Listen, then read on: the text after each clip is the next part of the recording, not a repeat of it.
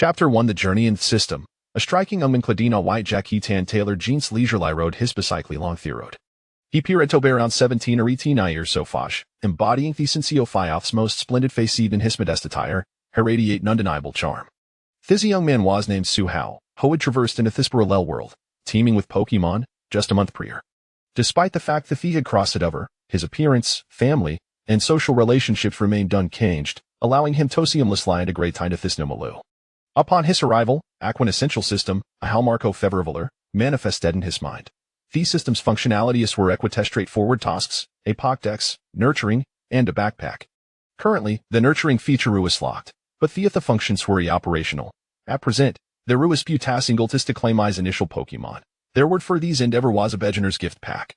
The Pokédex could scan and visualize the information of Pokémon within a site. Pokémon Tornado type Psychic. Fairy Gender Ability Copy Level 30. Moves Thunder Punch, Fire Punch, Ice Punch. The Pokédex proved to be an invaluable tool, providing detailed information about Pokémon he observed. The backpack was capacious, allowing for the storage of numerous items. Over the past month, Suha had accumulated quite a few belongings. In the early days, Pokémon did not exist in this world. Centuries ago, they descended upon the blue planet along with various mystical realms. Initially, humanity was gripped before these extraordinary beings, capable of light and earthbending, altering the fabric of nature. However, as time passed, professions related to Pokémon, such as trainers and breeders, emerged. Although no historical records detail how humans and Pokémon forged a full coexistence, the eventual outcome was a harmonious cohabitation, where humans and Pokémon became intertwined in their existence. Today, the presence of Pokémon is ubiquitous across the human realm. Having traversed into this world, Suho gleaned from his memories that within the increasingly organized system, every student approaching adult within Shindelan's tight led to claim an initial Pokémon provided by the Lions, although an individual capability of soft Pokémon were randomized.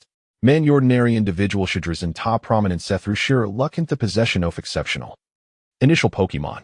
10 minutes later, Suheo arrived at Yangcheng High School, where a throng of parents awaited their children to receive their initial Pokémon, creating a scene of bustling activity. Among them were a family as gathered together, Ali eagerly anticipating the moment. After parking his bicycle on the bike, Suho approached 12 familiar figures swaying at the shul gate. One was wearing antiquated round-framed glasses, impeccably dressed in a neat iron shirt and jeans, in gras set in a book, with slight long hair giving him the appearance of a studious individual. Theother Wasagirl, the completely opposite Teshi had sun-kissed skin, short hair, and was Cladina short martial arts uniform, exuding theophysius and practitioner. The boy was named Liwa. Willatheger was Jiangchenching. These were vehicle friends of Suhao. Since their mischievous youth, they had engaged in countless escapades, such as stealth uni or think the winter provision shorted be a greedy squirrel Pokémon resident Jinther. Community are frightening their pierce with their parents' Pokémon. Despite their notorious and tics hat drew disdain from their neighbors, including Mr. Wong's barking canine Pokémon, that triage bond remained unblemished as they matured. At 17, their camaraderie had not waned. Jiangchenching, being a older than Suhao and Liwa, had opted to study martial arts at night for a year, resulting in the three being in the same summer class. Duetto Jiangchenchen formidable a strength hand for thright nature, Suhao and Lihui affectionate liar for Redto Harris Chingo. As Suhi approached at the Tuo, Jiangchenchen swiftly dashed forward, playful eye-locking so on a headlock. Didn't I say to come early for your gathering? When will you ever shed that lie back at Tichid? She chided, her powerful grip capturing Suheo's attention. Though typically composed, Jiangchenchen was slightly keto day, given the significance of the occasion. A few minutes of tardiness was commonplace for them, but a day was criticality delay in claiming their initial Pokémon could profoundly impact Suhao's future. We've known him long enough to understand this nature, so let's just move in, Li Hu interjected, attempting to diffuse the ancient. Right, my apologies. I promise to be punctual next time let's just'll tick go his time. Chingu, Suhei quickly acquiesced, Iagurdo pacifier. Seeing Suhei Orlant, Jiangchenchen smirked and replied, Illitit slide death this time, but next occasion, you might find yourself fatty dojo for some extra training. By the way, have a decide on which type of initial Pokémon you wish to cuss? Suhei inquired curiously. Indefinitely leaning towards a flying type Pokémon after all, I aspire to become a flying type champion. Li Wei declared, he's is gaming with dreams. Despite his refined exterior, Li Hua harbored a rebellious spirit, yearning for extremist sports, with racing through Hesky sat up a flying Pokémon being his ultimate dream. As form, im inclined to kusi a fighting type Pokémon since ma fam lito ha specializes in them. Jiang Qingqing replied, Her lineage is steeped in martial arts traditions. What about you, Suhao? Arya Steel Satan selecting Ga Fire-type Pokémon from our family's dojo? Li was scared with curiosity. Not necessarily I'd liquido see through any Pokémon that catch my eye first, Suhor replied, uncertain of his choice. However, Pekka utilize it he system scanning ability to select a Pokémon with exceptional potential, so Heinten dead to it until the selection process began. Oh, that's fine. Given your stellar grades, y'all undoubted live among the fierce to select the our Pokemon, Li Hu remarked, a hint of Finbian Hoy's voice. Thanks to his father, Adajo Master, and his mother, a doctor, Suho had been privileged with and resources throughout his life. As Thetria chatted, they and Whittingley arrived at the Shul's playground. Fiance spacious area was no bustling, with Marethan half-oft he field occupied beyond a wolf temporary structures. Their remaining space was filled with students eagerly awaiting their turn to claim their initial Pokemon. The Rio, unfazed by the crowd, made their way to their class designated J the ring spot. The students of class 2 had already for Medellin, and Suho and his friends seamless Elijah and Thekyo. Upon seeing the Tal 3 had arrived, a Kindayat authoritative woman with graying hair addressed the group note that a Variones present, and will write a the process for claiming your initial Pokemon. Diancie, Chapter 2 The Initial Pokemon. First and foremost, each student is sent led to a complementary initial Pokemon. However, the order in which you may enter will be determined by our scores from the recent final examination. For instance, Suha from war class will be among the first to enter the room for selection. There is a limit for the selection process should you fail to choose within the allotted time. The computer will randomly assign an initial Pokemon to you. Into board house, there were various small rooms, each designated for Pokemon of 18 distinct attributes, including the rare dragon and psychic types. During the selection process, itis prohibited release of the Pokemon contained within the Pokeballs in the rooms, which means that the choose of Pokemon really as Leonians. Luck, the Sirith primary considerations dos and Iona have any further questions? Inquired M.S. Leong, the homeroom teacher. Very well, it shall commence a theoral call. Those whose names to recall led may enter to select their initial Pokemon, but do remember the time constraint. Suhao. Here, up and stepping forward, Suho Hoynton classmates has from the neighboring classes asked to read the designated room. Beep, student card. After scanning Thier stood in Tidestow past through security, a nearby staff member from the Alliance succinctly Riemann dead them. You haved him I knew for selection and or not. Exceed Thetum element. As soon as the words fell, Suhao, along with those beside him, instinctive limit our way toward the room shousing dragon and psychic types. Suho first arrived at the chamber containing dragon-type Pokemon. Utilizing Pokédex function, Heskin at the room, and Ishpidiot spaciousness, a mere 5 Pokeballs contained Pokemon data that appeared in his mind. Pokemon Inc. Seahorse X2 attribute water gender ability Swift Swim level 5 moves Water Gun. Lear. Pokemon Cloudybergs 2 attribute normal, Flying gender level 5 moves Sing, Peck, Mist, Peck, Feather Dance. 280p soft duplicate Pokemon occupied 4 slots, and their basis information mirrored Watsuha's father, Thejim leader, had mentioned Nona possessed dragon attribute. Prior to evolution. Theanlip your dragon type Pokemon available was Fruit Bug. Pokemon Fruit Bug attribute Grass, dragon gender ability ripen level 5. Given that evolution forms off Fruit Bug, the Honey Dragon and Thapple Dragon were not particularly formidable dragon types, Suha decided not to linger in the dragon room. While contemplating, he swiftly exited dragon type chamber. Although both her students were a puzzled as to Orlinquish Theach and Cedo acquire dragon type Pokemon, the fewer competitors meant a probability of drawing a favorable selection for themselves, which ways arguably advantageous. Subsequently, Suho explored the temporarily over Lucadrum soft fire, fighting, and flying types, where Hindy discovered several commendable initial Pokemon. Pokemon Charmander attribute fire gender ability Blaze level 5 move Scratch, Sing, Dragon Tail. Pokemon matchup attribute fighting ability Guts level 5 moves Leer, Low Kick, Bullet Punch, Revenge. Pokemon Sparrow attribute flying gender ability Kenai level 5 moves Leer, Peck, Tailwind, Brave Bird. The Sparrow and Machop were well suited for his classmates Li Wan Jiangqing, whose performance was also commendable. Upon sharing these information with them, their chance of selection significantly improved. Next, I have Ieto Examine Psychic, Ghost, and Rock Rooms, Suet Hotasha Quick and Dispace. Soon, he arrived at the chamber dedicated to rock-type Pokemon. After a Systemskin, he was presented with a comprehensive overview of Pokemon contained within Aro Wolf Pokeballs. Pokemon Geodude attribute Rock, ground gender ability Sturdy level 5 moves Tackle, Defense Curl. Pokemon Onyx attribute Rock gender ability Rock Head level 5 moves Tackle, Sand Attack. Most Pokemon here were fairly standard until on each Pokemon's information caught Suheyo's attention. Pokemon Small Shiny Diamond 5 mutation. Attribute Rock, Fairy gender non ability Pure Body level 5 moves Tackle, Harden, Fairy Wind, Moonblast, Reflect, Light. Screen, Origin Pulse. The system noted this is a special small shiny diamond thought for Titislankhard Ferrioff Xerneas before birth. It may evolve into the mythical Pokémon, Diancie, in a future. Small shiny diamonds Diancie. Upon his arrival in this new world, Suhao is familiar with mist Pokémon, including those from the 6th generation and the mythical fairy-type Pokémon, Diancie, from Kalos region. As a mythical Pokémon, Diancie boasts formidable base stats and possesses sane advanced Mega Evolution capability. In its Mega form, Diancie boasts staggering stats of 160 in both offensive capabilities and 110 in both defense and speed, making Jite exceptionally powerful. This is Merlitida. From the game, as a tangibly entity, this Pokémon undoubtedly harbors many more undiscovered strengths. With such a gem before him, Suhao hesitated not. Without further ado, he decisively eyes at the Pokeball containing the small shiny diamond and Exetetherok type Heshamber, heading towards Thalian Cesta for initial Pokemon registration. Placeve Pokeball and our identification in the machine. Despite decoloration bubbling within him, Suhao maintained his composure, diligently following the screen prompts to complete the binding process. Feeling slightly lightheaded, he exited the room. Wait, you did choose a Dragon or Fire-type Pokemon. To their astonishment, Suhao adopted for the Rock Fairy-type Small Shiny Diamond instead of his family's favored attributes. Chapter 3 Small Shiny Diamond. Upon returning home, Suhao eagerly retrieved the Pokeball containing Small Shiny Diamond.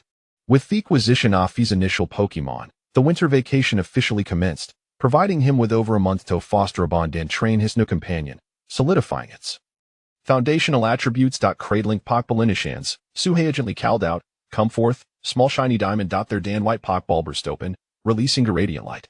Nana, the light gradually coalesced into the form of Small Shiny Diamond. Its azure eyes gazed intently at Suhao, Ariamaster. Simultaneously, as the Small Shiny Diamond was released, the system chimed with notifications. Task: acquire your initial Pokemon completed. Beginner's gift pack unlocked. Items stored in system space. Congratulations, host. You have obtained Diancie Megastone. Congratulations, host. You have acquired basic aura power. Congratulations, host. You have received 10 pink diamonds, infused with Adventstrock and fairy energy required for the growth of Small Shiny Diamond. With the acquisition of the initial Pokemon, the exclusive and nurturing features for the Pokemon in possession have been activated. Instead of immediately checking the newly added items in the system, Suhao knelt down, earnestly gazing into the beautiful blue eyes of Small Shiny Diamond, saying, "Hello. Small Shiny Diamond. I am Suhao, your trainer, from no one, where family, so we look forward to our journey together." Before his transmigration, Suhao had always adored Pokemon and understood their innate purity. Heaven note as a tree of these same diligent little beings as Marito-Walls. His sentiments lean Martowart the camaraderie depicted in the anime, where Ashan Team Rocket consider their Pokemon as companions, friends, and family. Thebans forged through time in mutual understanding would undoubtedly yield strength far surpassing Thadov Marie exploitation. Suhao extended his right hand, his Argus fixed on Small Shiny Diamond. The Small Shiny Diamond was born in Ariel Mun touched by humanity. Upon its birth, the land, sky, and water were barren, with the ground littered with shattered stone statues left behind by various Pokemon, in stark interest of the deeply atmosphere and the desolation surrounding him. A circular space measuring 3 to 4 meters in diameter, adorned with the shimmering presence of Smoldians against a backdrop of fodhered wooden stump, radiate an unending vitality. News at Semerjet from the ground, inverting is gradually enveloped the earth. In its perfect existence, the small diamond had encountered few amans, yet the exuded be Suhawas immense like comfort and gondendeering. Most Pokemon are uncomplicated in their affections still of a pinline without pretense. Up and realizing Suhas likability, the small diamond to mediate action. Its body, able and off gray and wide a mineral center spursed with diamonds, bounded on Suhaya's legs. "Hello there, trainer. You look forward to your guidance in a future." A clear, spirited shield's voice suddenly resonate in Suhaya's mind. Start led through an unexpected voice, Suha swiftly deuced its origin the small diamond before him. The initial word from the system, the basic power fora, facilitated seamless communication between Suho and his Pokemon. Essentially, decency of thighs are power allowed. For telepathic connection, with this realization, Suho activated Therodinium, engaging in dialogue with the small diamond. Through thyre exchange and interaction, their bond deepened significantly. Simultaneously, Suho learned about the small diamond's sex parenthesis and seat's inception, would point towards the legendary Pokemon of the 6th generation from the previous worlds and specifically the lith-absorbing deity of Eltalan, the deity of eternal lith, Xerneas. Their relationship weighs akin ta Tatafarch rivals, representing the natural opposition of life and death. Their evolution sconve bethesmaldiamond were astonishing for the pertain to legendary Pokémon, beings that we yelled at a minion overworld. Although the information waste intelizing, it was not something that Suha worth as Maldiamond, still in their nascent stages, should well upon. It took a moment to steady his motions, suppressing the impact of such staggering news. After a brief period of emotional recalibration, Suha was ready to access the system to explore the newly acquired features. Have fierce to examine this personal panel. Name Suha, gender male, age 17, type normal, fighting special ability or a power basic Pokemon, small diamond items tincture megastone, advanced rock, fairy. Energy powder diamonds 10, various miscellaneous items deposited with the host. The persona alpano was straightforward, Andish Bethesda Zarito questioned the presence of attributes, Heme of Eden, recognizing that the forthcoming breeding function would be of greater significance, as it pertained to the enhancement of both himself and Thesmaldiamon. System, please see laboratin the breeding function, ding, breeding. The host can utilize the system currency obtained from a completing tasks to upgrade their special abilities. The host Spockman can learn moves from the move using system currency, including inherited moves. The visibility of the host Spockman's levels enhanced, allowing them to gain experience same battles, this accelerating their growth. After hearing the system's explanation, Suha felt a surge of excitement. With the system's experience mechanism, he could take decisive steps forward, progressing ahead of others. Furthermore, his sonora power could also be enhanced using system currency, embodying the simply profound beauty in its effectiveness. In this world, the classification of Pokémon strength is quantified through system levels as follows. 04 Juvenile Stage, 519 Novice Level 2029 Ordinary Level 3049. Elite Level 5059 Professional Level 6069 Gym Leader Level 7079 Champion Level 8090 Master Level 90100 Grandmaster Level. Among these, Champion Level Trainer Sara Cognized Dast has strongest forces within Shinjo Alliance, possessing Master Level Pokémon individuals Sufumso and Dis Father hadn't even heard. Perhaps unlike Hosa legendary beings that rival the myths Good Bedimidas Master Level Tianture. Chapter 4. Father and Son the Tianture Superstone, a mysterious gem that conceals the power of evolution beyond boundaries. Possesses the ability to accelerate the mutation speed of the small diamond Pokémon. Undoubtedly, this is splendid news. From the moment Suha revealed the Tianture Superstone, the small diamond fixated its gaze upon the stone. An innate sense within the small diamond informed it of the stone's profound significance for its present and future. Upon examining the information regarding the Tianture Superstone, Suha immediately felt the small diamond's yearning gaze fixed upon the precious stone he held. Take it, he thought, for it was indeed meant for you. With his palm open, he presented the Superstone before the small diamond. Is it truly for me? The small diamond seemed to ponder. Suha chuckled softly, of course. Consider it a gift from me to you. Upon hearing Suha's affirmation, the small diamond's rocky form leaped with joy. Gradually, it bounded closer to the Tianture Superstone until, just before contact, the stone began to emit a soft pink glow, gently floating towards the small diamond before completely merging with its being. Pokémon, small diamond mutation, 6, accelerating, type, rock. Fairy gender, none ability, pristine body level, 5, beginner. Item, Tianture Superstone moves, tackle, harden, magical shine, meteor beam, reflect, light screen. Origin pulse system note. This is a special small diamond that fortuitously bathed in the fairy aura of Xerneas before birth. After acquiring the exclusive Tianture Superstone, it is destined to evolve into the mythical Pokémon Tianture. The sound of a key unlocking broke the moment as Suha, engaged in conversation with the small diamond, realized that Su had arrived, knocking on his door shortly thereafter. Suha called Su from outside, slipping his feet into soft cotton slippers. Suha reached for the small diamond beside him and made his way to the door. With one arm cradling the small diamond, he opened the door to reveal a robust man clad in a red plaid shirt. Suha quickly introduced the small diamond to his father, and soon the father and son settled onto the living room sofa for a brief chat.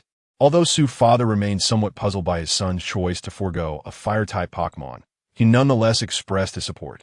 In Su's father's mind, the small diamond, as a specialty Pokémon of the French Alliance, typically served as a supportive role within a team, boasting impressive defenses and a diverse move pool that made it a particularly unique companion.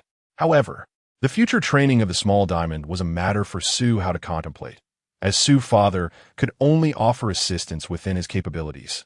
Suha naturally had no objections. As one of the top 5 trainers among the 18 gyms in the Shinjo Alliance, his father's insights were undoubtedly worthy of trust. Yet, Su's father's tone shifted. You, in the small diamond, must strive to grow stronger. For many fire-type Pokémon will only heed your commands if you prove to be their superior. Su Hao comprehended his father's implications. Without sufficient strength, it will be challenging to command many fire-type Pokémon that were not raised from eggs. As a trainer well-versed in fire-type Pokémon, Su's father's advice was incisive, prompting Su Hao to resolve to commence training with the small diamond the following day. Chapter 5. Testing and ranking. Dressed impeccably, Su Hao grasped the key card and, accompanied by his small shattered diamond, departed from the residential area, setting his sights on the city's largest training facility and dojo, the fire-type dojo managed by his father. The night prior, Su's father had entrusted him with this key card, a token exclusive to Su Hao. In this world, dojos resemble those depicted in past games and animations. The dojo masters often do not limit themselves to a single profession. Many engage in various side occupations, with the role of dojo master being merely a secondary pursuit. For instance, the renowned Hualan sisters from the Hualan dojo in the Kanto region are celebrated for their aquarium and water ballet, while their combat prowess has largely gone unnoticed. Similarly, in the Carlos region, the master of the Mia Lei dojo, Hitron, possesses a greater talent for research than for battling, having even invented the Rotompak dex. Compared to those negligent dojo masters from Su Hao's previous life, his father epitomizes dedication, having established apprentice courses and a large training arena within the dojo. As Su Hao strolled, he pondered his upcoming training regimen, soon arriving at the Shiri Dojo, located on the outskirts of Yang City. With only 18 distinct attribute dojos across the Shinjo Alliance, each dojo stands as a landmark within the city.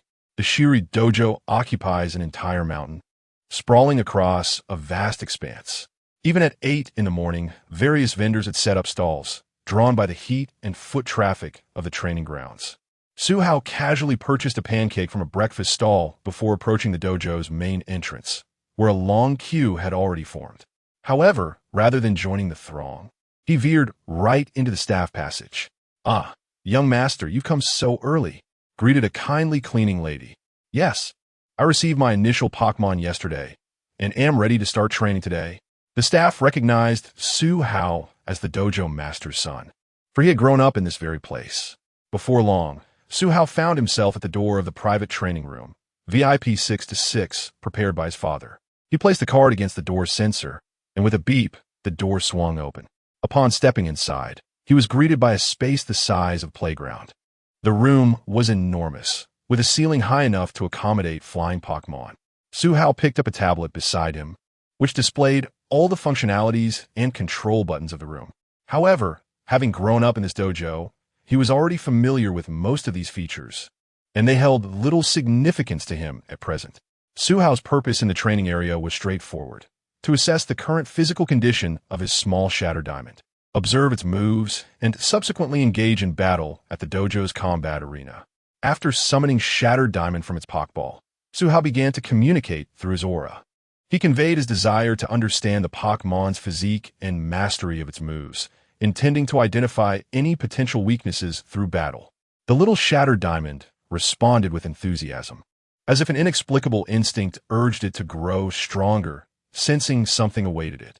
Through Shattered Diamond's demonstrations, Su Hao gleaned an understanding of its current state. Although its speed was lacking, the execution of its moves was remarkably swift and precise, allowing it to direct energy with accuracy, albeit with a slight deficiency in power. The Pokemon's physical resilience was commendable, as most of its peers struggled to breach its defenses. However, Su Hao did not intend for Shattered Diamond to solely develop a defensive style. Upon evolving into Diancie, its previously average offensive capabilities would be enhanced, and following its Mega Evolution, its attack power would reach formidable heights. Su Hao planned to establish a solid foundation for Shattered Diamond across various aspects during its early stages, fostering balanced growth. Once it transformed into Diancie, its potential would be unleashed in full force, for its abundant physical prowess and energy surpassed those of typical Pokémon. After testing Shattered Diamond's attributes, Suhao promptly led it to the dojo's combat facilities. It is worth mentioning that the Shinjo Alliance hosts a competition known as the Ranking Tournament across its entirety. As an officially sanctioned event, it holds significant authority nationwide.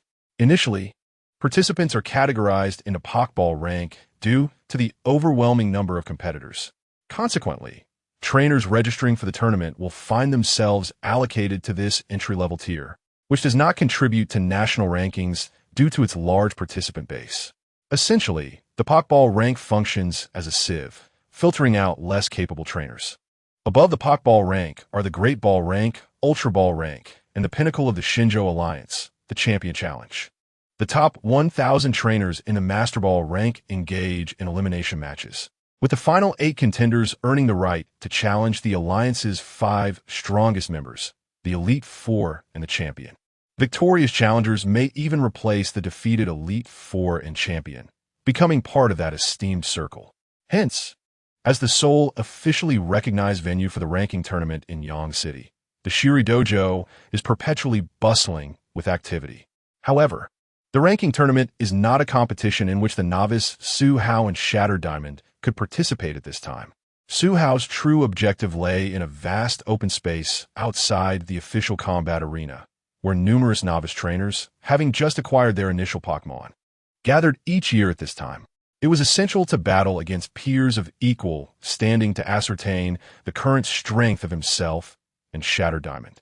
Chapter 6. The first battle of the Little Diamond. The boy opposite Suhao tossed a Pokeball with a confident smile gracing his face. Yi Fan and his bear cub had already triumphed over 5 opponents. Now, both the boy and his Pokémon gazed intently at Suhao, exuding an air of dominance. Suhao, unfazed by the fervent stares, calmly released his Pokeball containing the Little Diamond. Upon emerging, the Little Diamond gracefully bowed to the bear cub before it. However, the bear cub paid no heed to the gesture, sharpening its claws instead, eyes blazing with determination as it focused on the boy behind it. The audience, witnessing the spectacle, erupted in enthusiastic cheers. Go, bear cub! Secure another victory! With the crowd overwhelmingly supporting the boy and his bear cub. The confidence of both the boy and his Pokémon soared. Ignoring the cheers from the sidelines, Suhao issued his first command. Little Diamond, use Harden. A translucent light enveloped the Little Diamond, enhancing its defensive capabilities. The boy, reacting swiftly to Suhao's command, directed his bear cub to charge at the Little Diamond. Unfortunately, the distance was too great, and the bear cub had yet to learn any ranged attacks, leaving it helpless as the Little Diamond completed its defensive maneuver. As the Little Diamond finished using Harden, the bear cub finally closed the gap, coming within a meter of its opponent. The boy, seeing his bear cub approach, immediately commanded, Bear cub, you scratch with all your might. The bear cub, channeling normal-type energy into its paws, launched an assault on the Little Diamond. Suhao, remaining composed, calmly instructed, Little Diamond, brace yourself. The Little Diamond, trusting Suhao implicitly, discarded any thoughts of evasion. A crisp sound echoed as the bear cub's powerful strike met the Little Diamond. The audience gasped in shock. The bear cub, having unleashed its full power, stared in bewilderment at the Little Diamond, whose gray, rocky exterior remained unscathed. In contrast, the normal-type energy surrounding the bear cub's claws shattered upon impact. As Suhao had anticipated, the Little Diamond's defense was astonishing. It had withstood a full-force attack from a level 7 bear cub without sustaining any damage. Pokémon, bear cub type, normal gender, none ability, quick feet level, 7 moves, scratch, lick, round, fury cutter despite being 2 levels above the Little Diamond. The bear cub's attack failed to breach its defenses. Suhao internally reassessed the Little Diamond's defensive prowess and quickly called out, Little Diamond, use Origin Pulse to finish it. Realizing the impending threat, the boy commanded the bear cub to dodge. The Little Diamond, responding to Suhao's directive, began to gather energy for the Origin Pulse, forming a small boulder the size of a basketball in a mere 3 seconds. As the bear cub struggled to adjust its stance, the Little Diamond launched the stone with unstoppable force. With a resounding crash, the boulder struck the bear cub squarely in the face, causing it to collapse instantly. Bear cub, the boy, once brimming with confidence, now stood in disbelief. The surrounding crowd erupted in astonished chatter. Does anyone know what Pokémon that is? I've never seen anything like it.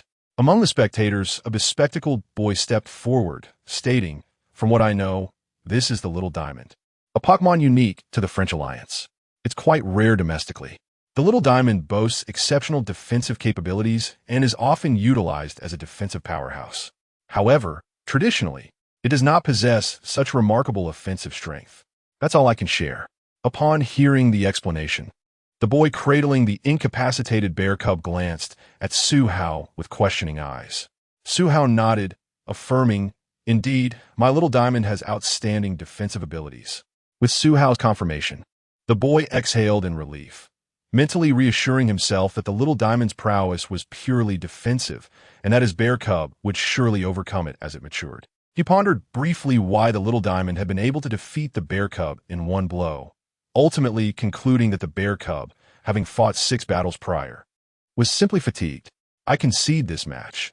I will take my bear cub to the Pokémon Center for recovery," the boy declared to Su Hao, who nodded in acknowledgement as he hurried toward the center. The victorious Little Diamond bounded joyfully before Su Hao, nuzzling against him with a playful demeanor, eagerly seeking praise. Trainer, I won," it chirped excitedly.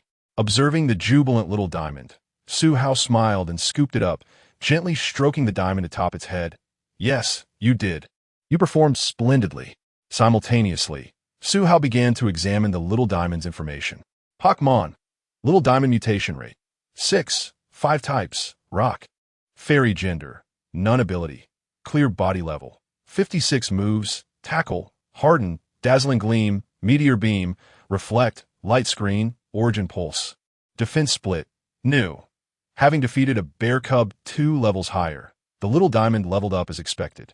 Suddenly, while in Su Hao's embrace, the Little Diamond remarked, "Trainer, after defeating the bear cub, I suddenly feel my body has become sturdier and my energy has increased somewhat." Su Hao mused internally that this was the enhancement that came with leveling up. "You are not mistaken. This is my ability. As long as we continue to defeat our opponents, we will grow ever stronger," he explained to the Little Diamond. System. Ah, I see. Chapter 7. Elevation. In the following days, it was certain that Father Su would be away from home, as traces of poachers had recently emerged in the ecological reserve near Yang City. As the officially appointed local curator, Father Su was undoubtedly tasked with hunting them down. As for Madame Su Qing, Su Hao's mother, she was often absent from their abode. Upon returning to his room, Su Hao was taken aback to find an additional small bed beside his own. A warmth spread through his heart. It seemed that after mentioning it to Father Su the previous night, he had quickly arranged for its preparation, likely instructing the housekeeper to attend to this matter before embarking on his mission. Little Shattered Diamond, who had entered the room a step behind Su Hao, gazed in delight at the newly added small bed. Su Hao explained to Little Shattered Diamond that this was a provision made by Father Su. "Why not try it out for comfort?" he suggested, gesturing for Little Shattered Diamond to experience it. As Little Shattered Diamond reclined on the small bed, Su Hao covered it with a small blanket. In no time, Little Shattered Diamond peacefully drifted into slumber. Su Hao mused that the exertion from today's battles must have worn it out, leading to its quick descent into sleep. As he pondered this, Su Hao retrieved a fist-sized pink diamond from the system space. Once he placed the diamond beside Little Shattered Diamond, the pink gem began to emanate a gentle energy that enveloped it. Observing that Little Shattered Diamond was unconsciously absorbing the energy, Su Hao opened the information panel for it. Pokémon, Little Shattered Diamond mutation, 6, 5 type, rock, fairy gender, none ability, pure body level, 8 moves, tackle, harden, magical shine, meteor beam, reflect, light screen, primal force. After a day of battles, Little Shattered Diamond's level had risen from 5 to 8. Simultaneously, its progress towards mutation into Diancie had increased by 0.5. Su Hao had specifically inquired with the system whether there were alternative methods to accelerate the mutation process aside from waiting for the Diancie Megastone to subtly enhance it. He learned that leveling up through battles could indeed expedite Little Shattered Diamond's mutation speed. What set Little Shattered Diamond apart was its unique background. Having been bathed in the fairy aura of Xerneas since its pre-birth and juvenile stages, it had already unlocked the potential to transform into Diancie. In contrast, other little Shatter Diamonds had not accessed this potential and could not mutate into Diancie regardless of their leveling. In summary, Little Shatter Diamond already possessed the necessary conditions to become Diancie, with the system merely serving to accelerate this process.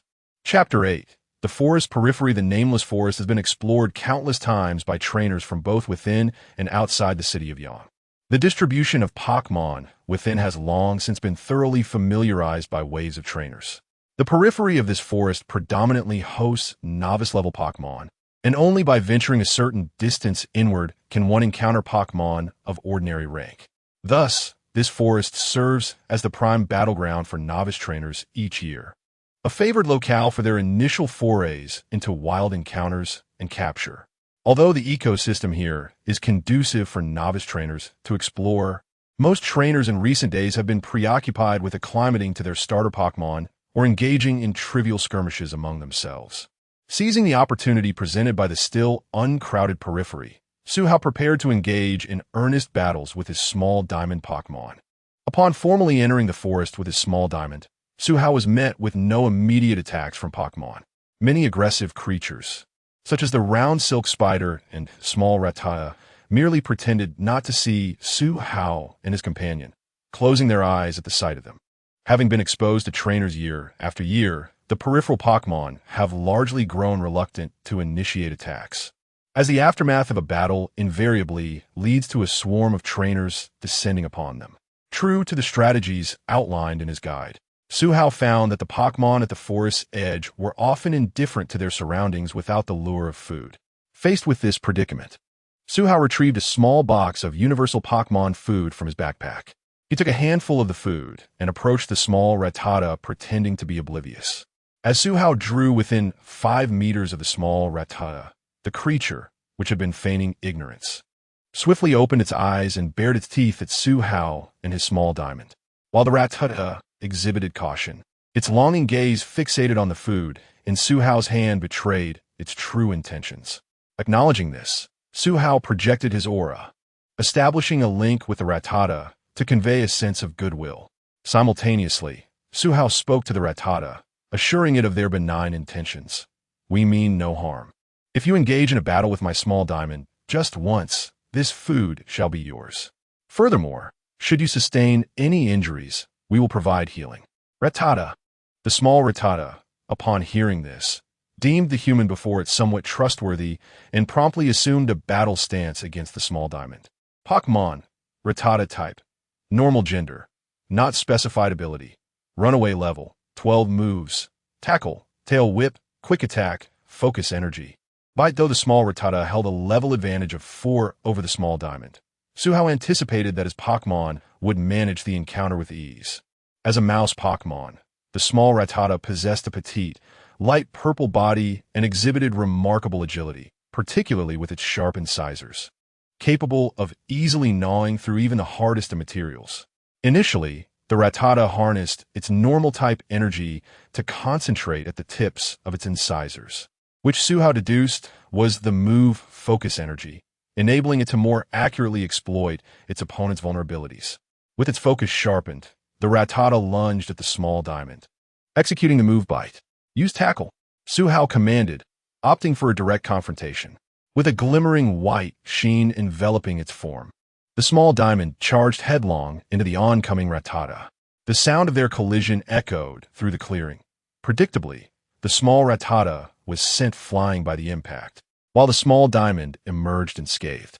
Struggling to regain its footing after being struck, the Rattata found itself too exhausted to rise, forced to watch as Su-Hao approached. Su-Hao once again retrieved a healing spray from his backpack and applied it to the Rattata's slightly swollen head. The medicine took effect swiftly. He then left the promised food behind and continued his search for further challengers alongside his small diamond. As dusk approached, after defeating a nearby Nidoran, the small diamond's gray form shimmered with renewed energy, its essence solidifying further. Following the customary healing for the Nidoran and delivering the promised food, Su-Hao turned his gaze towards the status panel of his small diamond. Pokémon. Small diamond mutation. 7 type. Rock. Fairy gender. None ability. Pure body level. 11 to 12 moves. Tackle. Harden. Dazzling Gleam. Meteor Beam. Reflect. Light Screen. Origin Pulse. Defense Split. Knock Off. Newly learned. By the end of the day, the small diamond had ascended to level 12, acquiring the new move Knock Off, which would prove advantageous against airborne Pokémon. Su Hao hung his empty backpack on the wall and conjured a pink diamond from thin air. Indeed, while his backpack masked his ability to summon items through the system, there was no need for pretense within the confines of his private chamber. Placing the pink diamond beside the small diamond, Su Hao powered on the computer in his room and located the Pokémon animated series Princess Pikachu and her Knight Gallade. Beyond battles, Su Hao hoped to cultivate other interests in his small diamond. After all, even in the Shenzhou League, trainers often receive generous quadruple pay for overtime. And Pokémon, too, require a balance of work and leisure. Thus, he resolved to allow his small diamond to indulge in the animated series for the evening. The narrative of Princess Pikachu and her Knight Gallade unfolds as Princess Pikachu's kingdom is besieged by villains, leading to her and her knight being sent away by the king to avert disaster. The story then follows their journey as they encounter numerous allies before launching a daring assault on the villain's castle to rescue the king. The meticulous craftsmanship and the professional performance of Pikachu, who voices the princess, render even the most cliché plot engaging. Not only was the small diamond captivated by the animation, but Su Hao himself found the series thoroughly enjoyable, a testament to its impressive rating of 9.8 on the Pokémon film website. However, after a brief glimpse, Su Hao compelled himself to sit at his desk, extracting his notebook to document the day's training activities and outline future plans. The small diamond had mastered Harden and the dual barrier moves, and its defensive capabilities required no further enhancement for the time being. Instead, it was imperative to bolster its offensive prowess prior to its evolution into Diancie.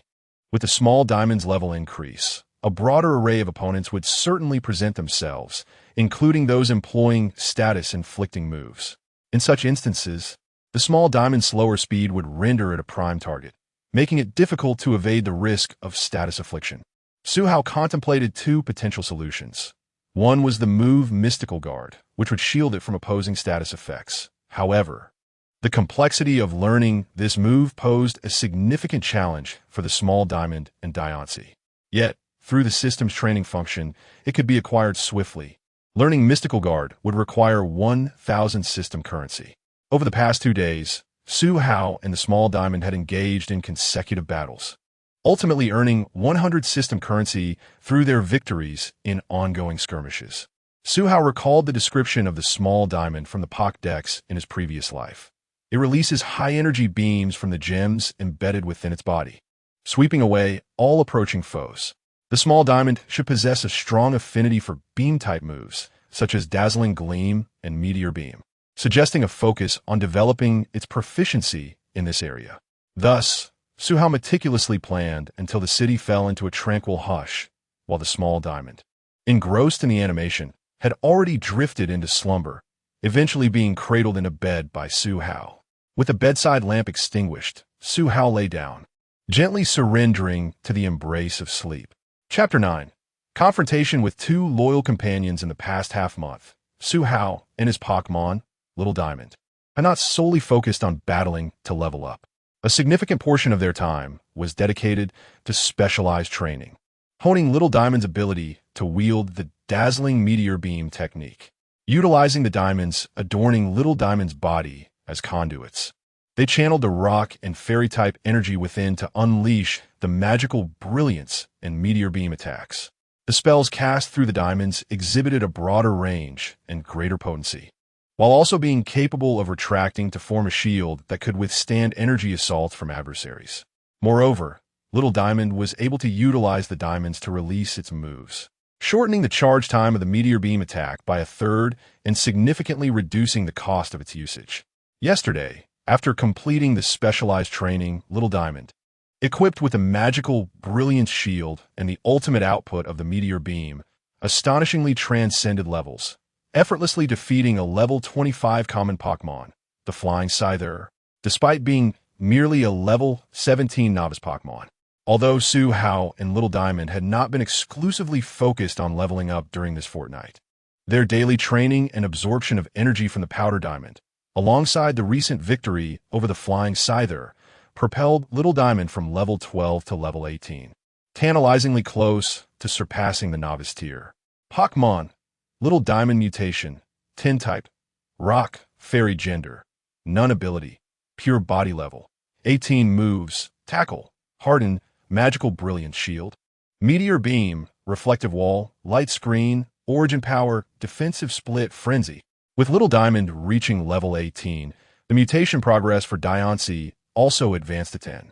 Little Diamond had already absorbed its first Powder Diamond, which did not elevate its level, but rather expanded its capacity to harness energy. With an increased energy reservoir, Little Diamond's moves became more potent and enduring.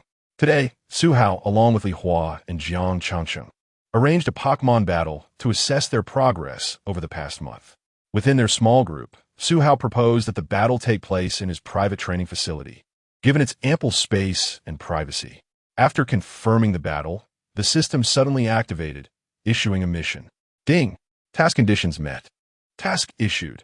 Win the battle against your loyal friends Li Hua and Jiang Changsheng tomorrow. Reward. System currency X 500. Skill Learning Machines X2. The system had issued a mission after a long hiatus, intensifying Su Hao's determination for today's battle. As winter had yet to conclude, the outdoor weather remained quite frigid. In stark contrast to the cold outside, the training room, equipped with central air conditioning, offered a comfortable warmth, allowing one to wear short sleeves and shorts within. Li Hua, bundled in layers of clothing, and the little sparrow nestled in his arms, performed an instant revival upon entering the warm training room. Conversely, Jiang Changsheng, the epitome of resilience, donned a thin training outfit and seemed utterly unfazed by the cold, exhibiting no signs of discomfort. After half a month of individual training, Su Hao, having scanned the Pokémon data of both participants through the system, noted their details. Pokémon, Little Sparrow type, Flying ability, Keen Eye level, 12 moves, Glare, Peck, Swagger, Scratch, Fury Attack, Quick Attack, Brave Bird on the other side. The Armored Fighter proved to be even stronger. Pokémon, Armored Fighter type, Fighting gender, None ability, Guts level, 14 moves, Glare, Low Kick, Focus Energy, Revenge, Low Sweep, Bullet Punch, Double Edge, Thunder Punch. Jiang Changsheng and her Armored Fighter did not surprise Su Hao, who recognized the reasonable level of 14 and the learned Thunder Punch, a technique from the farmer's 3 fists, giving them a distinct advantage over Li Hua. Given her frequent training updates shared in the group and her professional martial artist father providing one-on-one coaching, this outcome seemed entirely plausible. Shall we commence? How shall we determine the order? Jiang Changsheng inquired, her Armored Fighter ready at her side. Upon hearing her question, Su Hao and Li Hua exchanged glances and simultaneously proposed. Let us draw lots. Su Hao tore a page from his notebook, dividing it into 3 portions, writing 2 numbers on 2 of them before crumpling them into 3 paper balls. The 2 who drew numbers would battle first, followed by the individual with number 1 against the one who did not draw, and finally, the individual with number 2 against the remaining participant. A straightforward yet effective rule, to which Li Hua nodded in agreement. I have no objections. Jiang Changsheng concurred with the proposal. Then let us begin. Su Hao shook the paper balls in his palms before revealing them. Li Hua and Jiang Changsheng each selected one, while Su Hao opened the remaining ball, revealing the number 2. Li Hua drew number 1, while Jiang Changsheng did not draw a number. The order was established as Li Hua versus Su Hao, Li Hua versus Jiang Changsheng, and Su Hao versus Jiang Changsheng. The first match commenced. Li Hua versus Su Hao. Standing on one side, Li Hua raised his hands in front of his mouth and called out to Su Hao, "Go easy on me, Su Ge." Su Hao waved his hand at Li Hua, signaling Little Diamond to take the stage. Battle commence, announced Jiang Changsheng, acting as the referee. Strike first. Little Sparrow, use Scratch. Then Quick Attack to close in on Little Diamond. Li Hua, embodying decisiveness, issued his commands with unwavering confidence. Not to be outdone, Su Hao commanded Little Diamond to deploy the reflective wall. Here we go, Little Diamond exclaimed, creating a barrier that mitigated physical damage with psychic energy. Chapter 10. Complete Victory, Tragedy. The young sparrows, in a frenzy, unleashed a barrage upon the small shard. Li Hua opted for a direct assault. The sparrows utilized both claws and beak, relentlessly striking the reflective wall. However, this fervent endeavor only resulted in a few shallow white scratches on the surface of the shard's mineral shell. Preparing to employ the divine bird strike, Li Hua issued another command, seemingly undeterred by the previous outcome. Enveloped in a dazzling blue light, the petite blue body of the young sparrow fixated its crimson eyes upon the shard. The shard retaliated with primal energy. Regardless of the foundational power of the divine bird strike, the current young sparrow could not fully harness it. For Su Hao had invested considerable time in teaching the shard the spells of magical radiance and meteor beam. As Su Hao pondered, he directed the shard to respond with its abilities. Nana, Earth Explosion Star, the shard, once more invoking the names of other skills, conjured 5 orbs of primal energy, each the size of a soccer ball, and directed them toward the airborne young sparrow. Just as the primal energy was about to collide with the young sparrow, the divine bird strike was finally prepared. The young sparrow narrowly evaded 2 orbs of primal energy, but could not escape the remaining 3.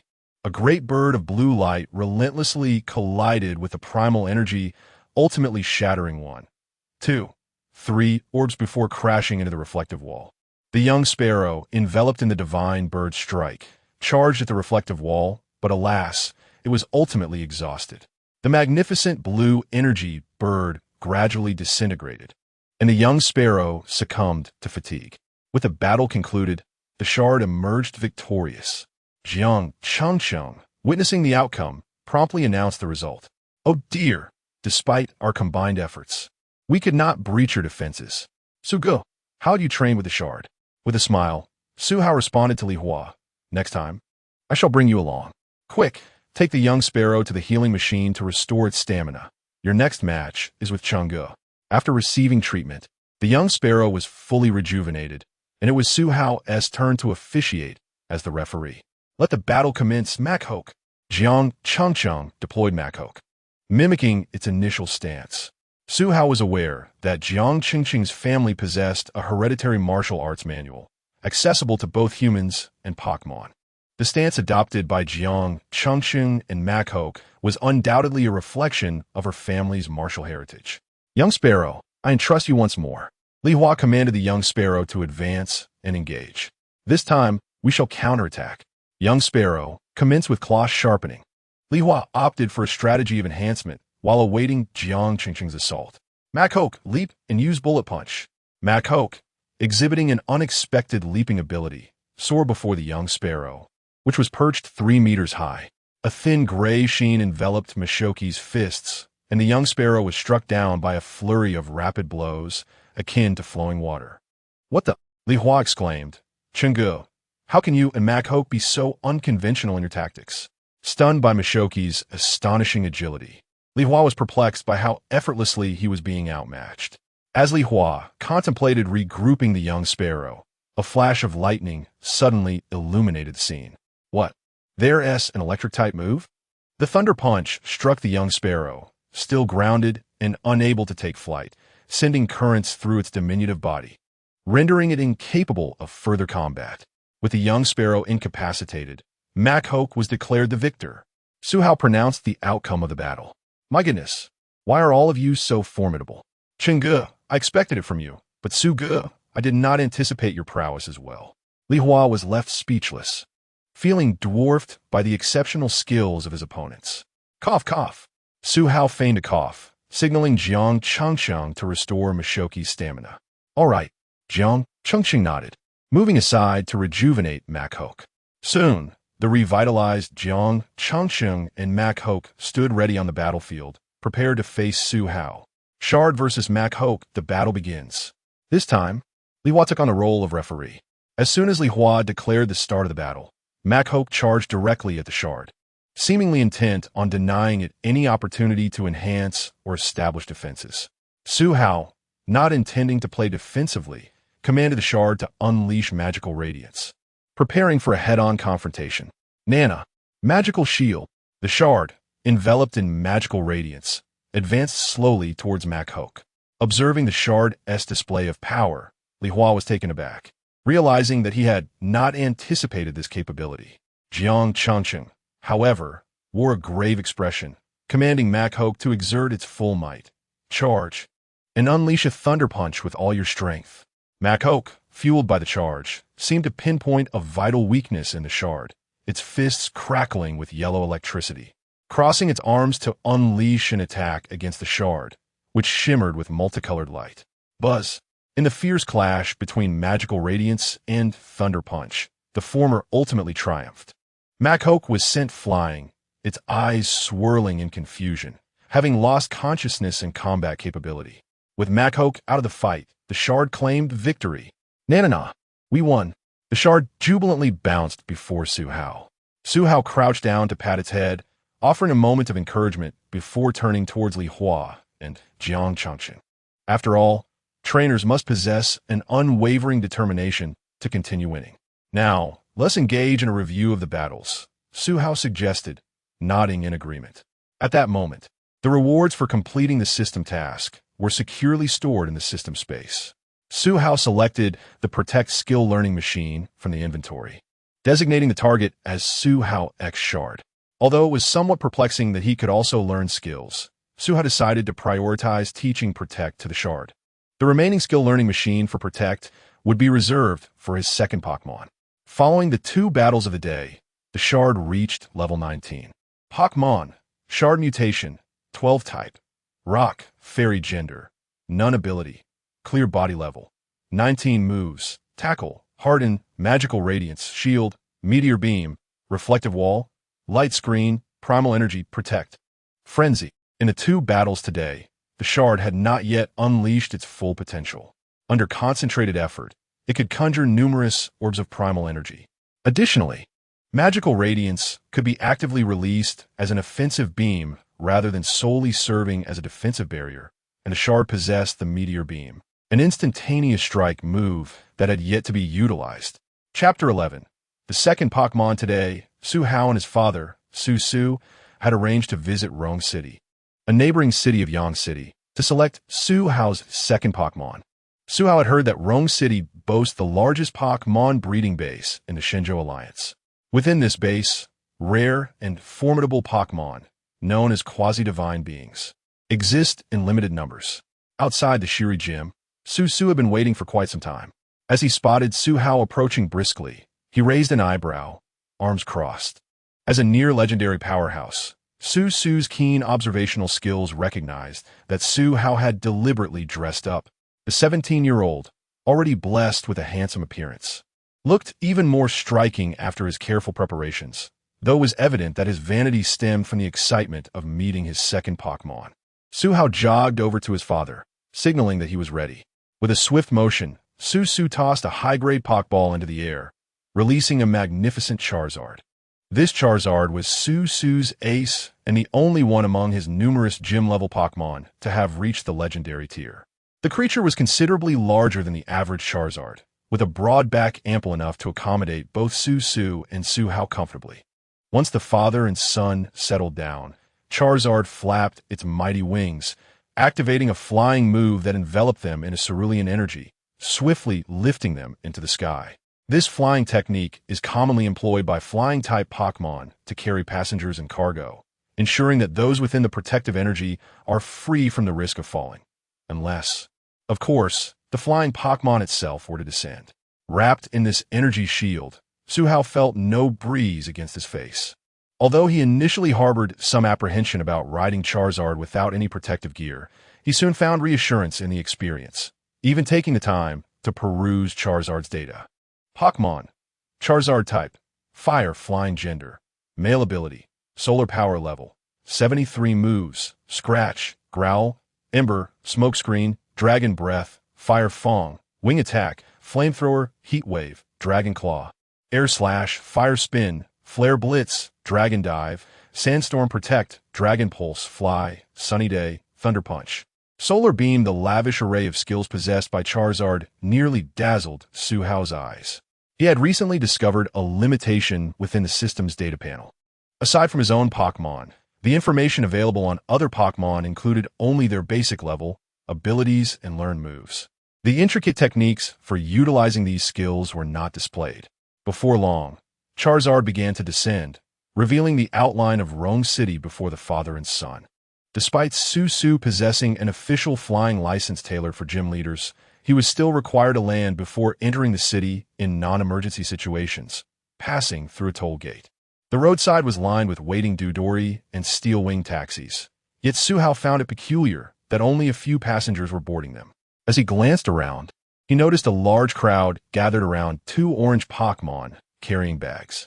These Pokémon were vibrant orange in color, adorned with two long, slender antennae and a small horn atop their heads. Their large, gray eyes and rounded snouts complemented their striped, butter-colored abdomens, which extended to the tips of their long tails. Each of their sturdy limbs ended with 3 claws. The distinct features of these two Pokémon revealed them to be Dragonites. Dragonites, with their endearing appearance, are formidable Pokémon that, upon completing their final evolution, possess terrifying strength, each boasting at least professional-level combat capabilities. Their charm and power make them immensely popular in this parallel world, with fans scattered throughout the land. At that moment, one of the Dragonites pulled out a sign printed with a QR code from its bag, flipping it over to reveal the text on the back. Dragonite Taxi, 200 yuan within Rome City, not available outside the city. Please scan the code before boarding. While Suhao was tempted to question why someone would raise Dragonites only to have them work for a fair, his priority remained on selecting a new companion at the breeding center. He tugged at his eager father, who was keen to ride in a Dragonite taxi, leading him instead toward a steel wing taxi. After all, waiting in line for a Dragonite taxi might mean they would not get their turn until nightfall, and Suhao was keen to expedite their search for a Pokémon. Once settled in the taxi, the father and son quickly arrived at the Rome City Breeding Center. The center's oval structure was expansive, suggesting ample space for nurturing various species of Pokémon. Upon entering, Susu led Suhao directly to the reception desk. He retrieved his phone and displayed a QR code to the elegantly made-up receptionist. After completing her tasks, the receptionist said, "You must be Susu, the gym leader of Shiri Gym, right? Your reservation for the specified fire-type Pokémon, as exchanged within the Alliance's internal system, has been processed, and compatible Pokémon have been transferred to the storage. You may select them at your convenience. Here are your temporary passes. They will grant you access to the elevator leading down to the 5th underground level, where staff will assist you." She handed over 2 ID cards to the father and son. They promptly boarded the elevator, descending to the 5th underground level. Ding! The elevator chimed as it reached the designated floor. After passing through several futuristic security devices, they finally arrived at the room where Suhao's future Pokémon awaited. Chapter 12. The Primordial Universe. In this chapter, the Pokémon featured include Charmander, Cyndaquil, Torchic, Chimchar, Tepig, Fennekin, Litten, Scorbunny, and Croconaw. A total of 9 Pokémon, all of which are the esteemed Fire-type starters from each generation of the Pokémon games prior to the crossing. The 3 starter Pokémon of each type have a well-established reputation as the most recommended initial choices by the Alliance. The staff swiftly released the Pokémon from their Pokeballs, each exhibiting a unique personality. However, Suhao had already decided whom to choose during his journey. His gaze settled on the adorable Litten, which was napping on the table. Litten is a small, feline-like Pokémon, entirely cloaked in black fur. Its face bears striking red stripes and whiskers, with additional red markings forming a distinctive pattern. Its bright yellow eyes and spiky tail add to its charm. Pokémon, Litten type, Fire gender, and A ability, Intimidate level. 5 moves: Scratch, Ember, Growl, Fake Out, Heat Wave, Taunt, Revenge, even before his crossing. Suhao had a fondness for the Incineroar line of Pokémon, yet his choice of Litten was not driven merely by the allure of its renowned strength. Now that he found himself in a tangible world brimming with living Pokémon, he understood that they transcended mere data. Although Suhao yearned to select Litten immediately, he recognized that this opportunity was a privilege earned through his father's considerable resources, and thus he felt compelled to follow the established procedures. Soon, the staff guided the father and son to an expansive arena, instructing the 9 Pokémon to showcase their unique talents and moves. Charmander displayed impressive physical prowess and inherited formidable dragon-type techniques, while Cyndaquil exhibited flames of remarkable intensity. Torchic moved with remarkable agility, and the other Pokémon also demonstrated exceptional skills. These invaluable Pokémon, now arrayed before Su Hao, beckoned him to choose freely. Su Hao mused that were it not for the constraint of selecting only one, he would undoubtedly choose them all. Litten, too, demonstrated its distinctive flair. Its nimble movements were captivating. During a mock battle with another Pokémon, Litten crouched low, emitting a threatening growl that startled the opposing Chimchar, causing it to falter and abandon its prepared flame punch. The abilities of Pokémon are integral to their overall strength, and they exhibit a myriad of intriguing effects. Litten possesses either the standard ability Blaze or the hidden ability Intimidate. As a 7th-generation starter Pokémon, Litten's final evolution, Incineroar, boasts impressive stats and a diverse move pool, coupled with the game's exceptional ability, Intimidate, making it a formidable presence in competitive play. In this world, many Pokémon activate their abilities with simplicity, while only a select few can harness their traits for varied applications. Litten is among this rare breed. Its Intimidate ability lowers the opponent's attack upon entry. In reality, this translates to the Pokémon exerting an aura that intimidates its adversary, thereby diminishing their effectiveness.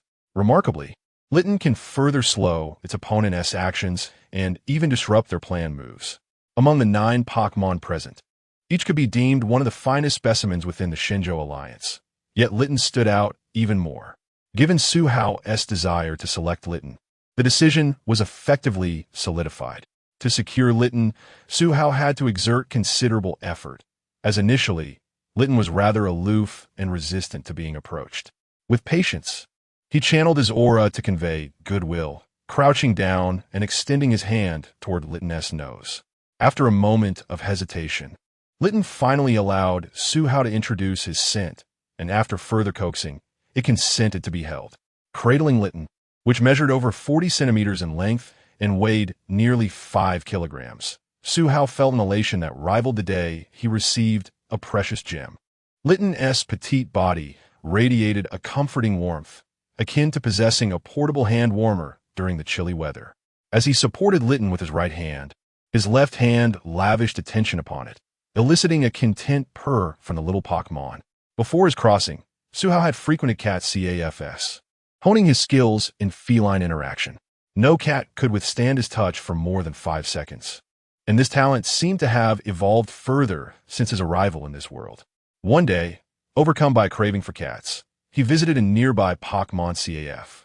Being a novice in this realm, he was unaware of the roles of the CAF's resident Meowth and Mimikyu, mistakenly believing them to be like any other pampered cat. At the CAF, the aloof Meowth and Mimikyu, typically unapproachable, succumbed to Su Hao's adept handling, producing delightful purring sounds that even attracted the attention of the CF manager, who sought to learn his technique, offering a generous fee for the knowledge. Chapter 13. When New Love Meets Old Flame on his way home. Su Hao shared the photos of his newly captured Fire Tabby cat in their small group chat. Group chat. Future 4 Heavenly Kings 1635 Pokémon Master. Pictures, pictures, pictures. I too shall become a cat person in the future. Dragonite. Wow. Su Hao, you have quickly chosen your second Pokémon. Ming Jing Jishui. I'm also looking for my second Pokémon at home. You can start preparing too. Dragonite. We just Haven T encountered a fated one yet. Pokémon Master. After school starts, we'll need to engage in at least 2v2 battles. If you don't want to face 2 opponents alone, it's best to find one quickly. Doghead. JPG Dragonite. Huh? There's such a rule? Dazed. JPG Ming Jing Jishui. In a few days, I'll be going to the breeding house to select Pokémon. You can come along to choose one too. Dragonite. Sure. Let us plan for that. Sweating Panda. JPG. Upon returning home, little Shatter Diamond was sitting 3 meters away from the television, engrossed in her show. As Su Hao changed into his indoor slippers, he noticed little Shatter Diamond approaching and immediately waved his hand, using his aura to signal her to wait. As he had a new companion to introduce, walking over in his slippers, Su Hao took out the Pokeball containing Fire Tabby Cat. Come forth, Fire Tabby Cat. Meow. With a perfect cat landing, Fire Tabby Cat gracefully descended. Meow. Hello, Fire Tabby Cat thought, knowing that the caretaker had mentioned an older sister at home and felt it necessary to greet her for harmonious coexistence. Meow, meow, hello. We'll be partners from now on. Little Shatter Diamond had already been informed by Suhao the day before that a new member would be joining them today. But unfortunately, she had to decline as the new episode she was eager to watch had just been released. After the two Pokémon exchanged greetings, they simply stared at each other in silence, creating a rather awkward atmosphere that left Suhao bewildered. As he observed the two Pokémon gazing at one another, Suhao hesitated, contemplating whether to intervene to lighten the mood. The silence lingered in the living room, and after 5 minutes of mutual staring, Little Shatter Diamond, appearing as if nothing had transpired, amiably nudged Fire Tabby Cat with her ear, and together they hopped onto the sofa. Seeing the previously tense Little Shatter Diamond and Fire Tabby Cat reconcile, Suhao let out a sigh of relief. After all, having spent considerable time on the internet, he understood the potential conflicts that could arise between older and younger children in a household.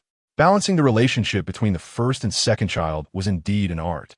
Fortunately, there was no significant friction between the two Pokémon, but this incident made Suhao more aware of how to treat both Pokémon fairly in the future.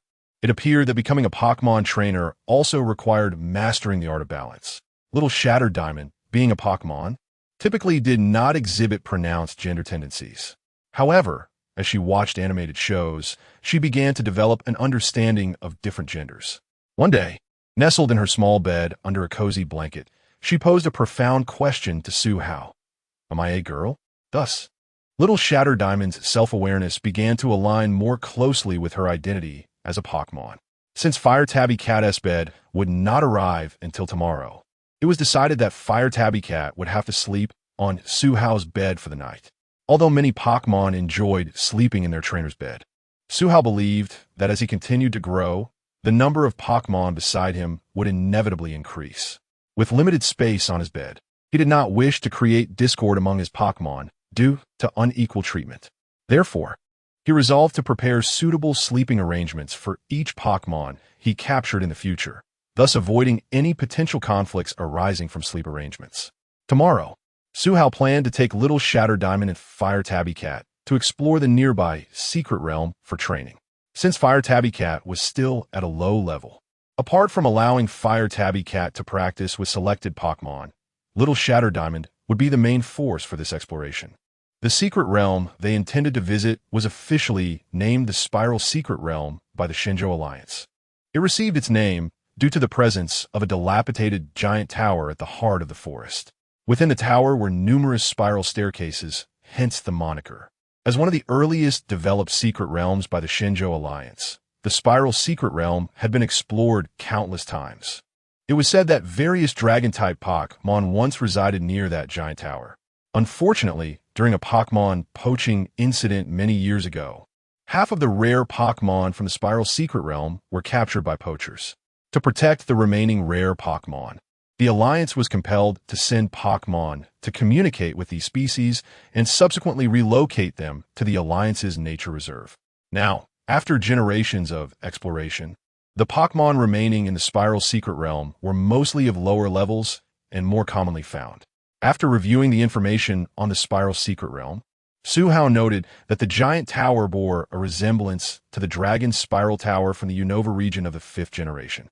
As the oldest structure in the Unova region, it was believed to house the legendary dragon gods, Zekrom and Reshiram. According to the lore established before his crossing over, the Unova region was initially home to the most powerful dragon god of truth. Following some unfathomable events, this dragon god split into 3 entities. The 3 dragons born from the dragon god of truth were Kirim, the dragon of truth, who seeks to fill the void of truth and ideals; Reshiram, the dragon of truth, who seeks genuine heroes to construct the real world; Zekrom, the dragon of ideals, who seeks ideal heroes to create the ideal world. Chapter 14. The Legend of the United States of America. Due to divergent goals, the rift between the brothers gradually widened, ultimately culminating in war. The divine dragons split into the tangible Reshiram and the idealistic Zekrom. The conflict was fiercely contested, with neither Reshiram nor Zekrom able to vanquish the other, both exhausting their strength in the struggle. Ultimately, the twin heroes, realizing their folly, brought the war to an end and restored peace. However, after the twin brothers laid to rest, their sons reignited the flames of conflict. In their wrath, Reshiram and Zekrom unleashed fire and lightning, laying waste to the Unova region before vanishing from sight. The legend of Kyurem, however, contrasts sharply with that of Reshiram and Zekrom. According to the tales of Mistralton Town, an ancient dragon stone fell from the heavens into the giant chasm, transforming into Kyurem. This entity would appear in towns at night, accompanied by chilling winds, abducting both humans and Pokémon for sustenance. In response, the inhabitants of Mistralton erected tall walls and imposed a curfew to defend against it. Yet, in the games, a starkly different account emerges from the Shaka family in Dragon Spiral Tower. Here, it is said that Kyurem is the remnant left after the separation of Reshiram and Zekrom. The Shaka family has long safeguarded a pair of gene wedges, artifacts linked to Kyurem, dating back to the era of the Dragon Spiral Tower. These gene wedges enable Kyurem to absorb Reshiram or Zekrom, merging into either white Kyurem or black Kyurem. Regardless of how the legends are recounted, it is highly probable that in the prelude to the black and white games and the animated films, the Dragon Spiral Tower housed the Light Stone and Dark Stone, embodiments of the divided dragon deities. However, the spiral dimension has been traversed countless times, and the stones that may have belonged to the two divine dragons could very well have been taken by unknown hands long ago. The following day, the weather was splendid, perfect for an adventure. Suhao stood at the entrance of the Spiral's secret realm, waiting in line at the toll station. The Spiral's secret realm, which had been thoroughly explored by the League, had been completely open to the public in recent years, as long as one met the required strength. Entry tickets could be purchased. Presently, his small diamond Pokémon exhibited only the capabilities of a novice level. Its eligibility to enter relying entirely on a professional-grade Pokémon lent to him by his father for protection.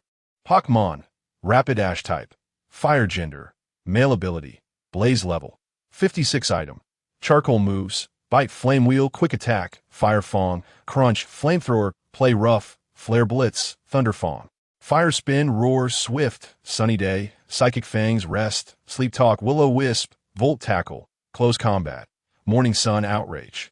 As a gym leader, it was imperative that Suhao's arsenal contained Pokémon of varying strengths, not solely gym-level ones. Rapidash was among his father's second tier of Pokémon, cultivated personally by him as a gym leader of 18 distinct types. In the realm of professional-grade Pokémon, it was more than capable of safeguarding Suhao. Soon, it was Suhao's turn. After presenting the proof obtained from his father's friend to the staff, he was granted entry. Passing through the ticket booth, Suhao stepped into the chamber containing the portal to the Spiral Secret Realm. The portal was a circular vortex with a diameter of 5 meters. Despite being indoors, the passage connected to the wild forest outside.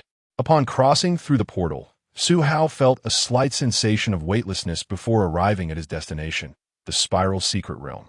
He landed on a plain just outside the forest. Since the beginning of human exploration into secret realms, unless individuals entered simultaneously, the landing locations were always random. One could find themselves near a valuable vein of, or at the doorstep of the realm sovereign. Upon landing, Suhao released his small diamond Pokémon from his Pokéball and extended his aura of wave energy within a 5-meter radius, remaining vigilant for any potential attacks. The Pokémon within the secret realm were markedly different from those in the outside world. They had minimal interaction with humans and adhered to primal laws of survival, primarily a survival of the fittest mentality, making many of them quite aggressive. With keen observation, Suhao detected no Pokémon traces in the vicinity of the plain. Intent on engaging in battle, he signaled to his small diamond Pokémon to prepare for exploration into the forest. As they ventured into the woods, the cacophony of sounds intensified. The calls of unknown bird Pokémon echoed above, while the roars of battling Pokémon reverberated in the distance. His aura of wave energy enveloped him as he advanced, and soon, a Pokémon entered his sensory range. This Pokémon was a diminutive, brown-skinned, mouse-like creature, its long white tail raised high, and its large red and yellow eyes vigilantly scanning its surroundings. This creature was known as the Sentry Mouse. Pokémon, Sentry Mouse type, normal gender, male ability, keen eye level, 8 moves, tackle, leer, bite, endure. The Sentry Mouse's strength was perfectly suited for his Fire Meow to practice against. After signaling his small diamond Pokémon to retreat, Suhao tossed out the Pokeball containing Fire Meow. Meow. Fire Meow landed on the ground, its striking red and black body focused intently on the Sentry Mouse. Chirp. Sensing the threat, the Sentry Mouse crouched low, adopting a defensive posture. Fire Meow, feeling its dignity as a feline Pokémon challenged by such a small creature, was provoked. Meow. An invisible wave pulsed forth, and the Sentry Mouse, which had been poised to defend, suddenly froze in place. Recognizing the effectiveness of Fire Meow's intimidating ability, Suhao seized the opportunity and commanded Fire Meow to advance and unleash a retaliatory attack. Startled and momentarily stunned, the Sentry Mouse was unable to react in time, watching helplessly as a shadow of black and red surged past, rendering it unconscious.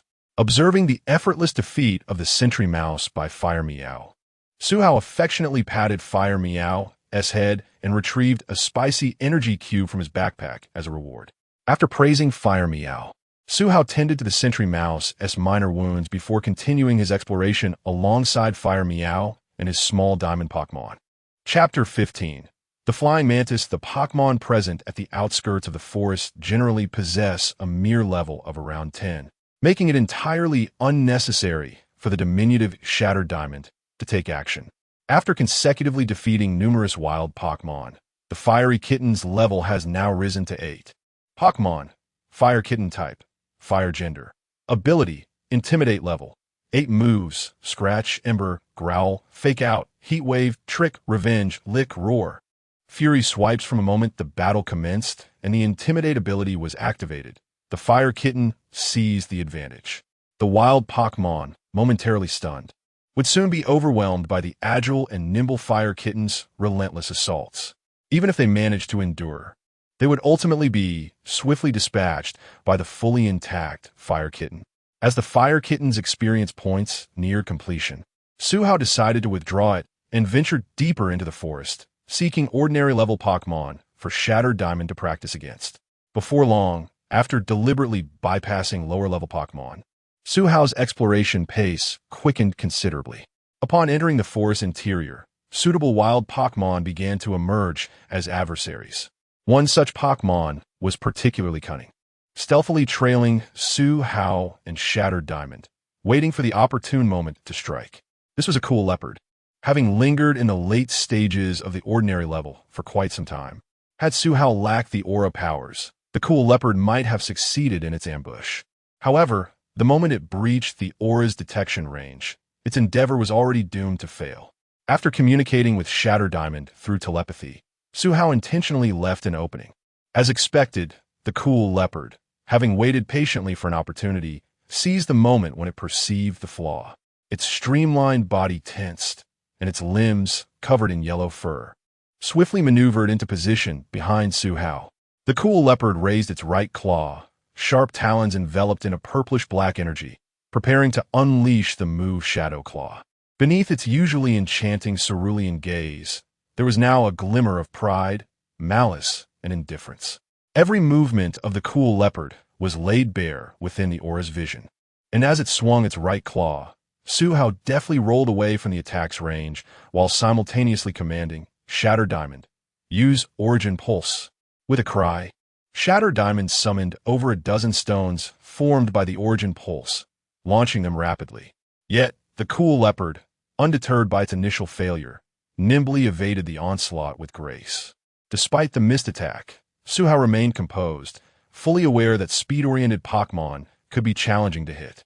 Yet, the strategy was straightforward: lure it into the attack range and unleash a sweeping area attack for a decisive victory.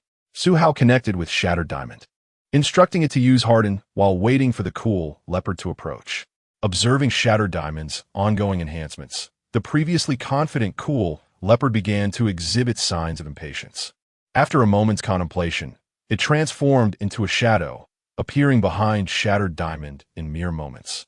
This time, the cool leopard unleashed both claws, their edges darkened with pure malice. Utilizing the move, Malicious Pursuit. Seeing the cool leopard take the bait, Suhao did not relent, immediately directing Shattered Diamond to execute a final strike. Shattered Diamond. Use Magical Shine.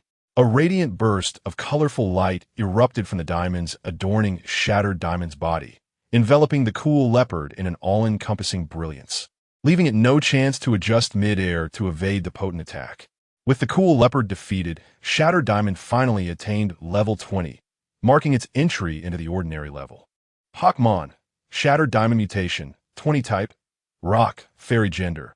Ability. Pure Body Level. 20 Item. Diancie Megastone Moves. Tackle. Harden. Magical Shine. Meteor Beam. Reflect. Light Screen. Origin Pulse. Defend Order. Fury Swipes. Sharpness. Rock Slide. Stealth Rock. Protect the intensity of battle. Accelerated Shattered Diamond's mutation progress to 20%. And it was possible that it would fully transform into the mythical Pokémon Diancie before Suhao's crucial examination.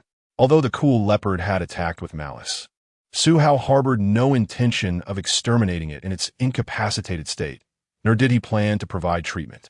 Regardless of the fallen cool leopard, Suhao and Shattered Diamond pressed onward. Not long after, the sound of sharp blades cleaving through timber reached Suhao's ears. He retracted the encompassing aura, shifting his focus straight ahead. Before him appeared a verdant Pokémon, the Flying Mantis. The Flying Mantis, a bug-flying type, bore a head reminiscent of a reptile, adorned with 3 distinct horns. Its scythe-like arms glimmered with a silvery sheen, reputed to possess a sharpness rivaling that of legendary weapons. It boasted 2 sets of small wings, and its muscular thighs bristled with spiky protrusions, while each foot was equipped with 3 clawed toes. At that moment, the Flying Mantis was vigorously wielding its scythes, carving deep gashes into a colossal tree before it. The trees surrounding the area bore the marks of its relentless assault, indicating that this forest was both its territory and training ground. Pokémon. Flying Mantis Type. Bug. Flying Gender. Ability. Technician Level. 30 Moves. Leer Quick Attack. Fury Cutter. Cut. Wing Attack. Shadow Clone. Double Hit. Slash. Focus Energy. Night Slash. Air Slash. This was an elite-level Flying Mantis, having reached such prowess in its prime, likely serving as the leader of a nearby clan of flying mantises. Each strike it delivered showcased not only power, but also the experience of a seasoned warrior. To be frank, upon witnessing such an exceptional flying mantis, Suhao felt a flicker of desire. To put it plainly, he longed to capture it. However, prior to any attempts at capturing it, a battle was essential. Summoning Shattered Diamond, Suhao made his way toward the location of the flying mantis. Chapter 16. Tribal Responsibility. As the newly appointed leader of the tribe, the mantis was acutely aware that its own strength was insufficient to ensure the survival of its kin, and thus it must grow more formidable. The mantis, accustomed to wielding its scythe-like claws for attack, possessed a unique anatomical structure that made it particularly adept at slicing maneuvers. Today, like any other day, it was engaged in the monotonous training of slashing techniques. However, an unexpected visitor shattered the mantis's tranquil routine. Come, let's engage in battle. In the eyes of the mantis, the challenge posed by a human, utterly defenseless, and a Pokémon of lesser strength was undoubtedly an act of sheer folly. Nevertheless, it had yet to engage in combat that day, and the human's request was fortuitously timed, considering the human's relatively agreeable demeanor. The mantis resolved to spare its life after emerging victorious. With determination, the mantis raised its hands. The gleaming blades of its scythes pointed menacingly at Suhao and his small Pokémon, Shattered Diamond. Seeing the mantis ready for battle, Suhao promptly commanded Shattered Diamond to initiate its moves. Deploy Reflect Wall, followed by Harden. Given the uncertainty surrounding the mantis's attack potency, Suhao prudently opted to first enhance Shattered Diamond's defensive capabilities. As Shattered Diamond began to unleash its abilities, the mantis did not remain idle. Gently flapping its 2 pairs of wings and swiftly approaching Shattered Diamond. In an instant, the mantis's sides became enveloped in a blinding white light, signaling the initiation of its slicing attack. Observing the mantis's rapid advance, Shattered Diamond remained composed, completing the reflect wall and hardened moves without recklessly absorbing the elite mantis's assault. Instead, it invoked the power of the primordial force, summoning rocks around it to hurl at the mantis. The primordial force sliced through the air, arranged in a triangular formation, obstructing the mantis's path. "Ha!" The mantis roared, its sides gleaming with white light as it cleaved through the oncoming primordial force with ease. Witnessing the obliteration of the primordial force, Suhao silently issued his next command. Once more, utilize the primordial force to hinder its advance. Then enhance your attack with the edged form. Understood. Shattered Diamond swiftly unleashed the primordial force again, seizing the moment to fortify itself with the edged form while the mantis was momentarily detained. The mantis, having sliced through the primordial force once again, transformed into a streak of white light, using its quick attack to accelerate and close the distance to Shattered Diamond. Once more, the mantis unleashed its slicing attack, its sides radiating a vibrant green light as they descended upon Shattered Diamond. Endure, then counter with Knock Off. The mantis's layered slicing attack, diminished by the reflect wall, struck Shattered Diamond with significant force. Regrettably, while the sides could cleave through trees, they only managed to leave a few deep white marks on the fortified Shattered Diamond. The mantis's assault was indeed effective, but it was still far from sufficient to vanquish Shattered Diamond. In retaliation, Shattered Diamond gathered its strength to conjure a massive boulder, executing Knock Off with devastating impact upon the retreating mantis. Struck by the super effective move, the mantis plummeted to the ground like a kite with severed strings. Overwhelmed by the force of the attack, the elite mantis found itself momentarily incapacitated, unable to rise. "Ha! I can see." The exhausted mantis struggled to comprehend that it had been defeated by an ordinary Pokémon and a human. Despite its disbelief, the mantis gracefully acknowledged its defeat. "Now, it is my turn." With the mantis having surrendered, further combat seemed unnecessary. Suhao approached the mantis, kneeling to meet its gaze. "Would you like to join us? I can assure you that you will grow stronger." Suhao extended an invitation to the mantis. Their eyes locked. The mantis felt its heart race, almost ready to accept. Yet, images of its kin suddenly flooded its mind. "Huh, I cannot join you." Surprised by the mantis's rejection, Suhao remained unperturbed and cautiously inquired, "May I ask why?" I have a family. My tribe requires my protection. As their leader, I must safeguard them.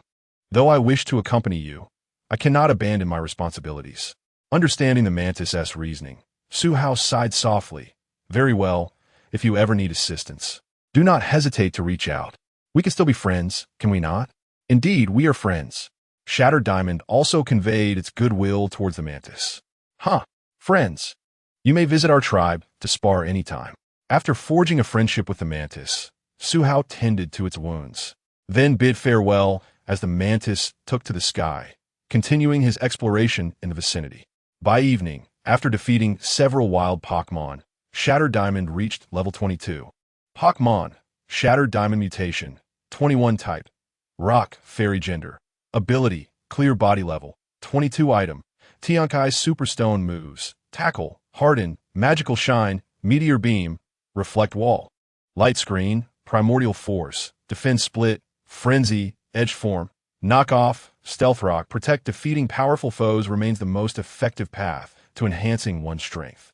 With the system's experience point data and daily diligent training, perhaps Shattered Diamond will ascend to the elite level before the commencement of a new term. Chapter 17. Daily Life First. Suhao released his Fire Meow, a fire-type Pokémon that detests bathing. To cleanse the remnants of battle, he resorted to using soft sand for a sand bath. Once he finished the sand bath for Fire Meow, he summoned his Shiny Diamond and utilized specialized tools to clean and polish its mineral body. After enjoying the trainer spa treatment, the once dusty Shiny Diamond was rejuvenated. After completing the grooming of both Pokémon, Suhao indulged in a relaxing hot bath at home. Revitalized, he admired his own reflection in the mirror, whistling at his well-defined physique with streamlined muscles enveloping his tall frame, radiating vitality. Ever since awakening his aura power, Suhao's already robust physique had grown even stronger, with sinewy muscles concealing immense strength.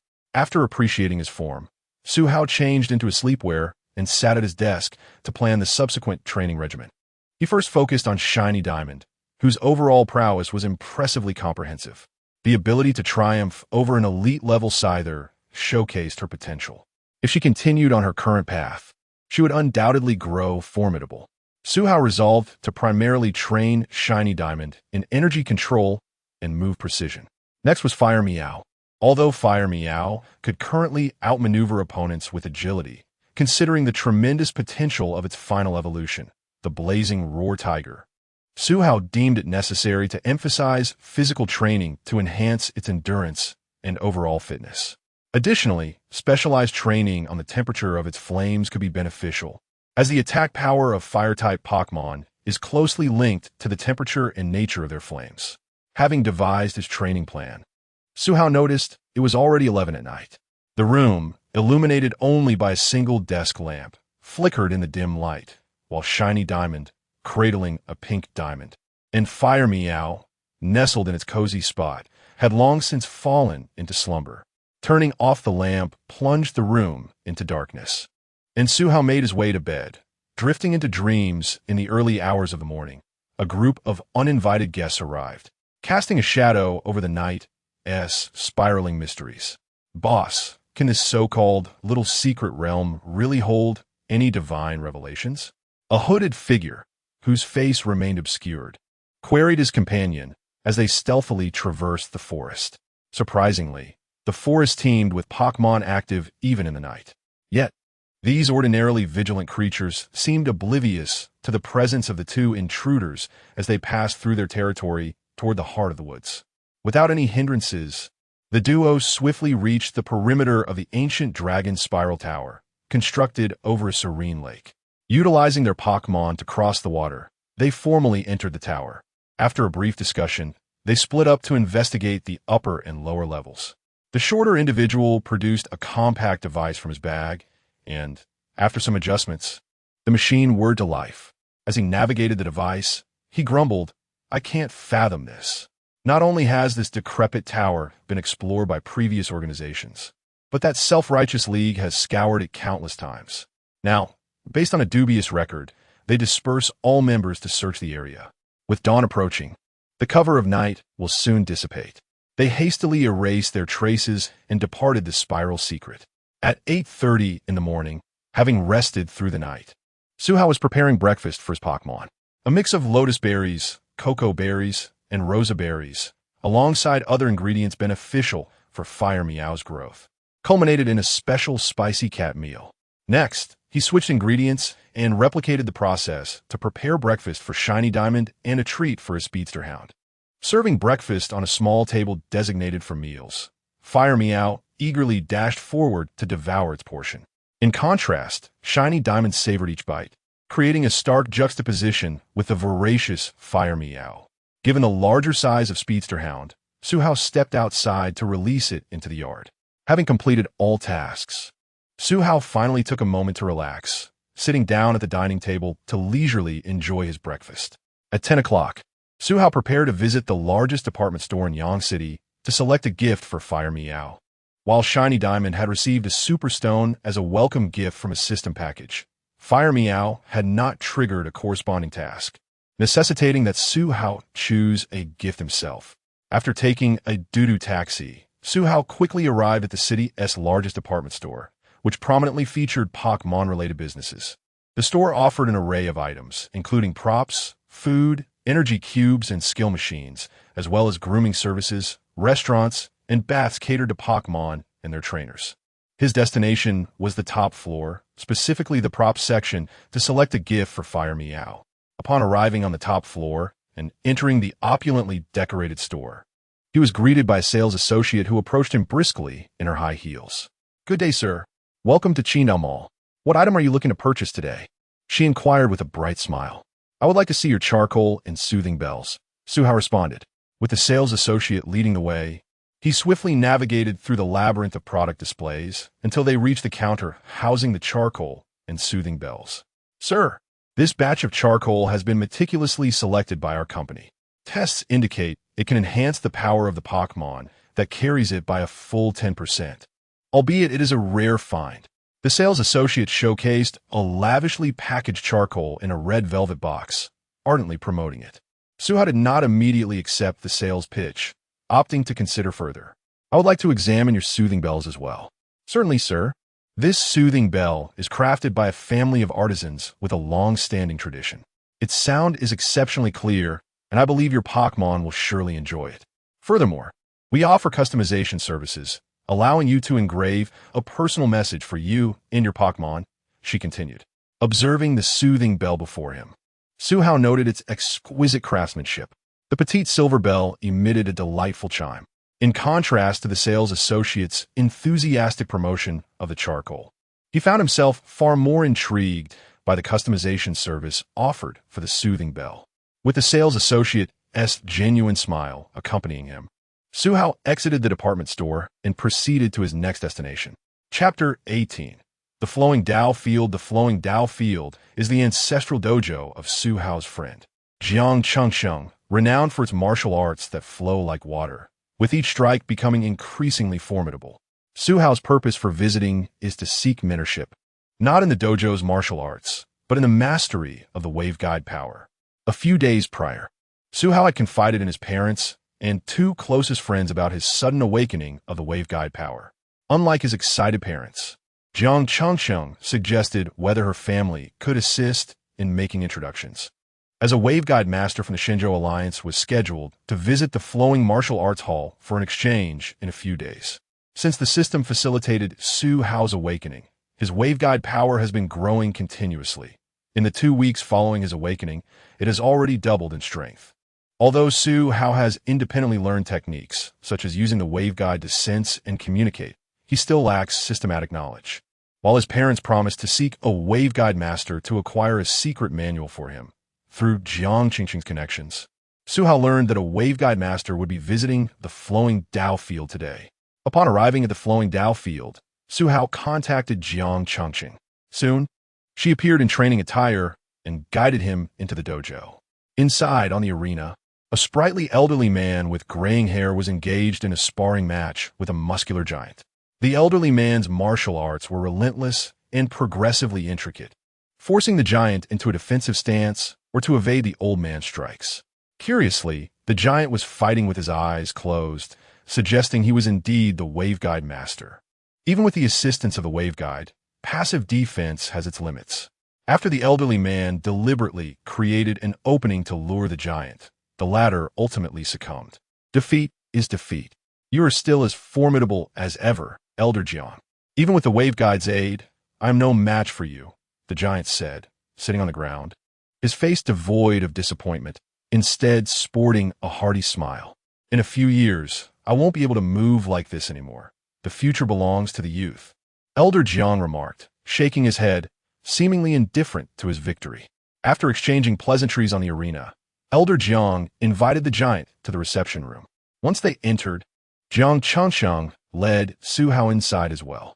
Elder Jiang was seated with the giant, savoring tea, enjoying the moment. Upon noticing Jiang Chengsheng and Suhao's arrival, Elder Jiang's half-closed eyes brightened, and he beckoned them over.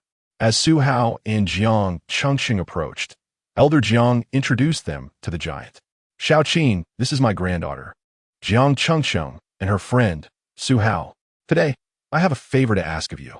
This young lad has recently awakened his wave guide power and seeks your guidance. Greetings. Qin Gang nodded at the two, who bowed in return.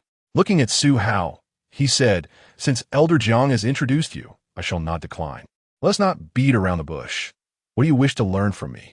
With Qin Gang's directness, Suhao felt encouraged to express his intentions clearly. I wish to learn the techniques of utilizing the wave guide, he replied affirmatively. Very well, let me first share the history of the wave guide, Qin Gang stated seriously. The wave guide is one manifestation of mental energy possessed by both humans and Pokémon. For instance, the Lucario lineage is proficient in using the wave guide. Most humans' wave guide power pales in comparison to that of Pokémon. For example, my own wave guide, when fully unleashed, only extends within a 2-meter radius. and I cannot use it to launch attacks like a Pokémon can with waveguide projectiles. Our lineage's founders could even wield waveguide projectiles and had physical prowess sufficient to engage in close combat with Machamp. Alas, it has been ages since anyone has attained such mastery. I am currently the most gifted in our family's waveguide tradition, capable of extending my waveguide coverage to a 2-meter radius at my age. I can perceive every movement within that vicinity. Now that the historical context has been established, would you mind demonstrating your waveguide abilities, young lad? Qin Gang inquired, intrigued by the self-awakened youth's waveguide strength. Among their lineage, most who awaken their waveguide do so through targeted training and techniques, while self-awakening individuals are exceedingly rare. Upon learning of Su Hao's self-awakening, Qin Gang felt a surge of excitement, yet years of discipline allowed him to maintain his composure. Otherwise, he would have eagerly insisted that Su Hao join their waveguide lineage. Chapter 19. The genius. After Qin Gang expressed his desire to teach without interruption, Elder Jiang proactively offered a secluded room and then departed with Jiang Chengqing. Upon entering the quiet chamber, Qin Gang did not speak immediately. To Su Hao's eyes, Qin Gang's robust figure, with his eyes closed, suddenly emanated a rich aura of wave guidance. He then slowly traversed the corners of the room, repeating this action twice before retracting the wave energy. Once he completed his inspection, Qin Gang pressed his palms together and declared, "All is well. I have checked for any listening devices. Although the average person cannot perceive wave energy, you may now unleash your own." In response, Su Hao nodded and began to channel the wave energy flowing within him. From Qin Gang's perspective, the seemingly ordinary Su Hao was soon surrounded by a multitude of blue light points. Within mere breaths, the blue luminescence rapidly filled the entire room, even hinting at breaking through the walls. Witnessing this spectacle momentarily overwhelmed even the usually composed Qin Gang. After calming his racing heart, he placed his hands on Su Hao's shoulders and earnestly invited him to join the Wave Guidance faction. Perhaps you cannot fathom the magnitude of this moment, but let me assure you, you are the most gifted individual in wave guidance that our clan has encountered in nearly a century. The wave energy emanating from Su Hao was unprecedented in Qin Gang's 30 years of experience. Unlike Pokémon, humans do not inherently possess extraordinary energy affinity or physical prowess. Even among those who awaken special abilities, the majority, barring a few prodigies, cannot contend with Pokémon directly. The sheer volume of wave energy, coupled with the ancestral techniques of their clan, could potentially cultivate a messenger capable of battling professional and gym-level Pokémon using only a human body. As someone who awakened wave energy autonomously without any prior training, and whose power surpassed Qin Gang's years of diligent practice, there was no doubt that Su Hao was a genius in this realm. Qin Gang proceeded to elaborate on the strength of Su Hao's current wave energy and expressed his hope that Su Hao would join the Wave Guidance faction, assuring him that he could elevate Su Hao's physical prowess to rival that of professional and gym-level Pokémon within a decade. Though the prospect of combating Pokémon physically was enticing, Su Hao politely declined Qin Gang's invitation, as he aspired to be a trainer rather than a martial artist. Qin Gang, though taken aback by the refusal, bore no ill will. From his backpack, he retrieved a manual and handed it to Su Hao, saying, "While it is regrettable that you do not wish to join the Wave Guidance faction, I understand that many young individuals, including several from our clan, prefer to pursue a path as trainers, often achieving success through the assistance of wave energy in battles. Regardless, I hope you will accept this manual on wave guidance techniques as a gesture of friendship." After receiving the manual, Su Hao engaged in light conversation with Qin Gang, exchanging contact information. Following brief farewells with Jiang Chengqing and Elder Jiang, Su Hao departed the flowing dojo alongside Qin Gang. After bidding farewell to Qin Gang, who was heading in a different direction, Su Hao began to peruse the wave guidance manual while poking at the system. Su Hao was puzzled as to why the system had only awakened a rudimentary level of wave energy within him. Yet Qin Gang regarded this ability with such intrigue. The reason lay in Su Hao's inherent potential as a wave messenger. The system merely provided the means for awakening, with the magnitude of the power entirely reliant upon the host. According to the system's analysis, even after awakening, Su Hao's wave energy continued to grow, and it was anticipated that within half a month, his rudimentary wave energy would advance to an intermediate level. Initially, Su Hao assumed that the system's provision of wave energy was why Qin Gang was so eager to extend an invitation. He was unaware that it was his own innate quality that allowed for such a remarkable display. During their casual exchange, Qin Gang mentioned that, to this day, no one in their clan had fully mastered all the techniques documented in the Wave Guidance Manual. Qin Gang himself was considered a standout among the Wave Guidance clan, capable of projecting wave energy beyond his body to create a detection field by the age of 30. Most individuals could only enhance their physical attributes and communicate with Pokémon through their wave energy. The type of wave energy that enabled Su Hao to detect within a radius of several meters was something Qin Gang claimed to have only seen recorded in texts. Regardless, the goal of the day had been achieved. The manual contained numerous methods and techniques for utilizing and training wave energy. Detection and telepathy were two abilities that Su Hao could now perform post-awakening. Furthermore, the manual documented the technique for condensing wave energy into wave projectiles and even methods for enhancing a Pokémon's wave energy to boost their combat capabilities, allowing even those Pokémon that could not normally utilize wave projectiles to do so in a synchronized state. However, the text indicated that such abilities required exceptionally potent wave energy to accomplish. Otherwise, the Wave Guidance Clan would have long since produced numerous formidable trainers instead of pursuing martial arts. Chapter 20. Cultivation. Upon returning to his chamber, Su Hao seated himself cross-legged upon the carpet and commenced his inaugural practice, adhering to the techniques delineated in the notes on Wave Guidance. Soon, immersed in his concentration, Su Hao directed the wave energy to traverse specific pathways within his body.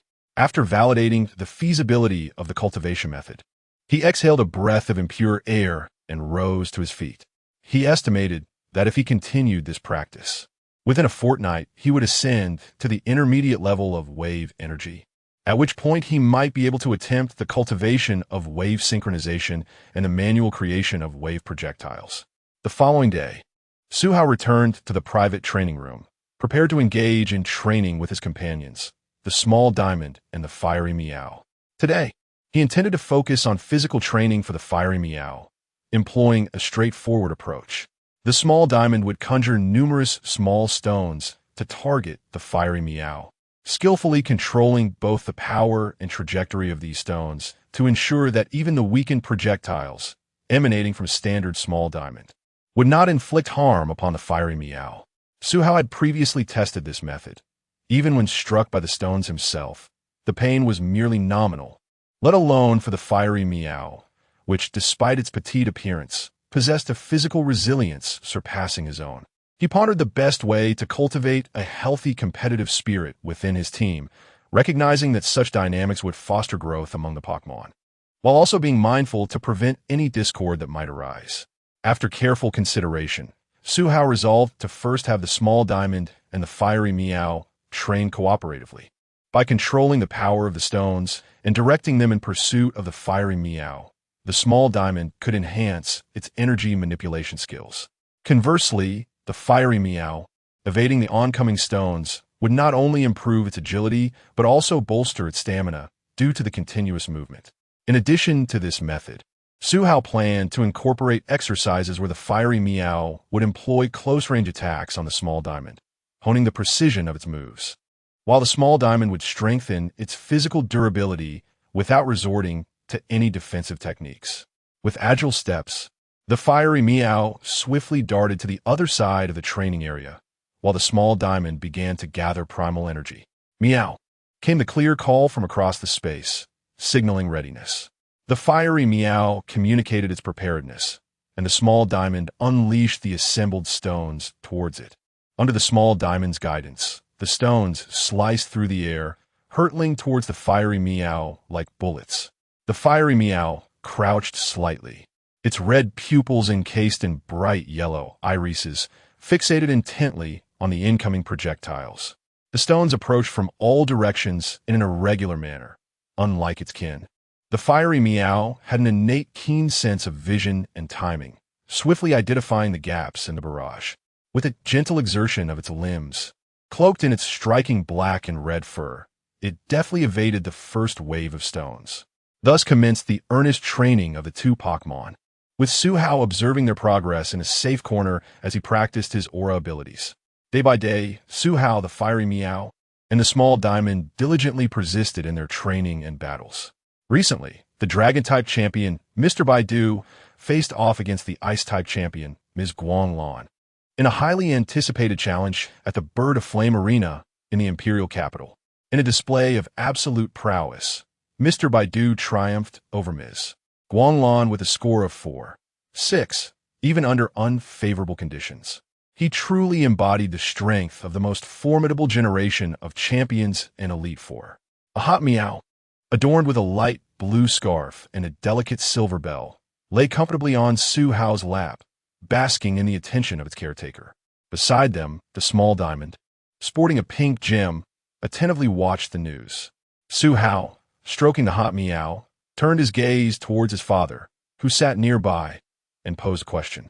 Dad, I recall you were also ranked among the top 100 in the Master Ball tier, correct? With a slight grimace, Su Hao pressed further. Is the gap between elite trainers and the true Elite Four so vast? His father, Su, hesitated momentarily at the inquiry. As I have mentioned before, the trainer rankings certified by the Shenzhou League start from the professional tier, which requires a trainer to possess 6 Pokémon, all of which must exhibit professional-level combat capabilities. Gym-level trainers must present a full team of gym-level Pokémon, while elite trainers are expected to command a complete team of elite Pokémon. From the top 30 onwards, each contender possesses at least a full team of 6 elite-level Pokémon. The Elite Four of our Shenzhou League are the CR Mi de la CR Mi among elite trainers, with this Dragon-type champion being subtly hailed as the strongest beneath the champion title. As he continued, Su's expression grew somewhat rigid. The current champion, despite being younger than me by a few years, possesses unparalleled talent and strength, placing him among the elite of the world. Thus, even with type disadvantages, sheer strength can overshadow such weaknesses. The chasm in strength has prevented anyone from succeeding the Elite Four through challenge matches in recent years. Soon, they will have no choice but to appoint suitably aged candidates to carry on the legacy. Su sighed, aware of the inner workings as a gym trainer within the Shenzhou League. Although the league currently stands as the world's dominant power, other leagues are gradually producing trainers capable of challenging the Elite Four. While the current Elite Four and champion maintain their positions, it won't be long before those over 35 years of age will be unable to participate in the World Championships. The question then arises, who will represent the Shenzhou League in such matches? According to established protocols, major events are the domain of the youth, as the seasoned champions have long since retreated from the forefront. Chapter 21. Before School Begins. Name: Su Hao. Gender: male. Age: 17. Attributes: average. Combat special ability: Waveguide Power, Intermediate. Techniques: Waveguide Resonance, Waveguide Bullet Pokémon, Shattered Diamond, Fiery Meow. System Currency: 25,000 items. Advanced Rock, Fairy-type Energy Powder X5. Various miscellaneous items stored by the host. After a fortnight of diligent training, Su Hao's Waveguide Power finally ascended to the intermediate level 3 days ago, expanding his detection radius to approximately 50 meters in diameter. Perhaps due to his remarkable talent, upon reaching this milestone, he immediately commenced training in the Waveguide Synchronization Resonance Technique and the Waveguide Bullet, as outlined in the Waveguide Manual. Remarkably, within just 3 days of practice, he mastered both techniques. Yesterday, during a practical exercise in the Spiral Secret Realm, he tested his abilities against the leader of the Scyther tribe. The Waveguide Bullet he unleashed with all his might was formidable enough that even an elite-level Scyther required its full strength to counter it. As for Shattered Diamond and Fiery Meow, after 2 weeks of rigorous training, Fiery Meow finally evolved under the intense pressure from battling Scyther. Unlike the fixed evolution levels typical in many Pokémon, evolution can occur either prematurely or belatedly in this world. Fiery Meow evolved at level 20, 3 levels later than usual. Fiery Meow bears a striking resemblance to its pre-evolved form, maintaining nearly identical coloration but boasting a larger physique, a more resolute gaze, and sharper claws. The patterns on its head occupy a more prominent area compared to those of Fire Meow, extending from its forehead, where the feather color harmonizes with the forehead patterns. The bell-like structure adorning its neck is its flame pouch, which emits flames that intensify with Fiery Meow's emotions, producing a sound reminiscent of a ringing bell. Suhao received a custom-made comfort bell the day after leaving the Flowing Water Dojo. When placing the order, he specified that the collar should be crafted from materials capable of withstanding Pokémon attacks. The sales assistant recommended a blue scarf, which could endure the elemental moves of Pokémon without sustaining damage. However, it is worth noting that while the scarf can withstand attacks, it does not possess defensive properties. Nevertheless, the scarf's qualities aligned perfectly with Suhao's intentions. Upon receiving the comfort bell from the China department store, he immediately presented it to Fire Meow. Fire Meow took a liking to the scarf adorned with the comfort bell, refusing to remove it except during baths. During Fiery Meow's evolution, its evolutionary light merged unexpectedly with the comfort bell and the scarf. Upon completing its evolution, the comfort bell around Fiery Meow's neck did not vanish. Instead, it transformed into its flame pouch, while the scarf remained as a permanent accessory.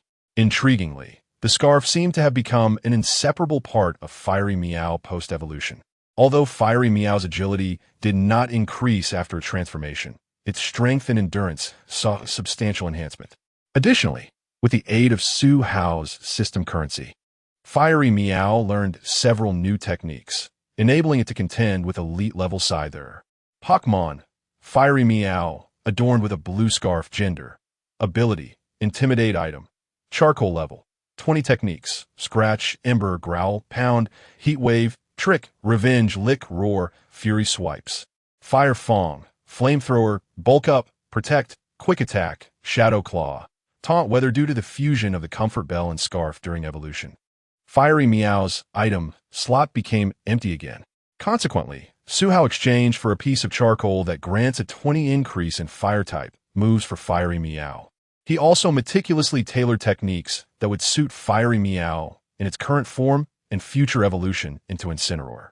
Under Suhao's guidance, Fiery Meow has mastered the skill of combining Pound with Intimidate.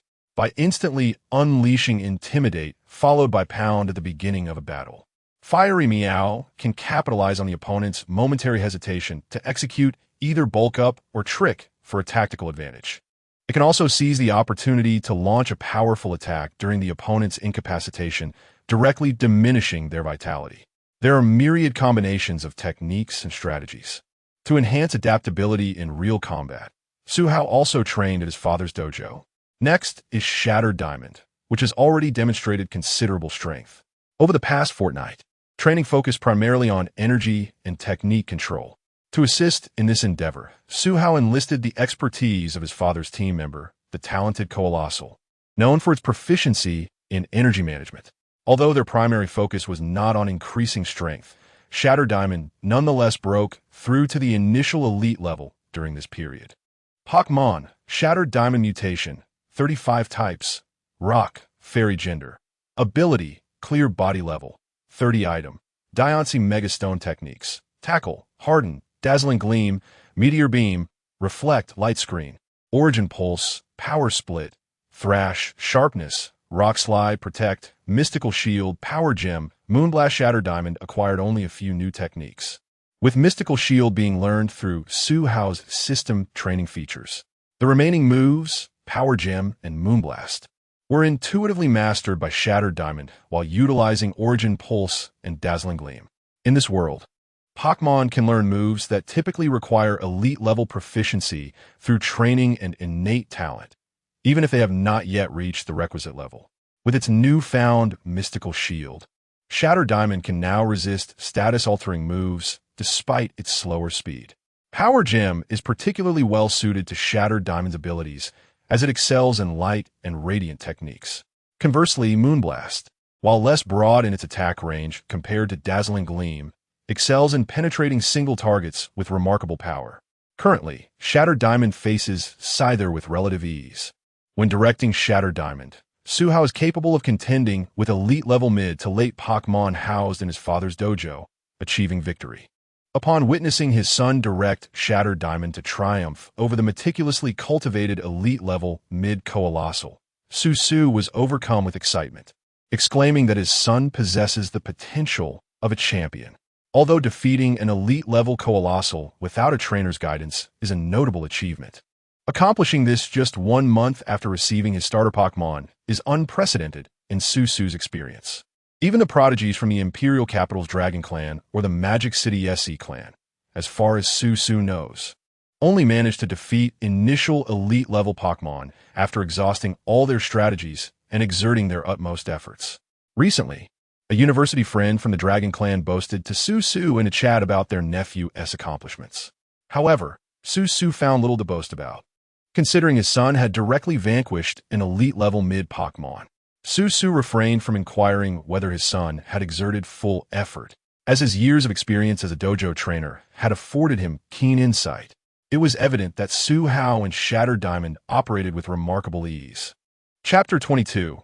The beginning of school. The commencement of a school year signifies that from this day forth, he is a senior student gearing up for the college entrance examination.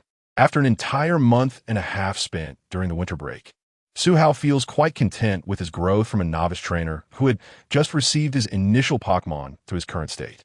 After exchanging greetings with classmates from other classes with whom he shares a good rapport, he arrives at his class, Senior Class 1. Upon entering the classroom, he observes that the layout remains unchanged since before the vacation, with half the desks and chairs already occupied. Almost every student has 1 or 2 Pokémon beside their desks. As they are students of the Pokémon Studies program, the classroom is particularly spacious, accommodating even large Pokémon such as Onix, Rampardos, and Porygon Z. Upon seeing Suhao enter, several familiar classmates approach him with their Pokémon to say hello. As they greet him, he discreetly scans the room with his system, noting that most of his classmates' Pokémon are around levels 15 to 20, with only a few boasting slightly higher levels. Taking a seat in the second-to-last row by the window, Suhao retrieves a pack of wet wipes to clean the dust that has accumulated on the desk and chair. After confirming that there is no dust left, he releases his small diamond Pokémon and Litten from their Pokeballs.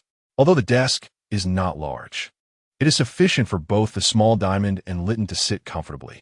The cluster of girls nearby immediately brightens upon seeing the small diamond on Suhao's desk. "Wow, Suhao, your small diamond is so beautiful," one exclaims. "Can we touch the diamond on her head?" The others chime in, captivated by the small diamond's faint pink sparkle. A somewhat attractive boy sitting in front, named Su, expresses interest in Litten. "Wow, that's the fire starter, right? Looks so strong." Su, who shares a good friendship with Suhao, receives a nod of affirmation. Suhao turns to the surrounding girls and says, "I have no objections, but it's up to the small diamond to agree."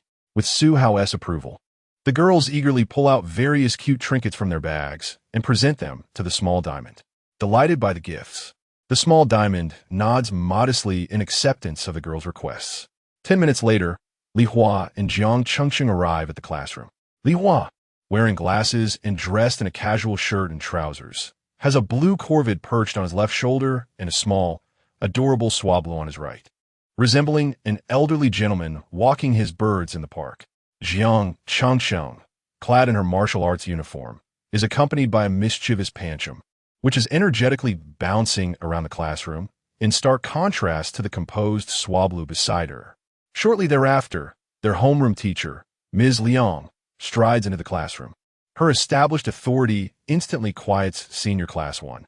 Holding a thermos filled with floral tea, Ms. Liang leisurely approaches the podium. Clearing her throat, she addresses the class. "From today onward, you shall embark on your journey as students preparing for the college entrance examination." Before the break, everyone received their initial Pokémon, except for a few who do not intend to pursue a trainer's path. Battling with Pokémon will be the most crucial aspect of the examination. The training results from the break will be demonstrated in the upcoming grade battle. Additionally, I would like to remind you that academic performance is equally important, and I hope no one has been idle during the holiday.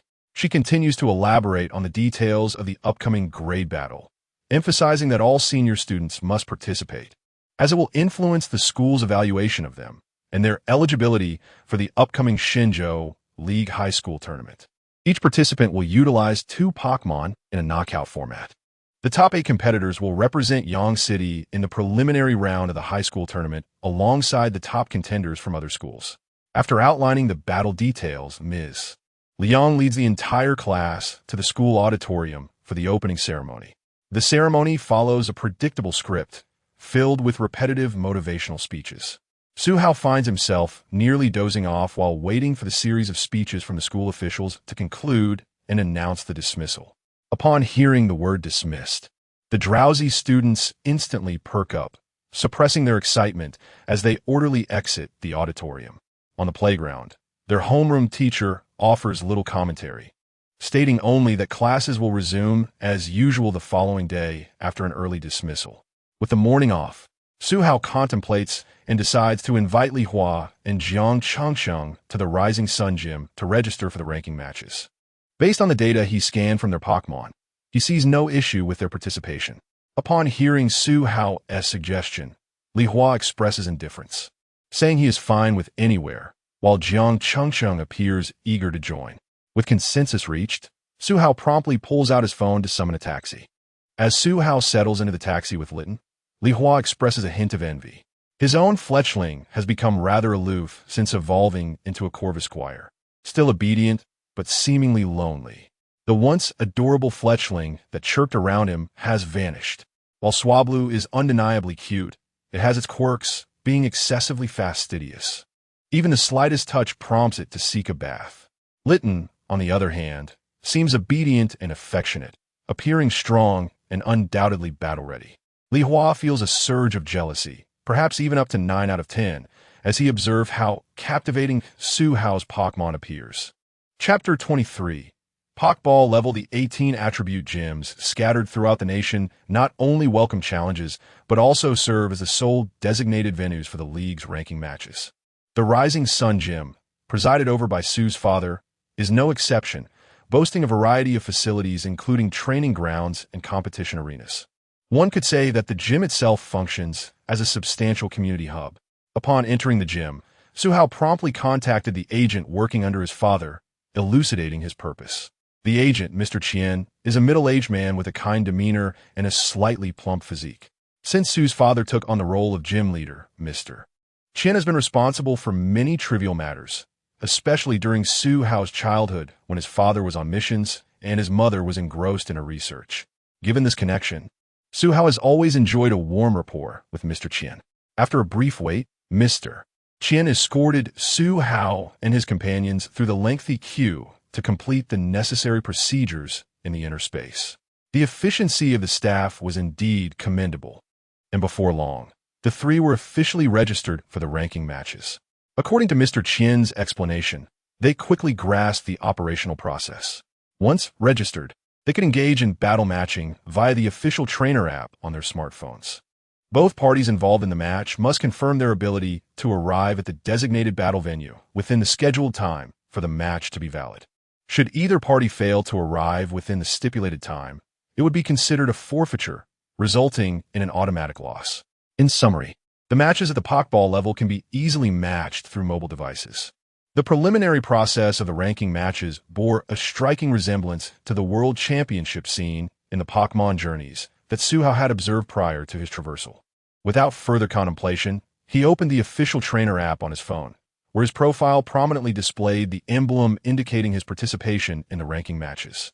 Name: Su Hao. Age: 17. Pokémon ID: 114514. Rank: Pokeball level. Occupation: student. Could this be the legendary shiny badge? Su Hao clicked on the ranking interface and selected to match. The moment he clicked, the match was established. Upon confirming the battle, it was swiftly set in motion. Su Hao glanced at his opponent's profile, recognizing him as a fellow student of similar age. The app instructed Su Hao to arrive at Battle Arena No. 13 before 11 o'clock. Checking the time, he found it to be quite ample. Turning his gaze to Li Hua and Jiang Changsheng beside him, he noted that they had also completed their matches, with one assigned to Arena number 14 and the other to Arena number 15. After exchanging pleasantries with Mr. Qian, Su Hao quickly made his way to arena number 13. This arena, exclusively designated for ranking matches, was equipped not only with standard battlefields, but also with a referee, rotom, and spectator seating. A few parents were scattered in the audience, bringing their children to witness the battles. As a league-sponsored event and one of the pathways to the Elite Four, even the most basic battles at the Pokeball level attracted onlookers. Su Hao's opponent had arrived before him, a boy of similar age, whom Su Hao felt he had encountered before. The boy, Yi Fan, was gazing intently at Su Hao, his eyes ablaze with determination. To Su Hao's surprise, his first opponent in the ranking matches turned out to be him. After a moment of realization, Su Hao recalled that this was the very boy he had faced and defeated during his first battle with the small diamond Pokémon. Upon verifying their identities with the Rotom referee, Su Hao's inaugural ranking match officially commenced. This match was recognized as a formal Pokémon ranking battle at the Pokeball level in the Shenzhou League. The competitors were Su Hao versus Yi Fan. In this Pokeball level battle, each trainer would use one Pokémon. The battle began. Revenge match, Bear Baby. Go, Flamethrower Meow. A month had passed since Su Hao's last encounter with Bear Baby, which now appeared taller and more formidable. Yi Fan was momentarily taken aback, seeing Su Hao unleash Flamethrower Meow instead of the small diamond Pokémon. How dare you flaunt your newly captured Pokémon after defeating me? Although Yi Fan was perplexed, he knew that Bear Baby's formidable defenses would make it challenging to face the new opponent. While it was disappointing that he couldn't exact his revenge, he reasoned that Flamethrower Meow would pay the price for its overconfidence. Observing Bear Baby's data, Su Hao began to understand why Yi Fan was so confident in calling this a revenge match. Pokémon, Bear Baby type, normal gender, and A ability, quick feet level, 21 moves, scratch, lick, round eyes, multi-hit, fury swipes, revenge, cut, thunder punch. Endure. Most Pokémon level up swiftly before reaching the elite level, but once they break through to that tier, progression becomes painstakingly slow. Some slower Pokémon may take several months to gain a level. After noting Bear Baby's stats, Su Hao commanded Flamethrower Meow to attack. Flamethrower Meow, charge in and use Fire Fang. With its limbs having grown sturdier post-evolution, Flamethrower Meow's explosive power was significantly enhanced. The flames pouring from its mouth formed a massive fiery fang, creating an imposing presence as it charged forward. Yi Fan, undeterred, recognized that despite the surprising Fire Fang move from Flamethrower Meow, Bear Baby was no pushover. Bear Baby's palms began to crackle with electric energy as it struck downwards at the oncoming Fire Fang. Fire and lightning clashed in an intense struggle. Ultimately, Flamethrower Meow's strength overpowered Bear Baby's Thunder Punch. After a brief stalemate, Fire Fang broke through the defense of Thunder Punch, sinking its fiery fangs into Bear Baby's exhausted right paw and tossing it into the air. In a flash, Flamethrower Meow propelled itself into the air, meeting the free-falling Bear Baby head-on. The impact of Fire Fang inflicted significant damage on Bear Baby. To make matters worse, the already battered Bear Baby found itself burned. Su Hao had not anticipated that the 10% chance of burn from Fire Fang would activate. Growing cautious, he recognized that this unexpected burn could inadvertently become an advantage for his opponent. The Bear Baby before him had learned the move Endure, which doubles its power when afflicted by poison, paralysis, or burn. While Su Hao was confident that even if Bear Baby used Endure while burned, Flamethrower Meow would prevail in a contest of strength, he preferred to play it safe and avoid unnecessary risks. Thus, he promptly adjusted his strategy to apply firepower suppression. Flamethrower Meow, use Flamethrower. Flamethrower Meow's flame sac glowed brightly as it unleashed a scorching beam of fire. Yi Fan, initially hoping to lure Flamethrower Meow into range for a sneaky Endure, was compelled to reveal Bear Baby's Endure move in the face of such a powerful long-range attack. Bear Baby Endure it. Bear Baby activated Endure, a surge of unyielding strength welling up within. With both fists raised, it managed to withstand Flamethrower Meow's flamethrower. However, even though Bear Baby held its ground, its once smooth yellow fur was singed and charred by the flames. Seeing Bear Baby's singed fur pained Yi Fan, knowing how much Bear Baby cherished grooming itself, realizing that continuing the battle would only worsen Bear Baby's injuries. Yifan hesitated for only a moment before making the decisive choice to concede. Chapter 24. Consecutive victories. Having secured a victory, Su Hao did not vacate the arena. Instead, he pressed the matchmaking button once more. The previous battle had not significantly drained the energy of his fiery companion, and engaging in a few more rounds posed no issue. This time, he faced a middle-aged gentleman whose Pokémon was a standard grade, late-stage Houndoom. This formidable creature, akin in appearance to a wild wolf, boasted the dark type and emitted a threatening growl upon its entrance, indicating its combative nature. However, Su Hao's fiery companion, known for its intimidating prowess, remained unfazed by the Houndoom's menacing demeanor. With no exchanges of pleasantries, both combatants launched their attacks simultaneously as the Rotom referee announced the commencement of battle. Houndoom, use roar. Fiery Cat scratched wildly. With a resounding roar, Houndoom unleashed a shockwave of black energy centered around itself. Fiery Cat braved the onslaught of the roar, its robust limbs propelling it swiftly across the battlefield, closing the distance between itself and Houndoom in mere moments. Meow, meow. The sharp claws of Fiery Cat, enhanced by the normal-type energy, elongated and struck Houndoom's head, which had just released its attack and was momentarily vulnerable. Create some distance.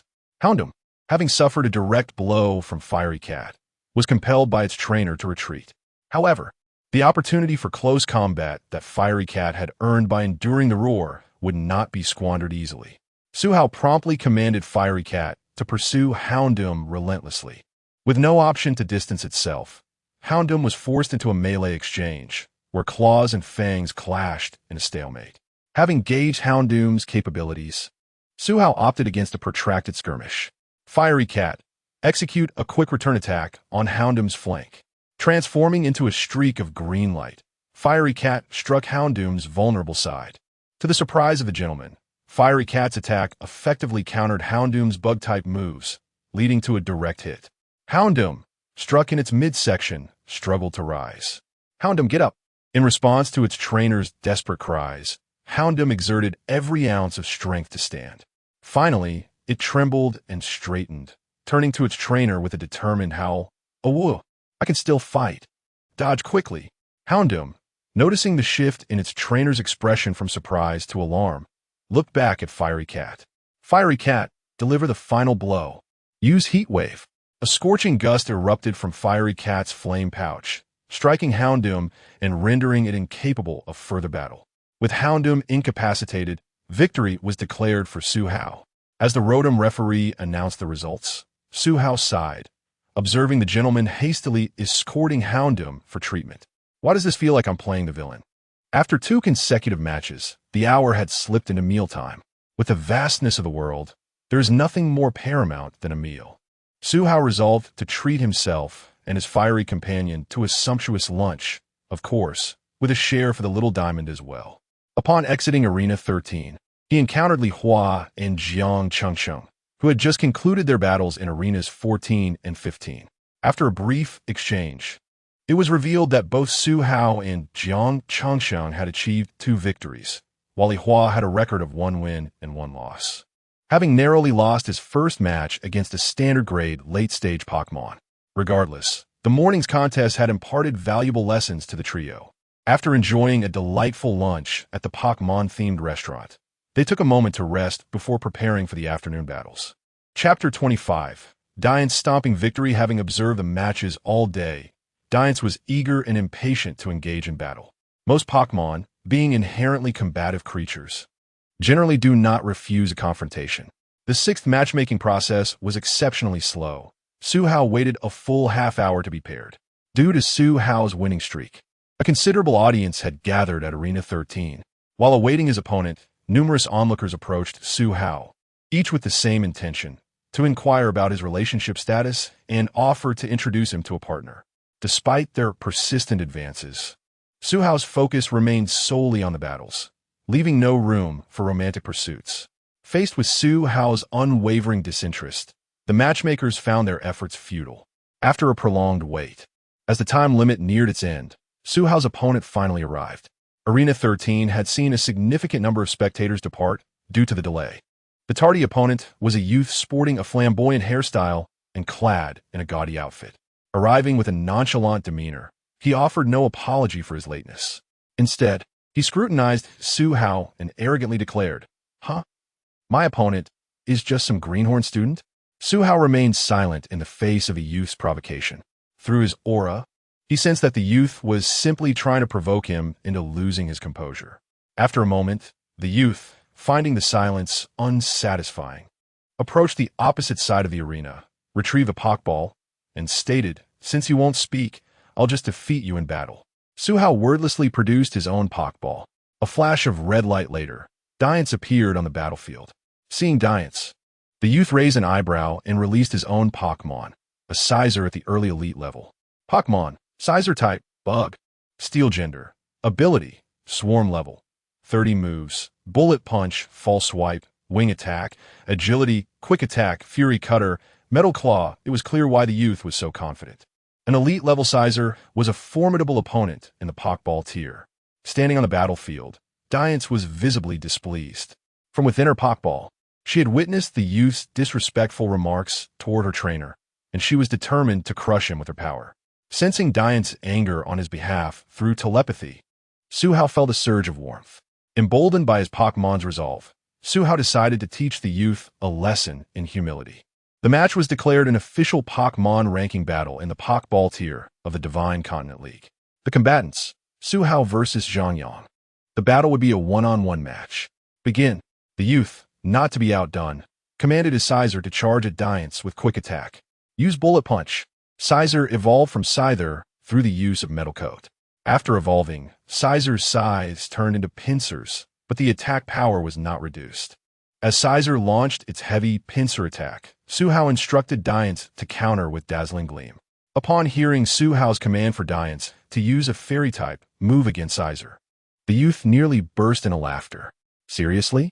As a student, don't you even know that Steel resists Fairy? Undeterred, Diancie clashed with Sizer's Metal Claw, her Dazzling Gleam holding its ground. Despite using a move with reduced effectiveness, she was overpowering Sizer. How is this possible? How can your Diancie suppress my Sizer when they are both elite-level Pokémon? Despite Sizer's superior speed, it was completely outmatched by Diancie's raw power. Clang! In mere moments, Diancie and Sizer exchanged dozens of blows. Finally, Sizer could no longer withstand Diancie's relentless assault and retreated from her attack range. The youth was mortified. How could Sizer lose a contest of strength against a Fairy-type Pokémon that it resisted? He had boasted about crushing Su Hao, but now the tide had turned, leaving him humiliated. The youth racked his brain, desperately searching for a way to turn the tide. Seeing his opponent hesitate, Su Hao decided to press his advantage. Diancie, charge up and use a full-power Meteor Beam. What? Starlight from the cosmos rained down upon Diancie, illuminating her form and causing her diamond to shimmer. The diamond on her head began to gather a terrifying energy beam. What kind of move is that? The youth had never seen Meteor Beam before, but his instincts told him it was dangerous. Sizer, use agility to evade. Sizer blurred across the arena, desperately trying to avoid the attack. However, Su Hao's aura had completely anticipated Sizer's movements. Using his aura, Su Hao guided Diancie's aim. After a few seconds, the fully charged Meteor Beam erupted, accurately striking Sizer as it moved at high speed. The beam's violent energy engulfed Sizer. After a moment, the Meteor Beam subsided, and Sizer collapsed to the ground, smoking and defeated. How could this be? The youth knelt on the ground, unable to accept his defeat. The battle is over. Sizer is unable to battle. The winner is Su Hao and Diancie. After the Rotom referee announced the results, Su Hao ignored the youth kneeling on the ground in despair. Chapter 26. A day of idleness at the Cat CAF, having spent an entire day basking in the glory of a 6-game winning streak. Su Hao emerged from the battlefield of Arena number 13, only to discover several unread messages in his small group chat. 1500 hours. Electra Dragon can also be a dragon. Burnout, spicy. The Blue Crow and the Qingmian bird are both exhausted. Electra Dragon can also be a dragon. My record is 3 wins and 1 loss. Seeing you all still battling, I'll take my leave. 1600 hours. Mirrored stillness. 4 wins and 1 loss. encountered an elite-level opponent in the final match. Raising an eyebrow, Suhao noted that both of his friends had fared well. He opened the chat window and typed a flurry of characters. 1803, Pokémon Master, reporting 6 consecutive victories. Pokémon Master, as expected of me. In the final match, I decisively brought down an elite-level Scyther in its early stages. 1804, Electro Dragon can also be a dragon. 6, Mirrored Stillness. 6, the first day of formal classes began. Most students, brimming with enthusiasm and aspirations of accomplishment, were abruptly met with a harsh reality. How had it come to this? For the first time, they had obtained starter Pokémon. For the first time, they engaged in battles among peers. These two delightful events intertwined, promising a multitude of joys.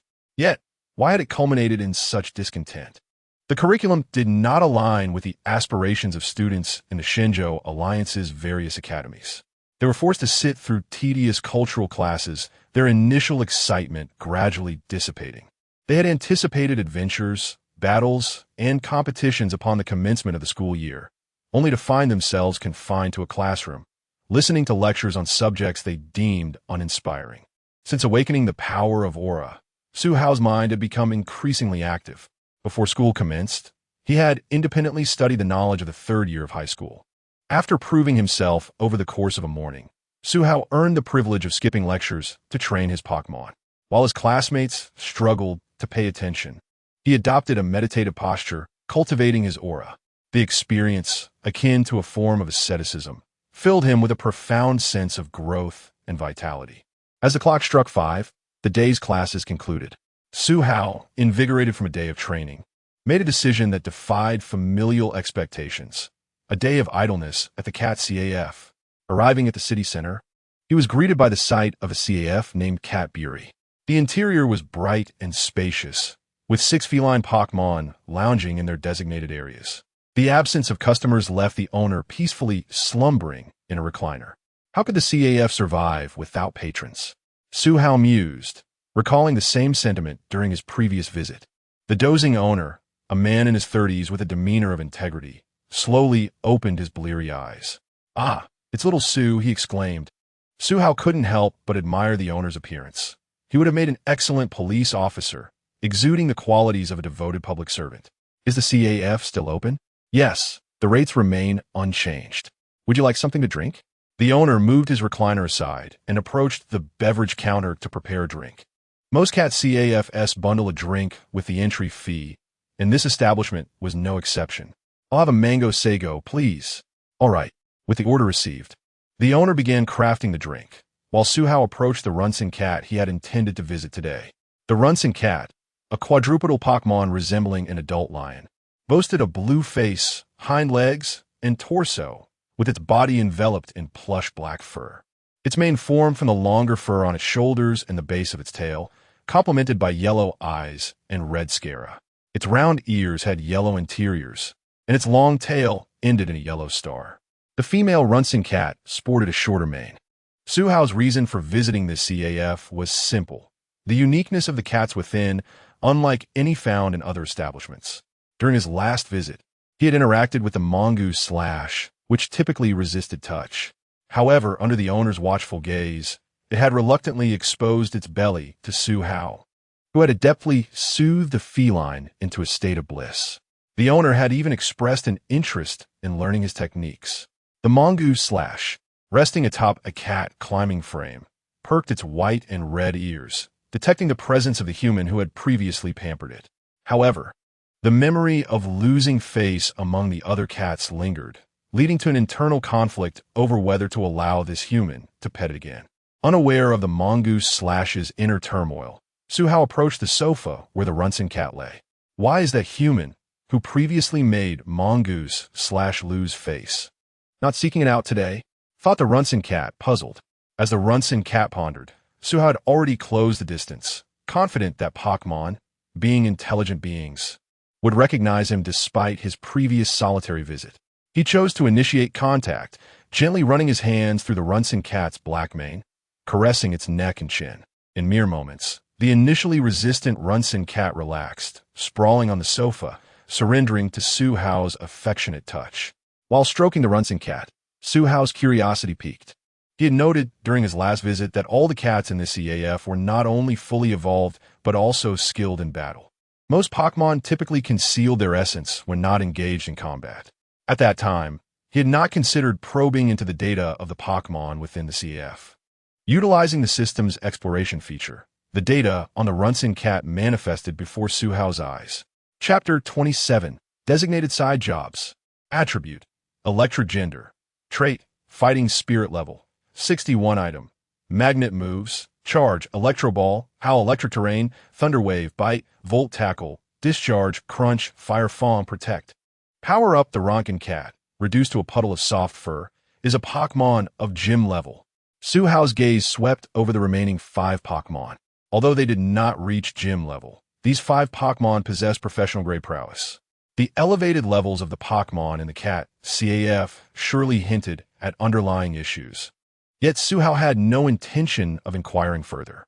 The shop owner certainly had a side hustle. Li Hua was well informed, and Su Hao had already learned that today would be dedicated to cultural classes.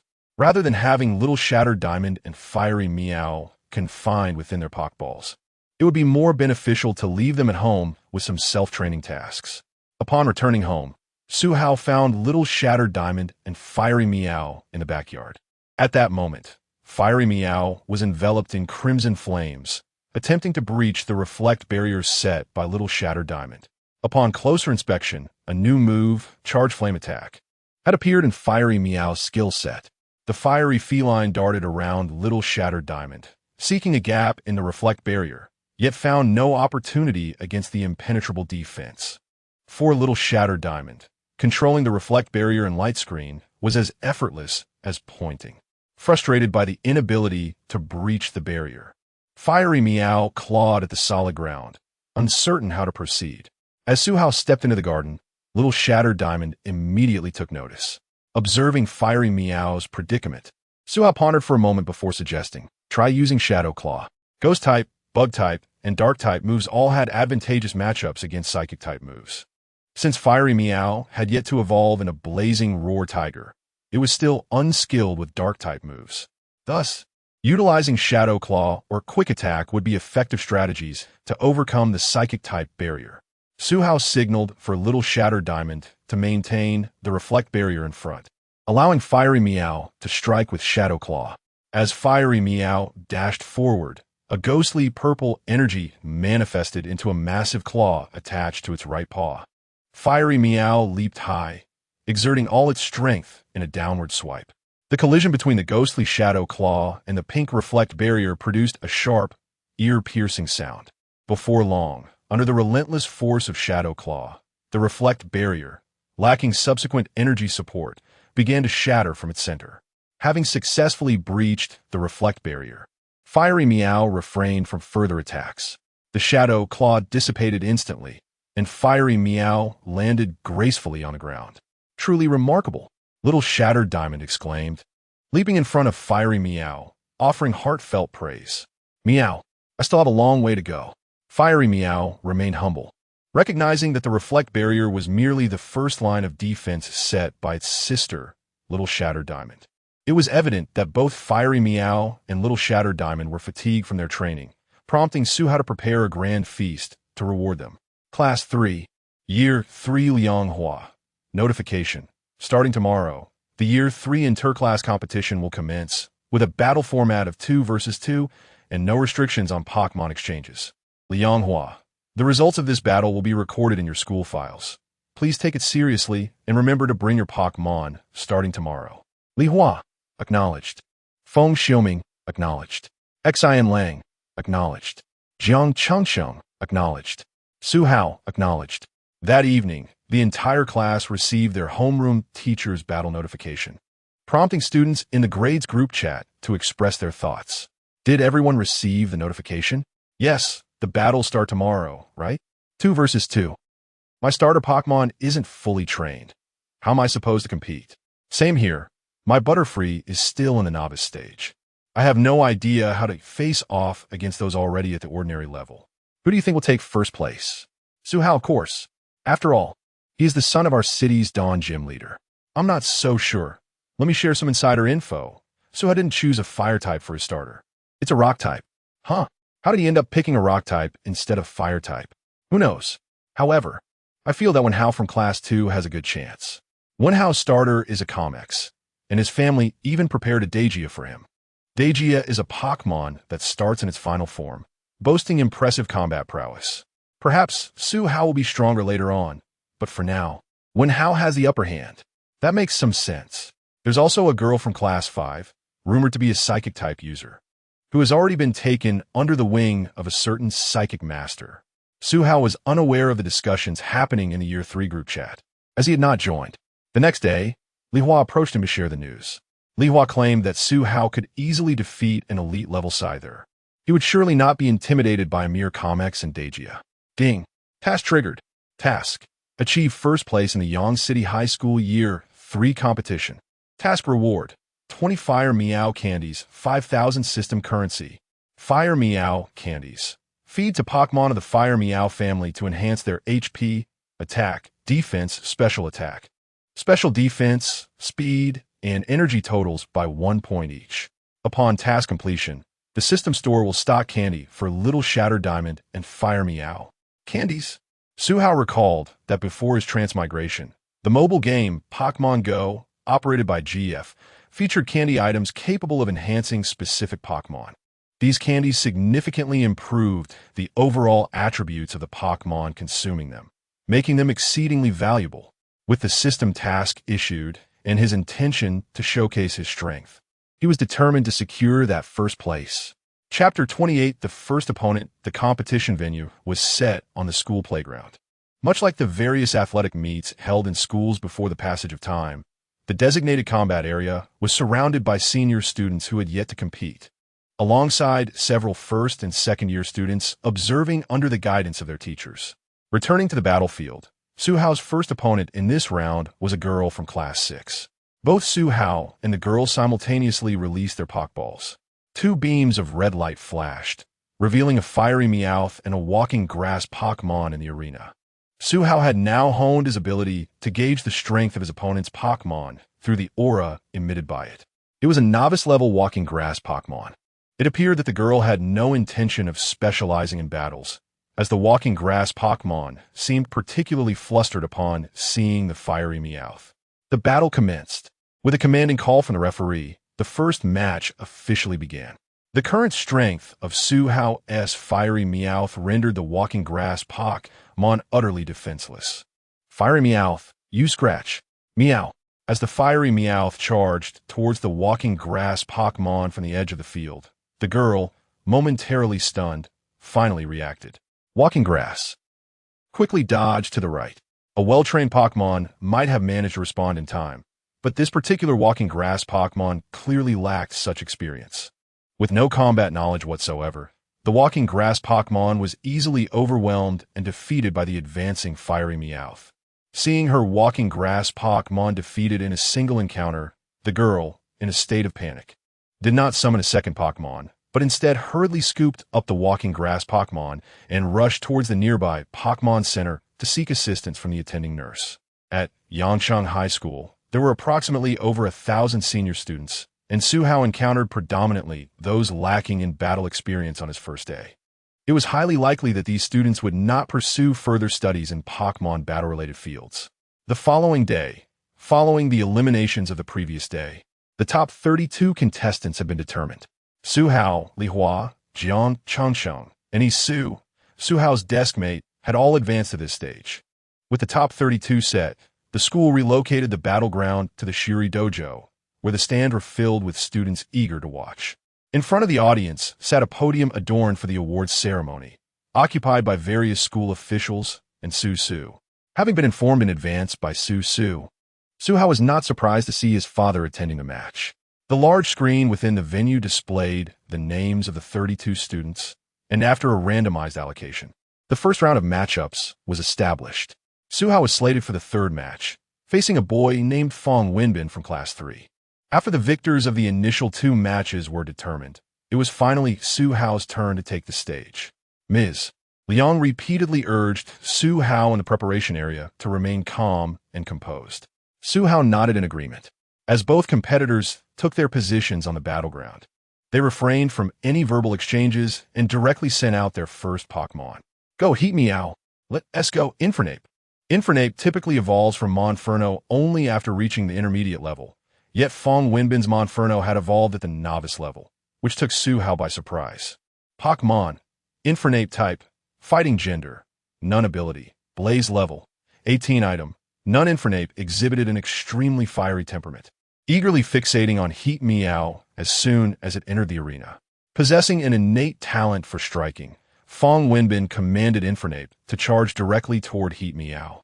In response to the oncoming Infernape, Su Hao opted for Heat Meow to unleash a flamethrower attack. The flame pouch beneath Heat Meow's neck glimmered faintly as it concentrated a searing flame, releasing a fiery ray in a swift arc. The flamethrower surged forward in a linear trajectory, distorting the air in its wake. Faced with the intense flamethrower, Infernape skillfully dodged and weaved, narrowly avoiding the blaze. The mist flamethrower struck the ground, scorching a charred mark into the specially designed rocky arena. "What an impressive flamethrower!" exclaimed a middle-aged man from the podium. Seeing Infernape evade the attack filled Fong Winbin with excitement, prompting him to issue his next command. Without pausing after dodging the flamethrower, Infernape continued its rush toward Heat Meow. Infernape, use Fury Swipes. As Infernape lunged, Heat Meow remained unfazed, raising its right paw as Shadow Claw formed around it. The Shadow Claw slashed across Infernape, leaving a deep gash on its face. In the ensuing clash, Heat Meow maintained dominance over Infernape, effortlessly finding opportunities to strike despite Infernape's desperate attempts to retaliate. With the pressure mounting, Infernape became increasingly agitated. Infernape, wait? No. Infernape, unable to contain itself, charged forward once more, its pained expression betraying its loss of composure as it disregarded its trainer's commands. A scorching gust swept through the arena, and the singed Infernape slowly succumbed, losing its ability to fight. Fong Winbin's anxiety grew upon witnessing Infernape's defeat, yet he clung to hope that his second Pokémon could counter Heat Meow. Go Stereo. With a flash, a star-shaped Pokémon with a golden-brown body emerged, its 5 appendages framing a prominent red core. Pokémon. Stereotype. Water gender. Genderless ability. Illuminate level. 18 item. None moves. Tackle. Harden. Water gun. Rapid spin. Rapid star. Bubble Beam, though Stereo was also a novice-level Pokémon and theoretically had an advantage over Heat Meow due to its water type, the disparity in overall strength was evident. Fong Winbin commanded Stereo to use Water Gun to counter Heat Meow's flamethrower. The result was predictable. The flamethrower effortlessly evaporated the water gun, crashing into Stereo. The collision of water and fire generated a cloud of steam that obscured the view of both Pokémon. As the mist began to dissipate, Heat Meow, empowered by Su Hao's aura guidance, had already struck Stereo down with a well-timed Shadow Claw. Stereo's luminous core dimmed, signaling its incapacity to continue fighting. As the battle concluded, the announcer declared, "The victor is Su Hao from Class 3. Cheers erupted from the stands, filled with students clapping in unison. Su Hao waved to the audience before exiting the battleground. Chapter 29. The top 8 at 2 o'clock in the afternoon. The list of the top 8 contestants was announced. Su Hao Li Hua, Wen Hao, Jiang Changcheng, Kong Lingwei, Qi Shu, Xia Hongbo, and Wang Jin. Among these 8 individuals, Su Hao Li Hua and Jiang Changcheng were students of Class 1, Senior 3. Wen Hao was from Class 2, primarily utilizing a common-level Kamigame and a Daigia. Kong Lingwei and Qi Shu were both from Class 5. Notably, during the quarterfinals, Kong Lingwei showcased her extraordinary abilities, enabling her common-level natural bird to unleash an elite-level attack that defeated Class 1's He Su and his Ivy Snake. Qi Shu, on the other hand, employed a common-level Cool Leopard and a novice-level Sea Lion. Xia Hongbo and Wang Jin, representing Classes 8 and 10, also possessed 1 common-level and 1 novice-level Pokémon each. Following the computer-generated allocations, the matchups were set. Su Hao against Wen Hao, Li Hua against Wang Jin, and Jiang Changcheng against Qi Shu. The competition commenced with Li Hua taking the stage first. His Qingyan bird had advanced to the common level that morning. And faced with Li Hua's mid-level common Blue Crow and early-stage common Qingyan Bird, Wang Jin quickly succumbed to defeat. Jiang Qingqing's encounter with Qi Shu's Cool Leopard proved to be quite challenging. Her mischievous panda was outmatched after vanquishing the sea lion. As Jiang Qingqing's arm power struggled against the Cool Leopard's ghostly speed, a stalemate ensued. However, in a moment of desperation, arm power unleashed a powerful transformation, breaking the deadlock. Evolved into a Howley, it executed a double return during a brief window of opportunity, sending the Cool Leopard flying. The effectiveness of the countermove, combined with Howley's pent-up fury, rendered the fragile Cool Leopard incapable of continuing the battle. In the audience, spectators engaged in lively discussions about the potential victor of the matches. Some believed Wan Hao would triumph, noting that Su Hao's two Pokémon were both countered by his Jenny Turtle, making victories in reverse-type matchups a rarity at the same level. Others argued for Su Hao's chances, as he had reached the top 8 using only his common-level Hot Meow, leaving the strength of his initial Pokémon, Little Diamond, unknown. At the awards podium, Su, sitting alongside the leaders of Yangshan High School, was queried by the principal. "Do you have confidence in your son's victory?" The revelation of this explosive news left those nearby in astonishment.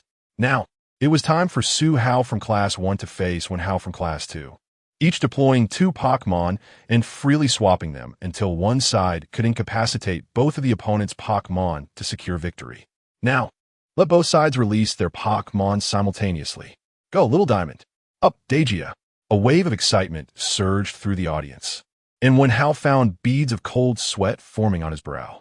Standing against Diancie, Little Diamond exuded an overwhelming aura, revealing a brutal truth. It had reached the elite level. In a mere month and a half, Su Hao's initial Pokémon had advanced to this prestigious tier. Each level represents a significant leap in a Pokémon's strength, making it nearly unfathomable for a lower-tier Pokémon to defeat a higher-tier one in the eyes of Wan Hao and the other students. Faced with the elite-level Little Diamond, Wan Hao was at a loss for how to secure a victory. Yet, with no choice but to act, he resolved not to concede without a fight, declaring Diancie, "Unleash a fierce assault." Diancie, also known as Kairos, was characterized by its brown body and 2 large, spiked horns atop its head. Its teeth, resembling rows of toothbrushes, added to its fierce appearance. Diancie charged forward, its horns enveloped in a radiant white light, hurtling toward Little Diamond like a streak of white lightning. Magic flash. Brilliant colors radiated from Little Diamond's diamond-like body, forming a vibrant shield around it. As Diancie barreled toward Little Diamond, the latter stood firm, ready to collide. The arena was engulfed by the shockwaves produced by their clash. With each encounter, Diancie's strength waned until it could no longer withstand the pressure exerted by Little Diamond. Ultimately, Diancie succumbed to defeat, losing its fighting capability.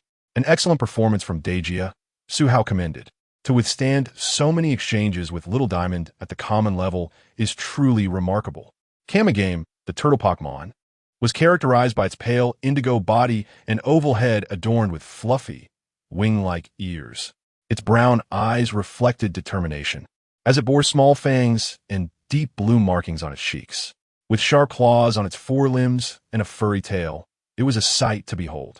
Pokémon, Kamigame type, water gender, and A ability, torrent level, 25 item, mysterious water drop moves, water gun, withdraw, rapid spin, water pulse, protect, water jet, dragon pulse. Wan Hao, realizing the odds were against him, nonetheless aimed to inflict damage on Little Diamond. "Water jet," he commanded. Kamigame erupted with fierce torrents of water, charging toward Little Diamond with formidable momentum. Moonlight power. A pink energy sphere formed above Little Diamond, contrasting its gentle hue with a menacing aura. Upon gathering the moonlight power, Little Diamond locked on a Kamigame. Despite Kamigame's desperate attempts to evade, the moonlight power clung to it like a shadow. Ultimately, as Little Diamond infused more energy into the attack, the empowered moonlight power surged forward, striking Kamigame. The explosion of moonlight power enveloped the arena in pink mist. When the haze cleared, Kamigame stood battered but resolute. Kami! Kami! Kamigame's brown eyes radiated determination as it gazed at Wan Hao, unwilling to concede. Wen Hao, wiping his eyes, nodded encouragingly. All right, let's go again. Water Pulse. Kamigame withdrew into its shell, spinning rapidly as azure waters began to swirl around it, forming a lethal water blade. Power Gem. Little Diamond conjured a dazzling light that transformed into a gem-like sword, charging at Kamigame's water blade with unstoppable force. The collision of the spinning water and the gem sword produced a deafening sound, but soon, the water blade's rotation slowed, ultimately dissipating. Kamigame was rendered unable to battle, and Little Diamond emerged victorious. Thus, the winner was Su Hao from Class 1, Senior 3. Wow, incredible. 6,666. The audience erupted in cheers, especially those from Class 1, who celebrated fervently. Su Hao's amazing. Chapter 30. The Inferno of Great Words. The extraordinary abilities inherent to Psychic-type Pokémon allowed her to secure victory with minimal effort.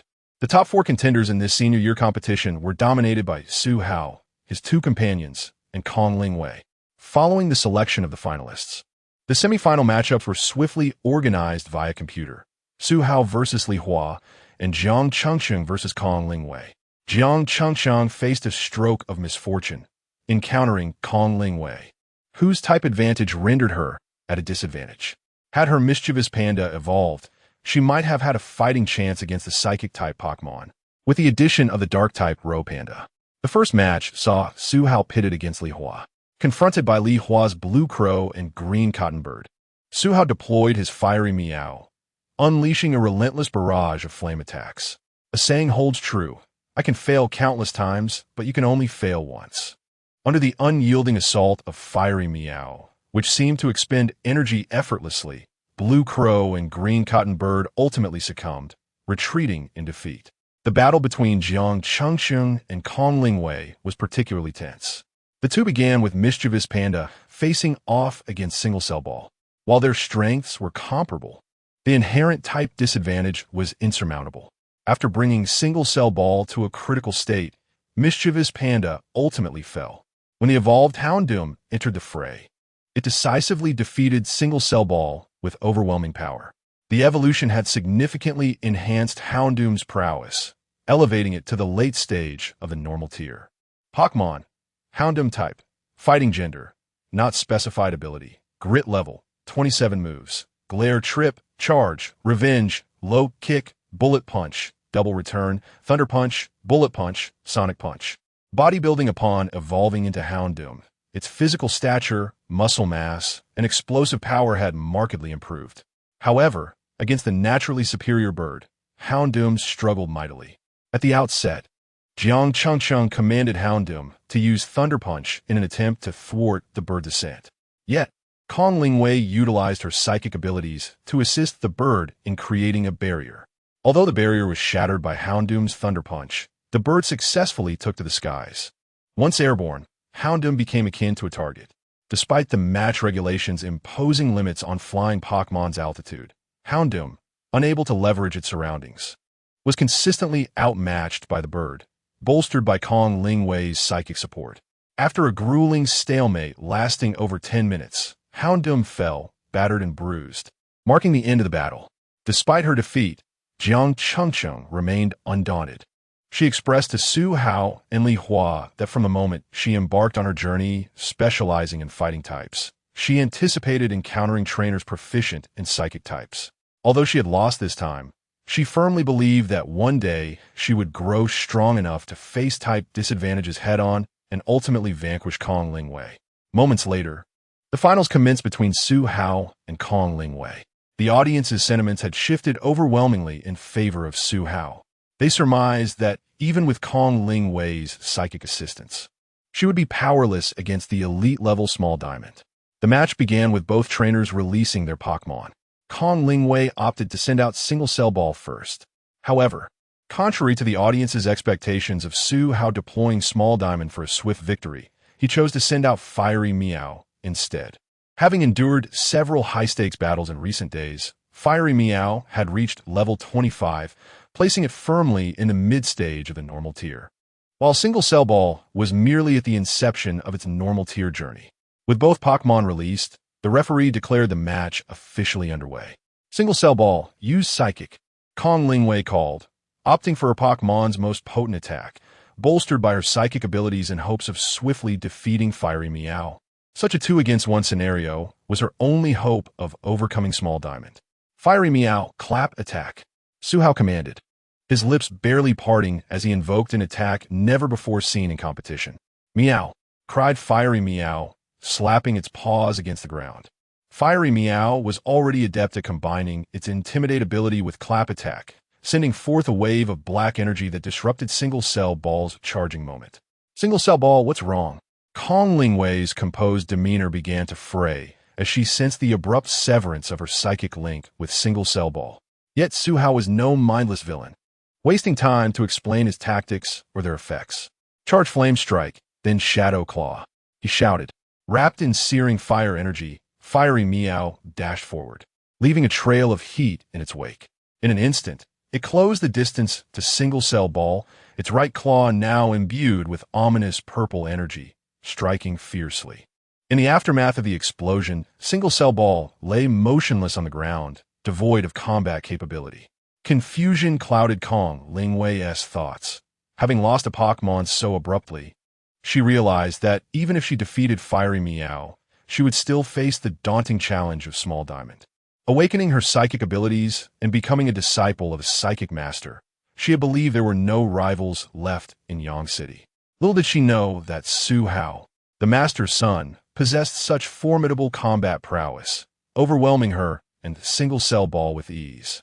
Now it's your turn, Natural Bird. Despite the turmoil within, Kong Lingwei pressed on, prompted by the referee to release her second Pokémon. Natural Bird boasted long, white wings adorned with red and black stripes at the tips. Its neck was black, with a chest pattern resembling a pair of red eyes.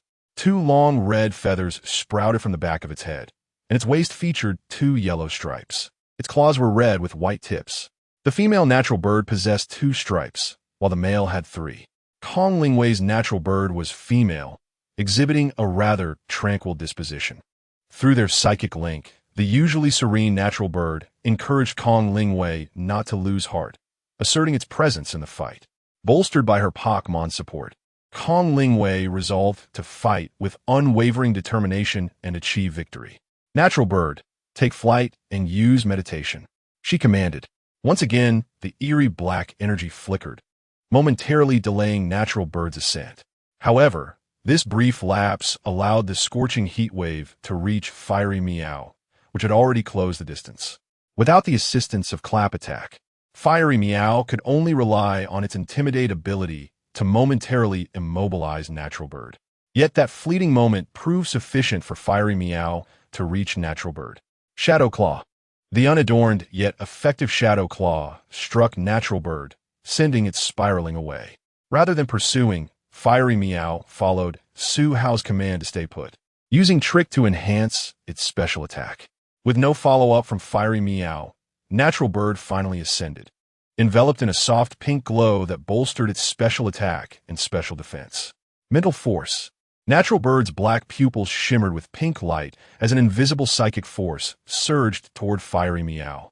Flame Burst. The high-temperature fire beam erupted from Fiery Meow's mouth, momentarily holding its ground against the psychic force. Observing that Natural Bird, after meditating, could not overpower Fiery Meow, Kong Lingwei promptly infused her own psychic energy into Natural Bird for additional support. However, this was where the battle would take its final turn. Suhao signaled to the Fiery Meow through the power of the Wave Guide, indicating that it could unleash the energy contained within its flame pouch. In the midst of an exhilarating battle, the Fiery Meow's emotions surged higher. A resounding sound of bells echoed from the flame pouch nestled beneath the blue scarf around its neck. As the most vital organ of the Fiery Meow, the flame pouch's temperature escalated in tandem with its emotions, releasing flames accompanied by a sound reminiscent of ringing bells. A tremendous quantity of flames erupted from the pouch, coalescing into a colossal fireball. Witnessing this spectacle, Suhao recalled something and immediately shouted, "Fiery Meow, use your right paw to strike the fireball towards the Natural Bird." Meow. The Fiery Meow leapt high into the air, exerting all its strength to strike the fireball with its right paw. As the fireball was propelled forward, it gradually transformed into a grand character. Just as Su Hao remembered, in the Pokémon Sun and Moon animation he had watched before his journey. Ash's fiery meow had similarly utilized its right paw to strike the flame pouch, unleashing a massive burst of fiery energy that executed the grand move, Grand Fire Blast. The Grand Fire Blast barreled through the fiery meow's released flames, colliding forcefully with the mental bird. Despite the natural bird and Kong Lingwei exerting every ounce of their mental strength, they could not halt the advance of the Grand Fire Blast. As the attack surged forward, both Kong Lingwei and the natural bird felt an excruciating pain in their heads. Overwhelmed by the agony, both the person and the bird could no longer maintain their mental focus. Once the mental concentration dissipated, the Grand Fire Blast, retaining its full potency, struck the natural bird with a violent explosion. As the heat from the blast dissipated, the incapacitated natural bird lay unconscious on the battlefield. Chapter 31. Gym Tour Ding. Congratulations to the host for completing the task, securing first place in the senior year competition at Yangqing High School.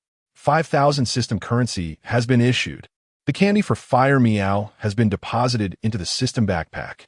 The candy for Little Shards and Fire Meow has been listed in the system store at the price of 500 system currency. Name: Su Hao. Gender: male. Age: 17. Attributes: General, Fighting Special Ability, Wave Guidance, Intermediate, Moves, Wave Resonance, Wave Bullet Pokémon. Little Shards, Fire Meow system currency, 30,000 items. Advanced Rock, Fairy Type Energy Powder X4. Fire Meow, Candy X20. The host has stored various miscellaneous items. After defeating Kong Lingwei to clinch first place in the senior competition, the system's notification of task completion resonated in Su Hao's mind. Upon opening the system panel, the system currency and Fire Meow candy appeared. Though eager to let Fire Meow try it out immediately, Su Hao is currently accompanying his father in engaging with the principal. Oh my, the esteemed Su Gym leader. Your son is truly remarkable. He might even rival the geniuses of the capital and the magical city. Su father beamed. He has done well. This is all his own hard work. I haven't interfered much in his training. Standing beside them, Su Hao listened to their mutual flattery, not daring to interject. Soon, after Su father bid farewell to the principal, the father and son conversed in Su father's office. In recent weeks, reports of the sinister organization, Nova, had surfaced frequently throughout the Shenzhou Alliance. This malevolent group had committed various heinous acts, including but not limited to the forcible seizure of rare Pokémon, international smuggling, assassination of talented individuals across various leagues, and terroristic attacks within secret realms. Even in my absence, you have shown remarkable growth, far surpassing those prodigies cultivated with the full support of their clans, Su father remarked. Having watched today as competition, I am gratified by how well you have nurtured Little Shards and Fire Meow. Regarding your future endeavors, your mother and I have discussed it. Yet I believe you no longer wish to specialize in a single attribute, do you? Su Hao nodded affirmatively. He preferred to capture a diverse array of Pokémon with varying attributes rather than confining himself to one. Indeed, thus, my path will merely serve as a reference for you. Su father handed Su Hao a notebook containing all his insights. As Su Hao solemnly accepted the notebook, Su father continued, I have learned of your accomplishments from a principal, and I know this battle was not a full display of your capabilities. Remaining in high school has likely become a constraint for you. I have a proposal. There are 18 gyms within the Shenzhou Alliance, and as one of the gym leaders, I possess the authority to recommend you. What do you think of this proposal? Su father turned to Su Hao, who was listening intently. Su Hao pondered deeply. Indeed, battling only those weaker than himself in high school was merely stalling his growth. Soon, he made his decision and said to his father, rather than remain stagnant, I prefer to engage in battles with the strong. Ding. Task issued. Reward: Wave Guidance Advanced. System currency: 50,000. Su Hao had previously inquired with the system about the conditions for task issuance. All tasks issued by the system align with the host's own desires.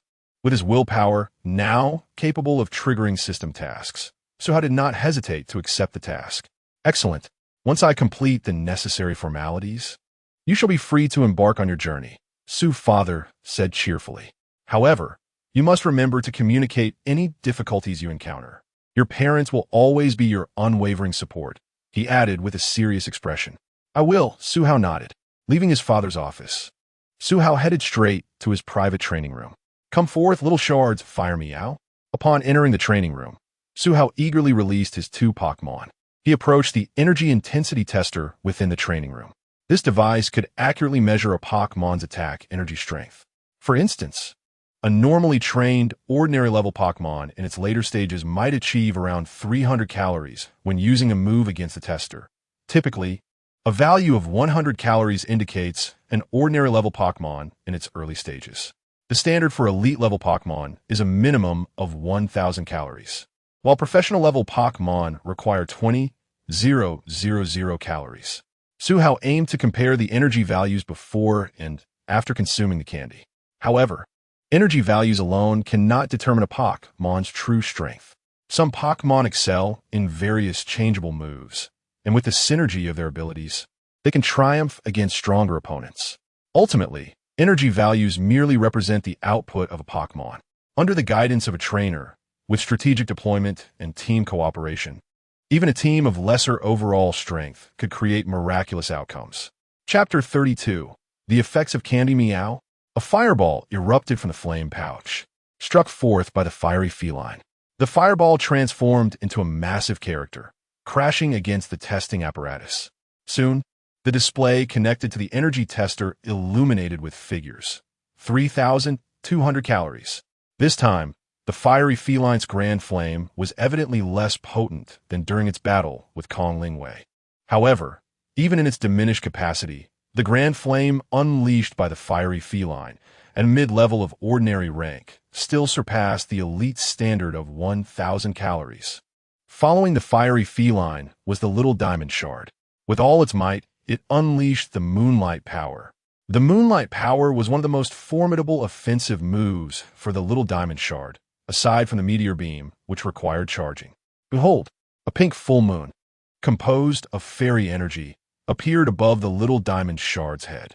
Once formed, the moon radiated a powerful fairy aura into the surroundings. The little diamond shard hurled the moon towards the energy tester. Boom! A resounding blast echoed, and pink energy mist enveloped the testing apparatus, obscuring the exact figures. Moments later, the mist dissipated. 15,000 calories. The little diamond shard, at the threshold of elite rank, unleashed an attack equivalent to the late elite stage. Su Hao, well acquainted with the little diamond shard's capabilities, recognized its potential. As a future mythical beast, the little diamond shard had already defeated elite-level Pokémon like the flying mantis while still at the ordinary rank, before it transformed into Diancie. Its talents were primarily focused on defensive specialization. Nevertheless, even with the defensive specialization, the little diamond shard managed to unleash a late elite stage assault. Su Hao believed that even when faced with professional-level Pokémon, the little diamond shard could hold its own. After recording the data prior to consuming the candies, Su Hao retrieved a fire-spotted cat candy from his system backpack and purchased a little diamond shard candy from the market. The candy for the fire-spotted cat was wrapped in black and red paper, while the little diamond shards was enveloped in brown and pink striped paper. Su Hao unwrapped the candies, revealing their colors matching the wrappers. He then presented the candies to the little diamond shard and the fiery feline, encouraging them to consume them. Once the little diamond shard and the fiery feline had finished their treats, Su Hao utilized the exploration feature to assess their data. Pokémon, fiery feline, adorned with a blue scarf. Type, fire gender. None ability. Intimidate item. Charcoal level. 25 moves. Slap attack. Taunt. Grand flame. Bodybuilding. Shadow claw. Pokémon, little diamond shard. Mutation 36. Type, rock. Fairy gender. None ability. Pure body level. 31 moves. Reflect wall. Magical shine. Meteor beam. Moonlight power. Power gem.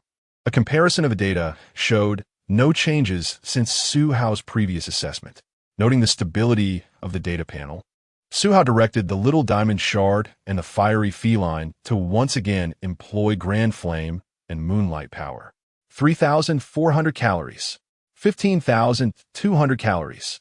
Both the fiery feline and the little diamond shard demonstrated a slight increase in power. Next, Suhao conducted tests on their defense, special defense, and speed. The overall capabilities of the little diamond shard and the fiery feline exhibited a modest enhancement. Through telepathy, the little diamond shard conveyed to Suhao that after consuming the candy, it soon experienced a feeling of fullness as a gentle energy began to flow within its body. This energy was being continuously absorbed by the little diamond shard, yet before it could finish absorbing, it felt unable to consume a second candy. Employing the power of aura, Suhao explored within the fiery feline. Similar to what the little diamond shard described, the fiery feline also harbored an energy that was steadily merging into its being. Upon completing the tests, Suhao concluded, the consumption of fairy candies generates an energy that persistently enhances all attributes of the consuming Pokémon. Currently, both the little diamond shard and the fiery feline felt satiated after just one candy, indicating their inability to consume a second before fully absorbing the energy. While this candy may not elevate the Pokémon's energy levels, it significantly broadens the enhancement of all 6 dimensions, an effect utterly extraordinary. Even if there might be a limit, Suhao was confident that with prolonged use, each of his Pokémon would possess the capability to battle beyond their ranks. As the testing concluded, twilight had long since descended. Following the training with the aura insights gifted by Qin Gang, Suhao distinctly sensed a gradual strengthening of his physical prowess. He now felt capable of delivering a single punch strong enough to fell a Tauros. His constitution was steadily aligning with that of a super rookie, and in the face of attacks aimed at trainers, Suhao believed he would now possess the means for self-defense. The following day, Suhao, who had secured the top rank in his grade, became the center of attention at Yangqing High School. Wherever he went, admirers and acquaintances trailed behind him. Strangely, even before entering the men's restroom, Suhao sensed the presence of someone outside through the power of wave guidance. After sharing his peculiar experience with Li Hua and Jiang Chengsheng, he received a round of playful mockery from his friends, yet he bore it with good humor. In a few days, he would embark on a journey, and he felt it necessary to inform his friends about this development. What do you mean, Suge? You're not attending school? Li Hua suddenly sprang from his chair, his exclamation drawing the attention of their classmates toward the trio. Suhao glanced around at the inquisitive stares and gently urged Li Hua back into his seat, saying, "Calm down, I'm merely taking a leave to challenge a gym." He then simplified his father's words and relayed the information to Li Hua and Jiang Chengsheng. "Since this is your decision, we have no objections. Feel free to reach out to us anytime during your travels," they responded, wishing him well, as true friends should. "Have you decided which gym you're going to?" Li Hua inquired, leaning over his desk. "I plan to take a train to Shuizhou City in Haqin Province to challenge the water-type gym," Suhao replied. "Is that all right? Your little shards and fiery meow are at a disadvantage against water types," Jiang Chengxing asked, brushing her hair back with concern. Haqin Province is rich in aquatic resources and boasts numerous secret realms for exploration. During this journey, I also intend to recruit new companions for my team. Chapter 33.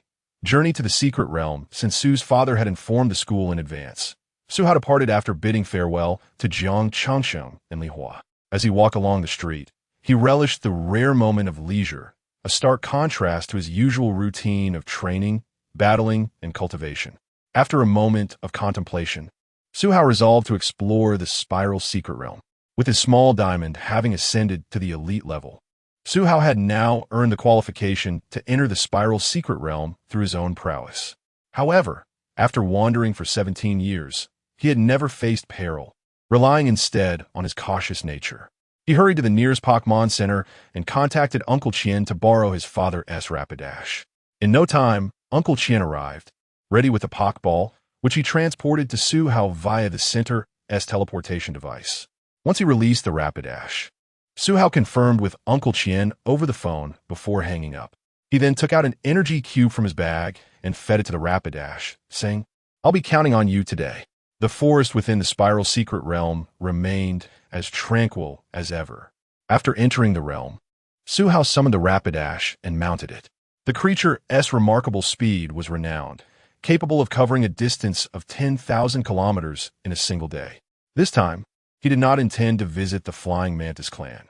Before leaving Yang City, he wished to investigate the colossal structure that might be the Dragon Spiral Tower. Thanks to the Rapidash's swiftness, a journey that would have taken him an entire day on foot was completed in merely half an hour. As he approached the lake before the giant tower, he noticed a stone bridge built for passage. Under the imposing aura of the fully evolved Rapidash, no reckless Pokémon dared to obstruct his path. He hastily crossed the bridge, and the magnificent tower loomed before him. Time seemed to deliberately bypass the tower. Despite its dusty exterior, it still stood tall and proud. Traversing through a doorway devoid of doors, the internal structure of the tower was revealed. The vast space within was engulfed in darkness, illuminated only by fleeting rays of sunlight filtering through the windows in the tower walls. Equipped with a powerful flashlight he had prepared earlier, Su Hao began his descent along the spiral staircase that twisted and turned within the tower. Silence enveloped the tower, broken only by the sounds of his and the Rapidash's footsteps, along with the occasional flitting of Zubat and Golbat from the shadows. In that darkness, humanity seemed to lose all sense of time as he continued his descent, downwards. After an indeterminate duration, Su Hao grew restless, having lost all sense of proximity to the entrance. Cautiously, he expanded his aura of power downward. 5 meters, 10 meters, 30 meters, 100 meters. Yet, the extension of his aura still failed to reach the depths of the tower. With no choice but to be patient, he pressed onward, continuing to descend. A sudden ripple manifested in the space swept by his aura. Following that ripple, it was as if a switch had been activated, causing the tower to tremble and mysterious oscillations to emerge from the void. The resonating hum of the tower intensified, and then a blinding white light surged upward from the unfathomable depths of the tower toward Su Hao. The speed of the light was astounding, leaving him no time to react before everything went dark. As his consciousness flickered back to awareness, Su Hao found himself disoriented, questioning his exploration of the tower within the spiral secret realm.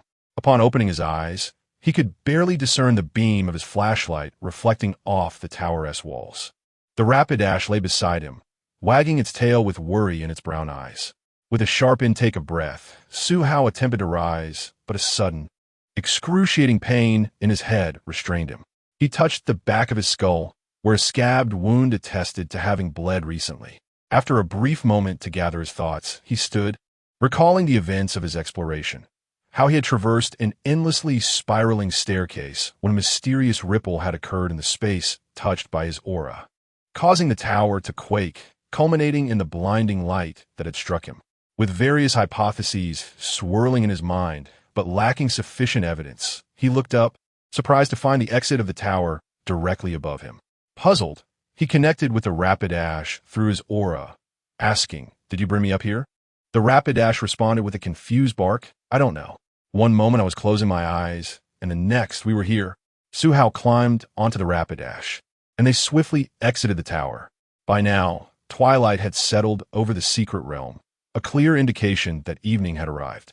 He was astonished at how much time had elapsed, having entered the tower that very morning. With no answers to his bewilderments, he hurried toward the exit, riding the Rapidash as the sky darkened. At the exit's infirmary, he received basic treatment for his injuries. A nearby female staff member looked on curiously. "How did you get hurt?" she inquired. She recalled that morning when she was stationed at the entrance, noting that the strongest Pokémon within the realm was only of elite mid-level, while Su Hao had entered with a fully evolved Rapidash, leaving a lasting impression. As he sat, receiving treatment, he glanced at the staff member, remembering her from earlier. After a moment of thought, Su Hao understood her curiosity. It was unusual for someone with a powerful Pokémon to sustain injuries in a realm where the strongest adversaries were merely elite level. "I just had a little accident," he replied dismissively. "Oh, what happened?" Su's father, unable to touch the wound on Su Hao's head, hovered his hand anxiously before him. "I just had a little accident." Su Hao recounted the events to his father. Pondering, Su's father supported his chin and thought, what could that blinding light have been? Chapter 34. Departure for Adventure, Trainer S. Market. Despite claiming he had no pressing matters, Su's father silenced him with the assertion that he needed to recuperate before embarking on his journey in just a few days. Comfortably attended to, Su Hao reclined on his bed, while his companions, Shattered Diamond and Fiery Meow, stubbornly refused to retreat to their own beds. Surrounded by his two Pokémon, Su Hao soon succumbed to slumber. In his dreams, a profound and androgynous voice repeatedly posed a question to him. What is your truth? What is your truth? What is your truth? Yet, upon awakening, the memories of his dreams became hazy. Following a visit to the hospital, where Su's father assured him that his wounds were healing splendidly and that there were no other issues, time seemed to fly.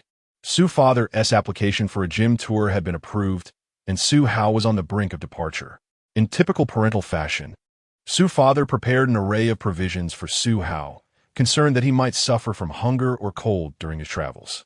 Far away in the imperial capital, Su's mother even procured an unreleased spatial backpack for him, filled with various outdoor essentials and a change of clothes. After bidding farewell to Su's father, Li Hua, and Jiang Changsheng at the train station, Su Hao boarded the train bound for Haiqing province. The picturesque scenery along the journey captivated both Shattered Diamond and Fiery Meow. Su's father had secured a first-class ticket for Su Hao, allowing ample space for his Pokémon companions. Sir, should you require anything, feel free to summon me. A meticulously groomed attendant offered as she presented him with a steaming beverage before discreetly retreating. Thank you, Su Hao replied with a nod. Due to the presence of Pokémon in the wild, every train was equipped with trainers to guard against potential attacks from aggressive Pokémon. Additionally, wild Pokémon often attempted to beg for food from the train, typically leaving once they were provided with special provisions meant for loitering Pokémon. The train made numerous stops on its journey to Haiqing province, finally reaching the city of Baohua on the third day. As Baohua City lies at the crossroads of Haiqing province and other provincial capitals, it does not enjoy the same coastal backing as many of the province's other cities. Apart from its somewhat humid air compared to inland cities, Baohua bears little distinction from urban areas further inland. Strolling through the city, Su Hao noted that the buildings were primarily constructed from materials with excellent moisture-proofing properties. According to a guide sent by Li Hua on his phone, Baohua, as a coastal city at the brink of the inland, boasted a thriving commercial scene with numerous trainers' markets. In these markets, beyond brand-name shops, many individual vendors set up stalls. When I grow up, I want to be an astronaut. My grandparents will be overjoyed and treat me to my favorite snack, Meow Tail brand cat ears. Meow Tail brand cat ears deserve more care and love. Yellow earth, black soil, fertilized with Kintaro brand fertilizer. Success is not merely foresight. It is the absence of failures that defines success. I am Wahoo, the 8848 titanium gold Rotom phone, with invisible dialing, encrypted calls, reminders for forgotten items, and alarms for loss. Exclusively imported Dutch calf leather, titanium alloy craftsmanship, and a 10-meter automatic explosion upon separation. As he wandered past the chaotic stalls, Su Hao approached a bright and tidy pushcart. The cart was stocked with an array of trinkets, including various Pokémon items. Welcome. How may I assist you? The vendor, dressed in a suit that seemed ill-fitting for his diminutive stature, greeted him. I'll take a look, Su Hao replied, directing his gaze toward the neatly arranged goods. The cart featured Pokeballs, assorted herbs, and berries, common items that did not hold his attention for long. Observing the items before him, Su Hao activated the system's scanning function. Waterstone, intermediate quality, capable of evolving certain Pokémon. Soft Sand, provides a 10 boost to ground-type Pokémon. Light Clay, excellent quality, extends the duration of Light Screen. Reflect, an Aurora Veil for Pokémon, and enhances comprehension of dual barrier moves. Beautiful Scale, a rare scale dropped by Wild Milotic. Most of these items could be purchased from the system's marketplace, including the necessary Megastones, Z-Rings, Gigantamax bands, and Terastallization orbs. However, his system currency was limited. Thus, if an item could be acquired through payment, it would be most advantageous. Su Hao was particularly interested in the Light Clay and Beautiful Scale, noting that the Light Clay was reasonably priced at 5,000 system currency, while the Beautiful Scale demanded a hefty 10,000. Having encountered these items, Su Hao instructed the vendor, please wrap up the Light Clay and this scale for me, and I shall take 6 luxury balls as well. Certainly, sir. The light clay along with 6 luxury balls totals 200,000 Shenzhou currency. As for the scale, you truly have an eye for quality. This beautiful scale was personally obtained in the wild, and its quality is absolutely on par with that produced by the Mythical company. The beautiful scale is priced at 200,000 Shenzhou currency. I wish you success in evolving your desired Milotic. Nodding in acknowledgement, Su Hao swiped his card, collected his items, and departed. Before leaving, Su's father had transferred a substantial sum of money into his account, combined with the pocket money he had saved over the years, nearly enough to purchase a quasi-divine egg. Though uncertain if he would encounter a fortunate Fiba, it was better to be prepared. After browsing the market further and procuring numerous berries for crafting energy cubes, he arranged for the vendor to deliver his purchases to the hotel he had booked. Upon returning to his room, the berries he had acquired earlier that morning were neatly organized. He unwrapped the packaging and sorted the berries into his system backpack, which possessed a preservation function, ensuring that the berries would remain fresh regardless of how long they were stored within. Chapter 35 Wilderness. Last night, he could still hear that voice in his dreams, but every time he awoke, the memory became increasingly elusive. Gradually, he grew accustomed to it, and it no longer troubled him as much. Wrapped in a plush blanket, Su Hao rummaged through his bedside table. Found it. After a prolonged search, he picked up 2 small spherical objects and magnified them. The luxurious Pokeball, adorned with 2 gilded rings, appeared in Su Hao's hand, its body entirely black. The luxury ball, with its exorbitant price, promised a lavish space within, claiming to provide comfort suitable for any Pokémon. While traveling, it was inconvenient to carry out the small diamond and the fiery cat S-bed, so upon seeing the luxury balls on the vendor's cart, he had an epiphany and purchased 6 of them. After returning to the hotel, he released the small diamond and the fiery cat, exchanging their Pokeballs. After experiencing the luxury ball, the small diamond informed him that the space inside was exceedingly comfortable, and there was an energy that continually restored her stamina. With the luxury ball, even in the wilderness, the small diamond and the fiery cat could find a comfortable resting space. Leaving the Shy Bag Hotel, he exited Baohua City. In the wilderness, Su Hao prepared to walk towards Shuizhou City on foot. He was also ready to capture any fateful Pokémon he might encounter. Having resolved to challenge the gym, he had previously researched on the forum that gym battles typically required at least a 3v3 Pokémon match, with a few double battles necessitating 4 Pokémon. Su Hao released both the small diamond and the fiery cat from their Pokeballs. In the wilderness, a Pokémon could attack at any moment, so he could not afford to be careless. This river originated from Baohua City and flowed into Shuizhou City, ultimately merging with the sea through the city's waterways. Because it connected to the sea, the river was home to numerous Pokémon that swam upstream from the ocean. At this moment, Su Hao found his path obstructed by one such Pokémon. Pokémon, Poison Sting Jellyfish type, Water Poison gender, and A ability. Rain Dish gradually restores health in rainy weather. Level 35 moves. Poison Needle, Water Gun, Acid Bind, Bubble Beam. It was indeed a dreamlike Poison Sting Jellyfish. With its elite level early stage strength, it was likely a small overlord in this river. If the output of ordinary Pokémon resembled bullets, then the attacks of elite level Pokémon were akin to cannon fire. Which of you two will take the lead?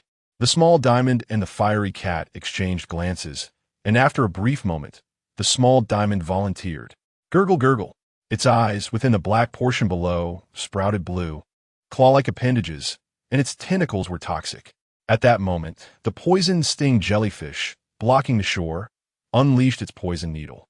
The needles formed from toxic energy rained down upon Su Hao like shells from an anti-aircraft gun. Magic Shield. Facing the barrage of needles, the small diamond expanded its magical barrier. The spreading magic shield successfully blocked all the toxic needles.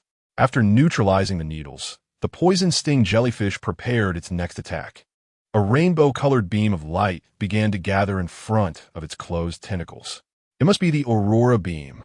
Su Hao deduced the poison sting jellyfish's move. As the saying goes, one must use magic to defeat magic. Since the poison sting jellyfish employed a beam attack, they would counter with a beam of their own. The small diamond readied a meteor beam. The fiery cat used fire spin to intercept the aurora beam. For him, there is no need to adhere to one-on-one battles in the wilderness. If a two-on-one advantage was possible, why not seize it? The flames emitted by the fiery cat completely negated the aurora beam. Soon after, the small diamond's meteor beam surged past the explosion center, striking the poison sting jellyfish. The hit poison sting jellyfish was left battered and bruised. After gazing at Su Hao for a moment, it turned and fled. It was the first time he had encountered such a cowardly Pokémon, but he could understand, as losing the ability to fight in the wild meant losing the capacity to act and becoming vulnerable. With the poison sting jellyfish having retreated, it was time to continue on his journey. Along the way, he encountered several other obstructive Pokémon, but their overall strength was merely at the elite level, and he did not face any formidable opponents. The small diamond and the fiery cat dealt with these Pokémon, and each time, the creatures fled just as they neared defeat. After defeating several wild Pokémon, the fiery cat reached level 26, taking another step closer to its ultimate evolution. Though the small diamond had not yet leveled up, its strength steadily improved thanks to the Pokémon candies Su Hao exchanged from the system. As night fell, he found a relatively high and flat area and set up camp by taking a camping tent from his spatial backpack. That night, Su Hao, the small diamond, and the fiery cat took turns keeping watch, and the night passed without incident, tranquil as it unfolded. In the spiral's secret realm, two uninvited guests returned to the giant tower. Looking at the screen before them, the hooded figure expressed surprise, saying, "A few days ago, the machine we installed in the tower detected a violent energy fluctuation. Could that record be genuine?" Observing the values displayed on the petite machine screen, the tall figure with a hoarse voice replied, "Yes, the peak output reached levels between champion and master. Can we trace any recent anomalous records here? Only a few days ago, the giant tower experienced a tremor akin to an earthquake. TCH, how reliable is this informant?" The small figure scoffed. "The informant provided us with the entry and exit records of the secret realm over the past few days. Shall we investigate?" Of course, why wouldn't we? Since our new star organization initiated operations, we've seen little success in various secret realms. Only here has shown some change. Plus, that pack of rabid dogs from the Shenzhou Alliance has already surrounded many of our outer members. If we fail to make any progress, the higher-ups will surely place the blame on us. The small figure shuddered, seemingly recalling something terrifying. Chapter 36. The sheltered existence from the following day. A gentle rain began to fall from the sky. Although the rain was not heavy, 2 consecutive days of rainfall had caused the rivers to swell and rush with vigor. The downpour also significantly hindered Su Hao's pace. The plains were ill-suited for seeking refuge from the rain, so Su Hao balanced a small rock Pokémon on his shoulder, who conjured a suitably thick stone to shield them both from the downpour. Plop, plop. Ignoring the newly stained white sneakers and the splatters of muddy water on his pant legs, he dashed forward. Wild Pokémon huddled together beneath the trees for warmth were a common sight along the roadside. Su Hao resolved to venture into the mountains in search of a drier patch of ground where the small rock Pokémon could create a stone canopy overhead. In the absence of raindrops, he could retrieve the firewood from his backpack and allow the fiery feline to ignite it. Without a means to keep warm in such dreary weather, it would be all too easy to catch a cold. After his white shoes and pant legs had turned black, he finally discovered a naturally formed massive cave. Channeling his aura, he refrained from rashly entering, aware that the cave could very well be the lair of other wild Pokémon. After a thorough exploration, he was astonished to find no signs of Pokémon habitation. However, there was one notable feature. Although the cave was spacious and flat, its deepest recess contained a pool of water, remarkably clear and seemingly bottomless, as if it led to another world. For him, having a place to escape the rain and bathe was more than sufficient. With the small rock Pokémon perched on his shoulder, he hurried into the cave and released the fiery feline from its Pokeball. Meow! The fiery feline surveyed the surroundings, relishing the newfound dryness of the environment. The small rock Pokémon, disliking the rain as a rock type, jumped down and dismissed the stone umbrella. Sitting cross-legged on the ground, Su Hao unpacked a large bundle of firewood and arranged it in a manner conducive to kindling. Fiery feline, ignite. Sparks erupted from the feline's mouth and landed on the wood. Crackle, crackle. The wood quickly caught fire with a gentle crackling sound. The warmth of the fire brought comfort to the trio, who displayed expressions of contentment. After a brief respite, Suhao instructed the small rock Pokémon to craft a smooth-walled stone bath. Subsequently, he retrieved a large iron pot and filled it with hot water, pouring it into the bath for a soothing soak. In the makeshift stone changing room created by the small rock Pokémon, Suhao swiftly shed his clothes and immersed himself in the hot water, feeling that this moment made all his weariness worthwhile. Once thoroughly refreshed, he fetched some water from the pool to clean his clothes and shoes, hanging them to dry on the stone wall. Dressed in dry attire and seated by the campfire, he couldn't help but reflect on the fortunate availability of a clean water source in the cave. Otherwise, maintaining cleanliness would have required waiting for the rain to cease. With the thought of perhaps capturing a water-type Pokémon for a reliable source of clean water in the future, he realized that such an endeavor would not come to fruition immediately. He took out his prepared sleeping bag and, lulled by the warmth of the fire, gradually drifted into slumber. Uncertain of how long he had slept, Suhao felt a gentle nudge awakening him. Blinking his drowsy eyes, he focused and was startled to find himself staring into the vacant gaze of a Magikarp. What are you staring at? Though the Magikarp did not speak, Suhao felt that this was its sentiment. Meow. The fiery feline nudged Suhao, urging him to observe the Magikarp. Hey, it just suddenly popped up from the pool, and we didn't know what to do except wake you up, explained the small rock Pokémon, its eyes fixated on the Magikarp. Suhao considered the sudden appearance of the Magikarp with some perplexity. After a moment's thought, he decided to check the Magikarp's data before attempting to communicate through his aura. Pokémon, Magikarp type, water gender, NA ability, adaptability level, 23 item, none moves, splash. Tackle, mirror coat, ice wind, water pulse, dragon pulse from the outset. Suhao was intrigued. Despite the Magikarp's vacant demeanor, it displayed a wealth of emotional activity and was exceedingly clean, unlike the lethargic Magikarp he had encountered before. Moreover, this Magikarp had already reached a commendable level. The moves it possessed were also noteworthy. In the wild, Magikarp were generally inferior to their evolved forms, but this one had learned a couple of attack moves. However, he was curious where the Magikarp had acquired the Water Pulse and Ice Wind moves. With a heart full of questions, Suhao attempted to engage the Magikarp through his aura. What do you want? A somewhat haughty and crisp voice emanated from the connection. I wish to inquire why you are here, Suhao replied, feeling a headache coming on as the Magikarp seemed difficult to communicate with. This is my home. Why shouldn't I be here? Although the Magikarp's expression remained vacant, Suhao could discern a hint of anger in its eyes. This is your home? I apologize. We are merely seeking refuge from the rain and shall depart once it has stopped, he endeavored to explain. Oh, you're taking shelter? Then there's nothing I can do about it. Just remember to clean up before you leave. My siblings and I are quite fond of cleanliness. Siblings? Are there other Magikarp or Gyarados? Suhao inquired. No. My siblings and I are not of the same species. I was adopted by them. Suhao's curiosity about which Pokémon had taken in the Magikarp was piqued, but despite his probing, the Magikarp remained tight-lipped. At that moment, the rain outside began to taper off. Suhao, along with the small rock Pokémon and the fiery feline, set about tidying the cave. Once they finished, he approached the Magikarp and said, I apologize for intruding in your home. This is a token of my contrition. With that, he extended an energy cube toward the Magikarp. Since you've acknowledged your mistake, I shall accept your offering. The Magikarp opened its mouth and consumed the energy cube, savoring the delightful flavor that melted in its belly. Having never tasted such exquisite fare, the Magikarp nearly exclaimed in delight. As warm sunlight streamed into the cave, Suhao, accompanied by the small rock Pokémon and the fiery feline, bid farewell to the Magikarp. We shall take our leave now.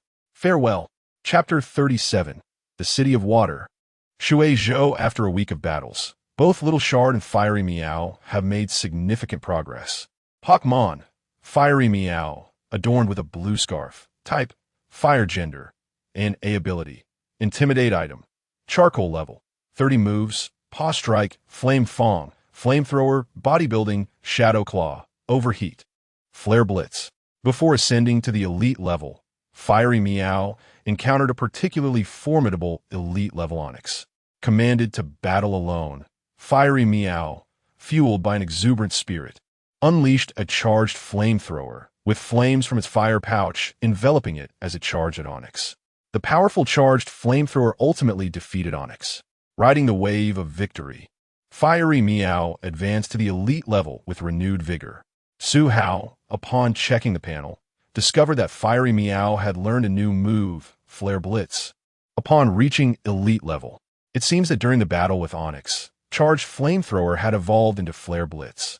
Pokémon, Little Char Mutation Progress, 50 Type, Rock, Fairy Gender, and A Ability, Clear Body Level, 34 Item, Diancie Mega Stone Moves, Dazzling Gleam, Meteor Beam, Reflect, Light Screen, Protect, Misty Terrain, Power Gem, Moonblast, Trick Room, Iron Defense, Psychic, Moonlight.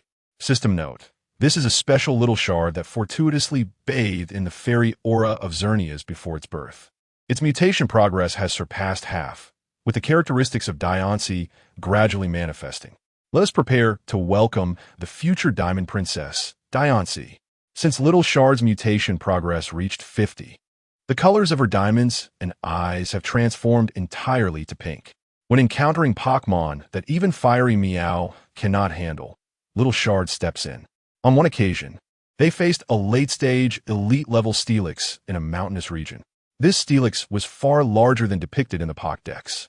Each of its moves sent tremors through the ground, reminiscent of a monster from a pre-travel film.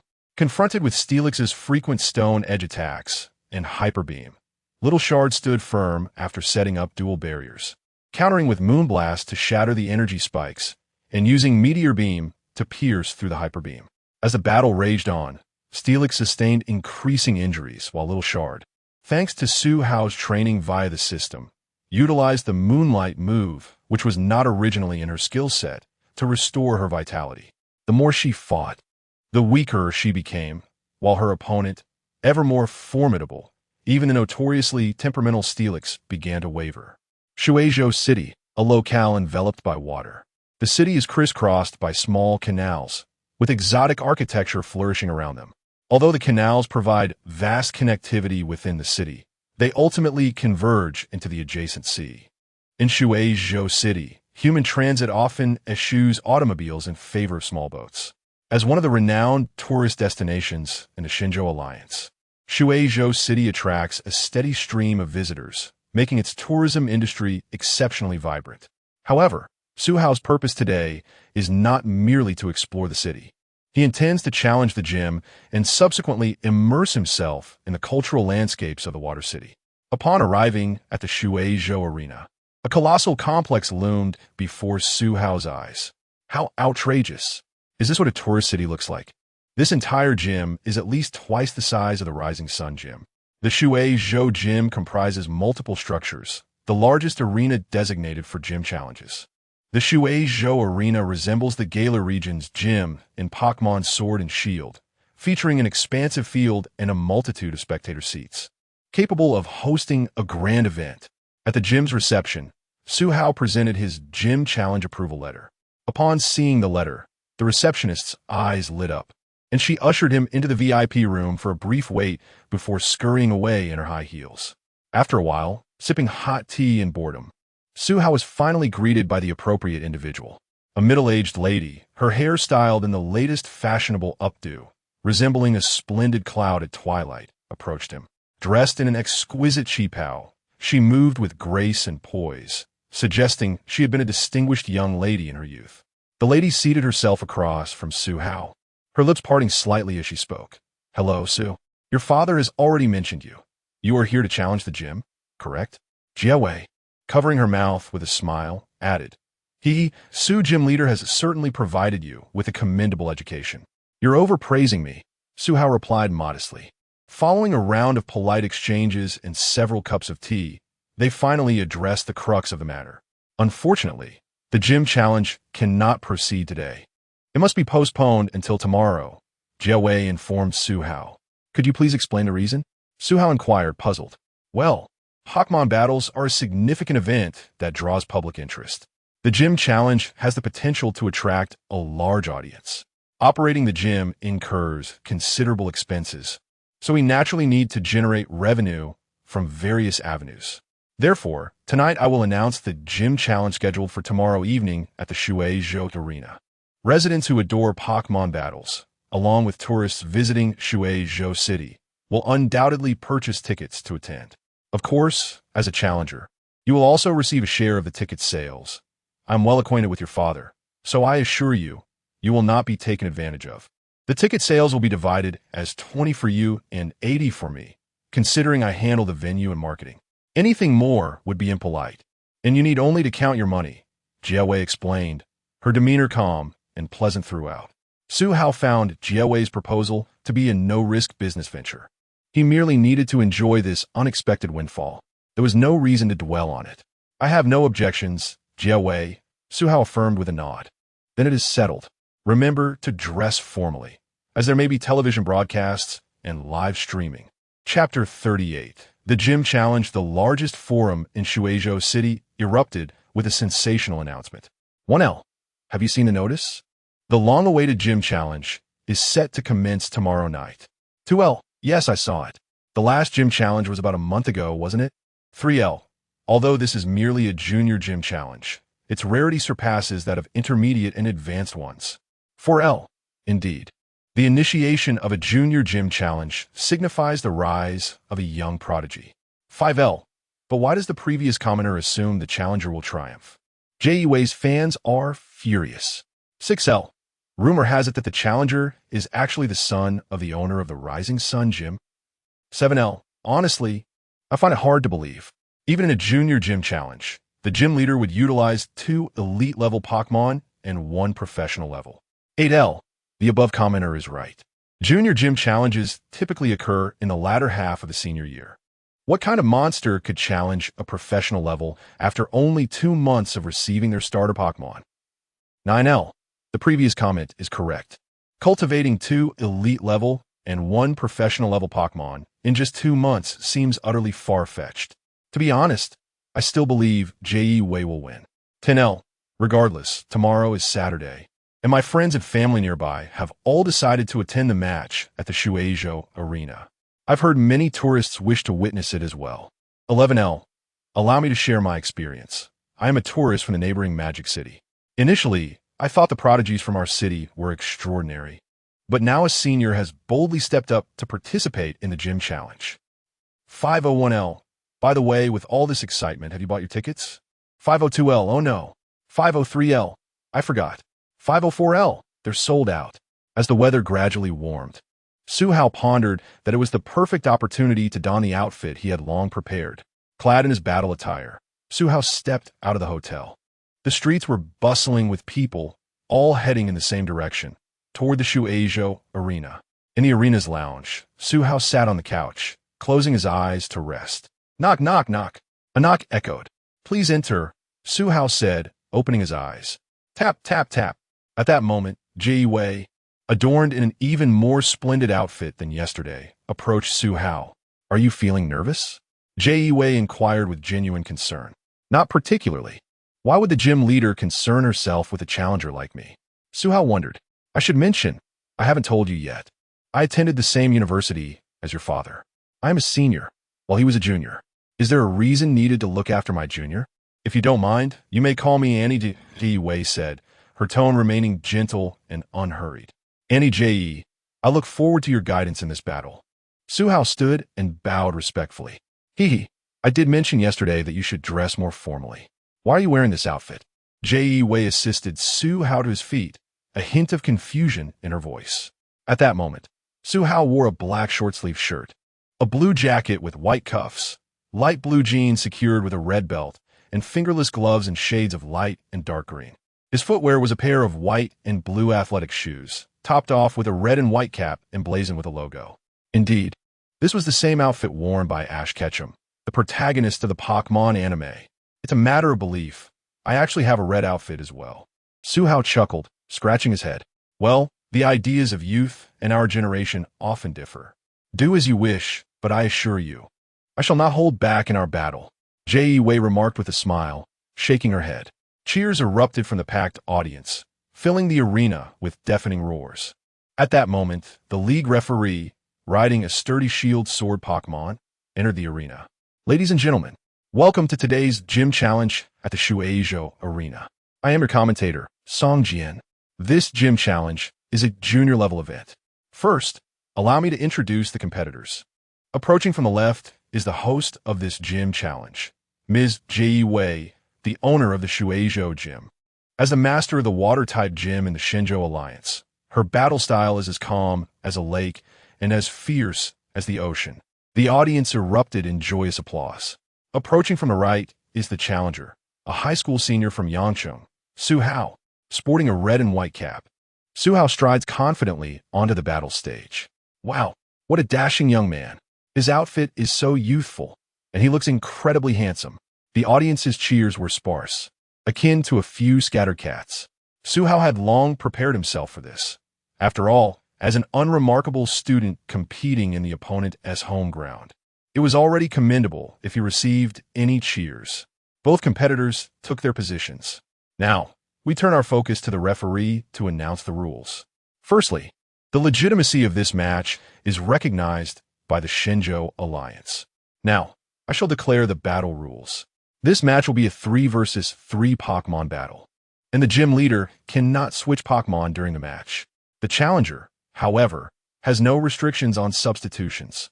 Victory is achieved when all 3 of the opponent's Pokémon can no longer battle. Now, both contestants prepare to release their first Pokémon. 3, 2, 1. The battle begins. Go, Flare Meow. Gracefully make your entrance, Mythical. Both trainers release their Pokémon simultaneously.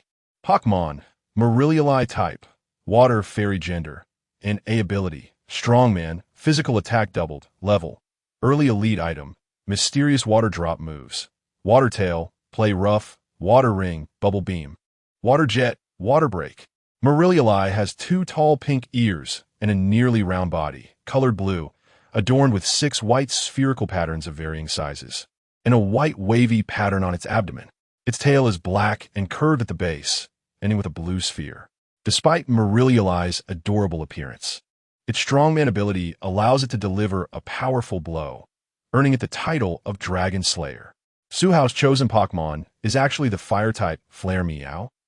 As another elite-level Pokémon, how will Su Hao combat this with a type disadvantage? Hearing the commentator's enthusiastic voice, Su Hao's lips twitched. In fact, there was a deeper meaning behind his outfit today, type disadvantage.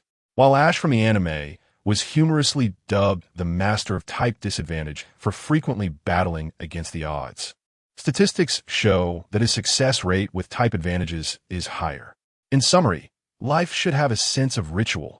Moreover, having consumed quite a bit of candy, the naturally gifted Flare Meow's true combat prowess far exceeds what its apparent level suggests. Flare Meow, execute a surprise clap attack. Mythical, use Water Jet.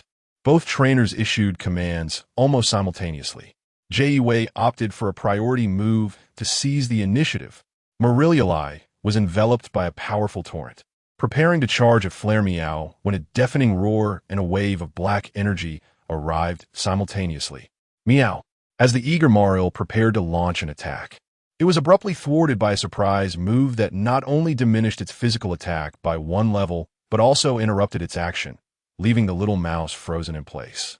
With the advantage of the first strike, Su Hao seized the moment. He commanded a muscle-up followed by a charged flamethrower dash. The robust forelimbs of the fiery feline slammed against the ground, emitting a flash of yellow light that enhanced its physical prowess. After the muscle-up, the fiery feline, enveloped in blazing flames, charged straight toward the immobilized Mariel. A fascinating combination of abilities and moves at play, indeed. Jie Wei, resting her chin on her hand, contemplated for a moment before deciphering the essence of the technique. Even if we are a step behind our opponent, we shall not falter. Mariel, use Water Tail. Mariel summoned a stream of water from the orb at the tip of its tail, swiftly entwining it around itself. With a powerful leap, Mariel spun in the air before crashing down forcefully toward the oncoming fiery feline. Ignoring the inertia, the fiery feline executed a sharp turn, successfully evading the descending water tail. The impact of water tail struck the ground, creating a deep crater. Water gun, failing to hit its mark, Jiawei immediately directed Maril for a follow-up attack. Flame burst. The fiery feline, swathed in flames and darting about, halted at Su Hao's command and unleashed a torrent of fire from its mouth. The powerful water gun collided with the flame burst, creating a tumultuous clash. Steam erupted from the point of impact, quickly enveloping the arena in a thick mist, obscuring visibility. Maril, be cautious. Jiawei was puzzled as to why Su Hao offered no commands, but in the midst of the fog, she could hardly discern the battlefield. As the mist began to clear, the fiery feline, employing Shadow Claw, had already closed in on Maril, forcing it into close combat. Without its trainer's guidance, Maril instinctively countered with water, shuriken, after receiving a blow from the fiery feline Shadow Claw. In a flurry of exchanges, the two were surprisingly evenly matched. The spectators outside were taken aback. Despite being at a lower level, the fiery feline was holding its ground against the powerhouse Maril in this attribute-defying brawl. Seeing that the fiery feline was proving difficult to subdue, Jiawei instructed Maril to create some distance before commanding, "Surf." With a resounding clap, Maril summoned a colossal wave that surged toward the fiery feline. Faced with a tidal wave several times its size, Su Hao immediately issued a command. "Fiery feline, use your flame sac to unleash a full-powered fire blast to evaporate the surf." Meow! A fireball, larger than ever before, erupted from the fiery feline's flame sac. Soaring into the air, as it was engulfed in flames, it struck the colossal wave. Mid-flight, the fireball transformed into a massive letter, matching the size of the oncoming wave. The two forces clashed, locked in a fierce struggle, as dense steam once again enveloped the arena. This time, Jiawei did not allow Maril to face the battle alone amidst the fog. She decisively commanded, "Be ready. When the opponent attacks, immediately use hydro pump against them." Maril. Su Hao was determined not to let the opponent's blurred vision go to waste, resolved to finish the battle with this strike.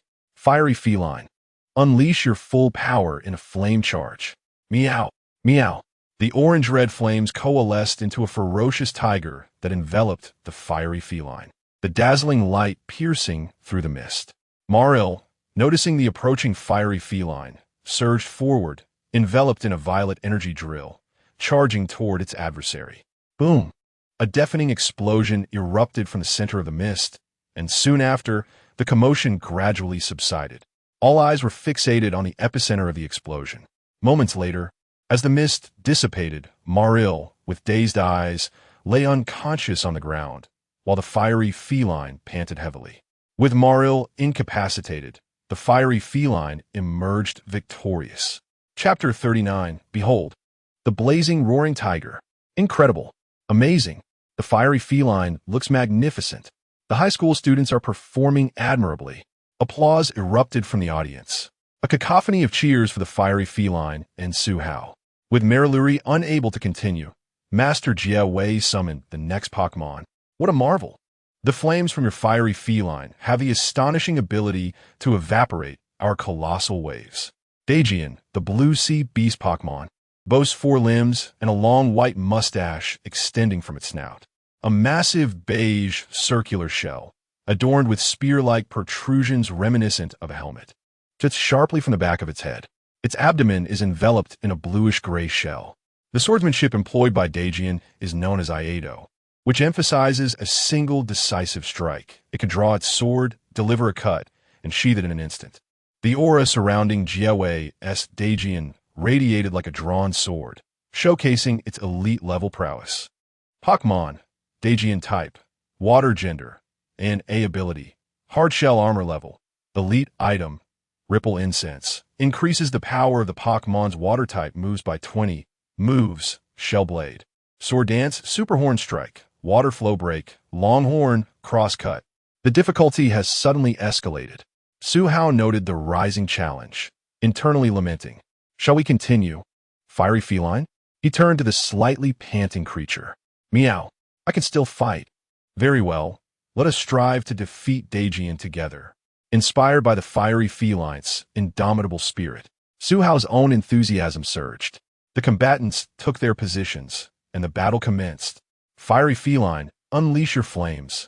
A massive column of fire erupted from the fiery feline's mouth, its fervor intensifying, with flames pouring forth from its flame pouch. The scorching pillar surged toward Diancie, which remained still. Shellblade. A brilliant blue sword light sliced through the air, cleaving the fire column in two. As the flames dissipated, Diancie unleashed its sharp sword intent, making the fiery feline feel as though it might be cleaved in two. But retreat was not an option. Only by defeating Diancie could Little Shatter Diamond's sister handle the next professional-level Pokémon with greater ease. Meow. Undeterred by Diancie's icy sword intent, the fiery feline roared defiantly. Charged with energy flame, realizing that long-range attacks would be cut in half, Su Hao swiftly assessed the situation and decided to attempt close combat for an opportunity. Draw it in and slash. Enveloped in flames, the fiery feline accelerated, leaving behind a trail of crimson afterimages. In mere seconds, the two engaged in fierce combat. Diancie extended its single-foot blade, the edge elongating into a vibrant green tip. The emerald blade swiftly sliced through the air and beneath the impenetrable web of sword strikes. The fiery feline found no openings to strike at Diancie's core. Wrapped in flames, the fiery feline dodged relentlessly, never daring to be careless. With each landing, the blade swept by like a relentless specter. In the midst of their electrifying exchanges, the audience held their breath, captivated, fearful of missing the decisive moment. Su Hao understood that if this continued, the fiery feline would exhaust its stamina first. Thus, he resolved to unleash everything. With determination, Su Hao released his aura to connect with the fiery feline. Aura resonance activate. A powerful gust of wind swirled around Su Hao, his blue jacket fluttering like battle attire. Their gazes, thoughts, and sensations synchronized. No words were needed. Blazing charge, known as explosive flame strike. The orange flames surged from the fiery feline's pouch, deepening into a dark red hue. Encased in layers of explosive flames, the fiery feline emitted occasional sparks of electricity, locking its gaze firmly on Diancie. Meow. With a determined stomp, the fiery feline charged forward, enveloped in a tempest of flames, leaving a scorched path in its wake. Seeing that Su Hao and the fiery feline were preparing for their final strike, Jiawei's expression turned grave. Iato, water flow break, accompanied by the approaching roar. A blazing deep red meteor streaked straight toward Diancie. Just before the meteor collided with Diancie, its eyes widened, and an unstoppable sword intent emanated from it, seemingly capable of tearing the sky apart. A crisp sword ringing resonated as the deep blue blade clashed with the deep red meteor, producing a series of excruciatingly grating sounds. Diancie's arms trembled slightly.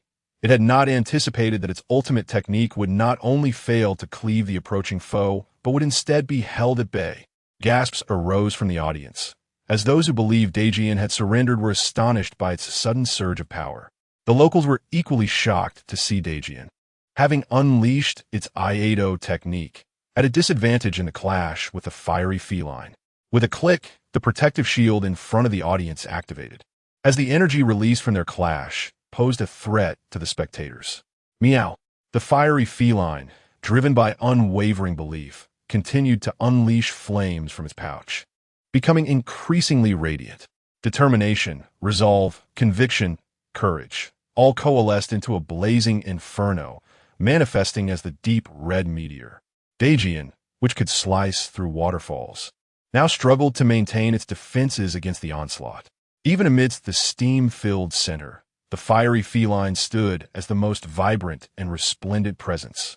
Before anyone could comprehend the sound, a blinding light erupted in the arena, a more intense white exploding from the center of their clash, tearing through the mist that enveloped the battlefield. The dazzling white radiance forced the audience to shield their eyes. As the light gradually faded, the fiery feline's form vanished, replaced by a robust tiger-like Pokémon. The blazing, roaring tiger has arrived. Chapter 40. The DD Goldenhook? No, it's a tornado destroying the parking lot. His face, shrouded in ebony fur, bore a mane of crimson that fanned outwards, while the long patterns upon his head shortened, culminating in a fiery red brow that formed the character for King. Around his neck, he wore a blue scarf, a clear indication of his domesticated feline nature. The flame pouch beneath the neck of the blazing, roaring tiger vanished, replaced by a belt of orange-red, akin to a blazing fire. As the fighting spirit of the blazing, roaring tiger intensified, flames generated within its body would erupt from its navel and surrounding area, reaching temperatures exceeding 2,000 degrees Celsius. This fire bore the semblance of a champion's belt, hence it was dubbed the Flame Belt. Pokémon, blazing, roaring tiger in a blue scarf. Type, fire dart. Gender, and A ability, intimidate. Item, charcoal level. Elite early stage moves, hammer arm, DD, golden hook. Abyssal puncture, bodybuilding, flare blitz, overheat, roar. For Su Hao, the evolution of the blazing, roaring tiger was an unexpected delight. Yet the reality remained that evolution would not restore expended stamina. The blazing, roaring tiger was nearly depleted of energy and needed to vanquish its opponents swiftly. Evolved? Jiawei exclaimed, taken aback. Nonetheless, even in its evolved form, it was still a mere shadow of its former self. Greatsword Ghost, utilize Sacred Sword. The Greatsword Ghost, with a serious expression, discarded the foot blade ensnared by the blazing, roaring tiger and forcefully propelled itself away from the creature. Once a safe distance was established, it drew a second foot blade from its wrist and executed the Sacred Sword technique. Great Sword. The Great Sword Ghost bellowed. A brilliant golden light emanated from the foot blade, and at that moment, the creature had long abandoned its earlier composure. To it, the foot blade represented the dignity of a swordsman, and relinquishing it was akin to discarding its very honor. Having forsaken its dignity, it was determined to emerge victorious in this battle. With unyielding sword intent rekindled, the Great Sword Ghost resolved to defeat the blazing, roaring tiger. The audience, commentators, and referees all stared wide-eyed, too astonished to blink, knowing that this strike would determine the victor. Gripping the foot blade with both claws, the Great Sword Ghost leaped from the ground, aiming a strike at the blazing, roaring tiger. Even as the fiery feline evolved into the blazing, roaring tiger, Su Hao's aura resonance remained linked with it, for his thoughts mirrored those of the blazing, roaring tiger, also known as Tornado, destroying the parking lot. A deep crimson light suddenly flared from the paws of the blazing, roaring tiger, transforming into two resplendent golden stars. In an instant, the stars morphed into flames, igniting in the creature's grasp. Yet, that was not all. The moment the flames erupted from its paws, it began to spin, swiftly transforming into a deep red fiery top. As the blazing, roaring tiger spun at high speed, it generated a tempest, scattering debris in its wake, enveloping the arena in an energetic shield. The fiery top, swirling with fierce winds and debris, charged toward the Great Sword Ghost. Boom! Above stood the Great Sword Ghost, while below, the blazing, roaring tiger collided with the golden sacred sword, resulting in a violent explosion. The shockwaves from the impact shattered debris that struck the protective barrier in front of the audience, inciting gasps of astonishment. Crack! A crisp sound of shattering resonated from the point of collision.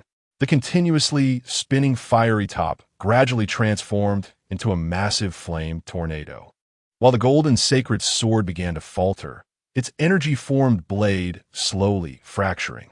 Without the sacred sword to impede it, the flame tornado created by the blazing, roaring tiger began to diminish, and the fiery top crashed into the Great Sword Ghost, sending it hurtling away. The Great Sword Ghost's body flew backward, ultimately crashing against the energy shield at the edge of the arena, rendered incapable of continuing the battle. Roar! The blazing, roaring tiger, witnessing the Great Sword Ghost succumb to unconsciousness, stood triumphantly upon the ravaged arena, unable to restrain its exuberant roar, releasing its pent-up excitement. Oh, the blazing, roaring tiger is magnificent. How cool. I want to raise a fire tabby too. The audience erupted into thunderous applause. Su Hao sighed in relief, eager to behold the evolved blazing, roaring tiger.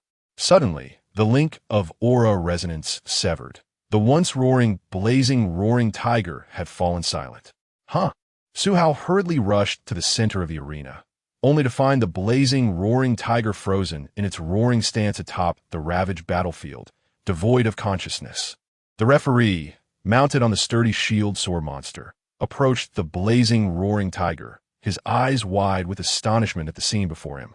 The certified referee of the league, possessing remarkable psychological resilience, soon regained composure, nodding at Su Hao as he declared, "The Great Sword Ghost and the blazing, roaring tiger have both lost their ability to battle." The blazing, roaring tiger stood, oblivious to its surroundings. Chapter 41. Mobile Artillery versus Stationary Artillery. Moreover, Su Hao appears to have utilized the power of the wave, classified as a special super ability. Among the younger generation known to Jie Wei, Su Hao possesses the most remarkable talent she has encountered. "Thank you for your kind words. Ontia. This is my final Pokémon," Su Hao said with a smile, retrieving a luxurious ball containing a small diamond and aiming it at the arena. "Did you not capture any other Pokémon on your way here?" Yene inquired somewhat surprised. When Su had previously informed her that Su Hao currently possessed only 2 Pokémon, she had assumed he would have caught a Pokémon advantageous against water types during his journey. "I did not encounter any suitable ones, but she is quite strong," Su Hao replied. During his travels, he discovered that the small diamond contained a mysterious and formidable power, capable of unleashing unparalleled combat strength if properly triggered. Jie Wei did not dwell on this for too long. As soon as Su Hao finished speaking, both trainers released their Pokémon. A flash of red light revealed a Pokémon with piercing eyes, exuding a commanding presence reminiscent of the Emperor Penguin from Earth before the crossover. Pokémon, Emperor Napao type, Water Steel gender, ability, Torrent level, early professional item, mysterious water drop moves, Hydro Pump, Whirlpool, Mist, Ice Beam, Blizzard, Cannon Beam, Surf. The Emperor Napao is classified as the Emperor Pokémon in the Pokédex, resembling an Emperor Penguin. Its plumage is black, with blue metallic accents on its wings, tail, belly, and around its head, particularly sharp along the edges of its wings, capable of effortlessly slicing through floating ice.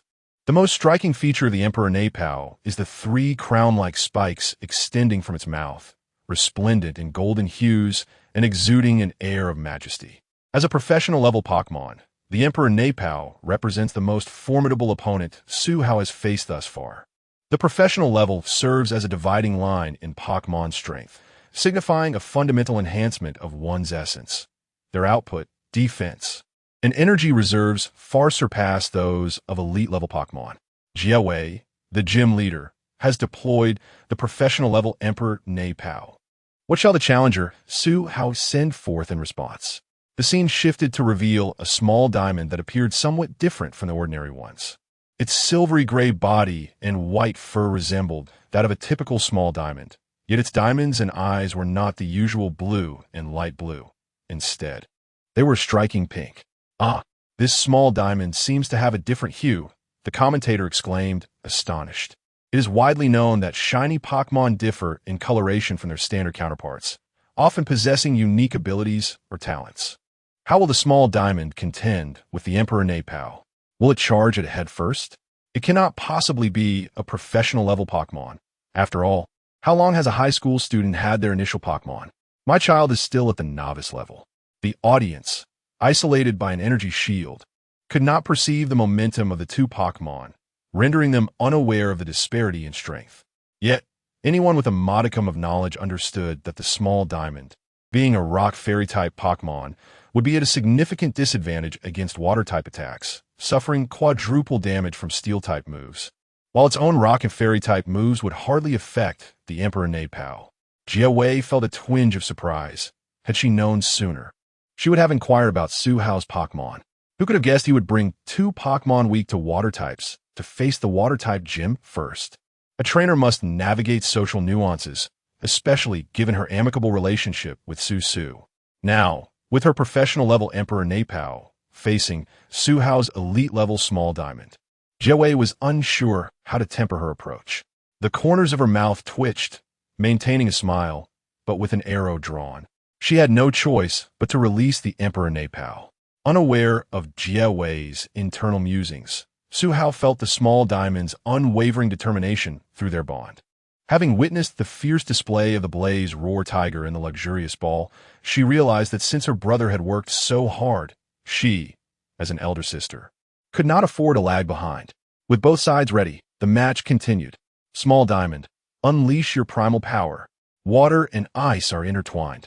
Most water-type Pokémon possess ice-type moves, and vice versa. A beam of extreme cold surged forth from the Emperor Napow's mouth, chilling the air to near freezing.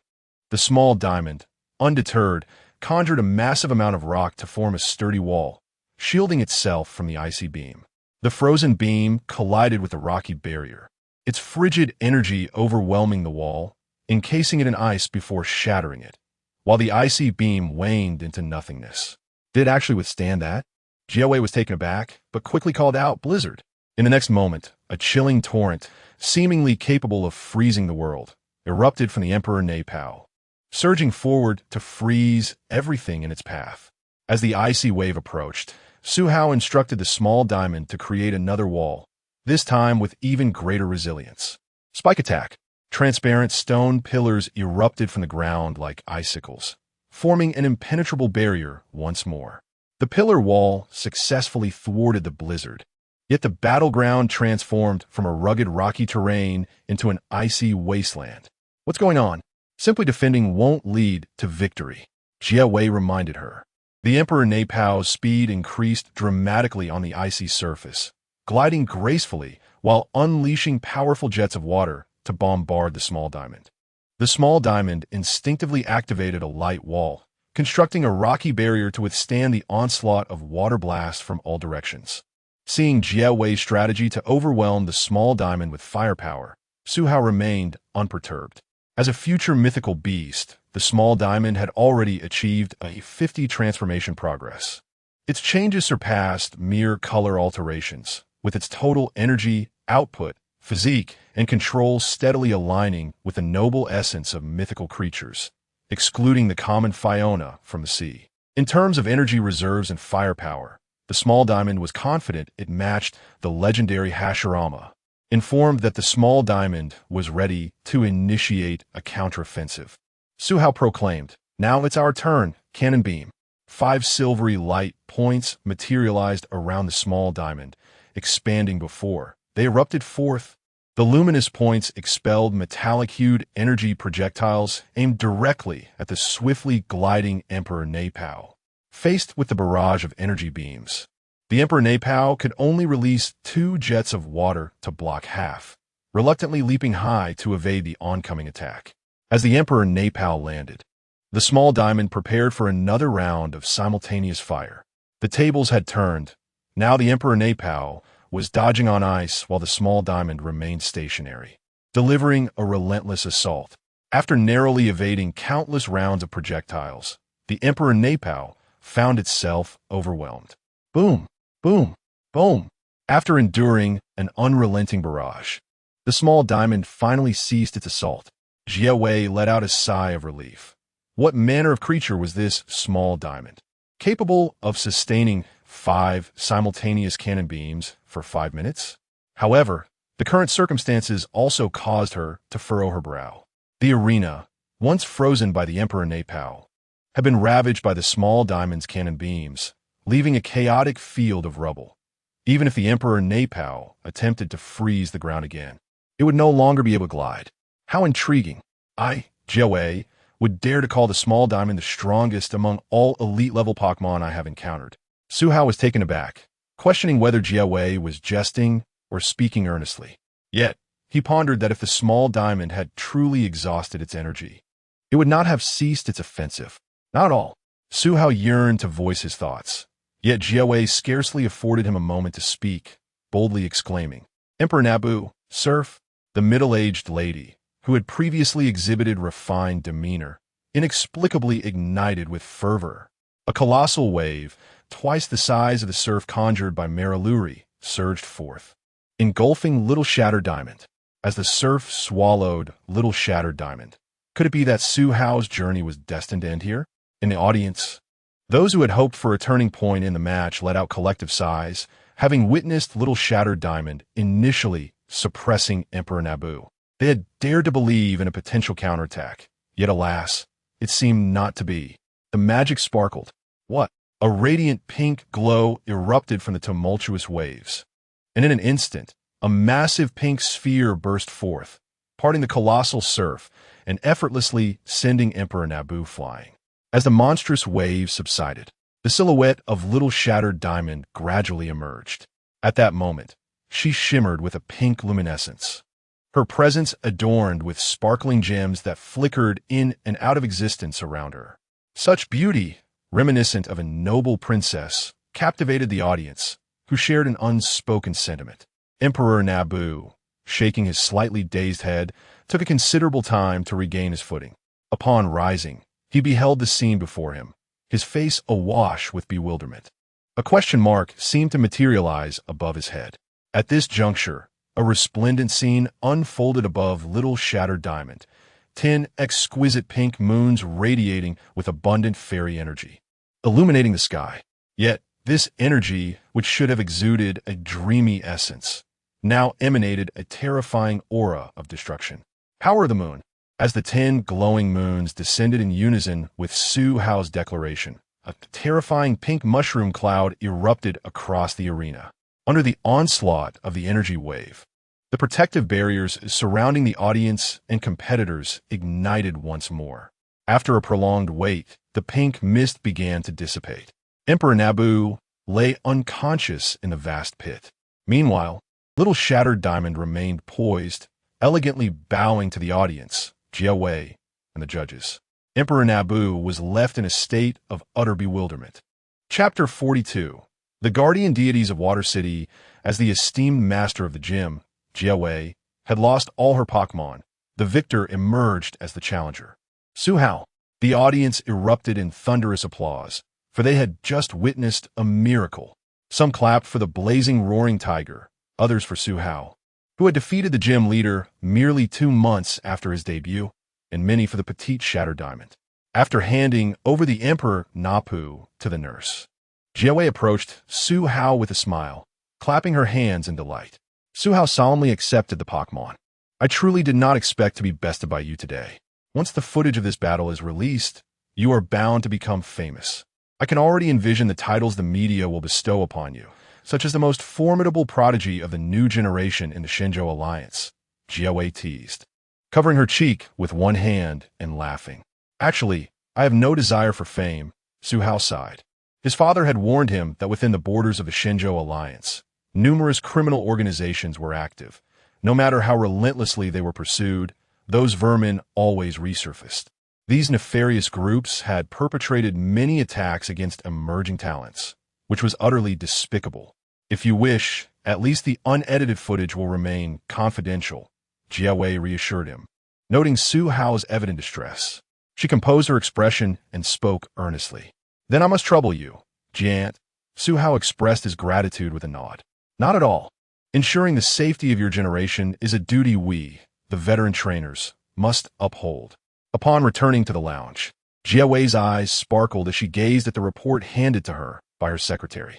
1, 10, 100, 1,000, 10,000. Su Hao, observing the once graceful and dignified Jia Wei, now exuding the scent of money, felt somewhat speechless. Seemingly aware of Su Hao's thoughts, Jia Wei looked up from the report to explain, You young people simply do not understand. Maintaining such a large Water City gym, even with the financial backing of the Alliance, is still quite challenging. This is where we gym leaders must generate revenue. How much did we earn today? Su Hao inquired with curiosity. 30 million, she replied. Is ticket sales truly so lucrative? Su Hao asked, astonished. 1 million is already quite significant, Su Hao retorted. After all, it was a rare occurrence to witness a junior gym challenge, especially just 2 months after high school students received their initial Pokémon.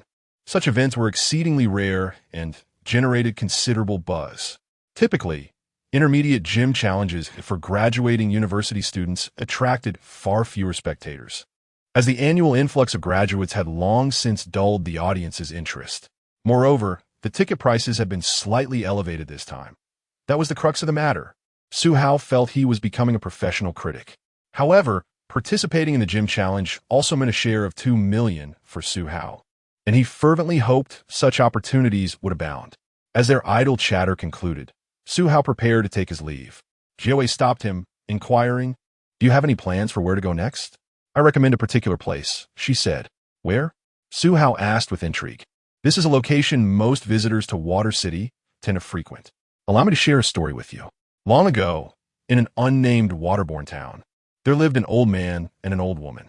One day, however, an evil monster invaded the island, and just as it seemed the island would be consumed by darkness, the appearance of a young brother and sister transformed before the old couple's eyes. They were, in fact, the legendary Pokémon, Latios and Latias. The two Pokémon soared into the sky, bringing forth the power to dispel the dark evil. It was a gem known as the Heartwater Drop, which restored peace to the town. From that day forth, Latios and Latias frequently visited the town that housed the Heartwater Drop, and no evil monster ever threatened it again. Eventually, the nameless town evolved into what is now known as Water City. Today, statues of the guardian deities Latios and Latias have been erected in the heart of Water City as a tribute to them. For you young trainers, these guardians must hold a certain allure, do they not? Although Latios and Latias have not been seen in ages, I believe visiting their statues is worthwhile. Furthermore, while the complete footage will not be released, it is possible that recordings made by spectators could circulate in smaller circles, potentially attracting the attention of nefarious organizations. When traveling, be sure to exercise caution. Jiawei advised with genuine concern. Accepting Jiawei's suggestion and her warning, Su Hao bid her farewell and exited the Water City gym. Chapter 43. Aquatic Steed Pokémon. He arrived at a bustling breakfast market, alive with the movement of people. Everywhere, stalls showcased the harmonious collaboration between humans and Pokémon in crafting delectable breakfast items. A charcoal turtle expertly controlled the flames beneath a cast iron wok. Skillfully sought vegetables.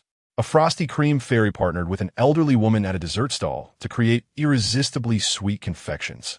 There was even a skilled Youngura, utilizing its psychic powers to spin a cast iron griddle at remarkable speed to prepare pancakes. With deft precision, Youngura stacked ingredients neatly atop the freshly made pancake in midair before wrapping it up. Observing Youngura's mastery, he decided to purchase 3 servings to savor the flavor. "Boss, I would like 3 servings of pancake rolls with egg, ham, and tenderloin, please." "Sure. Can you handle spicy?" the busy stall owner inquired. "Absolutely." 5 minutes later, 3 steaming pancake rolls were ready. Youngura used its psychic abilities to place the neatly packaged rolls into Su Hao's hands. As he received them, the watchful Blaze Roaring Tiger and Little Fragment Diamond eagerly claimed their portions and began to feast. After evolving, the Blaze Roaring Tiger now walked on 2 legs, freeing its 4 limbs to grasp items. Little Fragment Diamond, still mastering its psychic powers, made the pancake roll hover before its mouth. Watching his Pokémon indulge, Su Hao turned his attention to the fresh pancake roll in his hands. The golden, thin pancake enveloped a generous amount of fillings, emanating an enticing aroma that was truly appetizing. Upon taking a bite, the first sensation was a hint of spicy sweet sauce, followed by the rich textures of egg, crispness, ham, and tenderloin. Unable to resist, Su Hao quickly devoured the entire serving. Beside him, Little Fragment Diamond and Blaze Roaring Tiger had already finished their meals and eyed him expectantly, clearly still hungry. "Let's try something else. The seafood in coastal cities is reportedly delicious," Su Hao suggested. Though the pancake rolls were delightful, there were many other culinary delights to explore. Upon hearing this, Little Fragment Diamond and Blaze Roaring Tiger dropped their thoughts of getting another serving and began to anticipate the next delicacy. Thus, the trio commenced their culinary expedition through the delights of Watercraft City. Having left the market with satisfied appetites, Su Hao, accompanied by Little Fragment Diamond and Blaze Roaring Tiger, made his way to the Guardian Deity Monument in the city center. According to his research, this world was steeped in legends of divine and mythical beasts. However, in recent times, the primary deities had ceased to reveal themselves, and the League had searched in vain for the secret realms once inhabited by these beings. While the primary deities had vanished, secondary deities and certain mythical creatures still roamed the earth, their presence felt across the globe. The Shinjo alliance revered three secondary deities: the Water Lord, the Flame Emperor, and the Thunder God, collectively known as the Phoenix King Guard. The neighboring Sakura Country alliance worshipped the mythical Pokémon Saldrith, while Shinjo's longtime rival, the American alliance, honored the trio of cloud deities: Tornadus, Thundurus, and Landorus. Additionally, the Russian alliance revered the three sacred swordsmen: Cobalion, Verizian, and Terrakion, with only a few smaller alliances lacking the protection of divine beasts. Beyond these, there existed other divine beings like Latios and Latias, who, while safeguarding their regions, had not forged ties with these national alliances. Watercraft City boasted a unique waterway system, facilitating travel unlike other cities. With waterways crisscrossing the city, Suhao opted not to take a boat. Instead, he sought to experience the unique aquatic steed Pokémon that the coastal city offered. He arrived at a shop specializing in renting aquatic steed Pokémon. Inside, he found a young girl, seemingly not the owner, engrossed in a video game, likely helping her parents manage the store. "Excuse me?" Suhao called out. The girl appeared slightly hard of hearing, so he repeated his request. This time, she understood and sprang to her feet, exclaiming, "Yes. Our primary business is renting aquatic Pokémon. All our steed Pokémon are professionally trained and exceptionally obedient." With a business opportunity at hand, the girl enthusiastically began her pitch, demonstrating remarkable skill in her salesmanship. "We offer two types of aquatic steed Pokémon, Lapras and Sharpedo. Lapras is gentle and perfect for riding, though it is not particularly fast. In contrast, Sharpedo is more aggressive but has been trained not to attack customers, and it swims at a much faster pace. You must be a trainer, right?" Both Pokémon possess considerable combat abilities, making them ideal for traversing the sea to capture other Pokémon. Suhao pondered for a moment. He was indeed curious to explore the sea for any fateful Pokémon to bond with. "I'll take Sharpedo, rented for 3 days." "Great. Please present your identification, and we will register it in the league system." As part of a mature industry model, renting steed Pokémon necessitated proper registration for potential situations. After biometric verification and payment, the girl handed Suhao a Pokeball containing Sharpedo. At the waterway's edge, he released Sharpedo from its ball. Pokémon, Sharpedo type, water dark gender, male ability, rough skin level, 30 item, none moves, various a Sharpedo, exuding an elite aura, appeared in the waterway. Its sleek form resembled that of a shark, with a striking blue and white coloration. Its fins and sides featured red eyes and black gills, while the most notable characteristics were the yellow star patterns atop its head and tail. Due to its rough skin ability, Sharpedo was clad in a specially designed riding gear to protect against its naturally abrasive skin. Suhao retrieved a universal water-type energy cube from his pocket and offered it to the Sharpedo in the water. Its small red eyes gleamed with excitement. Typically, guests only provided regular Pokémon food, so this rare offering was a delightful surprise. "Kaka," Sharpedo invited, signaling Suhao to mount. As its body slightly submerged in the water, Sharpedo adjusted its speed to ensure the comfort of its generous rider. "You can swim faster." A foreign voice echoed in Suhao's mind. Sharpedo looked around, puzzled by the source of the voice. "I'm on your back," Suhao communicated through his aura, establishing a mental connection. Sharpedo, realizing it could converse directly, complied with Suhao's request and surged forward like a torpedo. Chapter 44. The Statues of Water City and the Journey to the Sea after awakening the power of the Wave Guide. Suhao's physique gradually transformed into that of Super Rookie. Even the inertia and impact generated by the rapid swimming of the Gyarados posed no challenge to him. The Gyarados exhibited exceptional driving skills, adeptly maneuvering at high speeds while skillfully avoiding obstructing ships and Pokémon mounts. Thus, the duo raced through the waterways of Water City, arriving at their destination, the statues of the Water City siblings, far quicker than anticipated. The statues were nearly identical to the Water City siblings, as Suhao remembered them. Beside the statues stood a monument that narrated the legends of the Water City siblings. The tales inscribed on the monument concerning Latios and Latias mirrored Suhao's understanding. Although they might be novel to others, for him, this visit seemed to hold little more than the purpose of taking photographs. As he gazed at the throngs of people taking selfies before the two statues of the legendary Pokémon, a sudden thought flickered in his mind. I'll give it a try. It should be fine, right? He mused. Suhao released his wave guide, an invisible blue energy that slowly enveloped the monument. After a brief moment, there was no response. He continued to extend his wave guide, attempting to connect with the statues of the two legendary Pokémon. This time, he did not proceed with caution. Instead, he commanded a significant amount of wave guide energy to cover Latias's statue, yet still no reaction. He withdrew the wave guide from Latias's statue and directed it towards Latios's statue, but again, there was no response. After a moment of contemplation, he simultaneously covered both statues and the monument with his wave guide. In that instant, time around Suhao came to a halt. To his astonishment, the vibrant world before him transformed into shades of gray. As he surveyed his surroundings, he made a startling realization. Time had indeed ceased. The colors had faded, and the hands of the stylish individuals taking photographs were suspended mid-air, while even the nearby fountain stood motionless. As he wandered about, he felt a pang of regret for his recklessness. Just as Suhao grappled with his predicament, a mature male voice and a mature female voice echoed in his mind.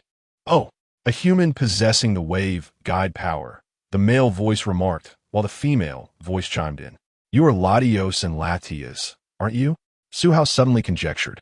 "Indeed, I am Latios," came the deep, composed voice of Latios. "I am Latias," the voice of Latias, while also mature, carried a playful tone. "Latios, Latias, I sincerely apologize for disturbing you. It was unintentional." Suhao felt that acknowledging his own limitations was the wisest course of action. The legendary Pokémon were evidently different from the Latios and Latias he knew, as their voices betrayed their extraordinary nature. "Haha, brother, he seems to be mistaken," Latias teased, prompting Suhao to find her demeanor peculiar. "Latias, be serious," Latios interjected. "Very well, human, what is your name?" Latias continued, her tone lighthearted. "The drops of the heart are concealed within the folds of an alternate space. It is impossible to retrieve them without a power equal to or greater than ours. However, the unfortunate truth is that the drops of the heart have been stolen during the night. In desperation, we unleashed our power to seek the thief, but it was as if they had vanished into thin air. Eventually, a surge of anger from the ocean erupted near a cluster of rocks on an island. We recognized this power. When the drops of the heart are touched by ill-intentioned individuals, they become corrupted, shattering and causing tsunamis. Upon our arrival, we found a group of humans intent on using the drops to devastate Water City.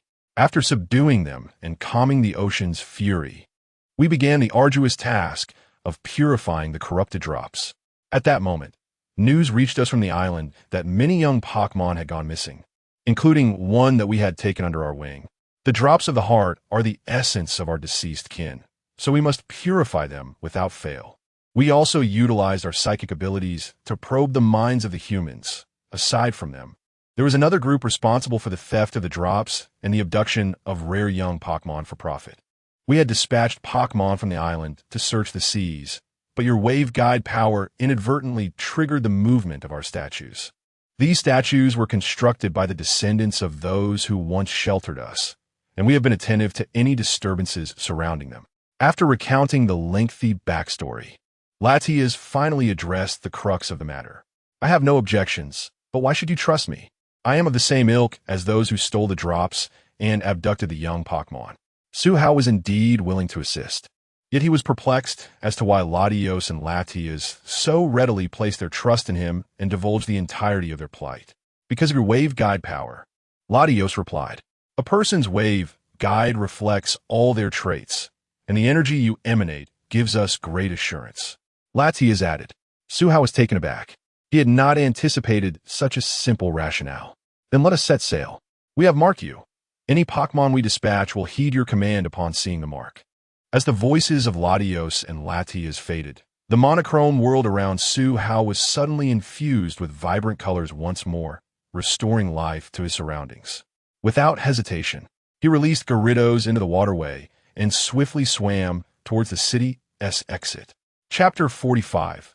Poaching. Departing from Waterboat City, Suhao, with no inclination to admire the scenery. Swiftly rode on the back of a Sharpedo, following the direction indicated by the marks left by the red and blue water city. The Sharpedo glided through the tranquil sea at a speed of 120 kilometers per hour, leaving a white foam trail in its wake. Meanwhile, aboard a modest vessel, two individuals dressed in attire reminiscent of fishermen stood alert on the deck, scanning their surroundings. A short, monkey-faced man suddenly spoke up, "Boss, why don't we target those adult Pokémon? With this machine, even elite and professional Pokémon can be rendered helplessly asleep. Yet here we are, wasting it on this group of juvenile Pokémon." "Ah, you just don't understand," the burly man leaning against the railing replied, displaying the naivety of one who has never seen much of the world. "These juvenile Pokémon are precisely what the affluent from across the shores desire." The burly man, known as Gao Qiqiang, took a moment to enlighten the short man, Deng Hongba, on the reasons for capturing juvenile Pokémon. Both were foot soldiers in a multinational criminal organization known as the New Star. Gao Qiqiang had once been a poacher, originally hailing from a fishing background, which made him well acquainted with the sea. After embarking on a life of poaching, he utilized his experience as a fisherman to engage in international smuggling, traversing between countries separated by oceans. After many years of illicit activities, despite being pursued by various nation search officer organizations, his extensive maritime experience and unexpected cunning allowed him to evade capture on numerous occasions. He recognized which commodities fetched high prices, namely juvenile Pokémon. Families with the means to purchase Pokémon were not in need of powerful adult Pokémon. Rather, they sought rare juvenile Pokémon for their offspring. After years in the poaching business, Gao Qiqiang joined the New Star organization a few years prior with little hesitation. It proved to be a wise choice. With the New Star organization backing him, he was required only to pay a portion of his earnings as membership dues to enjoy a plethora of benefits. Not only did his Pokémon's strength surpass the professional level, but the organization frequently provided them with various machines boasting extraordinary functions for trial. For instance, this time, they were tasked with infiltrating an island abundant with rare dragon and psychic-type Pokémon. Upon receiving the assignment, the organization also entrusted them with the most powerful machine he had ever encountered. This machine had two functions. One allowed them to conceal their presence amidst a plethora of professional and gym-level wild Pokémon, and the other could induce deep sleep in Pokémon, regardless of their level. However, the machine had a notable limitation. It could only operate at night. Shortly after they departed the island, the machine reached the end of its lifespan and exploded. Subsequently, they split into two groups. Gao Qiqiang and Deng Hongba piloted a boat disguised as a fishing vessel, smuggling the captured Pokémon to the Cherry Blossom Country for sale. Meanwhile, the second-in-command of Gao Qiqiang's crew remained at the designated reef with an enigmatic spherical device for the day. Deng Hongba, the only one in their group fluent in Cherry Blossom language, was naturally the one to accompany him. After explaining the situation to Deng Hongba, Gao Qiqiang instructed him to keep watch on the deck while he ventured into the interior of the vessel to inspect the treasures that awaited him. Upon entering the dimly lit compartment, he fumbled around until he located the switch.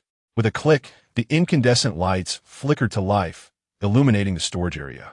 While various types of seafood were stored within, Gao Qiqiang's gaze did not linger on them.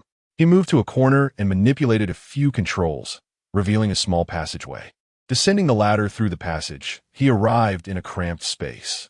Ignoring the puddles on the floor, Gao Qiqiang switched on the lights once more.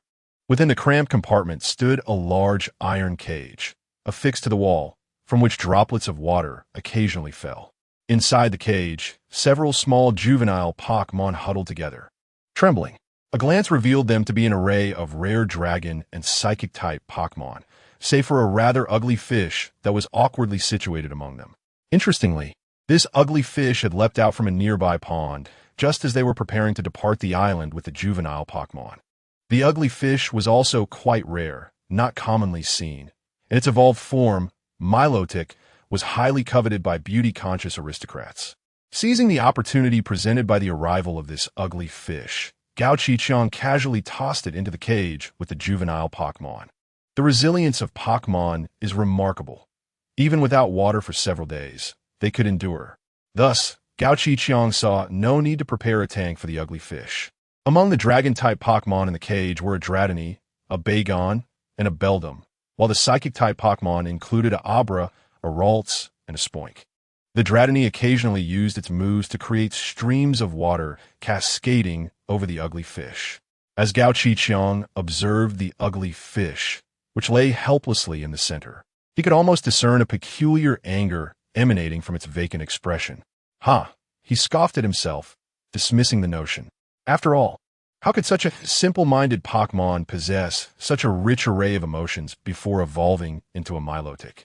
Chapter 46. A Battle of Unprecedented Wealth. A charmingly naive voice echoed from above Su Hao, who was riding on the back of Sharpedo. He looked up to see a chubby, orange Pokémon with a creamy white underbelly and petite wings, gazing at him with a puzzled expression. Who are you? And why do you carry the aura of the esteemed Latios and Latias? After consulting several wild Pokémon along his journey, Su Hao had maintained an activated state of aura, allowing the thoughts of his Dragonite to resonate within his mind. Pokémon, Dragonite type, Dragon Flying Gender, and A ability, multi-scale level, 65 item, none moves, Punch, Hurricane, Dragon Dance, Dragon Claw, Dragon Dive, Thunder Punch. Is this the Pokémon under the command of a legendary beast? A wild, gym-level Dragonite. How curious. Greetings, Dragonite. I am on a quest from Latios and Latias to locate a kidnapped young Pokémon, he explained. I see. That is quite all right.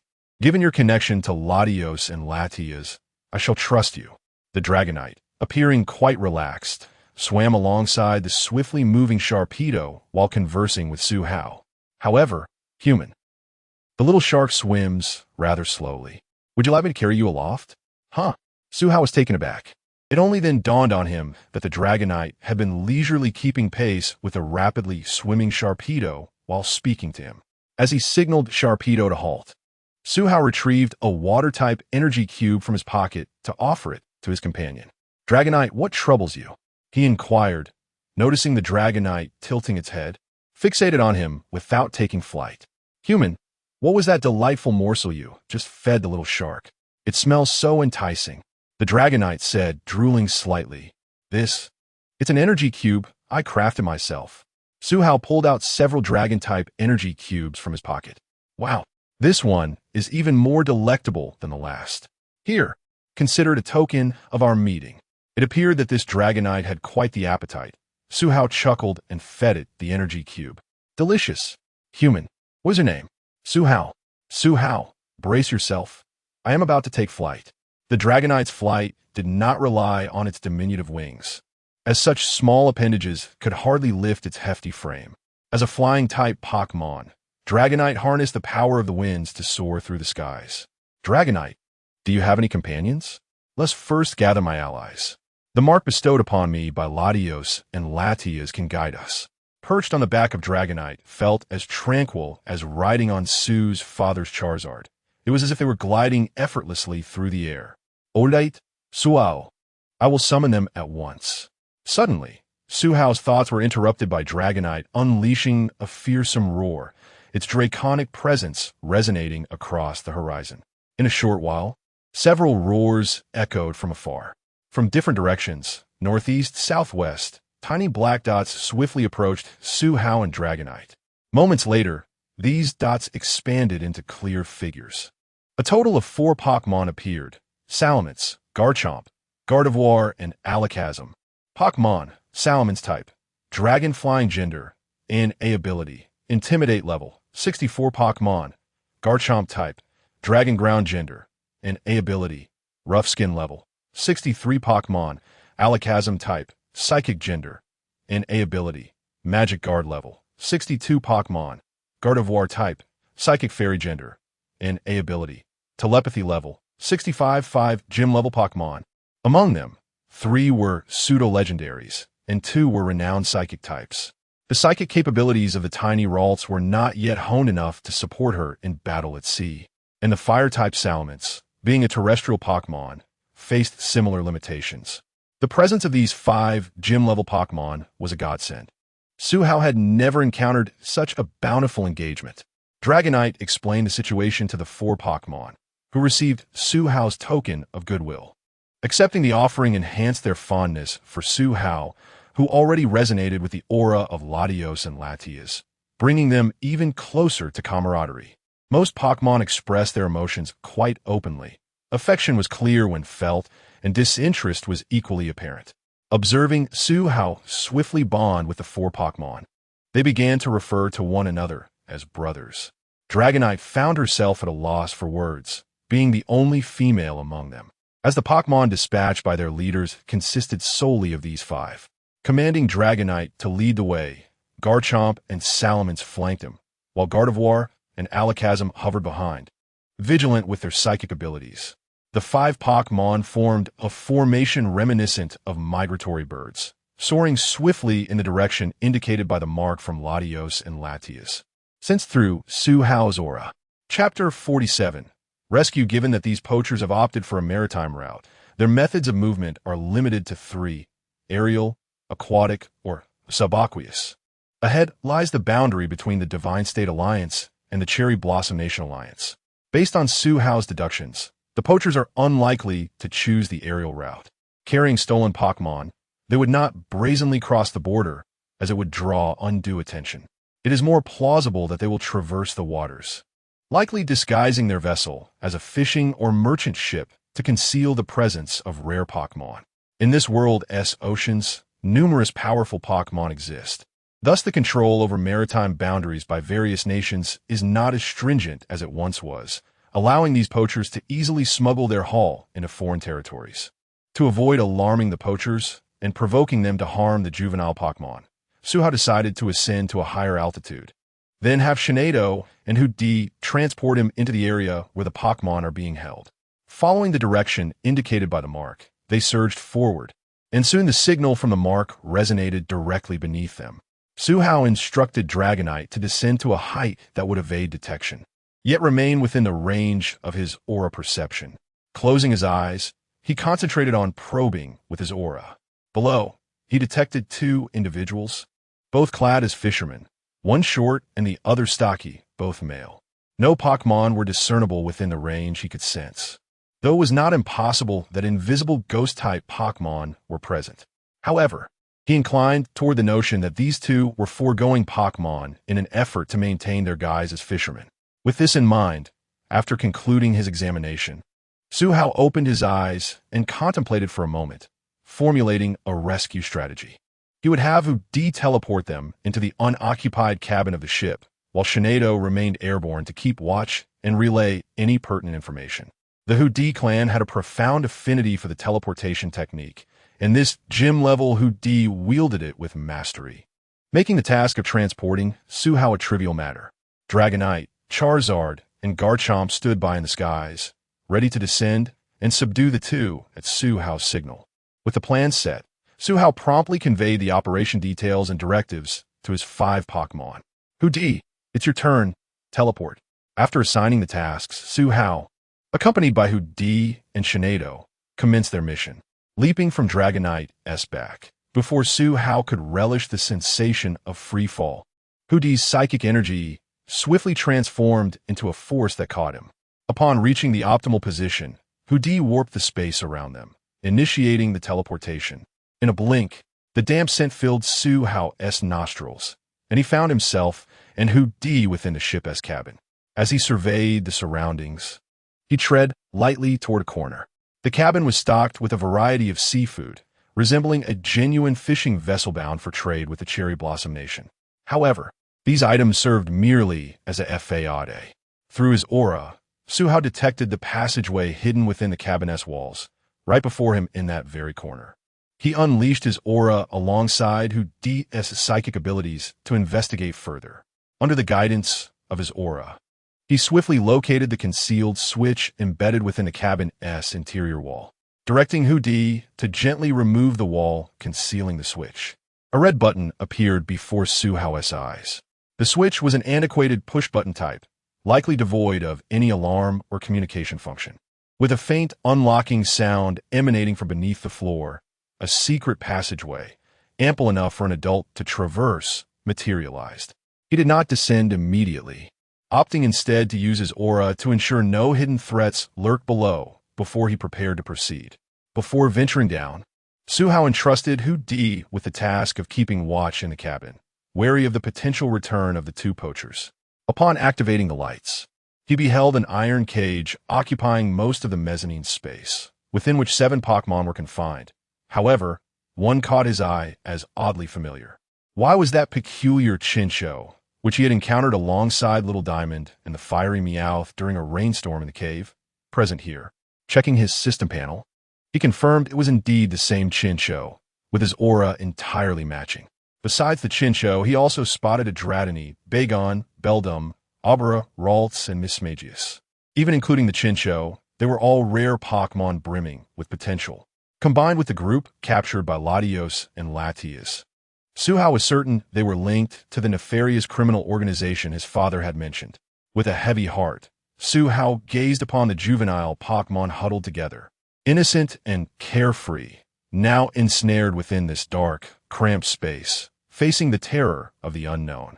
He extended his benevolent aura toward them, striving to alleviate their anxiety. Of all the Pokémon, the Chinchou responded most readily. The Chinchou, previously slumped in the iron cage as if a mere fish out of water, suddenly sprang to life. Its once dull eyes now alight with recognition. ISNT that the human from last time, who sought refuge from the rain. Chinchou, I have been sent by Latios and Latias to rescue you, Su Hao said, crouching down and meeting the Chinchou's gaze with sincerity. He surmised that the Pokémon cared for by Latios and Latias was likely the Chinchou, while the others were descendants of Pokémon living on the island. I can sense the presence of your siblings, the Chinchou responded. Just as Su Hao prepared to engage the Chinchou further, contemplating how to safely escort these Pokémon away, he devised a plan. Taking out a luxury ball, he explained to the Chinchou, "This is a Pokéball. It can contain you." He proceeded to elaborate on the functions of the Pokéball and his intentions. After Su Hao's explanation, the Chinchou understood that the spherical device could indeed encapsulate them, allowing Su Hao to find Hu Di and teleport away from this fishing vessel, with the Pokémon above subduing the two villains outside. With the Chinchou's cooperation, despite the juvenile Pokémon being somewhat timid due to fear, they were willing to assist Su Hao. Little Diamond, create an opening in the iron cage that allows them to pass through, but remember to be quiet. Understood. After acknowledging Su Hao, Little Diamond harnessed its rock energy to forge a sharp blade, effortlessly carving out an opening for the juvenile Pokémon to escape through. Once Little Diamond completed the task, Su Hao immediately exchanged for 7 red and white Pokeballs from the system shop, placing them on the ground to indicate they could select one to enter. As Dratini, Bagon, Beldum, Abra, Ralts, and Mismagius willingly stepped into their respective Pokeballs, Su Hao turned his attention to the still lifeless Chinchou remaining in the cage. Hurry up, we're still missing one.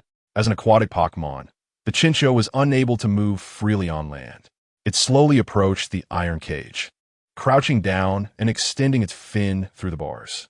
Su Hao gently pressed the Pokéball against the Chinchou's head. With a flash of red light, the Chinchou was drawn into the Pokéball. Chapter 48. Suppression radiating a purple aura of psychic energy. The Hu Di, seated in midair, floated over the moment Su Hao approached, inquiring, "Huh? How are the children doing?" "Rest assured, I have temporarily stored them in Pokeballs for safety. We can teleport out together and bring them along," Su Hao promptly explained. "Ho-ho, good, prepare yourself. We shall leave now." The psychic energy enveloping Hu Di surged once more, and in an instant, Su Hao was transported outside the ship. In a few flickering moments, they arrived at the perimeter guarded by Shinado. Upon spotting Su Hao and Hu Di, Shinado understood that the mission had been accomplished.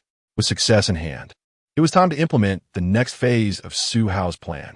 Shinado's green hair danced without wind as a beam of lunar power coalesced, releasing a signal flare into the sky. Seeing the sudden eruption of dazzling fireworks above, Gao Qiqiang realized trouble was imminent. The 6 Pokémon he had acquired through the support of the New Star organization were his most formidable career-level assets. After releasing his 6 Pokémon, Gao Qiqiang, witnessing Zheng Hongba still in a daze, was filled with ire. He stormed over and kicked Zheng Hongba squarely, shouting, "The enemy is here. What are you still doing? Standing around like a fool?" Awakening from his stupor, Zheng Hongba quickly summoned his 3 Pokémon, albeit only at the elite level of strength. A fierce expression crossed Gao Qiqiang's rugged face. Regardless of who stood in his way, anyone daring to impede his fortune would be met with dire consequences. Just as he prepared to engage in a desperate struggle to protect the goods that promised his wealth, he caught sight of several figures descending from above. His previously enraged demeanor froze in shock, followed by a pallor of despair. A man clad in an Imperial Knight helmet, his form obscured, rode atop a Dragonite, exuding the commanding aura of a gym leader. Beside this masked rider and Dragonite stood a line of equally imposing Pokémon, a Salamence, a Garchomp, a Shinado, and a Hoodie, all radiating the same gym leader-level presence. Gao Qiqiang's 6 career-level Pokémon, bolstered by the New Star organization, faltered as they were overshadowed by the might of the 5 Pokémon, as if struck by an overwhelming force, collapsing onto the deck. Too intimidated to move on the sea, Zheng Hongba's 3 elite-level Pokémon were rendered even more helpless, fainting from fear. With Gao Qiqiang's Pokémon instantly losing their combat capability, they could not hope to withstand the psychic prowess of Shinado and Hoodie. Suspended in mid-air by psychic energy, Gao Qiqiang, though his expression betrayed fear, shouted at Su Hao, "Who the hell are you? Just some passerby trying to pick a fight? You better remember this." Truth be told, he felt a sense of disappointment. Who would have imagined that these two possessed only 6 visibly unstable career-level Pokémon and 3 elite-level Pokémon, rendering his efforts futile. "What do you mean? Are you after money? If I sell the goods on my ship, I can split the profit with you 50-50. Gao Qiqiang quickly softened his tone upon hearing Su Hao's ambiguous words.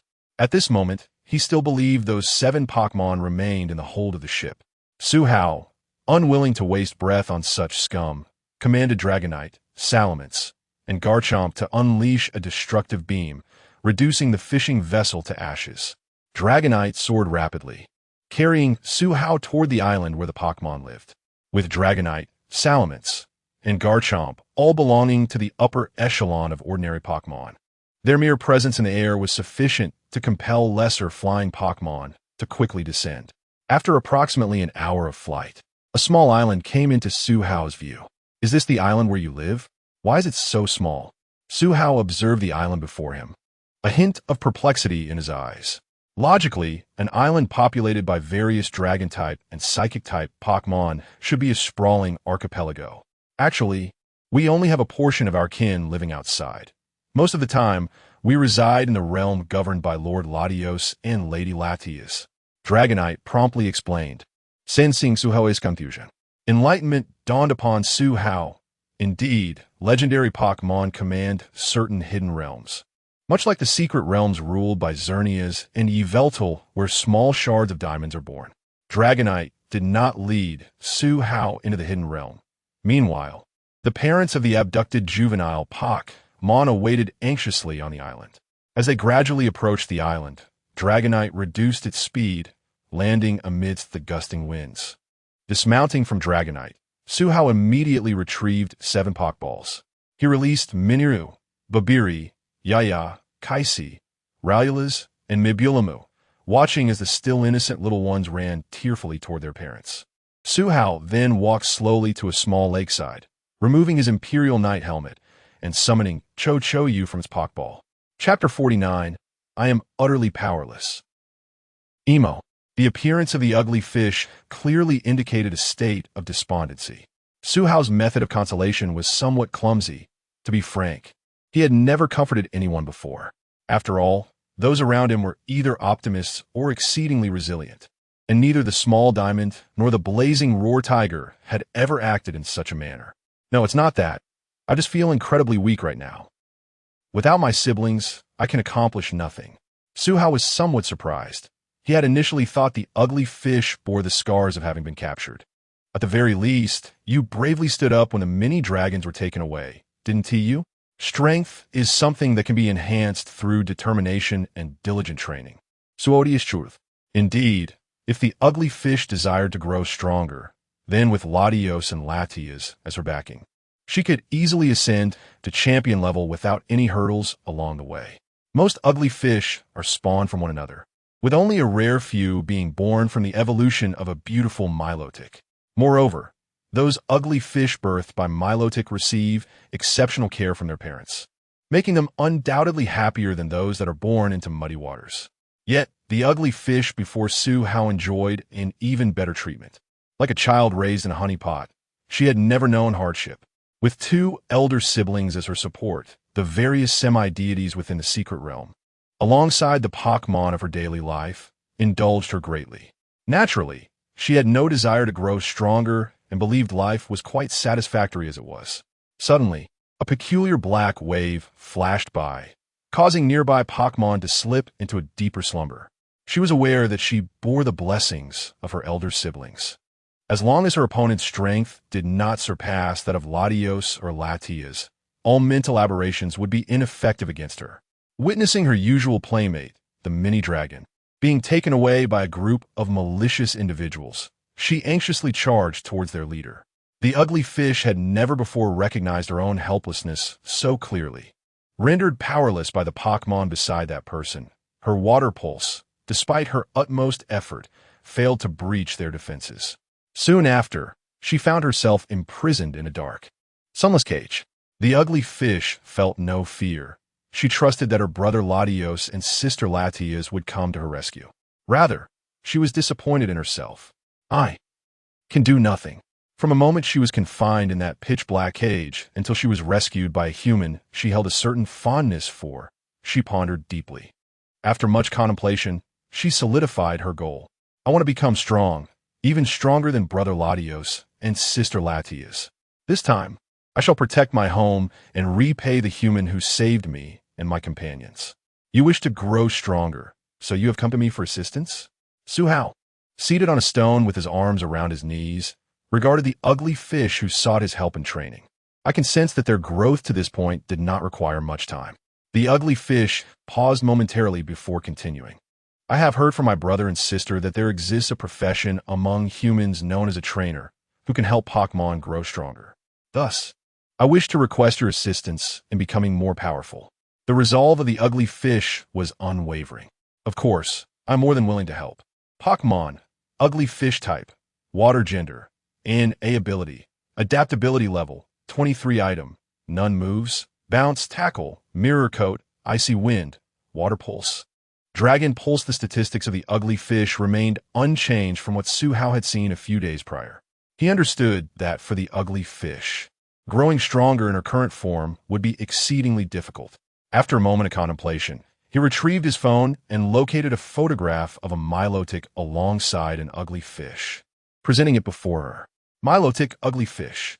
Ugly fish, do you know that you have an evolutionary form? Su Hao inquired. I am aware.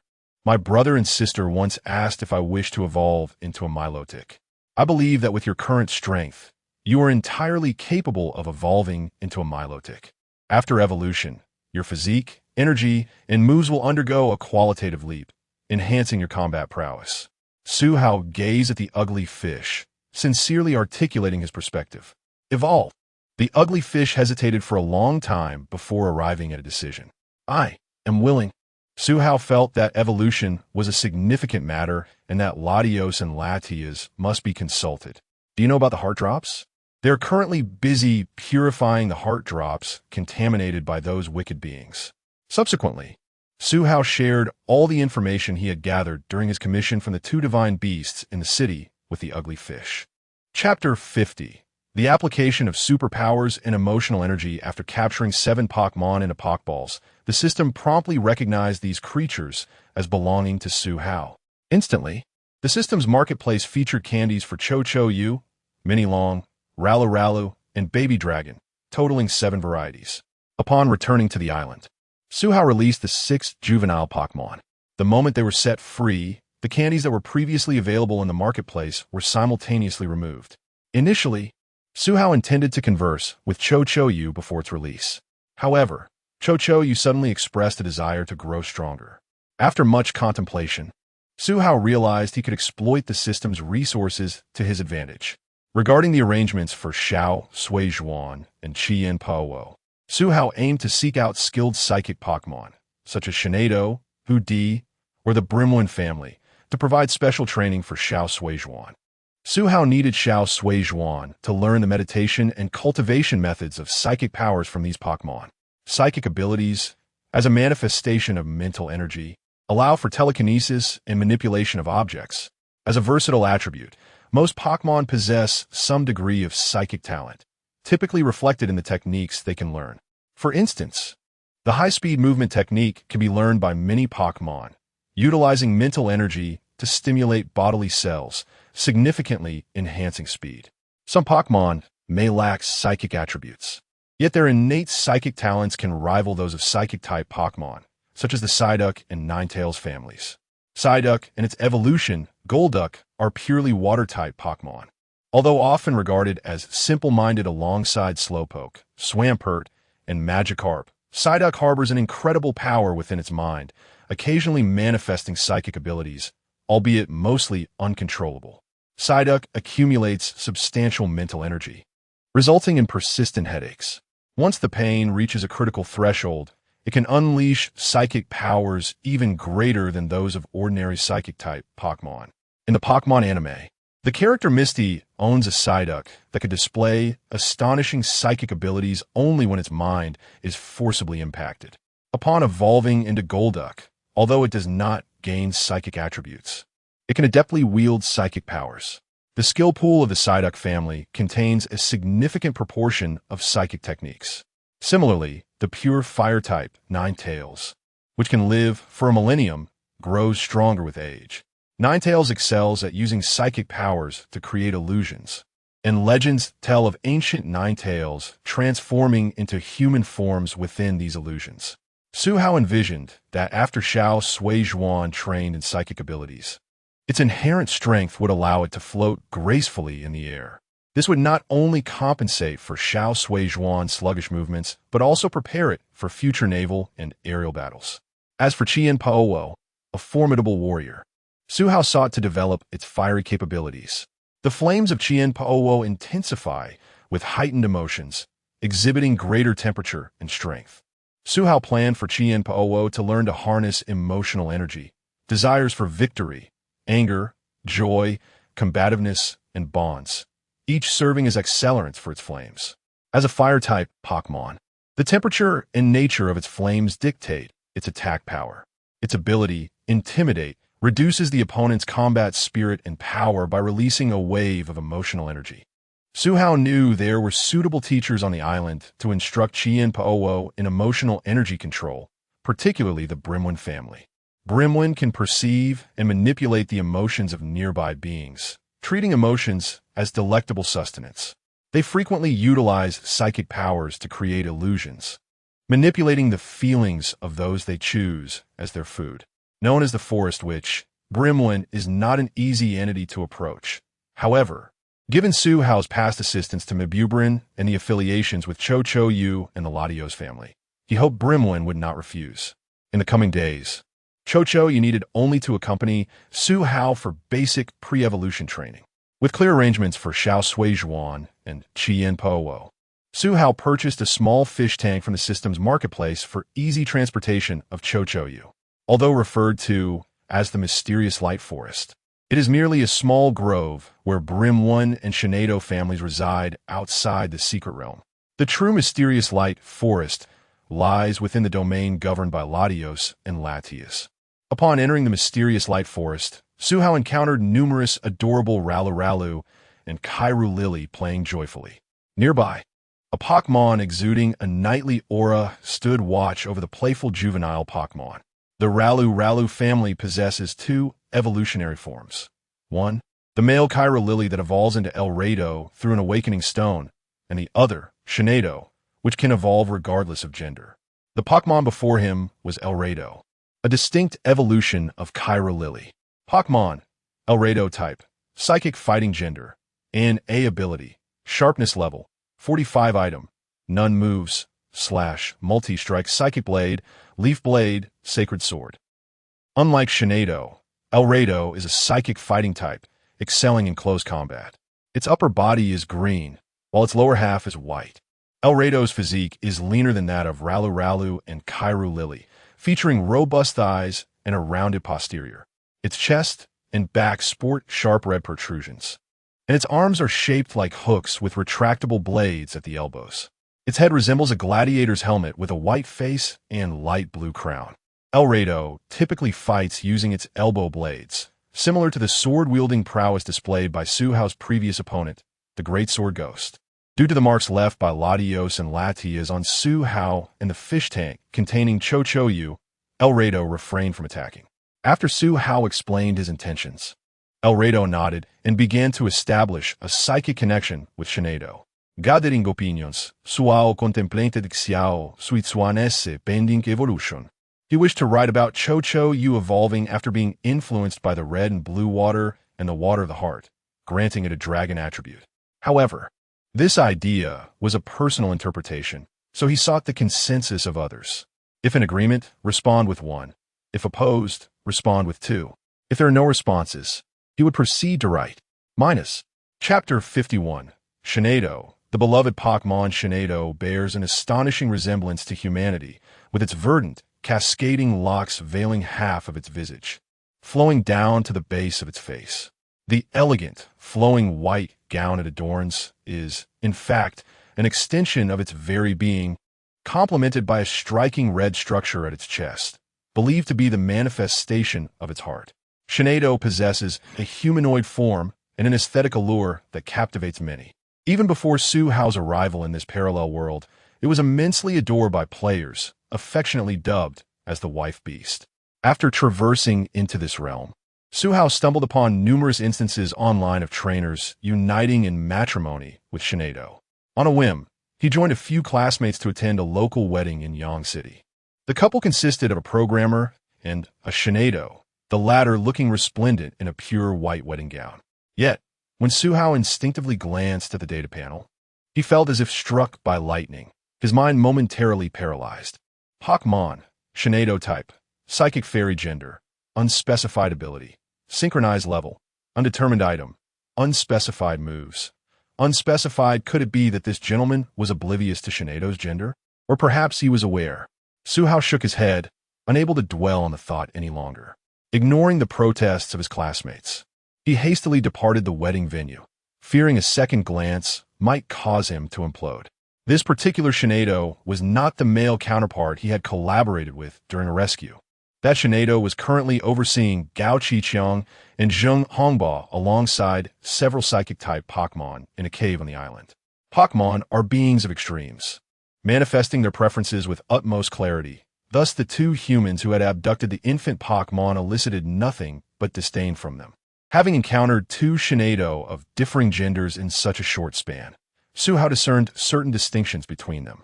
The one involved in the rescue exhibited a rather boisterous demeanor, while the Shinado teaching the delicate art of psychic abilities emanated an air of grace and nobility. Pokémon, Shinado type, psychic fairy gender, female ability, telepathy level, 60. This Shinado was of the gym level caliber, prompting Su Hao to signal for the small diamond to engage in dialogue, as effective teaching necessitates communication between mentor and student. Shauna. After their exchange, Su Hao was convinced of Shinado's capabilities. The small diamond conveyed that she could now not only unleash psychic moves, but also levitate her own body using her powers. Subsequently, the small diamond awkwardly manipulated her psychic abilities, swaying unsteadily in mid-air, revealing her inexperience. Reassured by Shinado, Su Hao chose not to linger. He provided the small diamond with sufficient energy cubes to last a week and offered a token of goodwill to the communicating Elulito and Shinado. His adeptness in social nuances had certainly enhanced their perception of him, declining the enthusiastic offer of Elulito to guide them. Su Hao cradled the fish tank containing the ugly fish, followed closely by the notably tall and imposing blazing roar tiger, as they ventured towards the heart of the mysterious Glow Forest, home to the Bremoon tribe. As a Pokémon acutely attuned to emotions, Bremoon could sense the feelings of various creatures within a radius of several kilometers. This ability, when amplified during its Gigantamax form, could extend to a staggering 50 kilometers. Although Bremoon was adept at manipulating emotions, its own feelings were quite volatile, rendering it a highly aggressive Pokémon in the wild. With the lingering marks of Latios and Latias upon it, alongside Su Hao's bond with the ugly fish from previous encounters. He felt emboldened to decline Eliolito's offer of escort. He trusted that Bree Moon would not initiate an attack against them. As they traversed deeper into the realm inhabited by Shinado, the once bright, mysterious glow forest grew increasingly dim. Only the peculiar, large mushroom-like plants along the path emitted a kaleidoscope of soft glows. Despite the obscured visibility, Su Hao refrained from prompting Blazing Roar Tiger to ignite flames or illuminate a flashlight. Being a Pokémon with a strong territorial instinct, Bree Moon was likely to be displeased by external disturbances, and given Su Hao's purpose for being there, he sought to avoid any actions that might provoke it. After approximately 10 minutes, navigating through the dusky woods, a slightly more spacious clearing adorned with luminescent mushrooms came into view. Several mysterious Blim and Tiblime frolicked atop the towering mushrooms, while the Bree Moon he sought sat by a small round table, savoring an unknown beverage. Her black and white eyes sparkled with mirth as she observed the playful Pokémon. Bree Moon, resembling a human woman in form, was exclusively female. "Good afternoon, esteemed visitors. What brings you here?" Bree Moon possessed an almost mind-reading ability to discern emotions. Thus she sensed Su Hao's intentions were earnest. Goo, goo. The ugly fish, eager for attention, leaped from its tank to assert its presence. "Greetings, lovely ugly fish." Bree Moon's demeanor was akin to that of a true aristocrat. Yet Su Hao was acutely aware that this elegant being could unleash devastating psychic energy, tearing foes apart like a whirlwind when agitated. Without further ado, Su Hao articulated his purpose for visiting. Chapter 52. The results of 7 days of training and the return of the red and blue water. Su Hao was quite astonished. Was this individual truly so amiable? Sensing Su Hao's surprise, Brimwin, with a warm smile, conveyed that the Brimwin clan was not numerous within this secret realm. Observing from the sidelines, Su Hao watched as Brimwin trained the Blazing Roar Tiger. Her method was elegantly simple, relying on illusions. Due to the vast disparity in their strengths, even the malevolent Blazing Roar Tiger could not wholly resist the illusions crafted by Brimwin. As Brimwin elucidated, she would immerse the Blazing Roar Tiger in various emotional manifestations within the illusion, establishing a multifaceted understanding of emotions. Once the tiger comprehended the genesis of these emotions, Brimwin would refine the techniques for generating emotional energy, ultimately enabling the tiger to master the application of emotional energy. Frankly, Su Hao felt that he could never devise such a meticulous plan himself. It was evident that Brimwin was a true expert in the manipulation of emotions. Watching the Blazing Roar Tiger, ensnared in the illusion, exhibit a range of expressions, joy, tears, and anger, he couldn't help but worry whether this illusion might lead the tiger to a fractured psyche. Filled with questions, he inquired about this concern to Brimwin. She assured him that experiences within the illusion would rapidly fade upon exiting, with only the lessons she deliberately imparted remaining. This seemed rather convenient. In an instant, Su Hao envisioned countless applications for such illusions. With an eager gaze, he shared his thoughts with Brimwin. However, owing to her exceptional affinity for emotions, she could teach within the illusions, while the battle and training illusions he proposed were beyond her reach. After ensuring the Blazing Roar Tiger was settled with Brimwin, Su Hao, as per his custom, presented her and her apprentice with a Pokémon as a token of their meeting. He bid farewell to the lively Brimwin and Tybrim, who clamored around him as he departed the forest. He then took his ugly fish to a serene lakeside adorned with a waterfall. Ah, how delightful it is here! Indeed, the confines of an aquarium were far too restrictive, yet once you evolve, you shall be able to venture onto land for a considerable time. He cupped his hands to draw a small pool of water from the lake, and, admiring its crystalline purity, exclaimed, "This water source is the cleanest I have ever encountered." "It's all thanks to my elder siblings," replied the ugly fish. "When shall we commence our training?" "Let's begin." A week later, throughout this week, Su Hao engaged the ugly fish in fundamental physical conditioning within the lake. To his astonishment, he had underestimated the resilience of the ugly fish, which, despite its pampered upbringing, endured the rigors of training without complaint. The ugly fish never once voiced fatigue or a desire for rest. Each time, it surpassed its limits. Witnessing the ugly fish's industriousness ignited a fire within Su Hao as well. If even the incombustible could find a spark, how could he justify resting in the face of such effort? Records in a Wave Guide spoke of a method to cultivate one's aura, allowing it to envelop the body. This could be done beneath a waterfall, honing one's mental fortitude, physique, and aura. Immersed in this pursuit, time flew by, and thus, Su Hao and the ugly fish trained diligently beneath the waterfall for an entire week. During this period, Little Diamond learned the art of mental meditation from Shinado, enhancing her control over her psychic abilities. Now, she could levitate herself effortlessly in the air, achieving an extraordinary increase in agility. Simultaneously, she unexpectedly mastered the psychic attack technique known as Psycho Cut. Having experienced a spectrum of emotions within the illusion, the blazing roar tiger, under Brimwin's dissection-based instruction, had begun to harness the generation of emotional energy. The tiger noted that while amplifying the power of its flames with emotional energy, it sensed that this energy could be more than mere fuel. It seemed to integrate with the flames. Unfortunately, despite numerous attempts, the blazing roar tiger struggled to grasp this concept fully. Su Hao recorded this revelation and was on the verge of contemplating future training strategies when a gust of wind suddenly swept through. Blinded momentarily by the swirling sand, he rubbed his eyes, which were on the verge of being obscured by the grains. With a cacophony of calls from 3 Pokémon, each resonating with distinct emotions, Su Hao slowly opened his eyes to behold 2 jet-like figures before him. Pokémon, Latios type, Dragon Psychic Gender, Male Ability, Levitate Level, Legendary Pokémon, Latias type, Dragon Psychic Gender, Female Ability, Levitate Level. Legendary Latios possessed a streamlined body reminiscent of a jet plane, its posterior adorned in blue, with wings akin to jet wings and fins resembling those of a fish.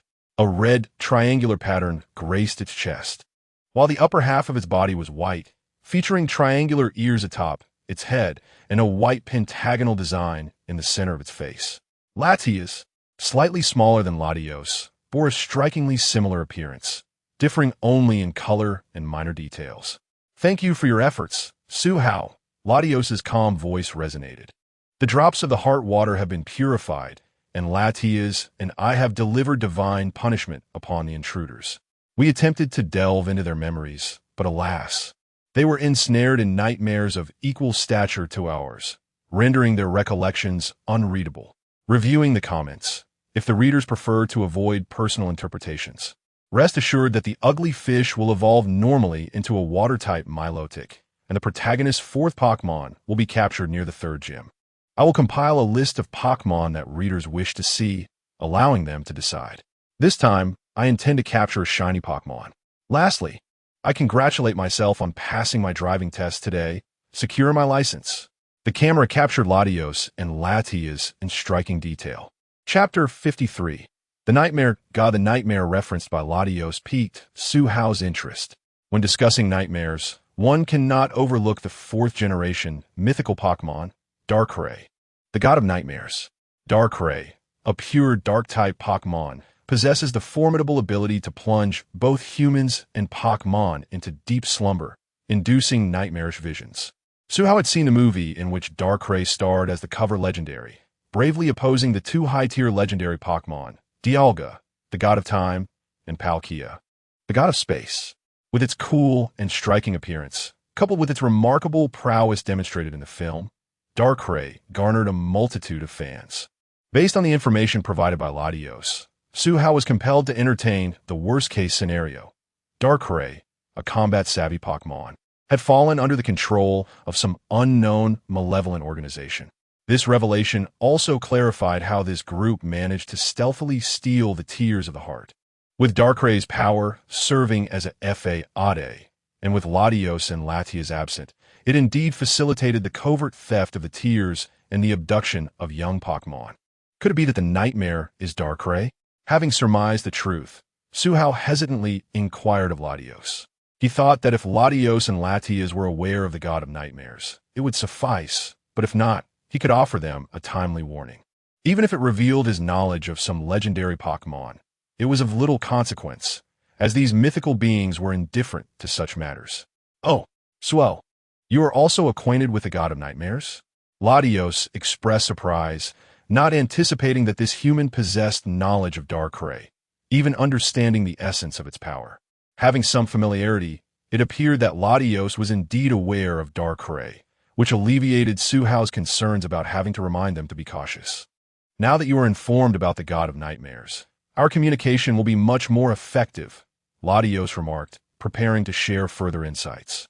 Darkrai, as a Pokémon wielding authority akin to ours, would be a lesser concern if only a fraction of its power had been exploited by those wicked individuals. However, Latios and Latias harbored deeper fears that Darkrai had chosen to ally with these evildoers or was ensnared against its will. The true menace of the God of Nightmares lay not solely in its combat abilities, but in the nightmarish visions it could disseminate like a plague. Latios wore a worried expression. Despite being a legendary Pokémon of equal stature to Darkrai, its dominion did not encompass purification or the realm of sweet dreams. Though it might shield a select few Pokémon from the onslaught of nightmares, Latios and Latias could only protect a limited number, unable to extend their guardianship to the myriad beings beyond the secret realms and islands. Could we seek out Cresselia, the god of sweet dreams? Suhao proposed, reasoning that as the antithesis of Darkrai, Cresselia wielded the power of pleasant dreams and could counteract the nightmares Darkrai unleashed. Regrettably, we are unaware of Cresselia's current whereabouts. Latios confessed, lamenting the absence of knowledge regarding Cresselia's location. Otherwise, it could have invited Cresselia to jointly combat Darkrai. Upon realizing that Latios was equally uninformed about Cresselia's whereabouts, Suhao felt a twinge of frustration. The apex of legendary beings had seemingly vanished, leaving behind only whispers of their existence. Currently, Suhao was only aware of the potential presence of the black and white dragons within the Dragon Spiral Tower, as well as the possibility of Xerneas and Yveltal residing within the secret realm where the small diamond was born. Reflecting on the legendary beings, Suhao suddenly considered that Latios and Latias might possess some knowledge regarding others. Latias, do you have any information on legendary Pokémon, such as Groudon and Lugia? To his astonishment, Latios responded, you are even aware of those who have fully grasped their powers? Latios did not expect Suhao to possess knowledge of such formidable beings.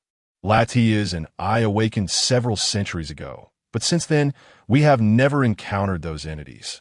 Latios spoke truthfully, for even it was oblivious to the current whereabouts of those legendary Pokémon. Regardless, Latias and I must deliberate further on our strategy against the God of Nightmares. Suhao, we are immensely grateful for your assistance in rescuing the Feeba and those young Pokémon. Latios shifted the topic, no longer discussing the God of Nightmares. As a token of our gratitude, do you have any requests? Latios' sudden proposal for recompense took Suhao by surprise. After all, he had long accepted that his intervention in this endeavor was merely pro bono, and simply establishing rapport with legendary beings was already a significant gain. After a moment of contemplation, Suhao hesitantly asked, could you teach my Pokémon the move Cleanse Beam? Admittedly, Suhao felt somewhat greedy for asking to learn a signature move of a legendary Pokémon, yet he pondered whether Latios might not mind. Taking a chance could yield great rewards. Cleanse Beam, a signature psychic-type move of Latios, converts mental energy into radiant light, releasing it as a dazzling beam akin to a light cannon. While Latias possessed the exclusive move Mist Ball, it was not particularly suited for the small diamond. The allure of Cleanse Beam lay in its rapid release, extensive range, and low energy consumption. Once it struck an opponent, it would diminish their resistance to special attacks, growing ever stronger with continued use. Suhao planned to have the small diamond learn it if Latios was amenable. The small diamond's stored mental energy was primarily utilized for levitation, leaving little else to be employed aside from that move, which was not particularly compatible with her. The small diamond displayed remarkable aptitude for light-based moves. The diamonds adorning her body served as excellent conduits for such attacks, enhancing their potency beyond the norm. Latios paused, a smile spreading across its face. Of course, that is entirely feasible. However, I find myself increasingly curious about how you have acquired such extensive knowledge. Cleanse Beam is a psychic-type move, yet it appears your Pokémon does not belong to that category, ah? Latios's gaze shifted to the two Pokémon trailing behind, Su-Hao, suddenly pausing as it sensed a familiar aura. Is it the essence of Diancie? Chapter 54. The physical significance of ascendance into Ashes. Latios recalled that Diancie, a particularly unique mythical Pokémon, had evolved from a small Carbink, rather than being born with innate strength like others of her kind. According to his understanding, Diancie did not possess the eternal lifespan characteristic of her peers. As the queen of the Carbink Kingdom, she had long upheld a system reminiscent of abdication. Each generation of Diancie queens would select a promising Carbink as her successor, a choice not based on hereditary lineage but rather on merit. While Diancie's lifespan may not rival that of her celestial counterparts, it was still remarkably prolonged. As far as Latios and Latias were aware, the current Diancie queen was still alive, residing in some secret realm, leading her kingdom in isolation from the outside world. The Carbink before them had evidently progressed significantly, its form now resembling that of Diancie. Latios found himself engulfed in deep perplexity. Have you encountered Diancie before? Latios inquired. I have met several Diancie queens and have a general understanding of their system. I am quite astonished that the current queen remains in power. Yet your Carbink is on the verge of evolving into Diancie. Even for the ageless Latios, this situation was unprecedented. Upon learning that the Diancie queen still existed, Su-Hao had initially assumed that the emergence of his Carbink was due to the queen's absence. He asked Latios and Latias if they knew the queen's whereabouts, only to receive a negative response. With this newfound information, Su-Hao gleaned the current dynamics among the legendary Pokémon. Most secondary deities and mythical beings lived in seclusion, indifferent to one another, while the primary deities had entirely vanished, leaving behind only fragmented legends. What the creator deity Arceus? Surely this world must still harbor this enigmatic being. Seeing Su-Hao lost in thought, Latias, unwilling to succumb to the silence, floated beside the Carbink and surveyed it with keen interest. Indeed, given the potential of your Carbink, it is capable of learning our exclusive move, Dazzling Gleam. Its psychic prowess is quite remarkable. Observing her brother and Su-Hao engrossed in conversation, her inherently restless nature, even after so many years, rendered her impatient. Let's do it this way. I'll take charge of teaching, while you and Su-Hao can chat leisurely. Xiaomei, you follow your brother in shortly. Bye-bye, Sister Lilialu. With that, Latias decisively took the lead, and after the Carbink exchanged farewells with Su-Hao, she opened the portal to the secret realm and led the Carbink within. After years of companionship, Latios remained confident in Latias' ability to instruct the Carbink in mastering her brother's unique technique. Watching Latias depart with the Carbink, Latios sighed, reflecting on how lively she remained after all these years. Once Latias and the Carbink had entered the secret realm, Latios turned to Su-Hao, suggesting they investigate the two humans' underguard. Naturally, Su-Hao was keen to learn about this obscure evil organization. They arrived at a shadowy cave, where several psychic Pokémon stationed as guards retreated upon Latios' arrival. Within, Gao Qiqiang and Zheng Hongba appeared pallid, their eyes vacant, drooling pitifully, a dismal sight. Su-Hao felt no sympathy for them, considering it a result of their own choices. Latios' crimson eyes glimmered as he unleashed a wave of psychic energy, washing over Gao Qiqiang and Zheng Hongba's minds. Their expressions transformed from vacuity to horror as they clutched their heads, writhing on the ground in anguish. The psychic wave continued to batter their consciousness for over 10 minutes, leaving them collapsed and unresponsive. This is futile. Their minds are so ensnared by nightmares that retrieving their memories is impossible. Even without my intervention, they will soon succumb during their next slumber, forever lost in their nightmares. Such cruelty? Su-Hao gasped, astonished to learn these individuals were mere pawns of the true masterminds, akin to disposable minions. Since they are destined to perish, I shall spare them further torment and grant them a swift end. This is an act of mercy from a deity for the wicked. Latios' demeanor shifted to one of solemnity. Suhao couldn't help but internally critique how these legendary beings could be so earnest at times. Latios then shifted his gaze to Suhao and his companion, the ugly fish. Let us depart from this cave. Startled, Suhao wondered if Latios had overheard his thoughts. Why leave the cave? Hadn't Latios intended to grant these two a swift demise? As Latios' psychic force lifted him into the air, Suhao felt a growing sense of unease. Surveying the surroundings, he noticed the guarding psychic Pokémon were eager to distance themselves, observing from afar.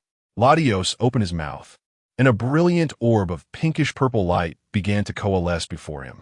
Observe closely, Xiaomei. This is the power one wields after attaining strength. The light expanded, swelling until it surpassed the cave itself, transforming into a beam that engulfed the entire cavern. Boom! A deafening explosion resonated, nearly blinding Suhao with its brilliance. Moments later, as the smoke cleared, the area where the cave once stood had become an immense crater. Goodness! Suhao gaped in disbelief, his jaw nearly dropping. He had thought Latios too merciful, only to realize that the swift end he spoke of entailed obliterating both the humans and the cave itself. Now, there was no need for cremation, not a trace remained. Chapter 55. The Evolution Ceremony of the Infinite Lake without a flicker of emotion. Latios began to impart wisdom to the humble Magikarp, having just reduced a foe to ashes. Indeed, if I had strived a bit harder, I would not have felt so powerless at that time, the Magikarp confessed, lowering its head in acknowledgement. Oh, Latios expressed mild surprise, recalling how the Magikarp had previously disregarded his teachings, allowing words to enter one ear and exit the other, returning to its languid state thereafter. It was a matter of indifference for both him and Latios.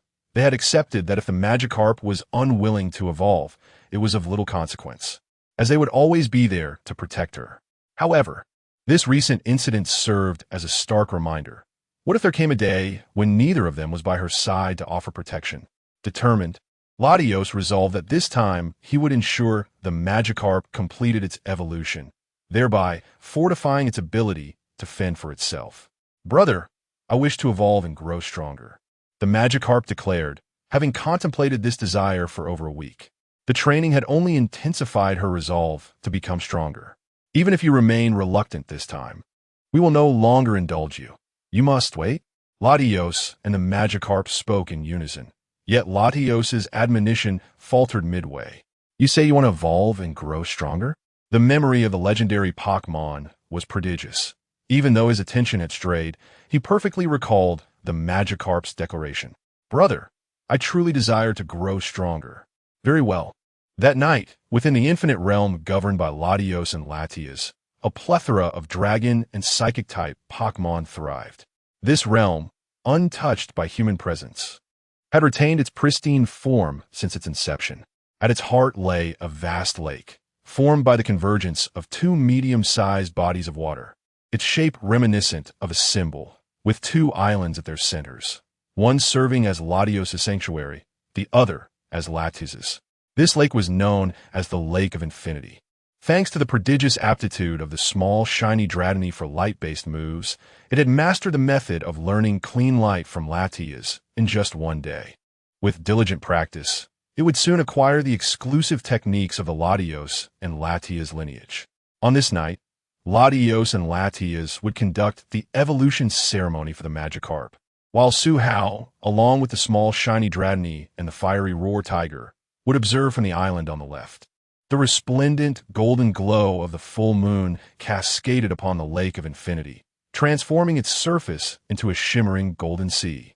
Without delving into the origins of this moon, the majority of Pokémon within the realm gathered in unison to witness the event. Before entering the realm, Suhao had inquired of Latios, having in his possession a splendid, high-quality, beautiful scale to gift the Magikarp. Kawa. This marked the first time Suhao had heard Latios and Latias vocalize since their meeting. They typically communicated through telepathy. Latios and Latias circled the purified heart water drop, their bodies emanating a tangible blue psychic energy, fervently infusing it into the heart water drop. The psychic energy illuminated the dormant heart water drop, which erupted with a radiant red and blue glow, enveloping the Magikarp at the center of the Lake of Infinity. The Magikarp's pockmarked, earthy yellow form gradually became ensconced in light, transforming into a cocoon of red and blue luminescence.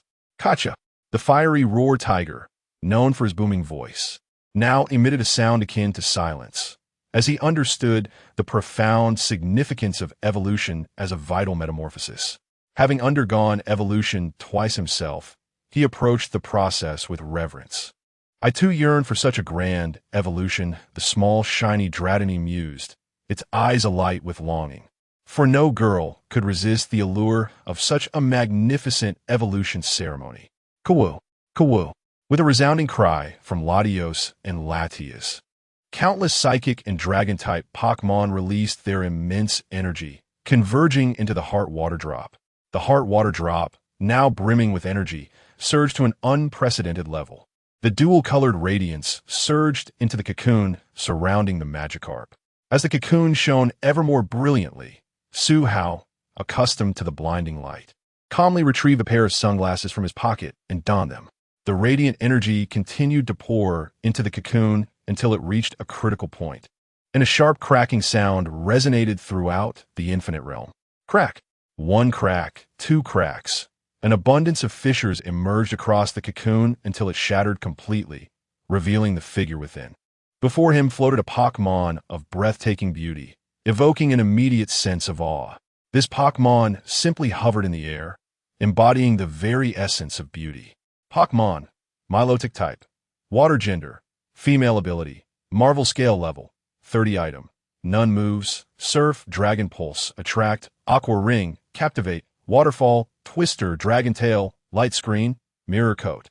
Clean Light, Mist, Chapter 56. New companions and the Flute of Infinity, the creamy-hued form of Milotic exudes an air of nobility that enhances its grace. Its ruby-like eyes, now suffused with a cerulean psychic aura, possess an enigmatic allure. Framing its head are fin-like appendages, reminiscent of Latia's coloration, while its red eyebrows, resembling dragon-like tendrils, further accentuate its elegance. The tail, adorned with scales in shades of blue and pink akin to Latios, is interspersed with black stripes at the tail's end. For large blue scales overlap, embellished with red oval patterns that evoke the image of an elegant fan held by a noble woman, harmonizing all elements beautifully. Such a resplendent physique truly justifies its title as the most beautiful Pokémon. A celestial voice resonated as Milotic gracefully glided through the air, reminiscent of its aquatic movements. Having evolved, Milotic adeptly wielded psychic powers to soar and swim through the skies. Its command over water has intensified, capable of conjuring colossal waves with a mere thought. Its physical attributes and vitality have been significantly enhanced, displaying remarkable resilience against various forms of damage. A tremendous source of energy within it continuously elevates its abilities, a testament to the efforts of its elder siblings. Congratulations, little Milotic, echoed the telepathic voice of Latias. We have infused your heart water with our primordial energy, alongside that of dragon and psychic type Pokémon dwelling within the secret realm. This energy will merge with you during your evolution, optimizing your potential. Latios was confident that the energy they imparted through the heart water would indeed transform Milotic's latent capabilities. Although Milotic's external attributes remained singularly water type, its affinity for psychic and dragon energies had reached an impressive level. This was largely due to Su Hao's prior discussions with Latios regarding the adaptability trait of Fiba. Su Hao elucidated that this trait enhances the power of moves of the same type and significantly increases a Pokémon's adaptability to various environments. Su Hao proposed a hypothesis. Could Latios and Latias, through deliberate intervention during Fiba evolution, enhance Milotic's adaptability to dragon and psychic attributes, thereby raising its potential? Latios acknowledged the feasibility of this approach. While their direct influence on the evolutionary process of Pokémon was limited, the heart water served as a conduit for transformation. The results were indeed promising. Through the energy of Latios, Latias, and numerous Pokémon from the secret realm, Milotic's affinity for these two types reached a level capable of yielding type bonuses. While Milotic retained its water-type classification and resistances, its capabilities became increasingly versatile. Thanks to the intervention of the heart water, a crystallized essence of Latios and Latias, Milotic learned both cleanse and mist. Milotic frolicked in the air, playfully pursuing Latios and Latias for a time. "Are you certain?" Latios inquired. "I am certain," Milotic affirmed. "My brother and sister will not hinder you, but remember, we shall always support you from behind." "The moonlight is truly beautiful," Suhao remarked, gazing up at the moon. He felt it best not to intrude on Milotic's moment of bonding with its family. With a gentle voice, Milotic descended from the sky, enveloped in moonlight alongside Latios and Latias. Suhao brushed off the leaves that clung to his clothes and cheerfully addressed Milotic. "Congratulations on your evolution, Milotic." "Thank you, Suhao. I have a matter to discuss with you." Milotic glided gracefully before him. "What is it?" Suhao asked, his brow furrowed in curiosity as he glanced between Milotic and the two legendary Pokémon. "I wish to travel with you, to grow stronger along the way. I want to join your team, like Shiny and Big Tiger," Milotic expressed, its elegant demeanor betraying a hint of nervousness in the subtle flick of its tail. "Of course, you are welcome to join our family, Milotic." Suhao, pleased with Milotic's desire, saw no reason to refuse. "Welcome," he added enthusiastically. Though Suhao felt a deep connection with Milotic, the opinions of Latios and Latias were equally crucial, for they were Milotic's guardians. With that thought, he hesitantly inquired, "Latios, Latias, do you agree?" "We have no objections. Little Milotic has already spoken with us," Latias replied. Although she felt a pang of reluctance at Milotic's departure, she recognized the need for growth and exploration. After a moment of contemplation, Latios spoke. "We have no objections, but Suhao, take this." A flute, entirely black with orange patterns, descended from the sky, emanating a soft glow. "Is this the Flute of Infinity?" Suhao questioned, uncertain, as he activated the system's scanning feature. Flute of Infinity, legendary item regardless of location. Blowing the Flute of Infinity summons Latios and Latias. The description was succinct, yet its power was formidable. While it lacked the ability to Mega Evolve, its capacity to call upon legendary Pokémon was more than sufficient. It seemed this fortune was indeed a gift from Milotic. This flute can be used in times of peril when you find yourself unable to cope with threats, such as the Nightmare God or malevolent organizations. When you feel overwhelmed, simply sound the flute to summon us, Latios clarified, noting Suhao's bewilderment regarding the Flute of Infinity's purpose. Chapter 57. What? Did I enter the orange? As dawn broke, there remained a task yet to be fulfilled. He retrieved the Pokeball intended for transporting the unappealing fish, deftly manipulating it with both hands to activate the release mode. With a wisp of delicate black smoke, the Pokeball became obsolete, and the majestic Milotic reverted to its wild Pokémon form. "Fuwu, what is the matter, Suhao?" Milotic's rose-hued eyes glimmered with curiosity. "Since we have become a family, I wish to formally capture you, and also replace your Pokeball with one of superior quality." Suhao produced a luxury ball from his system backpack, enlarging it, and aimed it at Milotic with a steady hand. After bidding farewell to Latios, Latias, and a host of other Pokémon, Suhao mounted his Sharpedo and sped towards Watercraft City. A striking black and gold luxury ball now adorned his specially designed belt.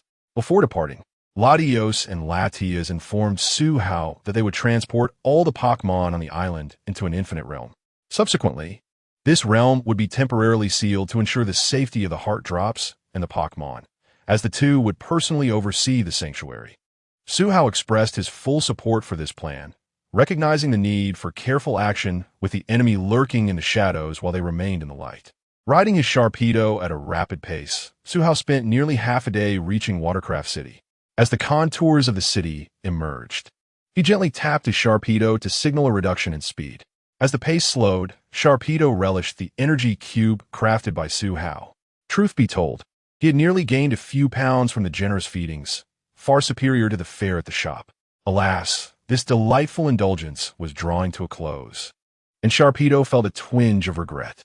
Upon reaching the shore, Suhao recalled Sharpedo into its Pokeball. He opened his phone, intending to navigate to the Pokémon rental shop, only to discover that his phone had inexplicably run out of battery. Well then, I suppose I should find a place to charge it, he mused, searching for a convenience store to borrow a charger. Just enough to power his phone back on, so he could rent a portable charger. In this day and age, mobile payments were the norm, and Suhao rarely carried cash. Perhaps he should stash some in his system backpack for future use. As he wandered the streets, scanning for a convenience store, he was perplexed to find none in sight. Such establishments were typically ubiquitous. The area was filled with food shops, and just as he contemplated whether he could borrow a charger from one of them, a pair of hands patted his shoulder. "Is there something you need?" Suhao asked, turning to see a middle-aged man clad in police uniform. The officer scrutinized Suhao, his gaze shifting between the phone and the young man as if trying to discern a hidden truth. Officer, is there something I can assist you with?" Suhao inquired timidly. "You are Suhao, correct?" The officer uttered, pausing briefly before accurately stating Suhao's name. "Yes, that's me." "Then there is no mistake. Please accompany me." The officer displayed his badge before Suhao's eyes. "You're now a suspect in a Pokémon theft case." The middle-aged officer's stern countenance betrayed no leniency as he presented his badge, which glimmered with a red light. Suhao was taken aback, bewildered at how he had become a suspect. Click! A light sound echoed as handcuffs clasped around his wrists. How could someone so young engage in such misconduct? The officer lamented, eyeing the 17 or 18-year-old boy before him. "Here, this is a poor cutlet rice dish. Let us eat before we discuss further." Yuan Honda, with slight crow's feet at the corners of his eyes, sighed deeply while observing the youth. "I attended the Watercraft Arena last week to watch the competition. Your performance was remarkable, your talent surpassing even my own at your age. With such exceptional gifts, why have you chosen this path, alas?" Yuan Honda sighed again, displaying evident disappointment in Suhao. "But I'm still confused. What have I done?" Suhao began, but was interrupted by a sudden knock at the door. "Come in," Yuan Honda instructed. A young female officer, impeccably dressed and exuding confidence, entered and whispered a few words into Yuan Honda's ear. Yuan Honda couldn't contain his exasperation, lamenting the lost potential of a youth who could have been a pillar of the Shenzhou alliance, now jeopardized by criminality. "Let the questioning commence. I will inquire, and you shall respond." Yuan Honda organized the documents under his elbow and began formally. "Very well. Did you rent a Sharpedo from a Watercraft Pokémon rental store a week ago?" "Yes, I did." "Why inquire about my Sharpedo?" Suhao suddenly recalled that he had only rented the Sharpedo for 3 days, yet a week had elapsed. Could it be that the girl assumed he had absconded with the Pokeball under the pretext of renting? Considering the timeline, Suhao quickly spoke. "Officer, may I offer an explanation?" "You may," Yuan Honda replied after a moment's contemplation, granting Suhao the opportunity. "Last week, I rented a Sharpedo from that Watercraft Pokémon rental store. The agreed rental period was 3 days, but due to my intent to capture a new Pokémon, my phone died on the second day. I was searching for a convenience store to borrow a charger when you found me. It is likely that the store owner reported me due to my uncontactable phone." Suhao recounted his narrative in one breath, watching Yuan Honda intently. Chapter 58. Milotic. I am truly beautiful. After much persuasion and the notification from the police station to his guardian, Mr. Su, who then contacted Jiawei to come as a guarantor, Suhao finally emerged from the confines of the precinct. Far away in Haiqing province, the local officers were unfamiliar with his father, and ultimately, it was the local connections that facilitated his release. With his head hung low, Suhao stepped out of the police station, prompting a chuckle from Jiawei beside him. "Ha ha ha. I was quite startled when your father called. Weren't you supposed to be out capturing your third Pokémon? How did you end up here instead?" Jiawei covered her mouth, laughing heartily, never expecting Suhao would land himself in such a predicament due to a misunderstanding. "Please, Jiawei, spare me the teasing."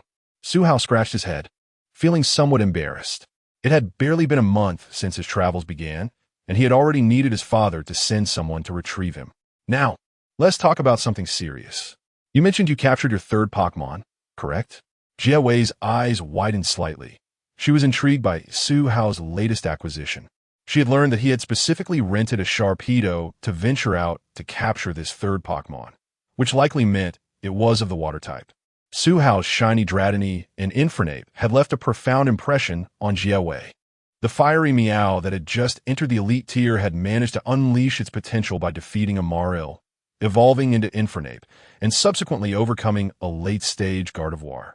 The shiny Dratini was particularly remarkable, possessing the strength of an early elite, yet able to outmatch her meticulously trained beginner-level Kingdra. She could confidently assert that even those who had trained for a year to prepare for their college entrance exams would struggle to reach Suhao's level. With the illustrious shiny Dratini and Infernape setting the bar high, her curiosity about Suhao's third Pokémon soared. Milotic was quite rare within the Shinjo Alliance. Most of its kind, along with the Feeba, resided in the western regions. Oh, Milotic! Jiawei's eyes sparkled. The pure water-type Milotic, with its noble and exquisite appearance, was immensely popular among female trainers specializing in water types. She herself did not possess a Milotic. If you don't mind, may I observe your Milotic? Of course. As long as Milotic is agreeable, I have no objections. In a canal within Waterboat City, several small boats floated, and the tourists aboard gazed in awe at the Milotic gliding gracefully on the water's surface. How beautiful! Absolutely stunning. Nearby, water-type Pokémon, regardless of gender, gathered around Milotic, their eyes filled with admiration, gazing at her in adoration. Despite their restlessness, they dared not approach too closely, feeling unworthy of the goddess among them. Milotic floated regally on the water's surface, deliberately summoning water-type energy to create a dazzling mist around her as a spectacle. With her head held high, she occasionally struck poses for the eager photographers, ready to capture her beauty. The sheen, the texture of her scales, her aura, though merely an elite-tier Pokémon, she was more enchanting than any champion-tier Milotic Suhao had ever encountered. Jiawei, brimming with excitement, stood at the water's edge, seemingly producing a magnifying glass from nowhere and disregarding her appearance as she leaned down to observe Milotic closely. Jia, it's been half an hour. Have you finished your observation? With the crowd and Pokémon gathering increasingly around them, Suhao began to feel restless. Milotic occasionally communicated telepathically, urging him, "Look at how beautiful my pose is." The growing crowd and Pokémon made his head spin. All right, oh my, Milotic is indeed magnificent. I made up my mind. I must seize the opportunity to capture a Milotic this time. Jiawei, her cheeks flushed with satisfaction, put away her magnifying glass. As they walked along, Jiawei began to invite Suhao to her home for dinner when her phone rang. After answering, she expressed her apologies, explaining that she needed to assist forest rangers in capturing poachers that evening, making it impossible to host Suhao. He smiled and shook his head, indicating he didn't mind. Shortly after bidding farewell to Jiawei, Suhao found a place to charge his phone. As it lit up, an avalanche of messages flooded in, the majority from the Waterboat City police station, followed by familiar faces like Li Hua and Jiang Changsheng, congratulating him on his battle video. He first opened the chat with his father, where a few new messages awaited. "A week ago, Dad. You and Shiny Dratini along with Infernape know. Infernape is fantastic. Dad, Jiawei is my senior. We have a good relationship. If you encounter any issues in Waterboat City, feel free to reach out to her. Today at 3 p.m. Dad, the police station just called me. It seems there was some misunderstanding." He promptly dialed his father's number. During the call, Suhao elaborated on the situation and shared the news of capturing his third Pokémon, Milotic. His father jokingly chided him for not specializing in a single type, and they exchanged tidbits about family life and travel experiences. His father also reminded him to consider renting Pokémon for a longer duration next time, as unforeseen circumstances could arise outdoors. Having extra time would allow for refunds upon return. Before departing Waterboat City, Suhao decided to revisit the Waterboat Arena, eager to test his newly acquired powerhouse, Milotic, in ranked matches to refine their synergy. Should things go swiftly, he aimed to ascend to the Super Ball tier before setting off for the next city. Chapter 59. The Lilies of My Hometown Bloom Again Pokémon. Sharim type, Grass gender. Ability, Gluttony level, 25 item, none moves. Vine Whip, Seed Bomb, Seed Flare Grab. Glare Magical Leaf. Normal level. It appears that I must send out Milotic. Suhao mused that deploying Milotic seemed almost like an overkill, let alone bringing out the fiery Incineroar and the diminutive Carbink. The opposing trainer was an elderly lady clad in an apron, with a basket overflowing with ingredients at her feet. Surely, she had just returned from a market to engage in battle? How invigorating, indeed. This world of Pokémon is truly magical. Even housewives harbor dreams of becoming trainers. Suhao couldn't help but marvel. Go forth, graceful water spirit, Milotic. Suhao attempted to imitate Cynthia's phrase when she summoned Milotic. As both Pokémon took their positions, Rotom, acting as the referee, declared the match officially commenced. This battle was recognized as a formal match within the Shinjo Alliance Pokémon ranking system, Pokeball level. The contenders were Suhao versus Li Jinhua. In a Pokeball level battle, only one Pokémon per side is permitted. Let the battle begin. Cherim, Seed Bomb. Cherim, resembling a green-haired monkey, was most notably distinguished by the tuft atop its head, which resembled a lush patch of grass, contributing significantly to its modest height of 1 meters. With a mighty leap, Cherim expelled numerous energy seeds toward Milotic. Milotic, use Dragon Dance. Suhao shouted with fervor, issuing his command. A mysterious blue-violet glow emanated from the gaps in Milotic's red and blue scales, as her 7-meter-long body gracefully executed a captivating dance in response to Suhao's directive. With utmost confidence, she elegantly evaded the barrage of seed bombs, moving as lightly as a startled swan, as graceful as a swimming dragon. This phrase aptly described the ethereal elegance of the goddess, whose every movement captivated the audience. Chirp, chirp, chirp. Goddess, please consider a courtship with marriage in mind. Cherim, oblivious to the commotion, began to perform the courtship dance of its species. Oh dear, Suhao thought, nearly exclaiming aloud. Milotic, the lilies of my hometown bloom once more. He had yet to command Milotic to use her charming move, yet Cherim, being of the same gender, was already utterly entranced. Though Cherim's heart raced with excitement, it dared not approach Milotic, who appeared to it as a celestial being, noble, aloof, and untouchable. Fu, I apologize, but I must decline. Milotic raised her head high, her expression earnest, politely rejecting Cherim's advances. Snap! Cherim was instantly petrified. Milotic sent her off the field with Dragon Tail. Observing Cherim's complete surrender, Suhao commanded, eager to achieve a consecutive victory and ascend to the Super Ball level today. Milotic's tail unfurled into a vibrant green energy appendage, thrashing like a whip as she struck Cherim with great force. Cherim, devoid of any will to resist, succumbed to the attack and lost its ability to battle. Cherim has fainted, and Milotic emerges victorious. In this Pokeball level match, the winner is Suhao. Oh my. No wonder you defeated the gym leader of the Lianwei Gym. Our family will support you, hoping to see you become a member of the Elite Four one day. Keep it up, young man. Thank you for your kind words. Looking at Suhao, Li Jinhua displayed no trace of disappointment. Her expression was one of contentment. In her youth, her husband had been a diligent investigator. Tragically, during a rescue mission for a girl abducted by a criminal organization, he lost a leg to a vicious attack from a Zubat. Since then, he could no longer continue his work as an investigator, leading to an early retirement with a generous compensation from the Alliance. For the sake of her disabled husband, she relinquished her dream of becoming a professional trainer, donning an apron and dedicating herself to domestic life. Yet, in her leisure time, she would often visit the waterboat arena to engage in a few battles with her Pokémon. Regardless of victory or defeat, each match alleviated the fatigue accumulated over time. Now, in her middle age, the girls saved by her husband frequently visited them, and they found joy in witnessing the rise of promising new talent. Both she and her husband felt their lives had been fulfilled. Well then, young man, I shall take Cherim for treatment. You may continue your battle. All right, goodbye, Andy. Chapter 60. The Super Ball level now. He was just one battle away from ascending to the Super Ball level. The matchmaking system swiftly paired him with an opponent.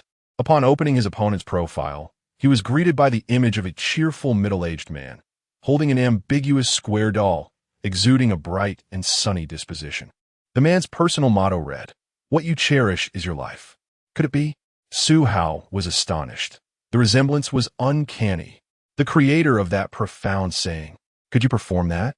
Fill in the blank. The future may fill in the blank, but it will never fill in the blank. Is there truly such a person in this world? With a mind brimming with questions, Su Hao waited in anticipation until he finally beheld his opponent's true visage. Staring at the man who bore an identical likeness to the chairman of the beast station, he was convinced it was indeed him. As this uncle entered the battlefield, he scrutinized Su Hao from head to toe. "Young student, are you my opponent?" The seemingly uncle-like middle-aged man inquired. "Yes, hello, I look forward to your guidance," Su Hao replied, extending his hand for a handshake before the battle commenced. The middle-aged man grasped Su Hao's hand and remarked, "I must tell you, young student, I have fallen from the Super Ball level, so feel free to unleash your strongest Pokémon." Looking at the handsome youth who appeared no older than 17 or 18, Chen Rue thought he must not break the budding flower of his nation's future and decided to prepare the young lad psychologically. Su Hao found it curious that this clearly local man from Waterboat City was unaware he had battled the gym leader, Xia Wei, just days ago. His previous opponents had recognized him and even taken photos together. "Did you not attend last week's beginner gym challenge?" Suel Guidith. To clarify, he was not self-absorbed. Rather, he found it odd that local trainers were unaware of such high publicity in Waterboat City just a week prior. Chen Rue replied, "Well, it seems I truly did not know." After their exchange, the Rotom referee had already taken his position. Before Chen Rue headed to his preparation area, he turned to Su Hao and said, "Although you are quite young, I assure you I will fight with all my might and will not go easy on you." With the two finally finished with their pleasantries, the eager Rotom began to announce the battle rules. This match was officially recognized as a Pokémon ranking battle at the Pokeball level in the Shenzhou League. The competitors, Su Hao versus Chen Rue. In Pokeball level battles, each side utilizes one Pokémon and releases them simultaneously. Go forth, elegant water spirit, Milotic. Come forth, Raichu, Hawaiian form. As Milotic entered the fray, she donned a new effect. A misty aura enveloped her, and the lights refracted a spectrum of colors, making her appear as a noble and enchanting fairy amidst the fog. The Raichu released by Chen Rue was not the Kanto variant, but rather the Alolan form from the 7th generation. Pikachu evolves into a standard electric-type Raichu outside of Hawaii, but only in Hawaii does it evolve into Alolan Raichu, which is both electric and psychic. Alolan Raichu possesses the ability to manipulate mental energy, using telekinesis to control electricity and performing a star-shaped volt tackle to strike its foes. It rides its tail, which concentrates its psychic energy, floating and gliding gracefully, earning it the moniker land surfing. Its cheeks house electric pouches, and when rubbed, they emit a sweet aroma reminiscent of muffins, albeit accompanied by a slight tingling sensation. The underlying principle remains unexplained, though it is speculated to relate to Raichu's psychic powers. Pokémon, Raichu, Alolan form, type, electric psychic gender, level, 33 item, magnet moves, psychic volt tackle, calm mind, agility, thunder wave, electric terrain. An elite level Raichu boasts an impressive skill set, explaining its rise to the Super Ball level. Observing the Raichu hovering on its tail, Su Hao reflected on the situation.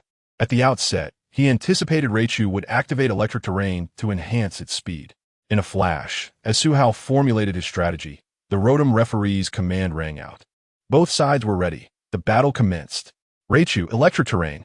Chen Rue, witnessing Su Hao release Milotic, realized that even the rarest pure water-type Pokémon would be vulnerable to electric moves. As expected, Su Hao's opponent chose to establish the terrain, prompting him to set up a barrier. Milotic light screen.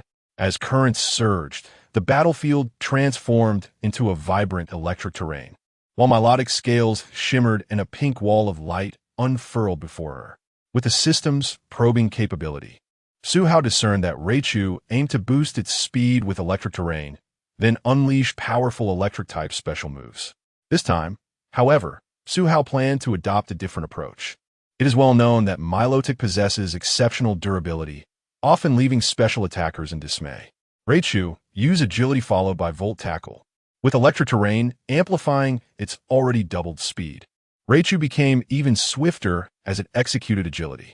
The star-shaped Volt tackles surged through the light screen, striking Milotic with notable damage due to the type advantage. Raichu glided across the electric waves, leaving a trail of afterimages, while Milotic struggled to locate its elusive opponent, becoming a mere target for relentless strikes. However, different opponents call for diverse strategies. Milotic Water Pulse. Once again, Milotic enveloped herself in a misty aura, the life-giving water continuously replenishing her energy. Watching Raichu's rapid movements, Suhao suddenly pondered how a little Dratini would fare. One Trick Room, and that Raichu would be in for a long wait. As Chun Rue's Raichu inflicted damage, Milotic swiftly regained her strength, leaving him bewildered as he scrambled for a solution. Got it. Raichu, use Thunder Wave. His plan was simple. By employing the paralysis effect of Thunder Wave, he could hinder Milotic's recovery speed, thereby exhausting her regardless of her resilience. Though the idea was sound, the reality proved harsh. Thunder Wave failed to create any ripples upon hitting Milotic. Could it be ISS? Chun Rue dismissed this unlikely notion, for he had witnessed Thunder Wave strike Milotic directly. In response to Raichu's Thunder Wave, Suhao chose not to evade Milotic, as she was protected by the Guardians Latios and Latias, rendering her immune to any status conditions inflicted by opponents of lesser strength in the red and blue waters. With no other options left, Chun Rue concluded he could only resort to overwhelming Milotic with raw power. It seems I must use that move, he thought. Raichu, use Charge Beam. Here it came. Suhao had anticipated Raichu's Charge Beam for quite some time. Milotic's defensive tactics suffered a weakness. If the opponent refrained from using high-damage special moves, the benefits gained from Mirror Coat would be minimal. While Charge Beam's power is slightly inferior to Volt Tackle, it possesses a divine effect. Its power doubles when used in electric terrain. The ocean of electric currents transformed into a golden beam, surging toward Milotic. Milotic Mirror Coat. A cascade of colorful light enveloped Milotic as the golden beam of Charge Beam struck her. A resounding crackle of electricity filled the air as Minas withstood the intensified surge of power. It was time to counterattack. The energy, stored and mirrored, transformed into a multitude of vibrant, multicolored light needles that converged upon Raichu. Even as Raichu glided and evaded through the sea of electric currents, the targeted light needles relentlessly pursued, ensnaring Raichu's tail. A thunderous explosion echoed as Raichu plummeted from the sky, its form visible amidst the dispersing smoke. Raichu, rendered incapable of further combat, signaled Minas's triumph. In this Pokémon battle, the victor is Player Suhao. Chapter 61, The Power Beyond, Level 5. Firstly, there is a reduction in the usual expenditures at all Pokémon centers under the Alliance, ranging from 10 to 30, applicable to trainers of Super Balls, Ultra Balls, and Master Balls. Secondly, trainers of the Ultra Ball and Master Ball levels are entitled to select one of the starter Pokémon nurtured within the Alliance at no cost. Thirdly, the top 100 Master Ball trainers will receive a Pokémon of great potential, quasi-divine, provided by the Alliance, with each individual granted only one opportunity. Moreover, various provincial and municipal governments offer rewards and benefits to local trainers, which need not be elaborated upon. Overall, the first benefit primarily targets the vast number of grassroots trainers. Even a mere 10 discount translates to all items at Pokémon centers being available at a 90 price point. The second and third benefits serve as olive branches from the Alliance to attract capable trainers who, upon receiving such gifts, often extend a modicum of courtesy to the Alliance's officials. Upon defeating Chun Rue, Suhao received a notification on his phone announcing his promotion to the Super Ball level. The message clearly indicated: name, Suhao, age, 17, trainer ID, 114514, occupation, student. Upon reaching the Super Ball level, battles evolve from simple 1v1 encounters to engaging 3v3 or 2v2 doubles. Most trainers begin to strategize their teams upon ascending to the Super Ball level, ensuring they possess the capability to contend even against unfamiliar battle styles. Consequently, diverse team compositions flourished in ranked matches, featuring sandstorm teams, rain teams, sunny teams, snow teams, and spatial teams, among others. Simultaneously, a number of individuals, armed with formidable prowess, have shattered various conventions with their unconventional teams. All of these developments have favorably impacted the growth of trainer strength within the Shinjo Alliance. The alliance underwent a formal reform a century ago, dismantling the monopolistic hold of elite families over high-ranking positions by promoting an influx of talented youth emerging from ranked matches.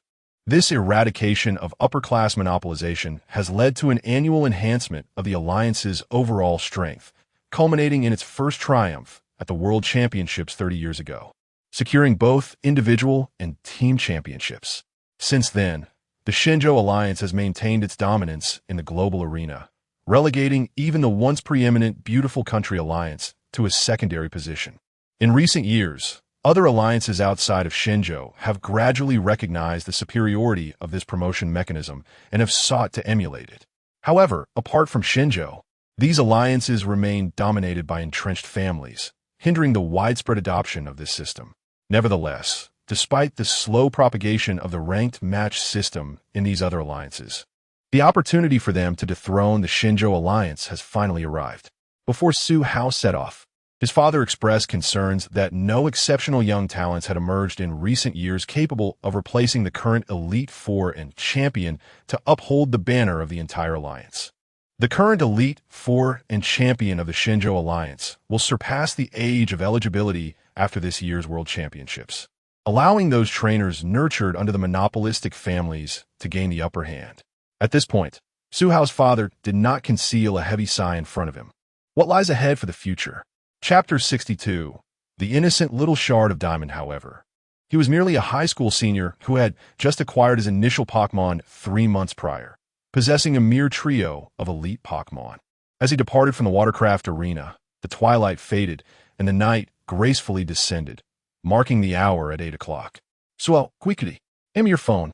Upon a release from its luxury Pokeball, the little shard of diamond eagerly requested Su Hao's phone. Since he had shown her Princess Pikachu in her Night Alakazam, she had developed a fervent passion for animation, manga, and comics.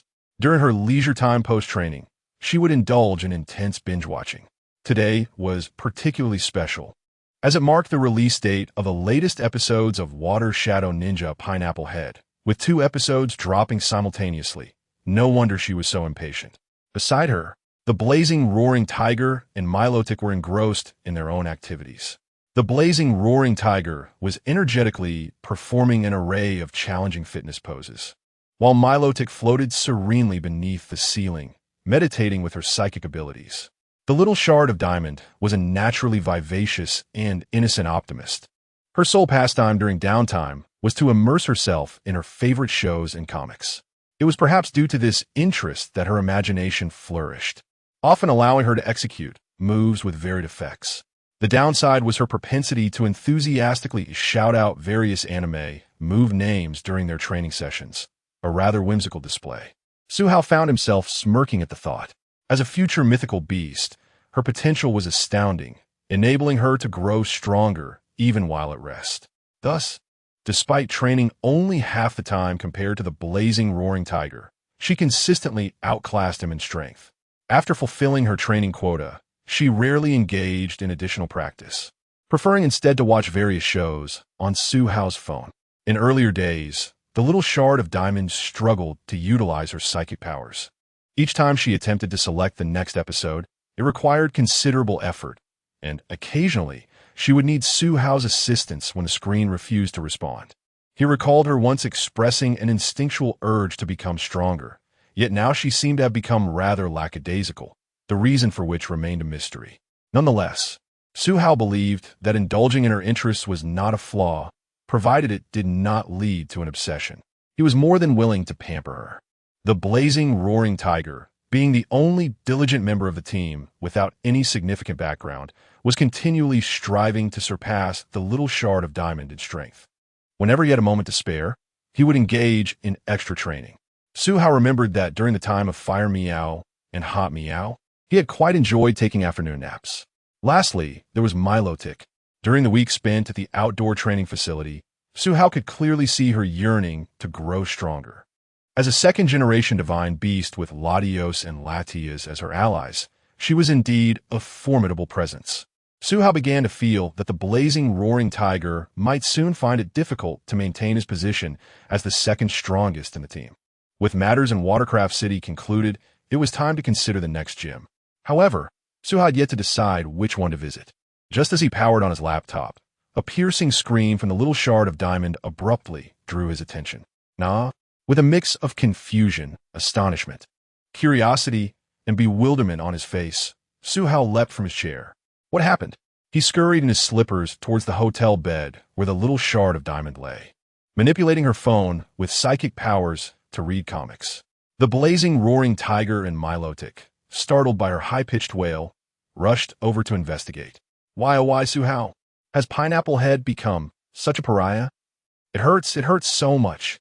This little one had a penchant for immersing herself in the protagonist's perspective, leading her to cheerfully practice moves after witnessing the hero defeat a villain, only to feel sorrow when the hero faced hardship. Seeing her pink eyes shimmering with tears, Su Hao sighed, gently stroking her head. He reassured her, it's all right, it may yet take a turn for the better. Since Fire Meow evolved into the blazing roaring tiger, the feline's demeanor had matured, and Milotic's growth was even more pronounced. Yet, the little shard of diamond remained blissfully innocent. Despite her role as the eldest, she now resembled more a little sister to the blazing roaring tiger in Milotic. Really, the little shard of diamond's eyes glistened with hope as she gazed up at Su Hao. I can't guarantee that. Su Hao sighed inwardly once more. The manga had hinted from the beginning that Pineapple Head would soon become a rogue ninja wandering far from home. A peculiar feeling washed over him, as if he were raising 3 distinctly different daughters and a son. Not only did he have to oversee their training, but also care for their daily needs and attend to their emotional well-being. Where, then, was the time for friendships and romance? Yet, deep down, Su Hao felt this was quite fulfilling. With the little shard of diamond and her companions by his side, that was enough. A romantic partner would only impede his ability to lead them effectively. After finally calming the little shard of diamond, Su Hao selected a healing anime, Magical Girl Xiao Fong, recommended by Li Hua, for her to watch. The little shard of diamond continued to watch happily, while the blazing, roaring tiger in Milotic, disturbed by her earlier outburst, returned to their rigorous training. At last, Su Hao could take a moment to relax and research the next destination for their gym challenge. Chapter 63. Ice Peak City. Due to the events surrounding Latios and Latias, Su Hao delayed his departure to the second gym by nearly half a month. The date was now April 4th, the transitional period between spring and summer. Ideally, the temperature should be mild, neither as frigid as winter nor as scorching as summer. To avoid hindering his schedule for the upcoming National Youth Cup, Su Hao had no choice but to take a direct train to his second stop, Ice Peak City. Before arriving in Ice Peak City, Su Hao took a brief look at the city's entry on the encyclopedia. He believed in its contents and acted accordingly. However, he quickly found himself in a predicament. Just before disembarking, he noticed the beautiful attendant casting him a lingering glance, seemingly hesitant to speak. As he stepped out of the train, which was radiating warmth, a fierce and chilling wind struck him, leaving him momentarily disoriented. Dressed only in a long-sleeved sweatshirt and cropped jeans, Su Hao instantly understood the meaning of being plunged into an ice cellar. Despite possessing the battle prowess to dismantle elite Pokémon with his bare hands, he was still ill-equipped to withstand such biting cold. The relentless gusts of frigid air assailed him from all directions, prompting Su Hao to release his fiery companion, the blazing roar tiger, from its luxury ball. The blazing roar tiger had been secretly doing push-ups in its ball and suddenly appeared on the platform, momentarily blinded by the brightness. Observing Su Hao siveringen controllably. The blazing roar tiger quickly conjured a gentle heat wave that was virtually harmless, providing much-needed warmth. Revitalized by the warm current, Su Hao felt as though he had been resurrected. "Thank you, tiger," Su Hao said, patting the shoulder of the blazing roar tiger, which now towered over him by 20 centimeters. As the saying goes, after raising a cat for 1,000 days, it can be relied upon for a moment. Su Hao couldn't help but feel that all his efforts in nurturing the blazing roar tiger were not in vain. However, even with this newfound warmth, a second dilemma arose. As a semi-berserker, The blazing roar tiger lacked the subtle control of energy exhibited by Pokémon like the small diamond or Milotic, preferring to engage in battle with brute force. Balancing the gentle heat wave while following Suhao to a store selling warm clothing posed a challenge for it. Recognizing the situation, Suhao gazed at the blazing roar tiger's thick fur and an audacious idea struck him. Blazing roar tiger, carry me to the clothing store. Suhao thought optimistically, dismissing the notion of pride, which was of little consequence in the face of the cold. Whether perched on the blazing roar tiger's shoulder or being carried, he was still vulnerable to the chilling wind. Reluctantly, he instructed the blazing roar tiger to hold him and a princess, carried toward the clothing store to procure warm attire and climbing gear. Contemplating his options to avoid social embarrassment, Suhao retrieved the Emperor Rider helmet he had worn during a previous encounter with the gym-level quasi-gods Gao Qiqiang and Zheng Hongba. As long as the bull warrior did not remove his mask, he would be invincible. Upon entering a bright and spacious store specializing in cold weather gear and climbing supplies, Suhao decided to purchase a climbing outfit as well.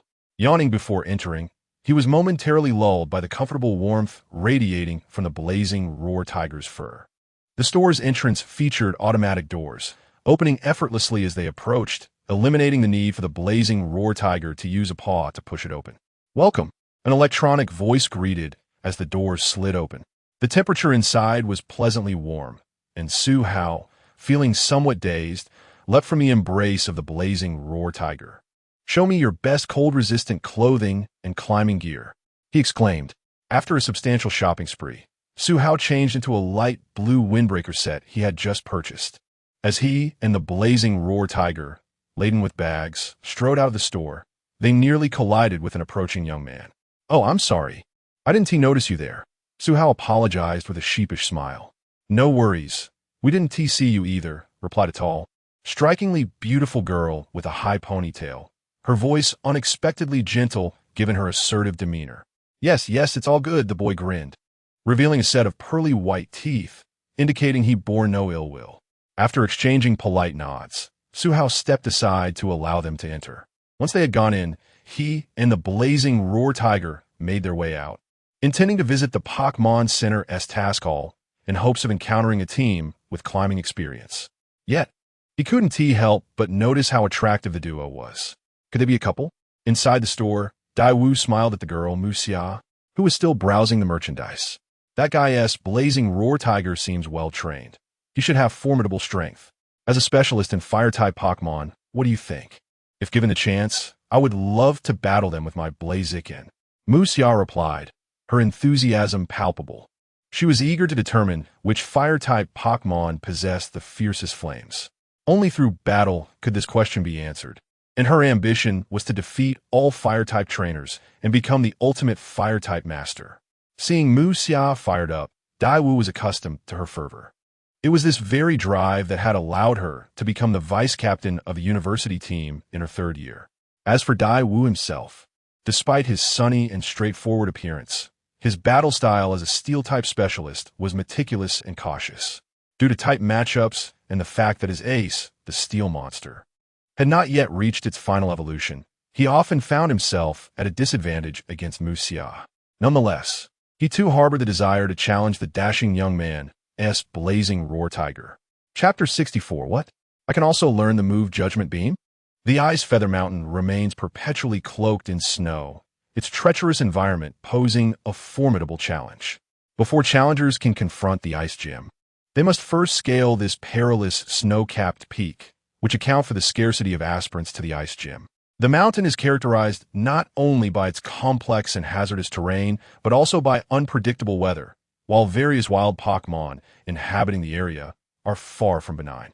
In this remote wilderness, where human presence is absent, the primal rule of survival of the fittest prevails, with the strong preying upon the weak. The wild Pokémon, unrestrained by human interference, unleash their untamed nature, and one can never know when they might become the focus of a lurking predator during their ascent. In the wild, Suhao is undaunted. He possesses the capacity for self-defense even if wild Pokémon, like the small diamond Pokémon, attempt a direct assault.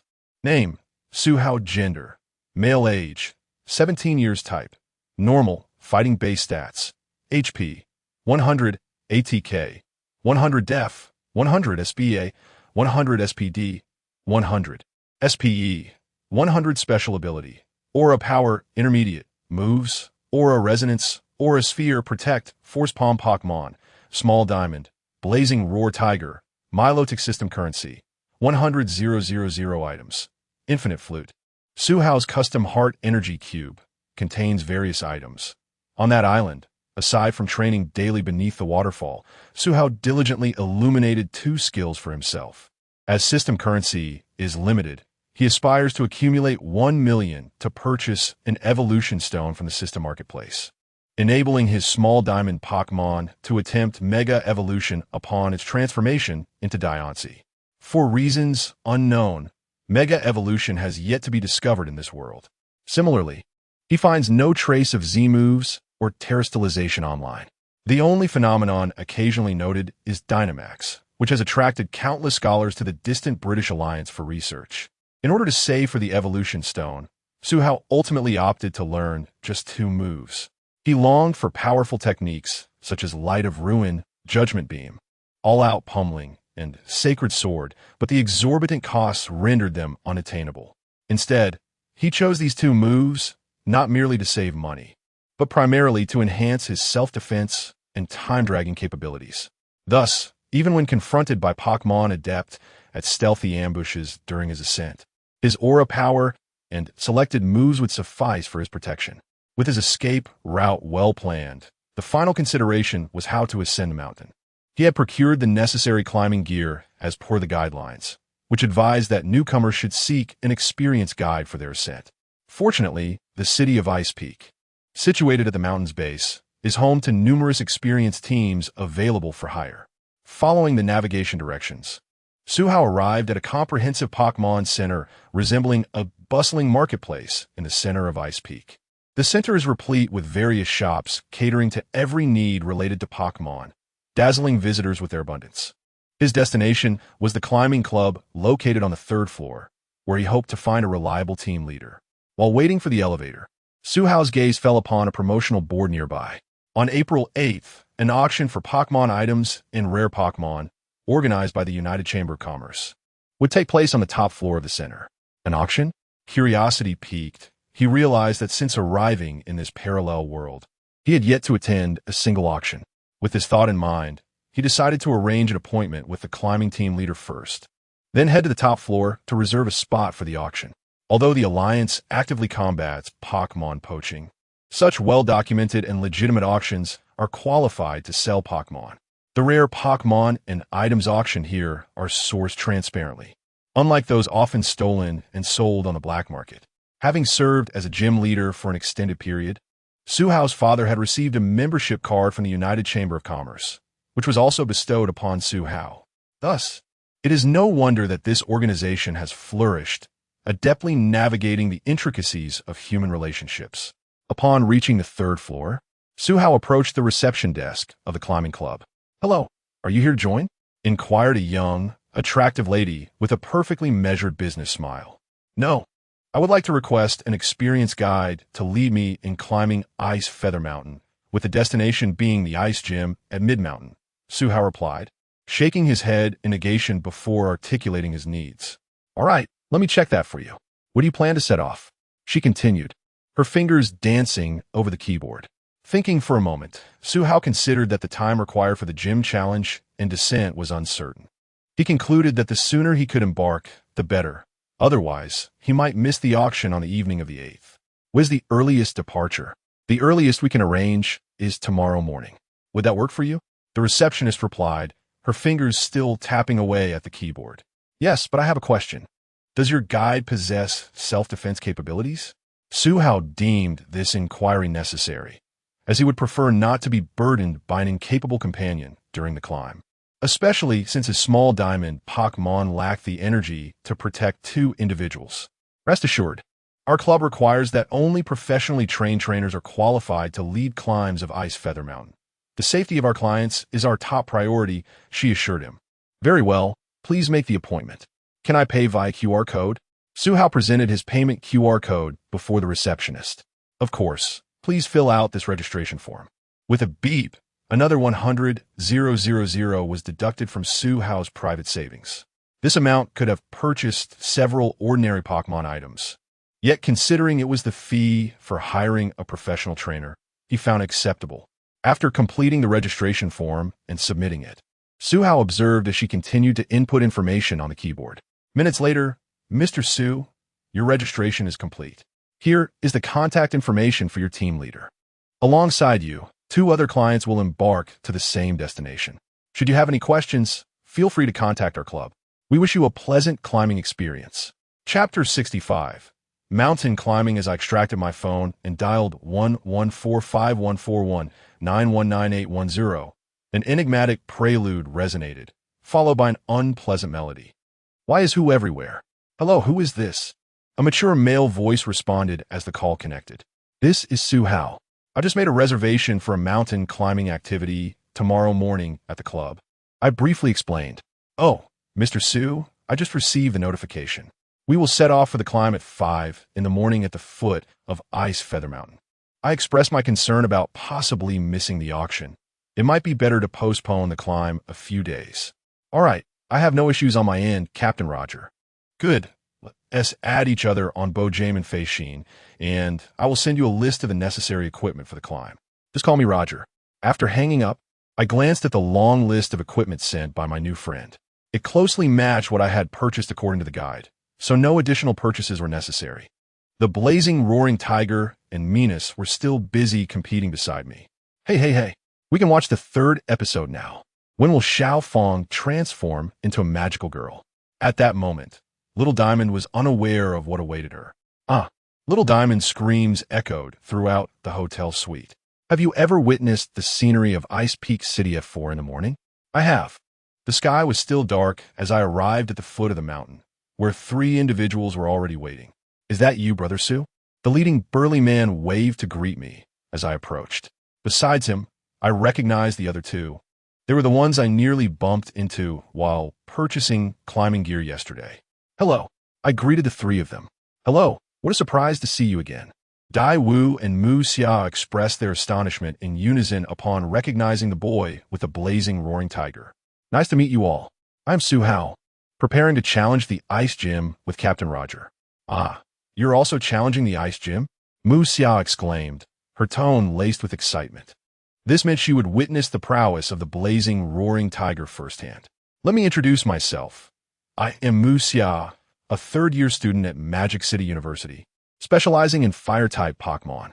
This is Dai Wu, who, like me, is a 3rd-year student at Magic City University, specializing in steel-type Pokémon.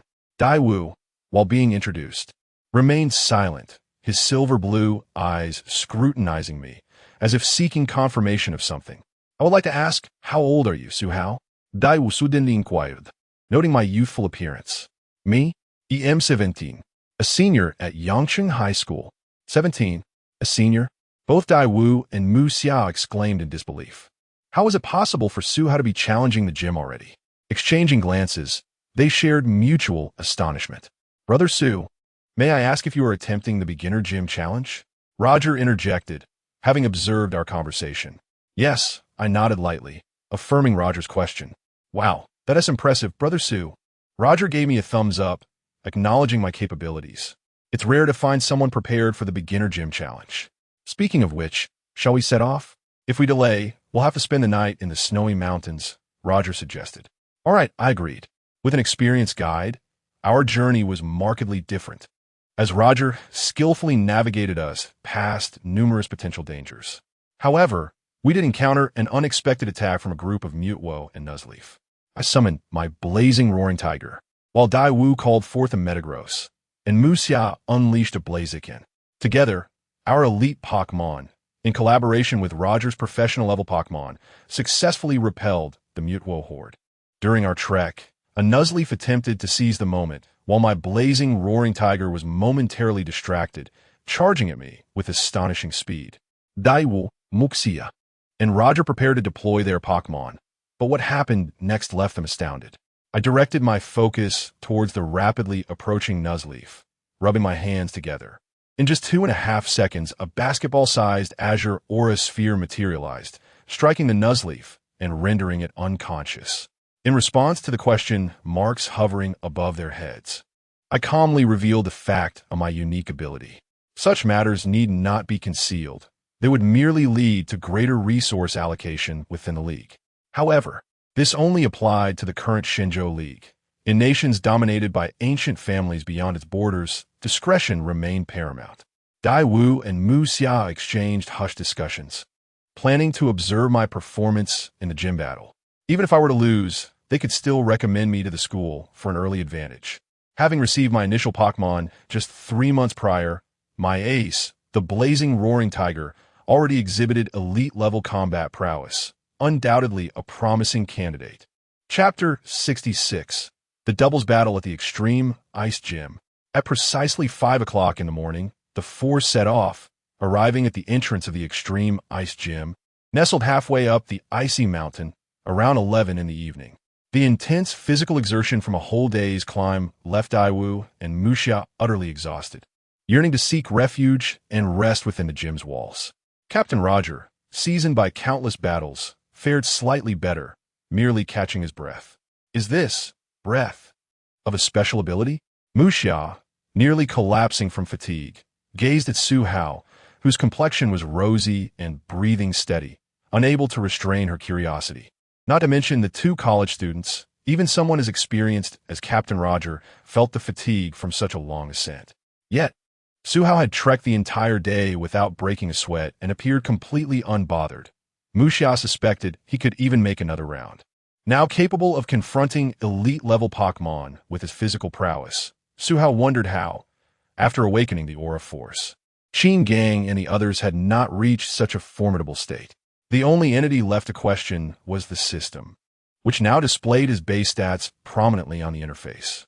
Although lacking concrete evidence, Su Hao harbored suspicions that the system had meddled with his awakening of the aura force. The Extreme Ice Gym, established on the slopes of Ice Feather Mountain, was modest in scale compared to the expansive complexes of the Sunrise Gym and Watercraft Gym. Upon entering, they were greeted by two Ice-type Pokémon, presumably the gym leader's companions, stationed as sentinels. Su Hao surmised their presence was to deter any wild Pokémon from launching an attack. Pokémon, Alolan Dugtrio type, Ice Steel Gender. Ability, Snow Cloak level, 35 Pokémon. Alolan Ninetales type, Ice Fairy Gender. Ability, Snow Cloak level, 35. Both the Ice Dugtrio and Ice Ninetales were elite level Pokémon. Upon noticing Su Hao and his companions, the vigilant Ninetales summoned an elderly gentleman. Despite the frigid temperatures of Ice Feather Mountain, which compelled even Su Hao to don winter attire, this newcomer was scantily dressed, with grizzled hair slicked back and a muscular build that belied his advanced age. The elder surveyed them briefly before speaking. It has been quite some time since we've had visitors. I presume you are here to challenge the gym? The elder introduced himself as Zhao Xueqing, the gym leader for over 30 years, surprised by the arrival of 3 challengers in such a remote location. Indeed, we 3 have come to challenge the gym, and this gentleman is our guide. Su Hao indicated himself, Daiwu, and Mu Xia, before gesturing toward Roger. This is our team captain. I can see that, as Roger often seeks lodging here during his climbs. Zhao Xueqing acknowledged, before continuing, as night has fallen, Roger, you know the way. Please escort these 3 students to their quarters. Understood, Elder Zhao. Thank you, gym leader, they replied in unison. After a day of climbing, although Su Hao's physique could endure, he felt mentally drained. He bid goodnight to Daiwu and Mu Xia before retreating into the guest room. The accommodations were compact, with new bedding neatly stored in a nearby cupboard, ready for use. Given the limited space, Su Hao refrained from summoning his Pokémon, opting instead to prepare for rest. Since departing from Yang City, the haunting voices from his dreams had ceased, granting him a tranquil night of slumber. Dingling. At 7 o'clock, the alarm rang, awakening Su Hao, who rubbed the sleep from his eyes and fumbled for his clothes amidst the blankets. After donning his winter gear, he grabbed his toiletries, preparing to search for a wash basin.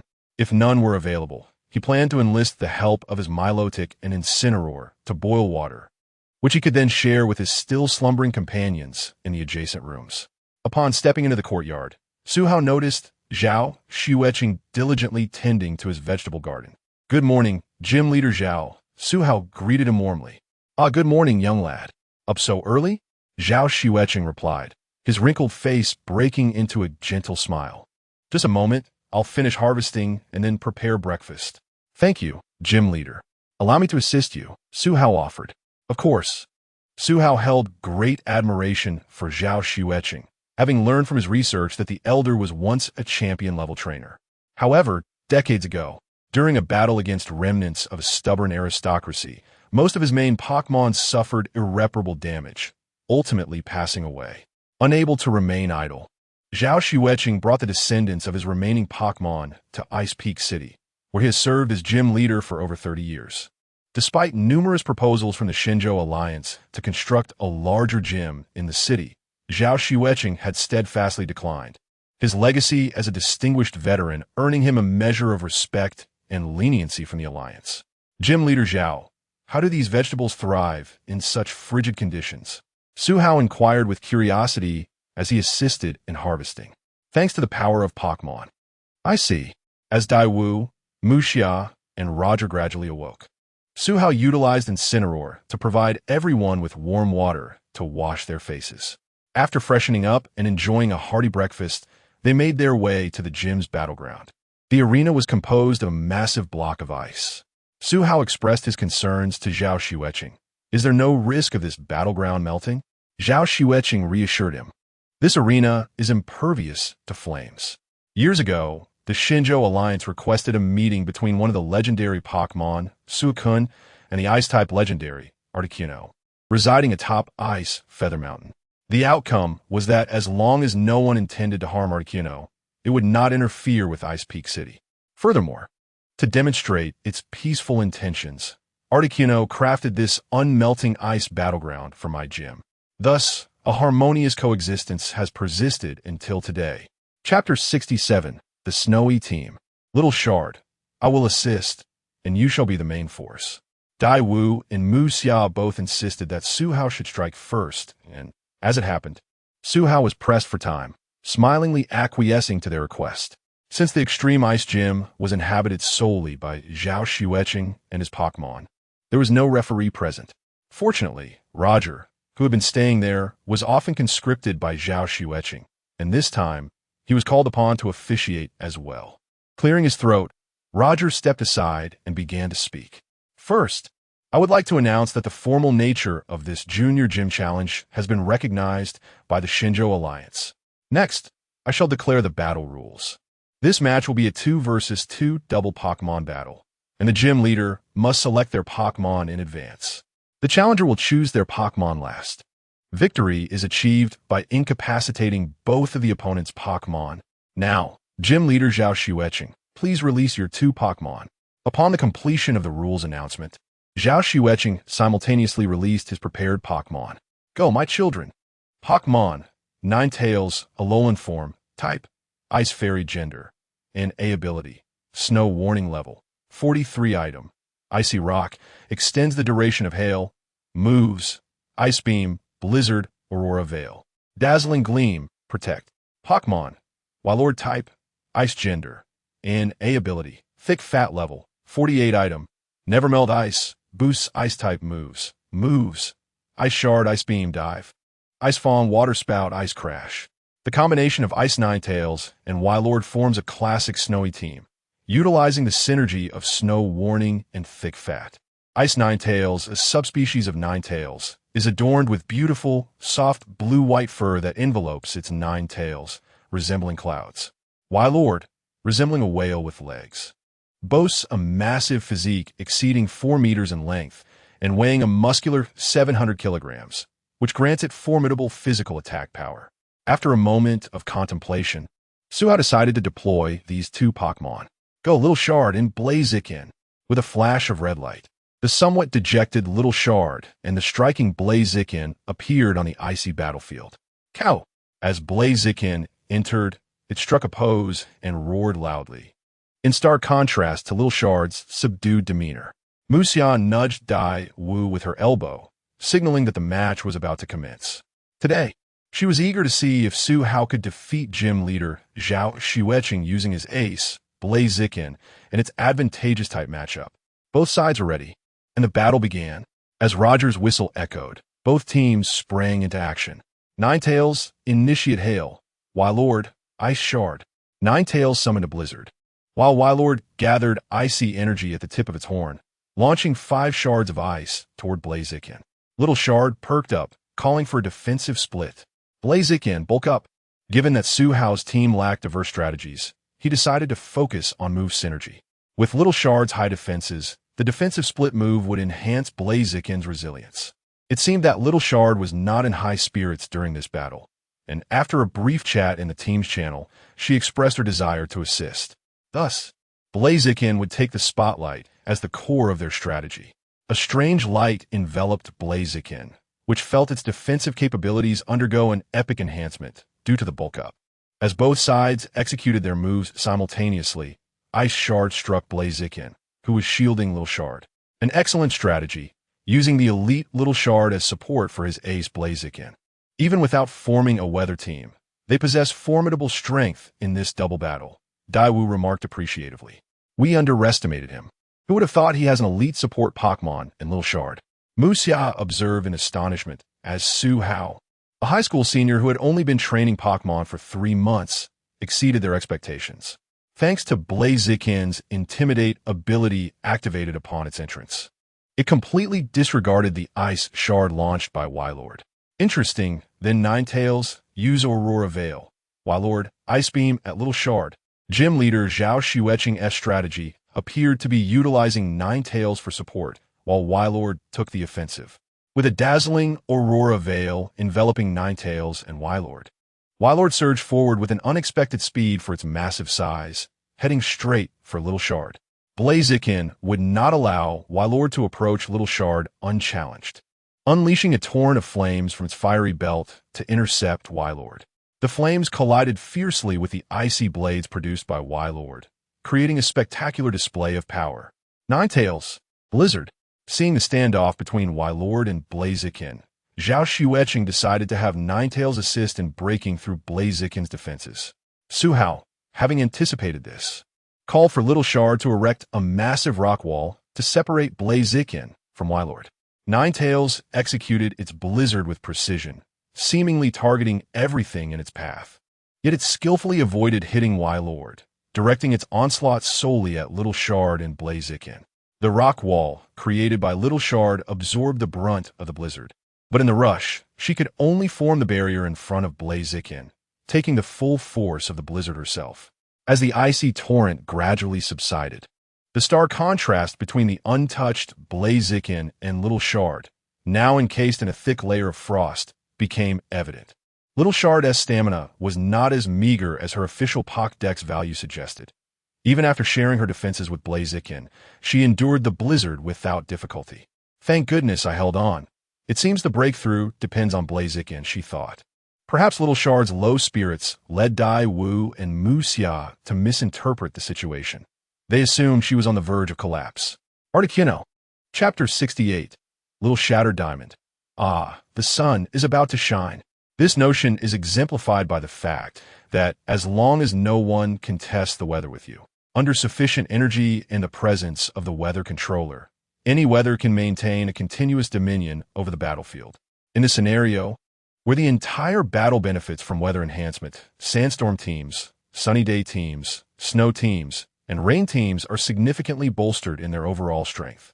Weather teams have consistently held a mainstream position in both singles and doubles ranked battles. To combat magic with magic. To counter weather, one must employ weather. Provided that the weather you unleash does not adversely affect your team or enhance your opponent, you may unleash weather abilities to seize control of the weather. Remarkably, Little Shattered Diamond is one of the very few Pokémon capable of mastering all 4 weather moves: the Rain of Rain Dance, the Brilliance of Sunny Day, the Chaos of Sandstorm, and the Chill of Hail. When it comes to the totality of energy and control, Su Hao possesses absolute confidence. No Pokémon at the elite level can surpass Little Shattered Diamond. Thus, Little Shattered Diamond stands as the pinnacle of weather manipulation. As long as Little Shattered Diamond continues to assert dominance over the weather, the opponent's Colossal Whale, lacking the defensive boosts of snow and speed enhancements, will find itself at a disadvantage, allowing the blazing Roar Tiger to confidently take on two foes. Little Shattered Diamond, sunny day. Ah, the sun is about to shine. A radiant sun emerges above Little Shattered Diamond, bathing its body adorned with pink diamonds in a warm, dazzling light. The ascension of the sun creates a wondrous spectacle, where snow falls on one side while the other basks in sunlight. Can this shimmering Little Shattered Diamond truly command weather moves? Musya gasps in astonishment. Aside from a select few species with an innate affinity for weather moves are notoriously difficult to learn. In this world, one cannot generalize between Pokémon. While all Pokémon have access to these moves, it may be that your Pokémon can learn them while mine cannot. The mastery of weather moves is indeed well known for being elusive. Musya recalls that Little Shattered Diamond, as a Pokémon specialized in both defenses, has taken an unconventional path under Su Hao's guidance, acting not as a mere tank, but as a support disruptor. It must be said that a Little Shattered Diamond equipped with Sunny Day, teamed with a blazing Roar Tiger, can contend with the dominant weather and spatial teams in doubles battles. An elite-level flagship blazing Roar Tiger, paired with a support-specialized elite-level Little Shattered Diamond, could very well lead to Su Hao's selection as a substitute for the school team in his first year of university. It would be prudent to reach out to the school and connect with Su Hao. To think it could contend with the Ninetales is quite impressive. Zhao Xueqing is pleasantly surprised, as he did not anticipate Little Shattered Diamond would vie for weather control against his exceptionally talented Ninetales. Thank you for the compliment. Blazing Roar Tiger, Inferno Blast. Catcho, Water Flow Break. The Crimson Inferno Blast surges across the icy terrain towards the Colossal Whale. Zhao Xueqing understands that, given the minimal disparity in strength, the Colossal Whale's Ice-type moves cannot withstand the Inferno Blast and must resort to Water-type moves instead. Historically, water and ice have always been intertwined. If Water-type Pokémon can learn ice moves, then Ice-type Pokémon can also learn water moves. The Colossal Whale's massive fins spiral around, entwined with water currents, continuously slicing through the Inferno Blast. Yet ultimately, the Sunny Day-enhanced Inferno Blast proves superior. The water dissipates, and the Colossal Whale, unable to maintain its rotation, is engulfed by the fiery onslaught. Boom! The explosion from the Inferno Blast sends shockwaves across the battlefield, and moments later, the Colossal Whale, bearing burn marks and a slightly charred white body, reveals itself. To withstand such an Inferno Blast, truly a Pokémon belonging to a former champion-level trainer. Musya initially believed that the battle's outcome was sealed once the Colossal Whale was consumed by the Inferno Blast. It remarkably withstood the attack. Excellent Inferno Blast. Now, the Colossal Whale's stamina is faltering. Shall we decide the outcome with the next strike? Zhao Xueqing feels a sense of fulfillment at witnessing the rise of outstanding juniors at his current age. Ninetales Magical Shine, Colossal Whale Body Slam, Little Shattered Diamond, block with Magical Shine, Blazing Roar Tiger, Flare Charge, target Colossal Whale. Su Hao commands, understanding Zhao Xueqing's intentions. He merely needs to showcase the strengths of the Blazing Roar Tiger and Little Shattered Diamond. The magical shines collide and cancel each other out, and Little Shattered Diamond realizes that her role in this battle is to assist, trusting wholeheartedly in the little cat. The Blazing Roar Tiger, enveloped in flickering arcs of deep crimson flames, charges fiercely towards the Colossal Whale, which is encased in a white luminescent membrane. Upon collision, the two initially find themselves in a stalemate. The deep red flare charge of the Blazing Roar Tiger persistently breaches the white membrane created by the Colossal Whale's moves, inflicting damage. Bang! Ultimately, with the Colossal Whale flying backward and colliding harmlessly against the ground, the outcome of the match is unequivocally determined. The Colossal Whale loses its ability to battle, and the match continues. Roger announces the defeat of the Colossal Whale. There is no need to continue. It is a victory for Little Su. Continuing would only serve to inflict further wounds on the Pokémon, which is meaningless. Zhao Xueqing waves his hand, conceding defeat. At his age, the desire for victory has long since faded, and there is no need for Ninetales to suffer damage severe enough to incapacitate it. Palkia. Chapter 69. The onset of the blizzard having resided atop Ice Feather Mountain for an extended period, he had little interaction with the other 17 masters and, consequently, had not received any news from Su Hao. Beside him, Mu Xia and Dai Wu cast curious glances, eager to uncover the answer. I shall endeavor to achieve this, he declared. Now, the forthcoming battle shall be between Dai Wu and me, and I kindly ask Master Zhao for your guidance. Mu Xia flexed her body, her eyes gleaming with combat fervor as she gazed at Zhao Xueqing. I recall that the two young scholars from Magic Capital University aim to challenge the Intermediate Dojo Tournament. Correct? Let us proceed with the registration, Zhao Xueqing stated, leading the two to a nearby Shenzhou Alliance computer for a series of identity verifications. Registration successful. Who shall go first? Contrary to appearances, Zhao Xueqing exhibited remarkable proficiency in computer operations, completing the registration with effortless efficiency. I shall go first. She shall go first. They chimed in unison, evidently sharing the same thought. Very well. Let us commence, Zhao Xueqing replied nonchalantly, indifferent as to who took the initial turn. After Roger re-emerged to announce the competition rules, both sides simultaneously unleashed their Pokémon. Zhao Xueqing deployed two late-stage elite Pokémon, a Water Ice-type Shelder and a Fighting Ice-type Crabominable. Mu Xia similarly sent forth two late-stage elite Pokémon, a Fire Ghost-type Chandelure and a Fire-Fighting-type Blaziken. Her Blaziken exuded an aura, hinting at a potential breakthrough into professional rank. As the battle commenced, Blaziken leapt high, charging toward Shelder, while Chandelure engaged Crabominable in close combat. In an exchange of blows, Chandelure, bruised and battered, successfully defeated Crabominable with its signature move, Retribution. However, it subsequently fell victim to Shelder's relentless Rock Blast, which had been overwhelming Blaziken. With countless wounds adorning its body, Blaziken narrowly evaded Shelder's barrage, exploiting a fleeting opportunity to secure victory. Following Mu Xia's battle, it was Dai Wu's turn. Metagross relentlessly bombarded the Frost Dragon with its cannon beam. The Frost Dragon, utilizing its agility, swiftly approached Metagross, gathering icy energy into its dorsal fins to form a sword of solid ice. Executing a backflip, it aimed directly for Metagross. In response, the Sherildan, acting as Metagross's sturdy shield, transformed into sword mode and employed the Sacred Sword move to deflect the Frost Dragon's icy blade. However, with the transition to sword form, Sherildan's defenses became vulnerable, allowing the Blizzard King to strike with absolute zero, incapacitating Sherildan during its standoff with the Frost Dragon. Simultaneously, Metagross unleashed a long-prepared Iron Head, which eliminated the Frost Dragon. As the battle transitioned to a one-on-one showdown, Metagross, leveraging its superior physical prowess as a pseudo-divine being, ultimately outlasted Blizzard King, securing victory for Dai Wu. The descent from the mountain proved swifter than the ascent, and within moments, the four had traversed a quarter of the journey. They laughed and discussed their anticipation of reaching Ice Peak City before nightfall.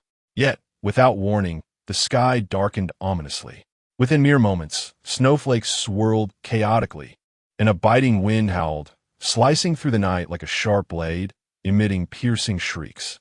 How could a blizzard appear so suddenly? I specifically checked the weather forecast before we set out. There was no indication of a blizzard today. Roger's incredulous voice pierced through the howling wind, slightly distorted. Secure yourselves and prepare for the cold. Do not wander aimlessly, Roger bellowed. But the ferocity of the blizzard proved overpowering, causing the four to unknowingly disperse. At that moment, Su Hao fell into silence. After becoming separated from Dai Wu and the others, he attempted to use his aura to probe the surroundings in search of their whereabouts. However, the unique energy embedded within the blizzard obstructed the aura, which typically extended over 100 meters, now confined to a mere few meters around him. Could it be the Articuno rumored to inhabit Ice Feather Mountain? Su Hao pondered as he pressed forward, determined to locate his lost companions. Unfamiliar with the dangers of a blizzard, Su Hao was oblivious to the necessity of securing oneself amidst the storm. Roger's shouts were swallowed by the wind, going unheard. Su Hao retrieved warm clothing from his system backpack as the temperature plummeted under the blizzard's onslaught, necessitating warmth. While donning the clothing, he remained unaware that beneath his snow boots lay a patch of ground covered by a mere thin layer of snow, revealing emptiness beneath, unlike the thick snow blanketing the surrounding area. Oh no! His snow boots struck this hidden spot, and with a startled cry, Su Hao plummeted through an opening just wide enough for an adult male. Thud! With a dull thud, Su Hao's body fell through the opening, crashing heavily onto the icy ground below. Ouch! He groaned, feeling the pain from his impact. Where am I? Glancing around the darkened expanse, Su Hao summoned his Blaziken to ignite flames, illuminating the shadowy space. A cavern formed by smooth ice walls came into view, reflecting the shapes of himself and Blaziken. Llama, I have yet to locate Dialga's illustration. Chapter 70. The Platinum Pokémon Egg with the absence of the mysterious blizzard's interference. Su Hao was finally able to harness his aura power within this space. He extended his aura and discovered that this space was merely a small cavity, no larger than his room. Apart from the surrounding ice walls that mirrored his form like a mirror, there was nothing else present. Although Su Hao could summon his shards or Milotic to use their psychic abilities to fly him through the narrow passage, the raging blizzard outside made it prudent to remain here for the time being. With the mobile signal completely lost, communication was impossible, leaving him to hope that Dai Wu and the others were safe. Releasing his shards and Milotic from their luxury balls, Su Hao explained their current predicament through the team channel before preparing to rest. He retrieved bundles of firewood from his system backpack and had his Blaziken ignite them, providing him with precious warmth. As he observed the ice-covered ground scorched by Blaziken's flames, resembling the icy terrain of a gym, he furrowed his brows, pondering whether this was the work of the Articuno. However, contemplating such matters seemed futile. He could only wait for the storm to abate before seeking the whereabouts of his companions. Su Hao took out his sleeping bag, surrounded by his 3 Pokémon, and gradually fell asleep. This realm was filled with chaos and reversals, with shattered floating islands scattered throughout, existing within the distortion world. He did not succumb to slumber like those on the surface. Although he typically reveled in mischief, without Arceus's watchful gaze upon this world, he felt little inclination to cause trouble. After all, his antics were merely to draw the attention of that great being who was currently occupied at the cosmic barrier, unable to focus on this blue planet. Now, Giratina meandered leisurely, observing the lives of humans and Pokémon across the barrier between the distortion world and the real world, a sight he had witnessed for centuries. Having observed so much, Giratina's temperament had calmed considerably. According to the self-proclaimed humans below, this state of being was referred to as Zen. Recently, Giratina encountered a troubling situation. One day, he was engrossed in watching a male human arguing with a female Gardevoir about who should be on top in their marital abode through a mirror. Just as he sensed the atmosphere becoming increasingly awkward, a fleeting connection formed between the barrier of an island nation and the distortion world. Since Arceus's departure, Giratina had not once left the distortion world for hundreds of years. Logically, even beings of equal rank could not open a passage to the distortion world without his permission. Could it be that some foul entities had breached it? With this thought, Giratina's previously languid gaze sharpened. As he activated his powers, he had long mastered the development of his exclusive move, Shadow Sneak, and the dark purple energy of the distortion world surged forth, enveloping him. In the next moment, Giratina, situated in the Yang city of the Shenzhou Alliance, instantaneously traversed space to a small island in the Sakura Country Alliance, thousands of kilometers away. In the distortion world, Giratina was the most formidable entity. Any beings of the same rank that ventured here would be suppressed by the very nature of the distortion world itself.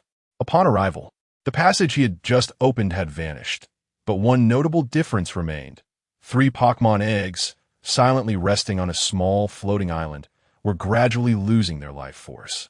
Giratina understood that the distortion world repelled all life forms from the real world, draining their vitality, and the same fate befell these eggs.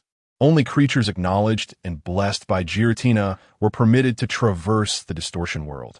Observing these rare, new entities, new life forms in the distortion world after centuries, Giratina's previously fierce aura softened. He felt a twinge of compassion.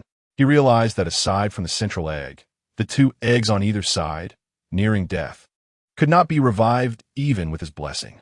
As the embodiment of distortion and destruction, Giratina was not adept at matters of life.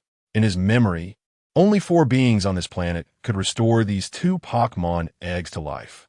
The shiny fletchling, known for its shedding feathers, could resurrect the deceased. The vibrant Horn Stantler could wield the power of life to revive the eggs.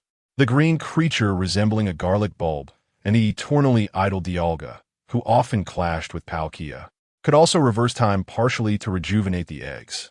Contemplating this, Giratina recalled the appearance of these 3 Pokémon eggs, and a sudden idea blossomed in his mind. In the absence of any other life forms, even with no one to listen, Giratina, transformed into his origin for me, opened his mouth, revealing a golden, insect-like mandible. Roar. As a deity, Giratina could naturally perform feats akin to telepathy. However, the blessing of distortion only required resonance with the distortion world. Neither he nor other deities needed to recite incantations. Only a few, who valued their prestige highly, would disguise their self-written prayers as ancient traditions to boast of themselves. His thunderous roar resonated with an ancient tone. The blessing commenced. A portion of the distortion world's essence infused into the central Pokémon egg, granting it a fragment of Giratina's power. Using the energy of distortion, he transformed the 2 dying eggs into a transparent platinum light that merged with the central egg. Upon fusion, the eggs radiated a stunning platinum hue, adorned with red wave patterns, a sight to behold. Thus, the Pokémon egg, now blessed by Giratina, would no longer be drained of life force by the distortion world, and as a recipient of a fragment of divine authority, it was destined for greatness. Giratina, alongside a Pokémon that resembled a mix of Pikachu and a lunar EV and a young man, observed the wondrous transformation. Chapter 71. Awakening to find an egg in my embrace. This signifies that as long as the Pokémon egg remains within the distortion world, it can never hatch. Giratina wandered aimlessly throughout the distortion world, the platinum Pokémon egg balanced upon its head, uncertain of what to do next. This Pokémon species is known for its nurturing nature towards their young. Yet this particular egg had been tainted by Giratina's own power, leading to a resemblance that may not be recognized by its kin upon hatching. Giratina had contemplated entrusting the little one to other legendary Pokémon wielding authority like itself. But neither those 3 raucous birds nor the trio of canines seemed reliable, and the 3 clouds were even less of an option. Only the duo resembling red and blue planes appear to have recently adopted an unattractive fish, yet Giratina feared that due to its historically poor reputation, the moment it approached, the 2 planes would seal off the realm. What the predicament? Thus, Giratina drifted through the distortion world until it arrived at the foot of a snowy mountain. I recall this is the territory of that ice-type raucous bird, isn't it? Speaking to the unresponsive Pokémon egg, Giratina gazed at the blizzard engulfing the entire mountain. Feeling somewhat perplexed, it remembered that the raucous bird would not lose its composure unless provoked. Regardless, it decided to seek some amusement. The last time those 2 planes were purifying a drop of heart's water, Giratina had approached only to find them cowering in fear for 3 days. It merely wished to observe the spectacle. What fault lay with it? This time, Giratina was determined not to miss out on the excitement. Having made its decision, Giratina prepared to ascend the icy peak. Just as it was about to teleport to the corresponding mountain in the distortion world, a peculiar aura captured its attention. These fellows are hosting an apart without inviting me. Giratina was instantly incensed. How dare they hide from me while secretly gathering for an apart? Activating its shadowy stealth, Giratina swiftly arrived at a location. Through the barrier separating the distortion and real worlds, it distinctly observed a small, icy cavern. Through the smooth, reflective ice walls, Giratina saw a human boy and 3 Pokémon sleeping around a campfire. There was a sea serpent blessed by the protection of the red and blue plains, a deer with large antlers and a weaker blackbird, and an ordinary tiger. Not to mention the human exuding an aura reminiscent of a rather unattractive feathered white dragon. Observing this extraordinary assembly, Giratina recalled that this human belonged to the profession known as a Pokémon trainer. Perhaps it could entrust the little one to him. The more Giratina pondered, the more it seemed a splendid idea. The bond between this human and his Pokémon appeared quite affectionate, indicating he would not be the type to mistreat the young one. Should he ever show ill intent towards the little one, Giratina would not hesitate to eliminate him. Having made its decision, Giratina acted without delay, concealing its presence as it gently opened a passage between the distortion world and the real world through the icy wall. With utmost care, it wrapped the Pokémon egg in energy and placed it in the human's embrace, ensuring that the warmth of the campfire and the human would shield the little one from the harsh cold. Before departing, Giratina cast a lingering glance at the companion it had held for several months. Though reluctant, it understood that it still had a task to complete. The blizzard unleashed by the raucous bird was wreaking havoc on the snowy mountain, making it difficult for the human to escape with the little one. It had to teach that raucous bird a lesson and put an end to its wild antics. Articuno was in a furious state, but wouldn't be irate upon discovering that their home had been overtaken by humans wielding small machines, wreaking havoc. These intruders relentlessly destroyed the beautiful feathers Articuno had painstakingly gathered to create its nest, feeding them into that strange, ominous machine. Despite Articuno's usual inclination to avoid conflict, it now yearned to freeze these humans solid. Without hesitation, Articuno unleashed a frigid beam, encasing the surrounding humans in ice. Even as some attempted to resist with their Pokémon, their elite and professional Pokémon stood no chance against Articuno. Once the outside threat was neutralized, it turned its attention inward. Articuno strode toward its lair with an air of indignation, only to discover that every last beautiful feather it had collected over the years had been stripped away. With a piercing cry, Articuno unleashed its ultimate ice-type move, Absolute Zero. Just as the attack surged toward the center of the crowd, the leading man spoke up. "Curse you, Articuno. After all the effort to charge this machine, it seems I must utilize it against you." With a menacing glare, the man activated the device. A low hum resonated as a dark energy erupted from the machine, consuming Articuno's furious Absolute Zero and crashing into the creature. "Now's our chance. We must retreat before it recovers," the leader commanded, guiding his team past their frozen comrades as they fled. Before long, Articuno regained its senses, surveying the desolate ruin of its once proud lair, a seething rage overtaking its mind. With the release of Articuno's authority, a cataclysmic blizzard engulfed Ice Feather Mountain and the surrounding Ice Peak City. Giratina and the plains, artificial. Chapter 72, Suao. Have you laid an egg? Just as he was preparing to wield the power of ice once more to intensify the blizzard, determined to capture that detestable band of thieves, a familiar and somewhat alarming presence struck him, accompanied by a resounding slap. The Articuno was swiftly dragged into the reverse world. "Lord Giratina, while both Lord Lugia and Lord Ho-Oh have succumbed to slumber, you remain active." What is this hard object? Suhao realized he was cradling an oval-shaped entity, which he initially thought was a small diamond. As he struggled to open his bleary eyes, he surveyed his surroundings and discovered that the small diamonds were still asleep. Not a small diamond? Then what is it? Suhao's foggy mind suddenly cleared. His gaze fell upon a gleaming egg, a platinum base adorned with vivid red patterns. "Ah, it's merely a Pokémon egg. What a fright," Suhao thought with relief, realizing that an egg posed no threat.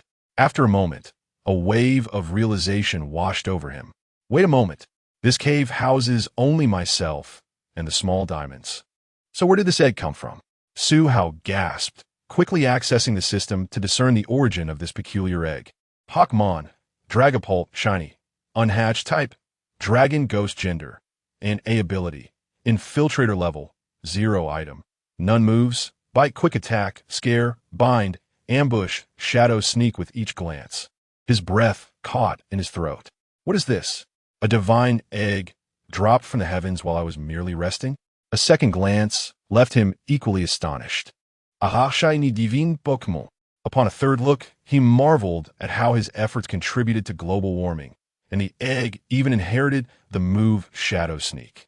After a moment of calm, Suhao sensed something amiss. Isn't it impossible for the Dragapult line to inherit Shadow Sneak? He refocused on the panel, where the phrase Shadow Sneak was emblazoned before his eyes. Wait, isn't Shadow Sneak a signature move of the legendary Pokémon Giratina?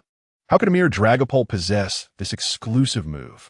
Confusion clouded Suhao's expression as he gazed at the beautifully patterned egg in his arms, which diverged in appearance from the typical Dragapult egg he knew. Was it due to its shiny nature? Or could this Dragapult be the illegitimate offspring of Giratina? Puzzled, he roused the small diamonds, the Incineroar, and the Milotic. Hey, caw, fool. Suhao, have you laid an egg? Suhao, have you laid an egg? Suel, have you laid an egg? Enough with the jokes. This egg was already in my arms when I woke up. Did any of you hear anything suspicious last night? Suhao interrupted the playful banter of his Pokémon. Not all, we slept soundly. I have no idea, came another response. Suhao decided to wait for the storm to subside before venturing out to locate the parents of this Dragapult. If he couldn't find them, he would have to raise it himself. Hey, Suhao, the blizzard seems to have stopped. The small diamond's pink eyes were fixed on the tunnel above, where a beam of warm sunlight streamed in. The aura of wave energy encountered no obstructions this time, as it extended effortlessly. Suhao discovered that the once raging blizzard had vanished, sunlight pouring over the thick layer of snow, as if the storm had merely been an illusion. As the wave energy radiated outward, Suhao endeavored to locate the scattered trio and the parents of the Dragapult. The invisible wave spread in a radius of 100 meters around him. Regrettably, amidst the dazzling white, he found no trace of Muxia and the others, nor any other Pokémon. After a moment's contemplation, Suhao resolved to descend the mountain for assistance. The icy peaks had just weathered a fierce blizzard, and his phone bore no signal. Whether to contact a rescue team or inform his father about the potential plight of the Articuno, he needed to reach a location with reception. The Pokémon egg could not remain in such a frigid environment indefinitely. With firm resolve, Suhao released the Incineroar and the Milotic, taking precautions for the egg's warmth before setting off toward the mountainous base. After the storm's fury, the once vibrant city lay cloaked in thick snow. Streets were bustling with workers and Pokémon clearing the accumulated snow. As Suhao passed a cleaner, he overheard her lamenting on the phone about how unexpectedly the blizzard had struck, with no warning whatsoever. Indeed, Suhao harbored suspicions that this was the work of the Articuno, which was said to dwell on Ice Feather Mountain. Yet, he pondered why the Articuno would unleash a blizzard for an entire night only to cease abruptly. Was it merely a moment of instability? Recalling his previous encounter with the Latios, Suhao had taken the time to discuss his experiences with his father before heading to Ice Peak City. With memories from both before and after his journey, he trusted that his father would never wish him harm. Upon learning that his son had encountered a divine Pokémon, Suhao's father was momentarily taken aback. Eventually, he expressed that this matter should remain between them, for the existence of divine beings would only bring endless trouble, be it from the remnants of noble families within the League, hoping to regain power in this transitional period, or foreign entities lurking in the shadows. During their conversation, Suhao's father mentioned a criminal organization known as New Star. This group, active in foreign leagues, operated under a shroud of secrecy, with only small-time operatives stirring trouble worldwide. Within the confines of a Shinjo League, they had maintained a low profile, previously committing minor infractions, such as swift incursions into secret realms to steal rare Pokémon. However, he had heard from the Latios that this group intended to unleash catastrophic chaos by submerging the entire water city using the Heart's water droplet. What could their true intentions be? Suhao's father warned him to inform him immediately if he encountered anyone linked to the New Star organization, so he could alert the League to initiate a capture operation. With his phone dead, and fueled by the rage of needing to capture an electric-type Pokémon for charging, Suhao borrowed the cleaner's phone to call his father. Beep, beep, beep. Hello, who is this? Came the voice of his father, accompanied by the sound of rushing wind. It's me, Dad. So, why did your phone die again? I saw reports about the blizzard affecting Ice Peak City and figured you must be challenging the gym this week. I was on my way on my Charizard when I couldn't reach you. Upon hearing his son's voice, Suhao's father felt a sense of relief.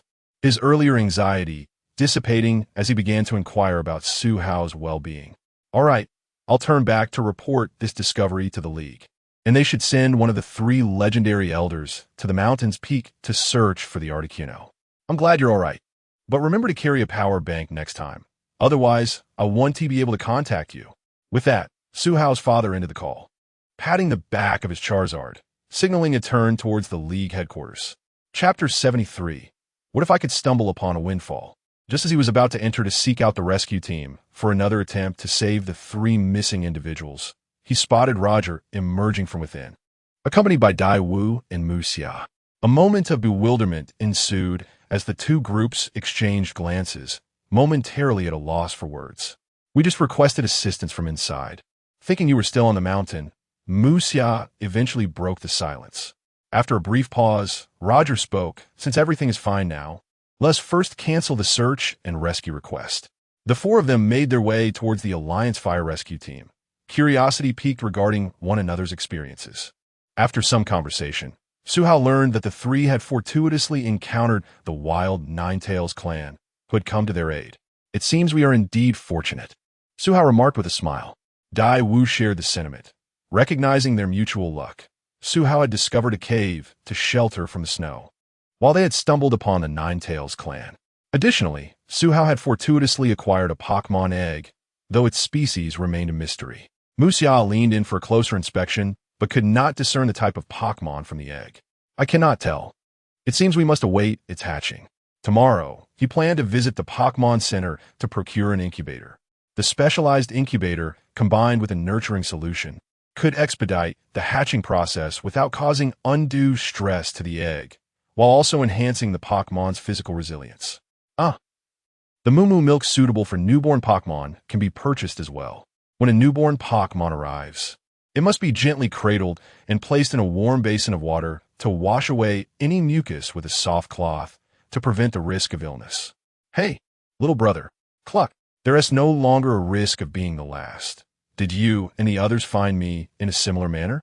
The trio of Pokémon, Shattered Diamond, Blazing Roar Tiger, and Milotic, each entertained their own thoughts about the impending addition to their family. Thus, surrounded by his 3 Pokémon, Suhao delved into an online search for the proper procedures for delivering newborn Pokémon until slumber claimed him.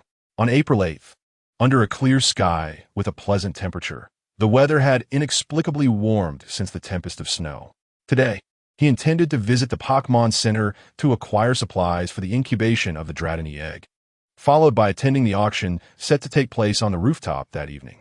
Suhao estimated that his amassed savings from several years, combined with the funds provided by his parents and a share of 2 million from the last Waterboat Gym ticket sales, would likely amount to around 10 million Shinjo coins.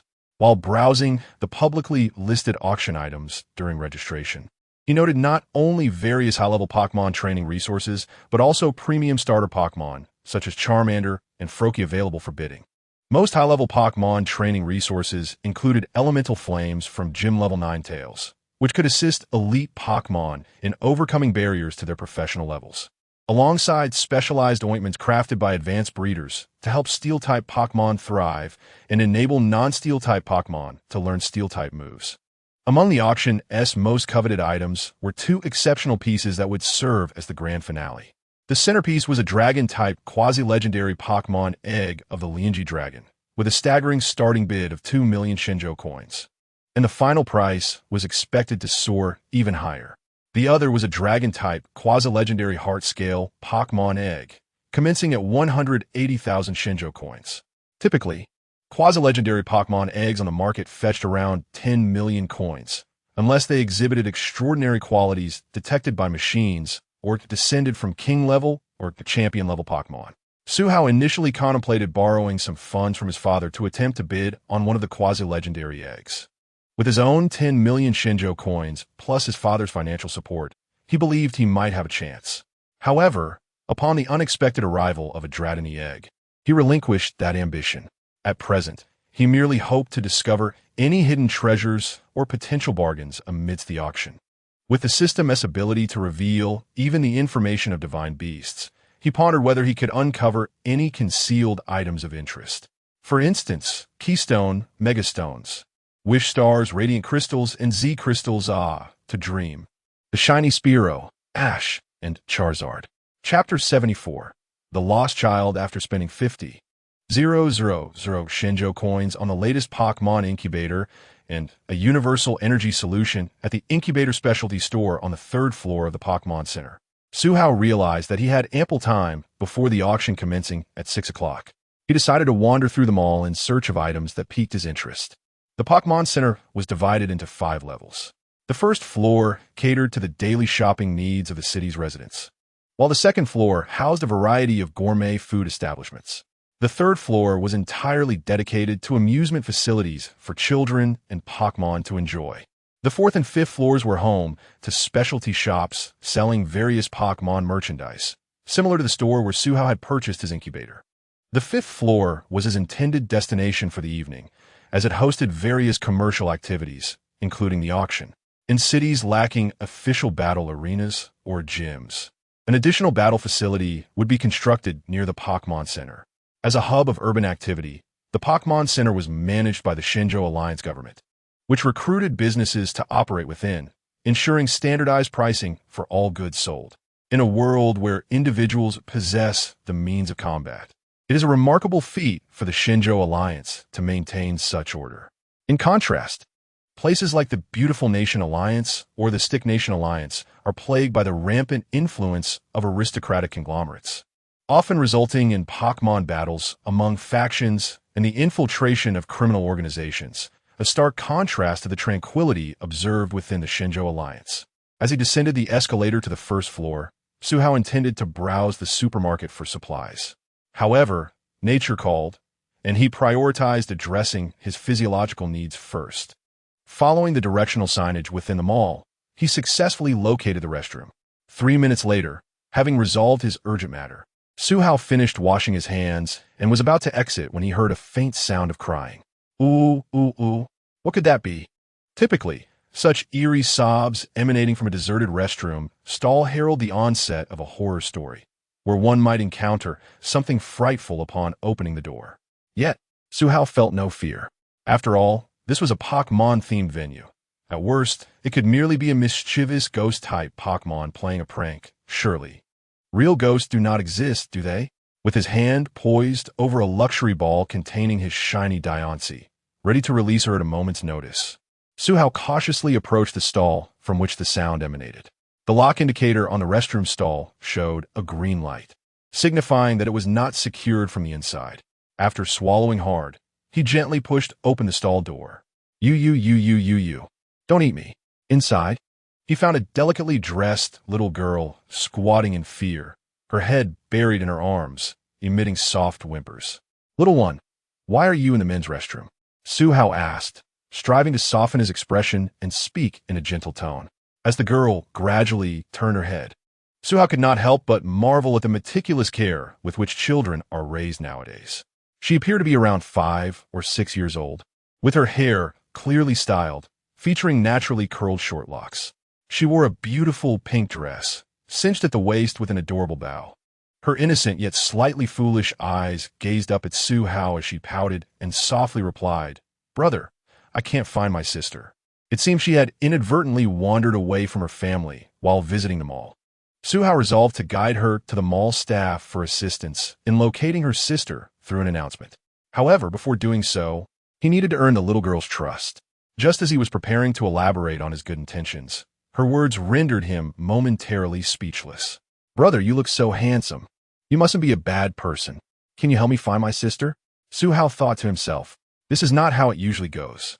With a lingering worry about the ease with which children could be abducted, Suhao took the girl's hand and led her toward the escalator, heading for the Lost Children's Assistance Center located in the amusement area on the 3rd floor. During their ascent, Suhao curiously inquired why she had hidden in the restroom. The little girl introduced herself as Baiyu, with her nickname being Yaya. 1. Today, Yaya had come to the amusement park with her sister. 2. While playing, her sister stepped out to take a phone call, leaving Yia to build sandcastles and wait. 3.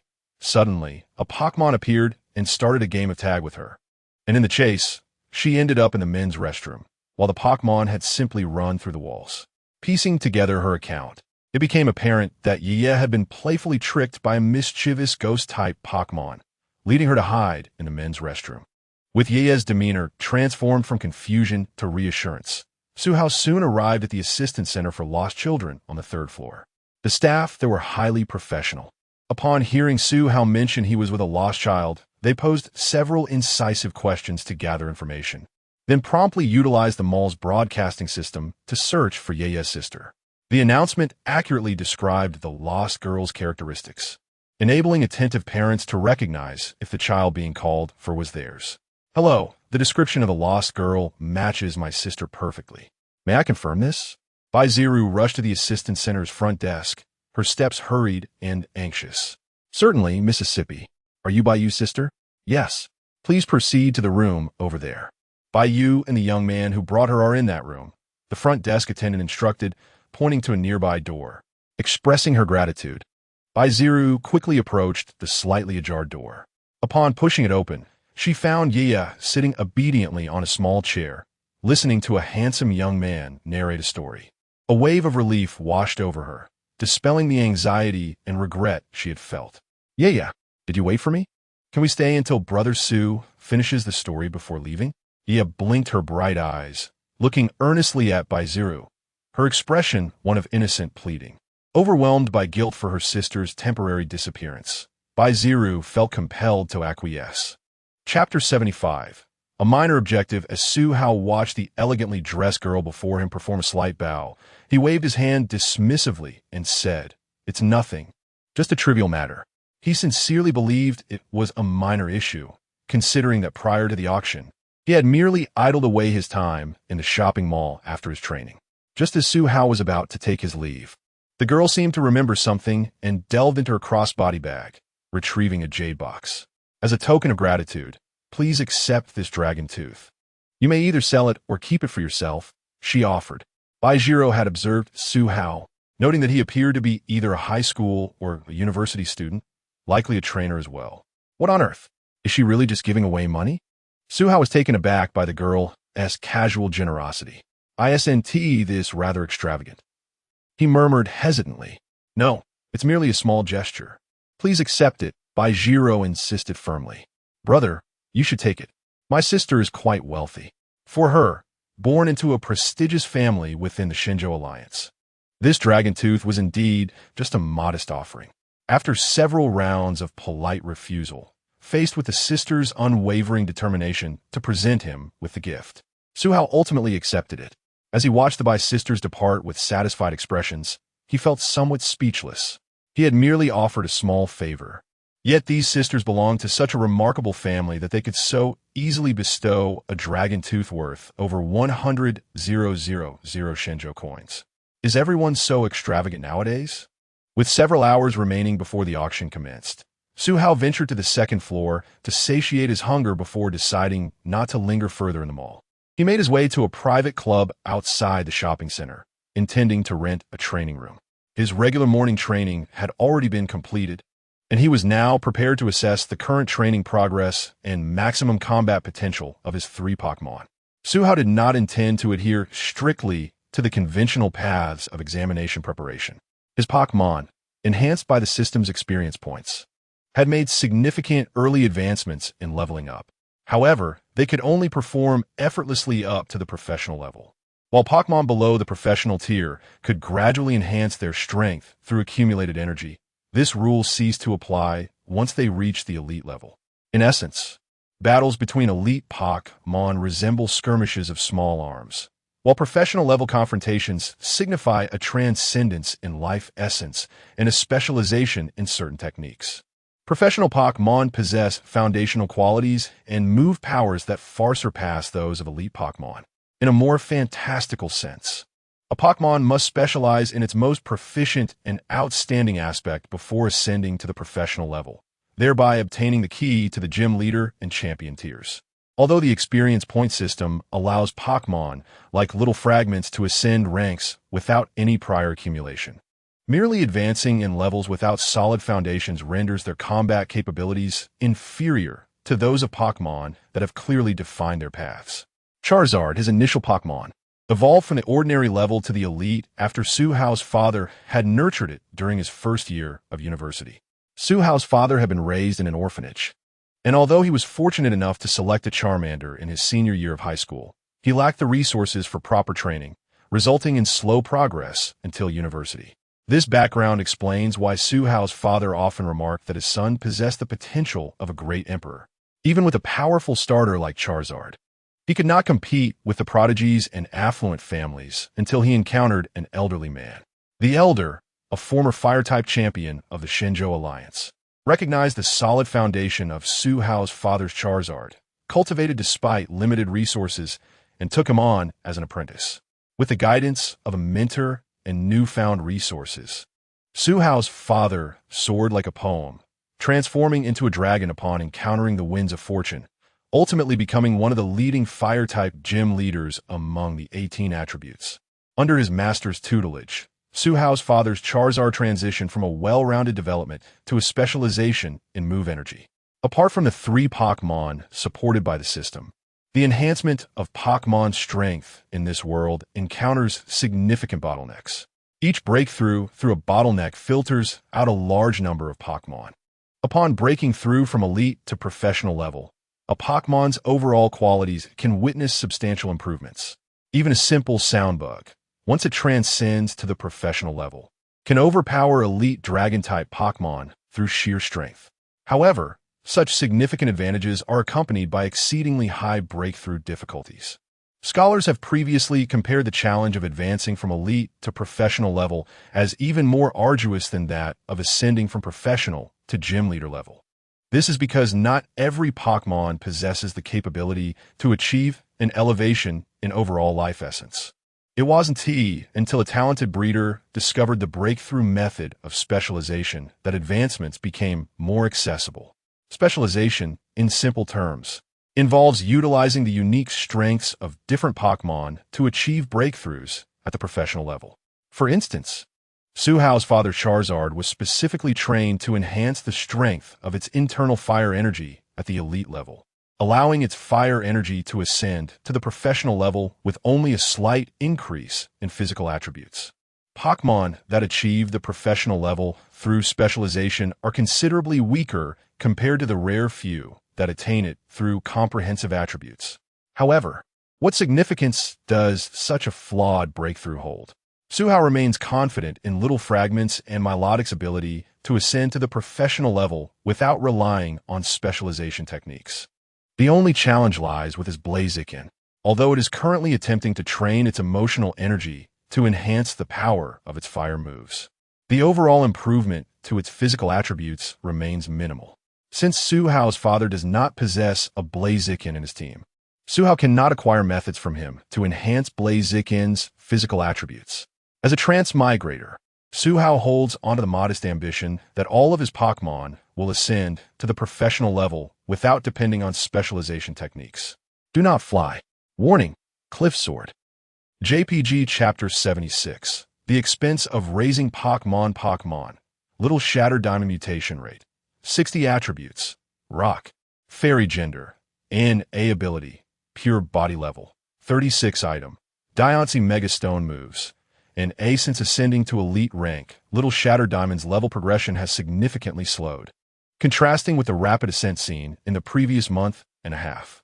Currently, her level lies in the mid-range of elite rank. Although her level advancement has decelerated, her mutation progress remains unabated.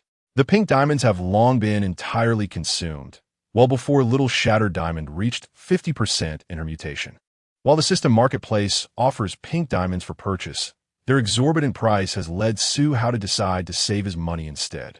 Based on the current rate, it is anticipated that in approximately 2 months, Little Shatter Diamond's mutation progress bar will be fully completed. Thus, it is prudent to accumulate funds for the purchase of a keystone. Pokémon, Milotic attributes, Water gender, N. A ability, Marvel scale level, 31 item, Mysterious Water Drop moves, Clean Beam, Mist Ball. System note, gifted by my dear friend, the Red Blue Plane. Does it matter if it's legal? Milotic underwent ceremonial evolution through the Heart Water Drop, a ritual completed with the assistance of Latios and Latias, which sustains a majority of Pokémon living within the Infinite Secret Realm. This miraculous ceremony not only enhances Milotic's affinity for Water-type energy, but also allows her to adeptly command Dragon and Psychic energy. Additionally, Milotic has learned 2 exclusive moves from the Red-Blue Plane, Clean Beam and Mist Ball. Whether it be Little Shattered Diamond's mythical form or Milotic's potential that rivals that of demigods, Suhao is confident that they will effortlessly surpass the professional level based on their inherent attributes. Pokémon Incineroar, adorned with a blue scarf, attributes Fire, Dark Gender, N.A. ability, Intimidate item, Charcoal level, 35 moves, and A. Honestly, the seemingly honest and simple Incineroar possesses the most cunning of thoughts, as Dark-type Pokémon are often known to harbor a few hidden agendas. Suhao is well aware of Incineroar's ambitions. He understands that Incineroar yearns to surpass Little Shattered Diamond and claim the title of the team leader. Under this relentless pursuit, Incineroar's level is indeed nearing that of Little Shattered Diamond. However, mere level does not encapsulate combat prowess. In comparison to the aforementioned mythical creatures in the second generation of demigods, Incineroar relies solely on his own strength, which is akin to that of a large water jug. Currently, Incineroar cannot best Little Shattered Diamond, and against Milotic, the type advantage plays a critical role, compounded by the protective blessings received from Latios and Latias, rendering Milotic immune to status effects and surprise attacks. Moreover, the team has recently welcomed a newcomer who appears to be the illegitimate child of Giratina, the demigod Pokémon, Dialga. Suhao fears that if Incineroar were to lose to both Little Shattered Diamond and Milotic, he would be left with no one else to challenge. The realization of Incineroar's dreams remains uncertain. As long as Little Shattered Diamond and Milotic continue to grow steadily, they will effortlessly transcend to the professional level. Suhao wishes to avoid having Incineroar achieve the professional rank through the emotional energy method, as this would ultimately leave him trailing far behind Milotic and Little Shattered Diamond, a scenario he wishes to avert. After all, Incineroar, akin to a proud tiger, embodies the spirit of the Forest King and should never be underestimated. Indeed, Little Shattered Diamond's overall output peak is nearing the mid-level of the professional rank. This club's private training room possesses exceptional attributes. The impact-absorbing panels are forged from iron shavings, scraped off by high-level steelix over the years, rendering them remarkably sturdy. Even though Little Shattered Diamond's output has reached the professional level, it has only managed to create a slight indentation on the surface of the panel. Suhao's gaze shifts to the 2 adjacent panels. Incineroar's damage output is higher, leaving noticeable scratches on the panels, suggesting he could barely reach the late elite rank in terms of output strength. Milotic's output, while not as powerful as Incineroar's, is still predictable. During double battles, Milotic can also serve as a healer for her teammates. However, when facing professional-level Pokémon, it becomes a stalemate, as neither side can inflict damage on the other. Incineroar, however, can still unleash a critical burst of energy. Currently, most of the special techniques available to enhance battle strength that Suhao can access are primarily suited for his father's Fire-type specialty team and are not appropriate for him. The only technique he has adopted from his father is Charizard's method, which utilizes emotional energy as fuel to enhance the flames of its tail and firepower. Incineroar has already begun to accumulate emotional energy within itself to fuel the flame pouch at its waist. As a result, Incineroar can now competently engage with professional-level Pokémon, significantly increasing his chances of victory, yet he has yet to attain an invincible status among his peers. Moving forward, Suhao seeks to discover a suitable method for Incineroar to enhance his physical strength. Both his father and the former Fire-type champion, Grandpa Xia, have followed a special attack route without imparting any physical training secrets relevant to Incineroar. Jiang Qingqing's association seems to connect to the second-tier divine beast from the Isle of Armor, but the combo technique is ill-suited for Incineroar unless he encounters a single-strike variant. Beyond that, Suhao remains unaware of other secrets, as they belong to others. Even if the Alliance Marketplace offers training manuals, Su Hao's financial situation would render him unable to sustain the 4 mouths at home after purchasing them. After all, many training manuals are closely guarded secrets of various sects, and individuals like Qin Gang, who hurriedly share their insights, are exceedingly rare. Consequently, the goal of acquiring free or low-cost access to various techniques and manuals undoubtedly lies within universities specializing in Pokémon battle sciences. Among the rewards for individual competition and team performance in school, there exist opportunities to access paid manuals or select rewards, including rare Pokémon, such as the starter trio. Aside for the demigod Pokémon, regardless of the outcome, Su Hao feels that the endeavor is worthwhile. As for the standard Mega Rayquaza, one must admit, Mega Rayquaza is truly magnificent, leaving me in awe. Chapter 77. The auction hall, adorned with a bright and simple decor, was devoid of the opulence often associated with such events. Positioned at the forefront was the auctioneer's podium, where the auctioneer would soon introduce and auction the items.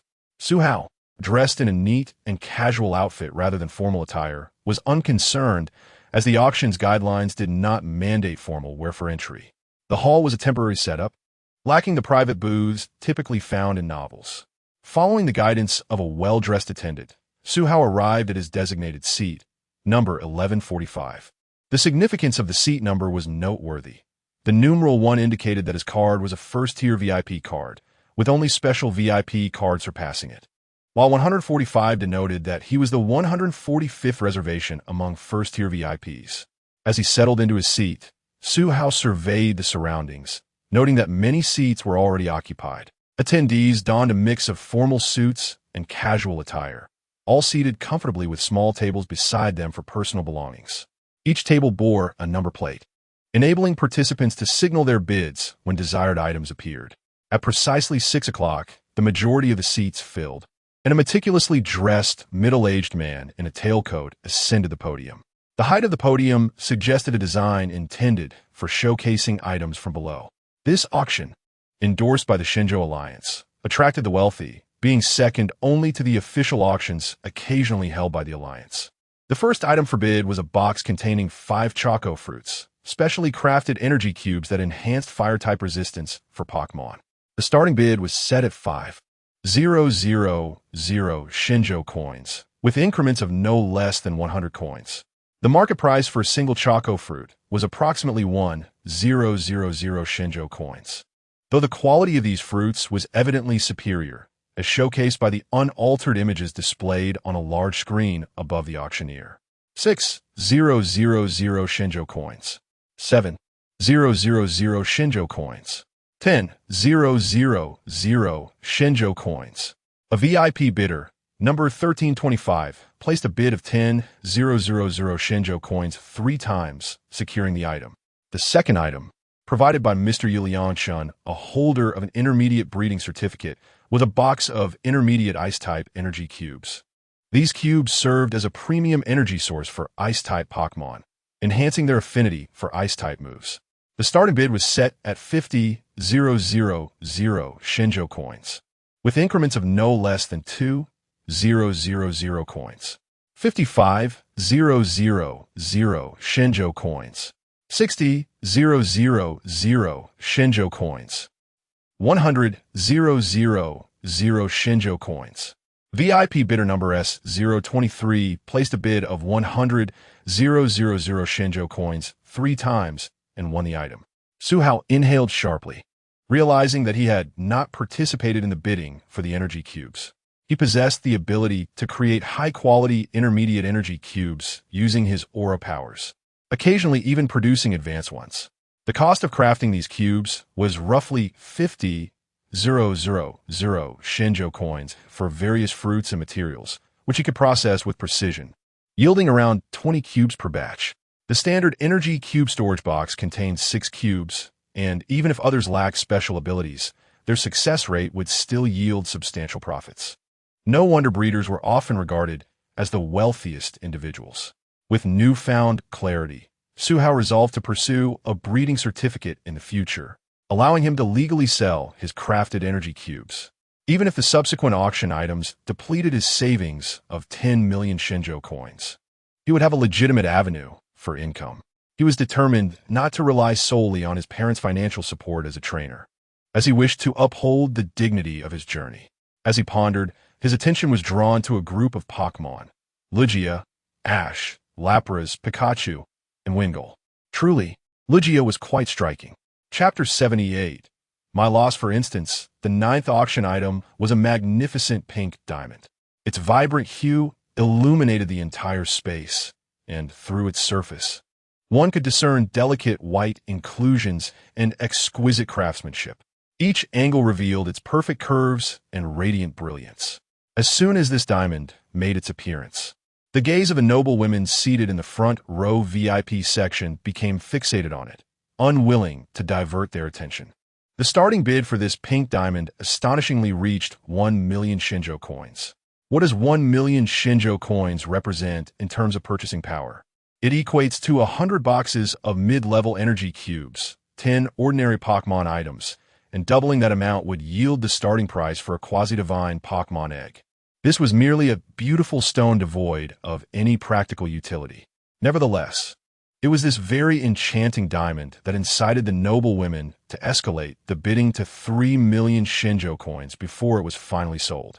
Regardless of the realm, there will always be women who pursue beauty.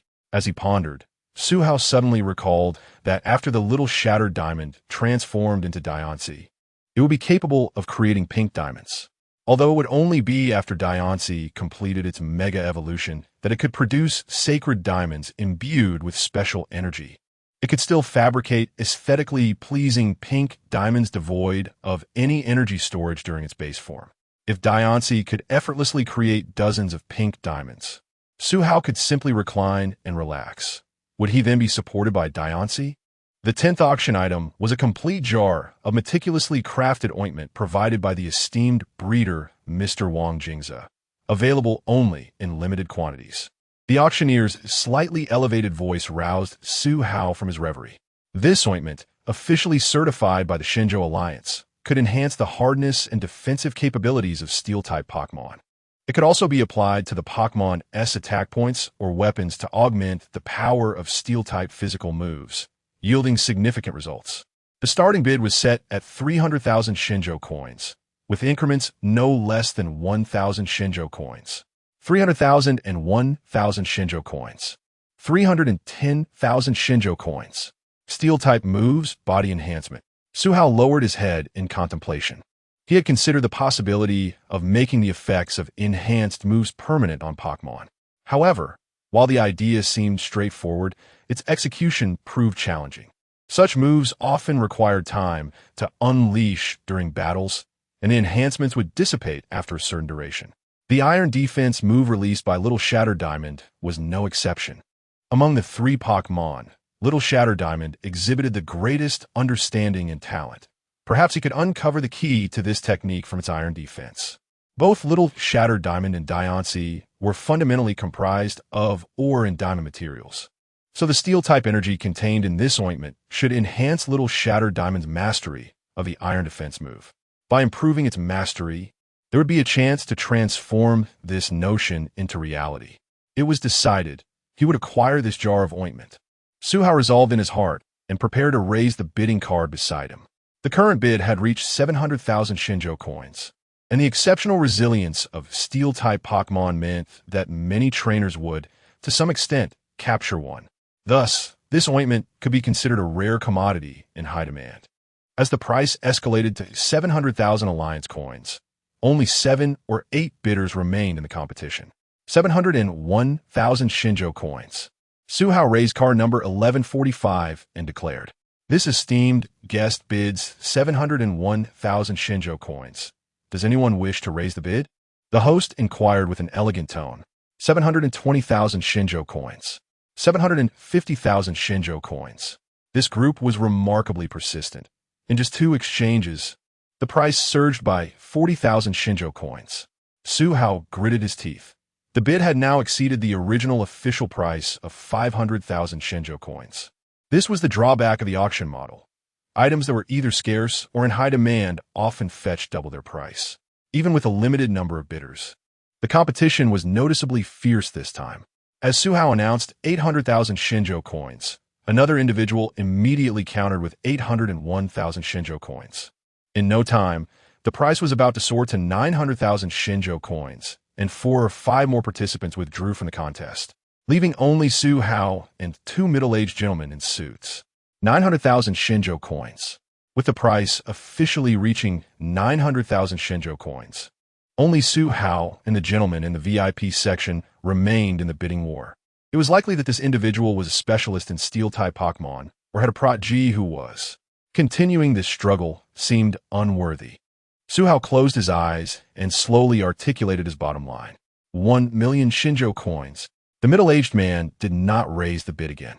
Esteemed guest 1145 bids 1 million Shinjo coins once, 1 million Shinjo coins twice, 1 million Shinjo coins thrice.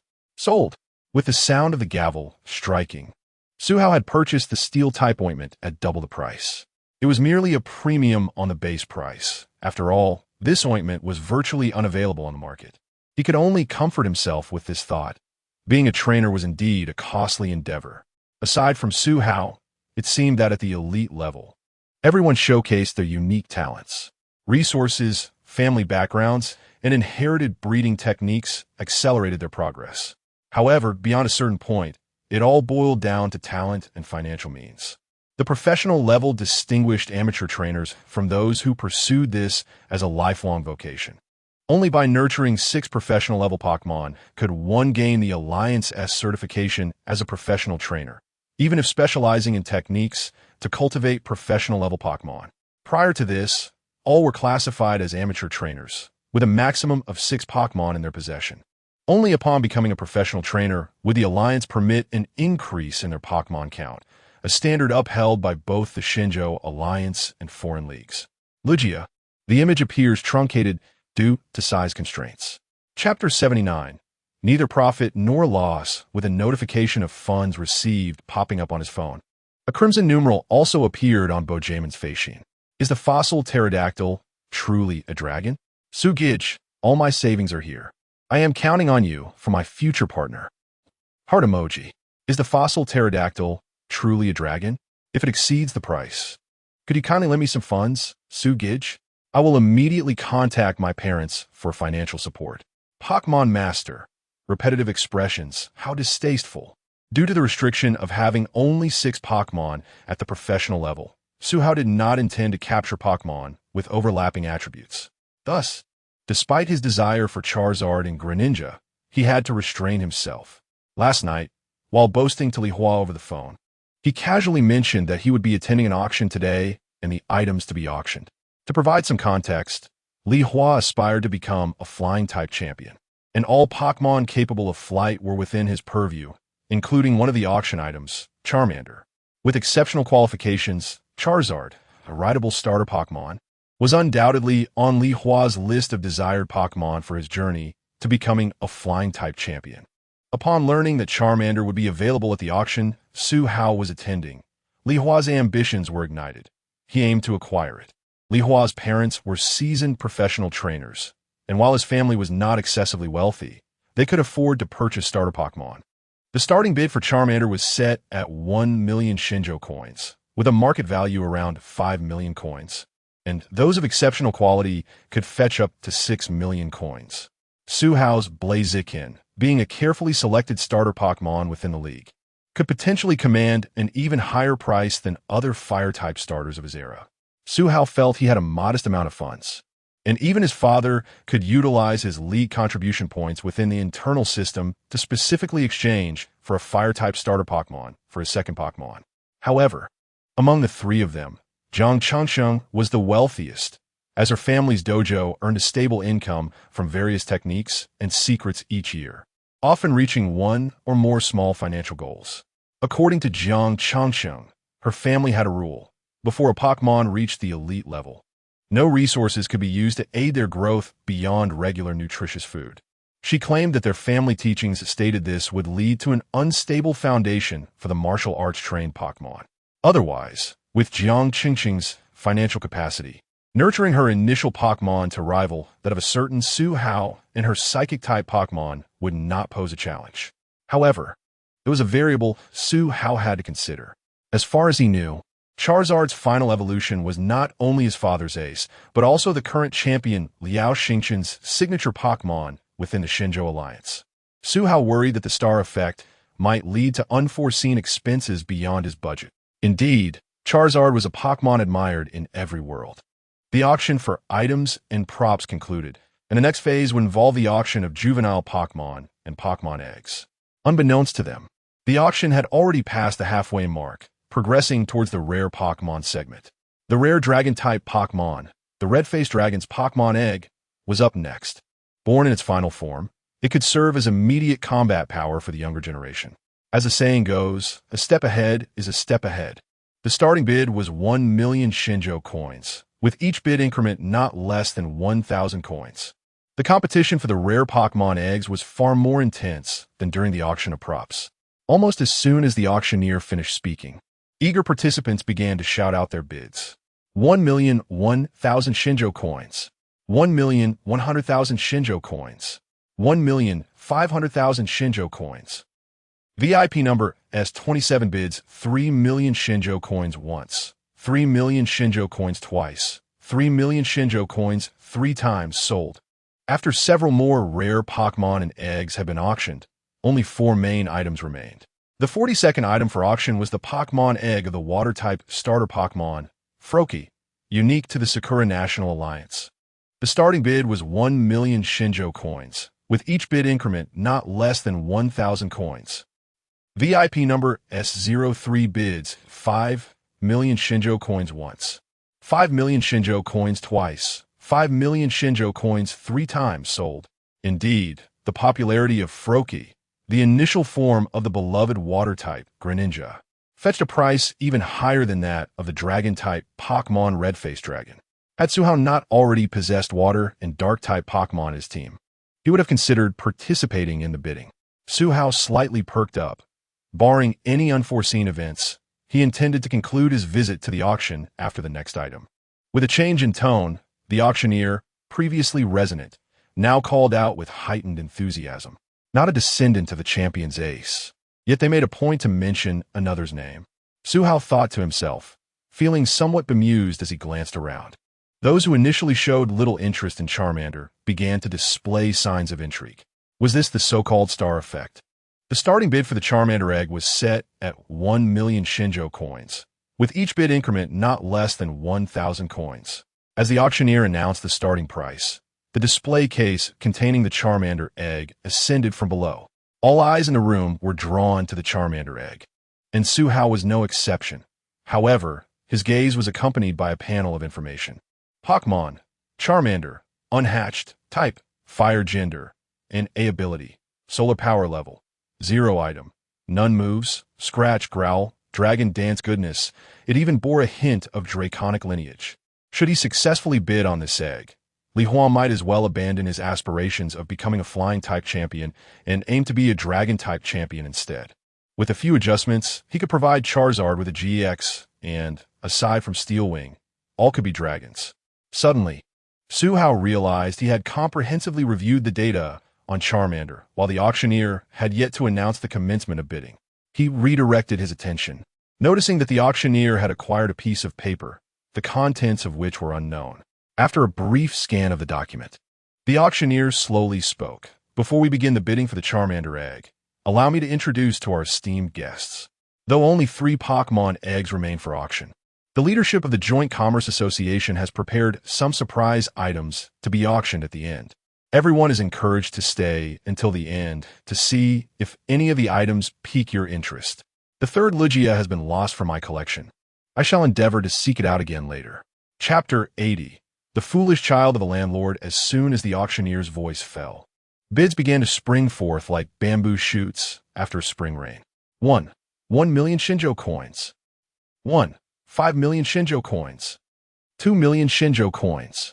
In but a brief moment, the price soared to 2 million Shinjo coins, suggesting that securing the item for 5 million today may not be feasible. Su Hao maintained an unperturbed demeanor, raising his paddle number 1145 to bid 4 million Shinjo coins. He aimed to deter some of the impulsive bidders swayed by the auctioneer's rhetoric. An invisible silence enveloped the hall.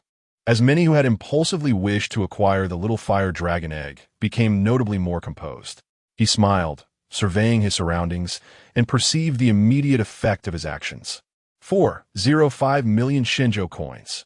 A voice rang out from the front row. Su Hao's brow furrowed. Indeed, the bidder starting with ends was the final obstacle. Encountering such a person, who was both foolish and wealthy, could spell disaster. 1 million Shinjo coins. 15 million Shinjo coins. 5 million Shinjo coins.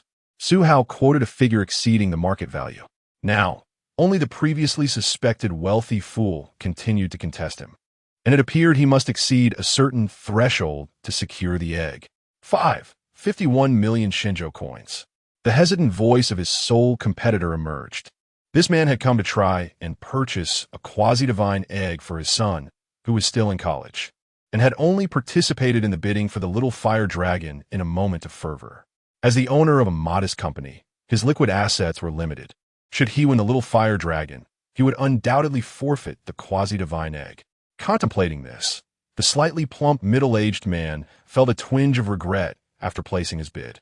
If the young man from the back continued to offer, he would concede 511 million Shinjo coins. Su Hao's calm voice resonated through the hall.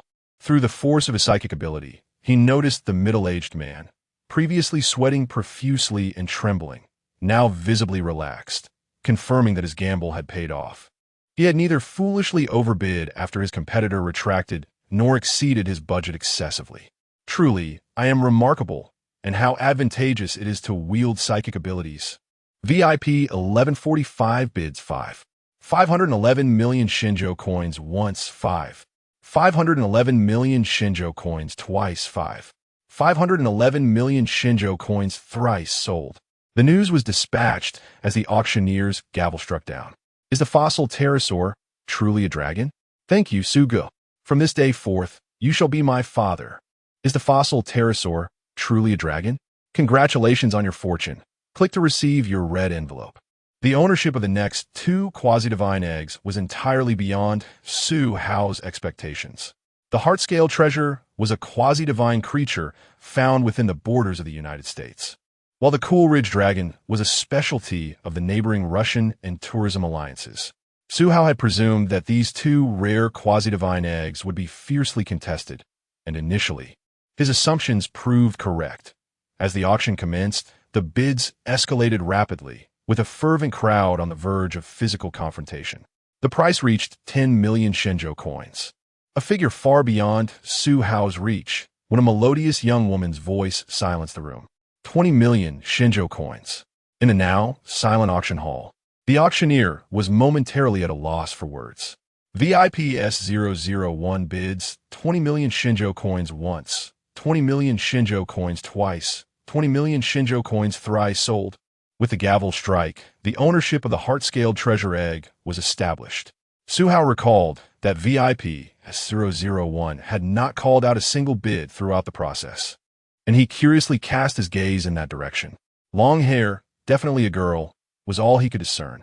Yet, her voice struck him as familiar. Had he not heard it somewhere earlier that day? The people seated nearby began to whisper amongst themselves, speculating about the identity of VIP S001.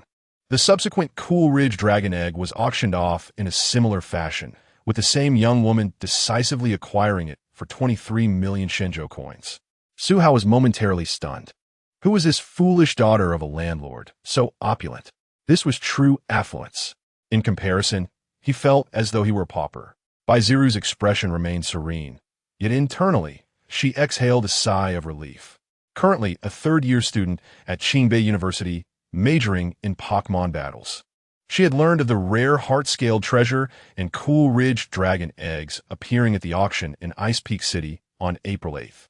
Her family, well-versed in dragon-type Pokémon, placed great importance on this auction. They had initially intended to send her uncle, the current Dragon Master Baidu, to participate in the auction. However, she had been conscripted into this role while accompanying her younger cousin Ye, who insisted on joining her for the trip to Ice Peak City. Under Ye's persistent pleas, Baiziru reluctantly brought along a protective mount borrowed from a family elder to ensure the safe arrival of the quasi-divine eggs to the clan's Dragon Master. Anxious, she momentarily forgot to seek help from the Lost Children Assistance Center in the mall, feeling like a headless fly in search of assistance. Fortunately, a handsome high school boy eventually brought Yaya to the assistance center. She had not only gifted that boy a dragon's tooth for his help, but also felt grateful that he had prevented her from missing the auction while searching for Yaya. Songyin Blade Ghost, Honglian Kaiki. Another day of being forced to reduce image sizes. Chapter 81. A profitable venture, all starting bids commence from zero, with no restrictions on subsequent increments. I extend my heartfelt wishes on behalf of the United Chamber of Commerce that all esteemed guests encounter auction items that truly captivate them. The auctioneer, clad in a tailcoat, gracefully gestures and bows slightly to the audience. My remarks conclude here, and now we present the first special item, the Toxic Secret Manual. This esteemed manual originates from the renowned poison-type specialist, Mr. Toxic Goober, a master trainer of the dojo level. It enables Pokémon to master toxic techniques that surpass typical venomous attacks. The auctioneer pauses for effect, glancing at the crowd, noticing expressions tinged with curiosity yet devoid of any desire to purchase. Unperturbed, the auctioneer muses that the remarks on the list were indeed prophetic. That esteemed individual possesses remarkable foresight and has successfully united disparate merchants to establish the United Chamber of Commerce. Attendees may harbor concerns that their Pokémon could suffer irreversible harm from the intense toxins during training, or that in battle, the absence of an antidote could lead to tragic consequences. Rest assured, the manual also includes instructions for crafting an antidote, with materials that are inexpensive and capable of mass production. With this worry alleviated, the distinguished guests in the front rows swiftly begin to bid. 2 quasi-divine eggs were purchased by a younger member of the Dragon Clan, who the others dared not challenge. Having refrained from bidding on any items while awaiting these 2 eggs, they recognized that this was their sole opportunity to spend 8 million Shinjo coins, 3 times sold. Let us extend our applause to the esteemed guest seated in S007 for acquiring this toxic secret manual. Applause. The second special item is a stone that many may have heard of to varying degrees. Following extensive research by elite scientists across global alliances, this stone has been found to subtly enhance a Pokémon's physical attributes and has a certain probability of increasing its affinity for its own elemental energy. However, the United Chamber of Commerce prides itself on integrity. This stone does possess shortcomings. Its effects are limited to specific Pokémon, and the seller has yet to discover a compatible match despite numerous attempts. Due to financial constraints, the seller must now entrust this rare stone to our auction. If any esteemed guests are intrigued, perhaps you might seize this opportunity. Imagine encountering the perfect Pokémon. The auctioneer's tone is laced with persuasion, aware that the lack of a compatible Pokémon diminishes the stone's value due to the cost of trial and error. To secure a favorable price and earn his commission, he must exert some effort. Now please witness this wondrous stone. The display case rises, revealing a stone that resembles a glass marble more than a typical rock. Resting gently within a soft red velvet box, covered by a transparent glass lid. At the moment the stone is displayed on the screen, Su Hao, who had been languidly slouched in his seat, instantly straightens, his gaze fixated on the stone. GA stone? The screen showcases the very term Su Hao had previously searched online regarding boundary-breaking evolution, an item he thought had no existing information. Connecting this to the auctioneer's earlier introduction, it becomes clear that the inhabitants of this world are unaware that the GA stone requires trainers to possess the corresponding evolution keystone, along with a profound bond and emotions, to achieve such miraculous boundary-breaking evolution. Instead, they treat it merely as a special resource, utilizing this miraculous stone in the most rudimentary manner. From the appearance of the GA stone on the screen, Su Hao can ascertain which Pokémon it belongs to without needing a system scan. The pale purple sphere is adorned with a red and blue-purple symbol reminiscent of a genetic chain. Undoubtedly, this is the GA stone belonging to the ghost poison type Pokémon Gengar. It is truly a tantalizing sight. The hushed murmurs of 3 individuals nearby, their voices lowered, reach Su Hao's ears, heightened by his amplified hearing from the wave guidance. Concentrating intently, he clearly discerns their discussion. The auctioneer speaks enticingly, yet who knows when one might find the corresponding Pokémon after purchasing this stone. Indeed, the most advanced machines seem ineffective, unable to sense the energy contained within the stone. Even a matched Pokémon does not react to it. Most importantly, while it may enhance a Pokémon's fundamental qualities, other high-grade resources can achieve this effect, often more powerfully, and this stone is only effective with specific Pokémon. Moreover, the purported enhancement of energy affinity is a mere infinitesimal probability.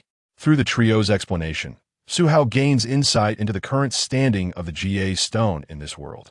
Many possess this stone, yet they remain oblivious to the necessity of a corresponding evolution keystone to activate the GA evolution for the respective Pokémon. It is quite likely that even the evolution keystone is mistaken for a stone corresponding to some unknown Pokémon, as no one has ever managed to fulfill all 5 conditions for GA evolution: the bond, GA stone, keystone, the compatible Pokémon, and the trainer possessing the keystone. This wondrous stone, aptly named the Strengthening Stone, starts its bidding at 0, with no restrictions on increments. The auction commences. The gavel strikes once more, and numerous interested parties begin to place bids. 1 Shinjo coin, 2 Shinjo coins, 50,000 Shinjo coins. Suhao swiftly searches on his phone and indeed finds extensive entries regarding the Strengthening Stone. He checks the market price. Although the GA stone is rare, previous public trading records indicate that the corresponding stones do not exceed 10 million Shinjo coins, and this ambiguous item would warrant a discount. With a rough estimate of its value in mind, Suhao promptly raises his paddle, employing his tried-and-true tactic: 2 million Shinjo coins. He observes that most of the distinguished guests in the front row appeared disinterested, even the wealthy heir who had acquired 2 quasi-divine eggs. Suhao's confidence in acquiring the GA stone grows stronger. 2,100,000 Shinjo coins, 220,000 Shinjo coins, 300 million Shinjo coins. Suhao has a clear grasp of the price range and is assured that he is not merely a Navi bidder. Whether he raises the bid or not, the price will inevitably approach or exceed the market value. Thus, the strategy of making substantial bids to deter competitors remains effective. In this manner, as Suhao elevates the bid from 500 million Shinjo coins to 510 million, the GA stone successfully lands in his possession. The third special item is yet another uniquely shaped stone, discovered just a few years ago in the beautiful state of Hawaii. Scientists have found that this stone continuously emits a radiant glow since its excavation. While it may not serve a purpose for Pokémon, it remains an intriguing collectible. GA Jengar, Shiny, Chapter 82. The Radiant Stone hold an exceptionally high collectible value. I invite all bidders to place their offers. As the gavel struck, it also weighed heavily on the auctioneer's anxious heart. While this stone boasts superior illumination compared to the luminous pearl, it lacks the latter's aesthetic appeal. Women show little interest, and men typically prefer to purchase visually appealing gifts, steering clear of this stone. Previous auction prices failed to meet the acquisition cost from the beautiful nation, forcing the consortium to intervene and make the purchase themselves. This time, the consortium set a notably low expectation, merely seeking to avoid substantial losses. 100 Shinjo coins, 1,000 Shinjo coins, 5,000 Shinjo coins. Suhao restrained his excitement, joining the chorus of bids. To be honest, he had not anticipated such good fortune today. He encountered both the GA stone and the release medium, the Radiant Stone. It seemed that the current valuation of the Radiant Stone was still inferior to that of the GA stone, so all he had to do was proceed methodically to secure it. 6,000 Shinjo coins, 10,000 Shinjo coins. With Suhao's bid, the Radiant Stone fell into his possession without further competition. What a lucrative deal. The subsequent items up for auction were merely resources, which failed to pique Suhao's interest as he idly scrolled through his phone. Soon, the auction concluded entirely. As a distinguished guest who had won several items, Suhao was escorted by 2 elegantly attired female attendants to a lavishly decorated backstage area, distinct from the auction hall. A group had already gathered there, and as Suhao surveyed the room, he recognized those who had successfully bid on items. Mr. Su, these are the items you won. Here is the price list for your review. A young man, impeccably dressed in attendant attire with a well-proportioned build, approached Su Hao with a small cart. He presented a handwritten price list with both hands. Su Hao glanced at the 4 items on the cart. Excellent. He had secured the ointment, a Charmander egg, the GA stone, and the Radiant stone. Scanning through the system panel eliminated any possibility of counterfeits. The handwriting on the list was elegant and vigorous, matching the prices he had bid. How shall I proceed with the payment? He inquired, nodding in satisfaction.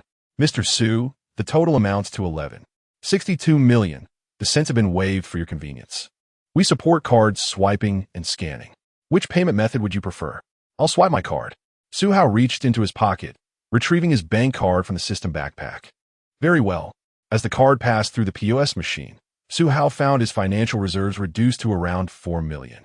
This time, he had opted for a simple canvas bag instead of the spatial backpack gifted by his mother. The spatial backpack could only hold inanimate objects, and the Charmander egg could not be stored within.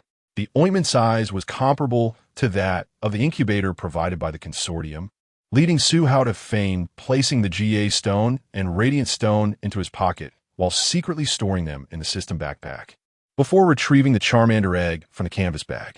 Indeed, it is you. Baijiro intercepted Su Hao upon hearing the voice from seat 1145. The one who had bid on the Charmander egg. She had her suspicions confirmed. He was indeed the boy she had met briefly in the afternoon. Hello. Allow me to introduce myself. I am Baijiro, a third-year student at Qingbei University, specializing in dragon-type training. Baijiro smiled warmly, extending her hand for a handshake. Seeing the girl before him, equally cradling 2 incubators containing Pokémon eggs, Su Hao felt a twitch at the corner of his mouth. To his surprise, the naive child of a wealthy family turned out to be the girl who had carelessly thrown money around that afternoon. Hello, I am Su Hao, a third-year high school student from Yangcheng, currently challenging gym leaders without specializing in any attribute. Su Hao shook Baijiro's hand briefly before quickly releasing it. May I ask what brings you here? Su Hao inquired, his expression laced with curiosity as he probed. In his eyes, this girl was merely a fleeting acquaintance. He wondered why she would specifically stop him. Her powers of dragon mastery endowed her not only with charm and the ability to amplify dragon-type Pokémon, but also with an intuitive sense akin to instinct. Unfortunately, this ability was unpredictable. It had not manifested when searching for Yaya that afternoon. Setting aside the events of the afternoon, which were now settled, her intuition indicated that Su Hao was a formidable individual worth engaging. Suddenly, Baijiro recalled something. As a direct descendant of the esteemed Dragon Clan, she likely understood the rationale behind the Shenzhou Alliance's establishment of the Beginner Gym Challenge. Such competitions occur infrequently within a year, apart from a select few prodigies.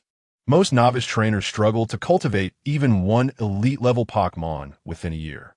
Even during her senior year, with the advantage of her dragon mastery, she had managed to evolve her initial Pokémon, the Dratini, into a Dragonair, barely reaching the elite late stage without utilizing any resource-boosting techniques. Now, as a third-year student, she and her Dragonair, alongside other Dragon-type Pokémon in her team, had spent 3 years honing their skills in preparation for a professional-level breakthrough without relying on specialization techniques. This would afford her the opportunity to compete as a vice-captain of the Qingbei University team in the upcoming National Youth Competition later this year.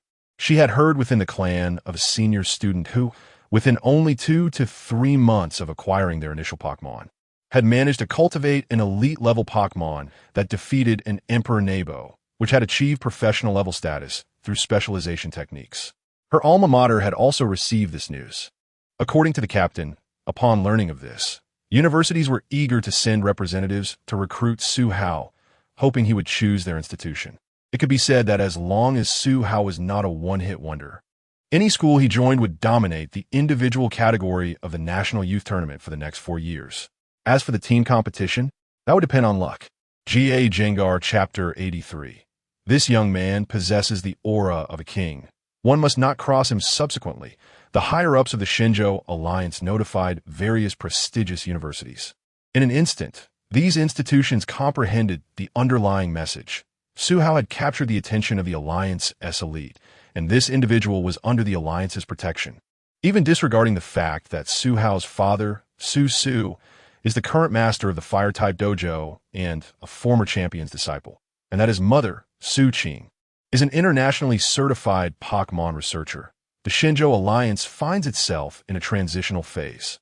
The sudden emergence of a promising talent capable of ascending to the rank of champion or king based on merit rather than inheritance is something to be cherished. They are careful to shield him from potential threats. Otherwise, sending higher-ranking trainers to protect him might attract the attention of foreign alliances or criminal organizations like the New Star organization, potentially leading to adverse consequences. The Alliance has already dispatched several long-retired champion-level trainers to encircle and safeguard Su Hao. Presently, aside from the 5 exceptional champions and elite trainers, most known champions are in their 50s or 60s. Su, who cultivated a champion-level Charizard by the age of 37, is indeed a rare prodigy. As Pokémon ascend in rank, the difficulty of progression increases significantly, with many trainers relying on years of dedication. After all, the average human lifespan now hovers around 150 years. Due to the Alliance's stringent information security regarding Su Hao, aside from the locals and visitors who witnessed the match in Shueizhou City, only a few acquaintances of Su Hao are aware of his participation in the Junior Dojo Challenge. Baiziru had not anticipated that her mere attendance at an auction would lead her to this seemingly formidable young man.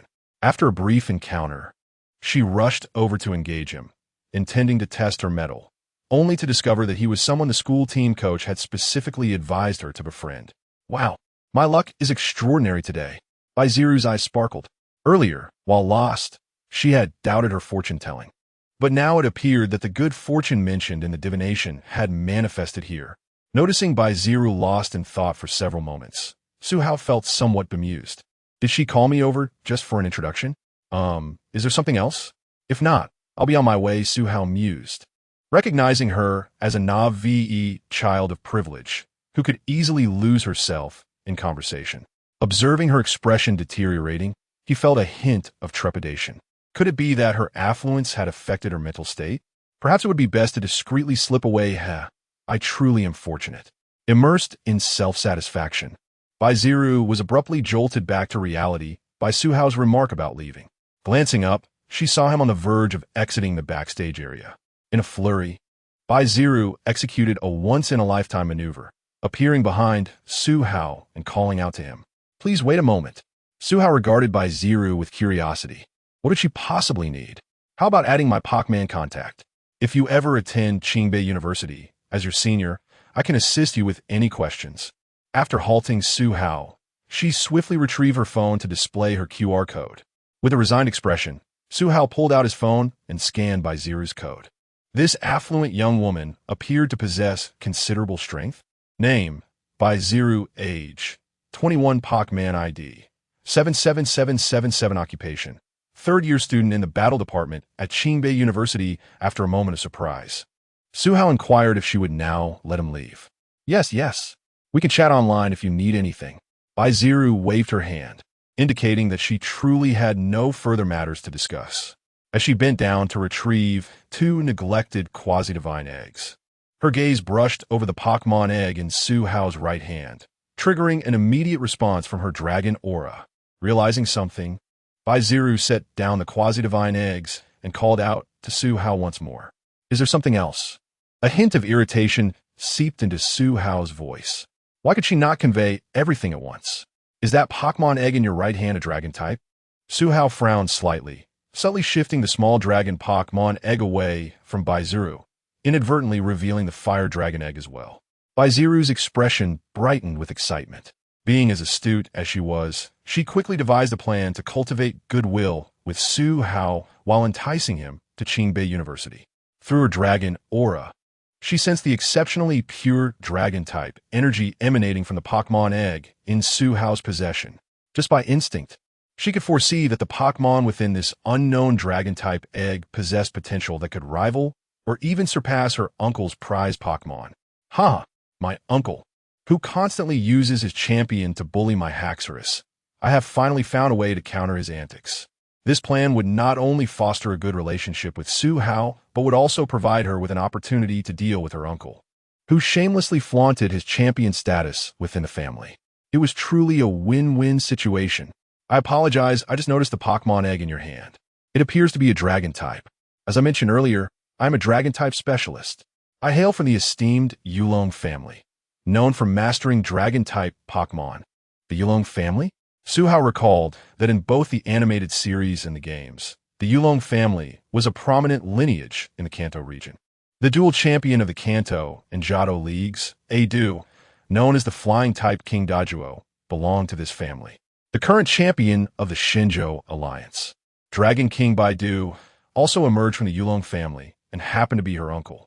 Su, my dear brother, would you be interested in our family's specially formulated energy solution for dragon-type Pokémon eggs? Chapter 84. This child possesses the majesty of an emperor and will surely fulfill my unfinished aspirations. Suhao recalled watching the authentic dragon-type monarch on television before the school year commenced, witnessing a battle of staggering disparity. Despite possessing a significant advantage in attributes, the esteemed Master Ball-ranked Ice-type specialist, Ms. Guanglan, was astonishingly outmatched by Baidu, who utilized Dragon-type Pokémon to secure a 4-6 victory. Remarkably, the Dragon-type Monarch's trump card had yet to make an appearance. The chasm in strength was insurmountable. At that moment, Suhao comprehended why no challenger had managed to usurp the title of king in the Shinjo Alliance through sheer strength in recent years. All worthy contenders had been thwarted by the Elite Four, with the champion only having engaged in battle within the confines of the Elite Four or at the World Championships. Though somewhat impatient, Suhao recognized that this matter pertained to the innate potential of little Duolong. As a foster father, he felt compelled to provide the best for his child whenever an opportunity arose. Observing Suhao pause in his departure, Baiziru's face lit up with a smile. She had succeeded in her endeavor. The Dragon Clan excelled in nurturing Dragon-type Pokémon, as well as certain sub-dragon species. Within their lineage, they possessed a unique energy solution that was gentle, easily absorbable, and of exceptional quality, capable of nourishing Dragon-type Pokémon even while still in their egg stage. Though I cannot discern which Dragon-type Pokémon resides within your egg, I can assure you that its potential is extraordinary, Baiziru declared with unwavering conviction. After all, it was rumored to be the offspring of Giratina. Suhao silently scoffed at the thought, yet he acknowledged the truth in Baiziru's words. This Duolong bore the essence of a divine beast, destined to ascend to greatness. The Dragon Sovereign's power, specifically tailored for single dragon attributes, was distinct from his versatile aura abilities, demonstrating its unique prowess. The specially crafted energy solution not only provided a gentle and side-effect-free enhancement to the Pokémon's foundational qualities, but also elevated its dragon lineage and energy to a certain degree. To utilize such a potent solution on your dragon-type Pokémon will be far more appropriate than using the commonplace energy solutions available in the market, Baiziru remarked. Her gaze fixed on Suhao. Furrowing his brow in contemplation, Suhao recognized the validity of her statement, but pondered her ulterior motives for suddenly broaching this topic. Sensing his intrigue, Baiziru pressed on, her expression radiant with anticipation. This secret energy solution is unavailable for purchase in the market. Only our Dragon Clan possesses the means to create it. Is it akin to a personal monopoly, much like a secret manual? What then is the cost? Suhao mused aloud, his thoughts mirroring his spoken words. Baiziru, sensing the potential for a fruitful exchange, swiftly responded. I can provide you with enough energy solution to last until your egg hatches, free of charge. Additionally, I can include this little Charmander, which bears traces of dragon lineage. My only request is that when I require assistance in the future, you lend me a hand. Her eyes sparkled with fervor, as the moment of triumph hung in the balance. Assistance? Yes, assistance within the bounds of your capabilities, without causing you any inconvenience, Baiziru assured him, her sincerity palpable. Even when Suhao activated his aura to its fullest, he found no trace of deceit within her. After a moment of reflection, Suhao replied calmly, If you could disclose the specifics of your request, I would consider it. If not, I shall decline. I wish for you to assist me in defeating the trump card of my uncle in the future. Of course, this agreement shall stand only when you possess the requisite strength. If not, It shall be as if it never existed, and the solution will be my gift to you." While the terms were indeed favorable, Su Hao felt no need to engage in battle with the champion of the Elite Four. Just as he prepared to refuse, an authoritative voice resonated within his mind. "Agree to her request. I shall reveal the reason later." Su Hao's eyes widened slightly, perplexed by the sudden intrusion of the voice within his thoughts. No matter how earnestly he inquired, the voice remained silent, leaving him in a quandary. Nevertheless, he mused on the possibility of little Suizhuan evolving into a Diancie, questioning whether he would truly fear facing a Dragon King. How splendid! His plans for vengeance now seemed plausible. Baiziru felt an exhilarating rush, knowing that with Su Hao, who embodied the essence of an emperor, her long-held aspirations for revenge could finally materialize. Her instincts, though occasionally fickle, assured her that Su Hao would rise with tempestuous might to dethrone her uncle from the position of king, allowing her to exact her long-awaited retribution. Observing Baiziru, who was now lost in her own elation, starkly contrasting with the demure and polite demeanor she had exhibited upon their initial meeting, Su Hao swallowed hard. Women could be terrifying, so capricious, it would be wise to maintain a distance. Pokémon Master, room 145 at the Shy Bloom Hotel. I will likely depart tomorrow or the day after. Can you deliver it? Pokémon Master, should I set the location in the lower city where I am headed? Pokémon Master, thank you for your assistance. Goddess of Vengeance. No problem, just remember our agreement. Pokémon Master, understood. Goddess of Vengeance, I apologize. I will be careful and ensure it doesn't happen again. Chapter 85. The concept of dominance aura luminous stone. It harbors a glimmer of light from a supreme entity, which, through special craftsmanship or the power of the island's guardian, can be transformed into a bracelet imbued with Z energy. As for the superstone of Gongue, Su Hao currently has no Gongue in his team, so he will not consider it for now. He can wait until he becomes a professional level trainer to lift the limit on capturing them, and then seek out the Gongue clan for training. Su Hao sat cross-legged on the bed, barefoot, with little Shattered Diamond perched on his shoulder, the long body of Minas coiled on his left, and the fiery Roaring Tiger in a similar sitting posture on his right. Fortunately, the hotel's spacious bed was large enough. Otherwise, Su Hao's single bed would have been inadequate to accommodate these three companions. The three little ones gazed at the unpolished stone in Su Hao's hand, which emitted a soft glow, their expressions filled with curiosity. Recognizing the slightly foolish look in the eyes of the Roaring Tiger and Minas, Su Hao knew he could not rely on these two simpletons. Little Shattered Diamond, what do you think? Su Hao turned his gaze to the small creature that, despite its ability to float using psychic powers, insisted on standing on his shoulder. Come on, you're not a tiny Pokémon like Piku or Bulbasaur, which weigh next to nothing and can comfortably perch on a trainer's shoulder. But you, little Shattered Diamond, composed of minerals and diamonds, weigh over 10 pounds. You must have some awareness of your own weight. At this rate, Su Hao felt he would inevitably develop shoulder issues due to the weight of little Shattered Diamond. I sense a warm light emanating from within, he mused. Su Hao recalled various theories about the origin of the luminous stone from his previous life on the internet. Some believed it to be a fragment of the creator god, the supreme necrozma of another world, or perhaps a gift from it. Regardless of the interpretation, the luminous stone was undoubtedly intertwined with the essence of the supreme necrozma. As a creator god of another realm, necrozma's energy status was incredibly high. In Su Hao's impression, only a multiversal level entity like Alpaca could match its power. After all, Necrozma was officially designated as the strongest legendary Pokémon. Su Hao understood that little Shattered Diamond possessed a remarkable affinity for concepts related to light. She quickly grasped techniques like Magical Shine and Meteor Beam. Even the Sunny Day move she executed was more enduring and potent than that of typical Fire-type Pokémon. Shall we attempt to absorb some of this light? He pondered, eager to evaluate little Shattered Diamond's adaptability to the powers derived from Necrozma.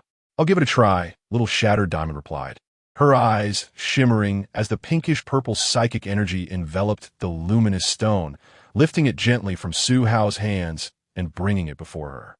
She first attempted to encase the luminous stone using rock and fairy energy, Yet the stone continued to radiate its soft glow without any response. Perhaps we should try using psychic powers? Suhao suggested. Nodding in agreement, little shattered diamond harnessed her psychic energy to grasp the light emanating from the luminous stone. Her psychic abilities tirelessly endeavored to capture the light, and eventually she succeeded. However, every time she delicately controlled her powers to seize a fragment of light, it would dissipate just as swiftly as before, sometimes even quicker, fading away mere seconds after leaving the luminous stone. I caught it, but it still faded away. Little shattered diamond lamented. Despite her precise control, she found herself powerless against the ephemeral nature of the light. Must we resort to crafting a Z bracelet? Suhao felt a pang of reluctance. For him, researching the luminous stone and transforming it into a combat asset seemed far more advantageous than pursuing the elusive Z pure crystal of unknown origin and attributes. Aside from his first journey to Waterboat City, he had since traveled exclusively along the Alliance routes, avoiding treacherous forests and perilous terrains. Currently, his team comprised only one Pokémon comparable to professional-level combat, Little Shattered Diamond. The Roaring Tiger and Minas were both akin to elite-level powerhouses, while he himself could barely manage to unleash a powerful aura sphere against a Machoke. One of the methods he had contemplated for the Roaring Tiger to transcend into professional level was through the Dominance aura, yet he knew that despite its keen intellect, the Roaring Tiger was fundamentally a simple creature, and he held little hope that it could comprehend the Dominance aura through the luminous stone alone. He needed to let Little Shattered Diamond test the waters first. The three of them formed a circle around the softly glowing luminous stone, momentarily at a loss for a breakthrough. Suhao was aware that researchers from other countries had spent years investigating the luminous stone, undoubtedly exhausting every possible method, which was why it had been released as a rare collectible. However, knowing the origin and potential uses of the luminous stone, yet feeling utterly at a standstill, was exasperating. Do either of you have any thoughts? Suhao inquired, directing his gaze toward the Roaring Tiger and Minas, hoping to gather collective wisdom for unexpected insights. Minas shook her head, indicating her inability to contribute, but then she suddenly had an idea. How about we consult our older siblings? Good idea, let's consider it. Suhao responded enthusiastically. And you, Tiger, what do you think? He turned to the Roaring Tiger, whose face was dripping with cold sweat, appearing terrified as he racked his brain for a solution.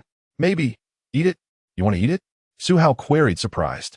I'm not brave enough to try, the Roaring Tiger admitted. Though Suhao contemplated that consuming it might be a potential solution, he dismissed it for now due to its low probability. Light, light, light. Suhao rubbed his temples in deep thought.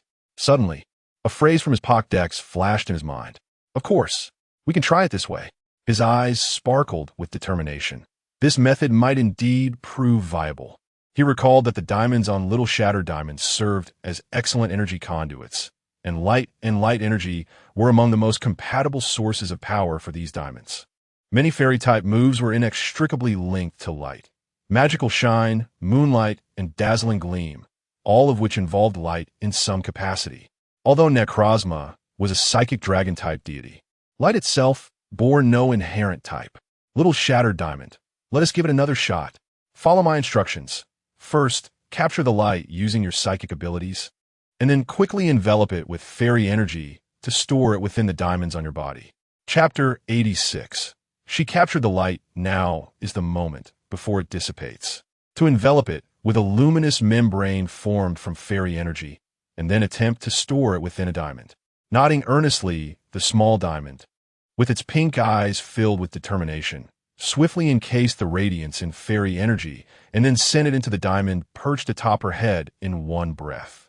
The small diamond closed her eyes, sensing the light that had entered the diamond. This glimmer, upon entering the pink diamond, did not immediately fade. Instead, it quietly lingered within, motionless. A minute later, she observed Suhao, the blazing Roaring Tiger, and Minas, all gazing at her with eager anticipation. The small diamond's expression swelled with pride as she nodded vigorously. Hooray! Ka! Fu!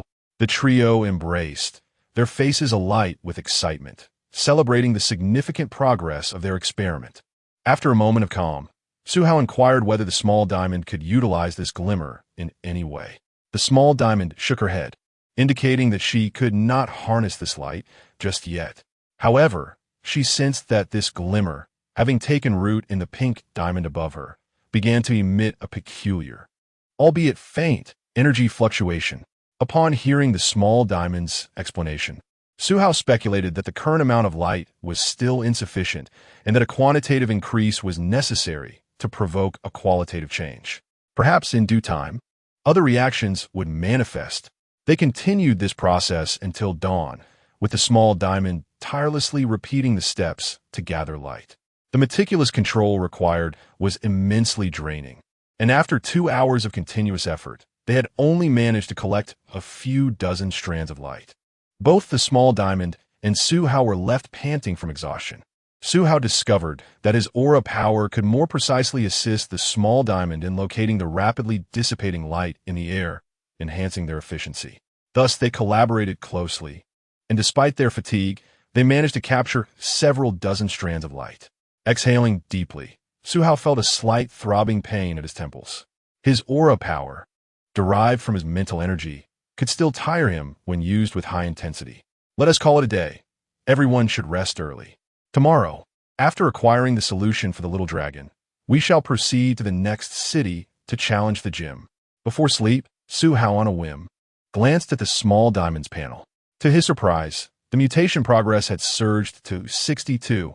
Pokémon, small diamond mutation 62 type, rock, fairy gender, N.A. ability, pure body level, 36 item, Diancie megastone moves, N.A. They had engaged in no battles today, nor had they purchased pink diamonds from the system shop for the small diamond to absorb. The mutation progress had inexplicably increased by 2, given their limited energy. Even if they captured light for a while and then rested, the efficiency of their repetitive efforts would not be remarkable. Moreover, Su Hao had other matters to attend to, and their schedule was quite tight.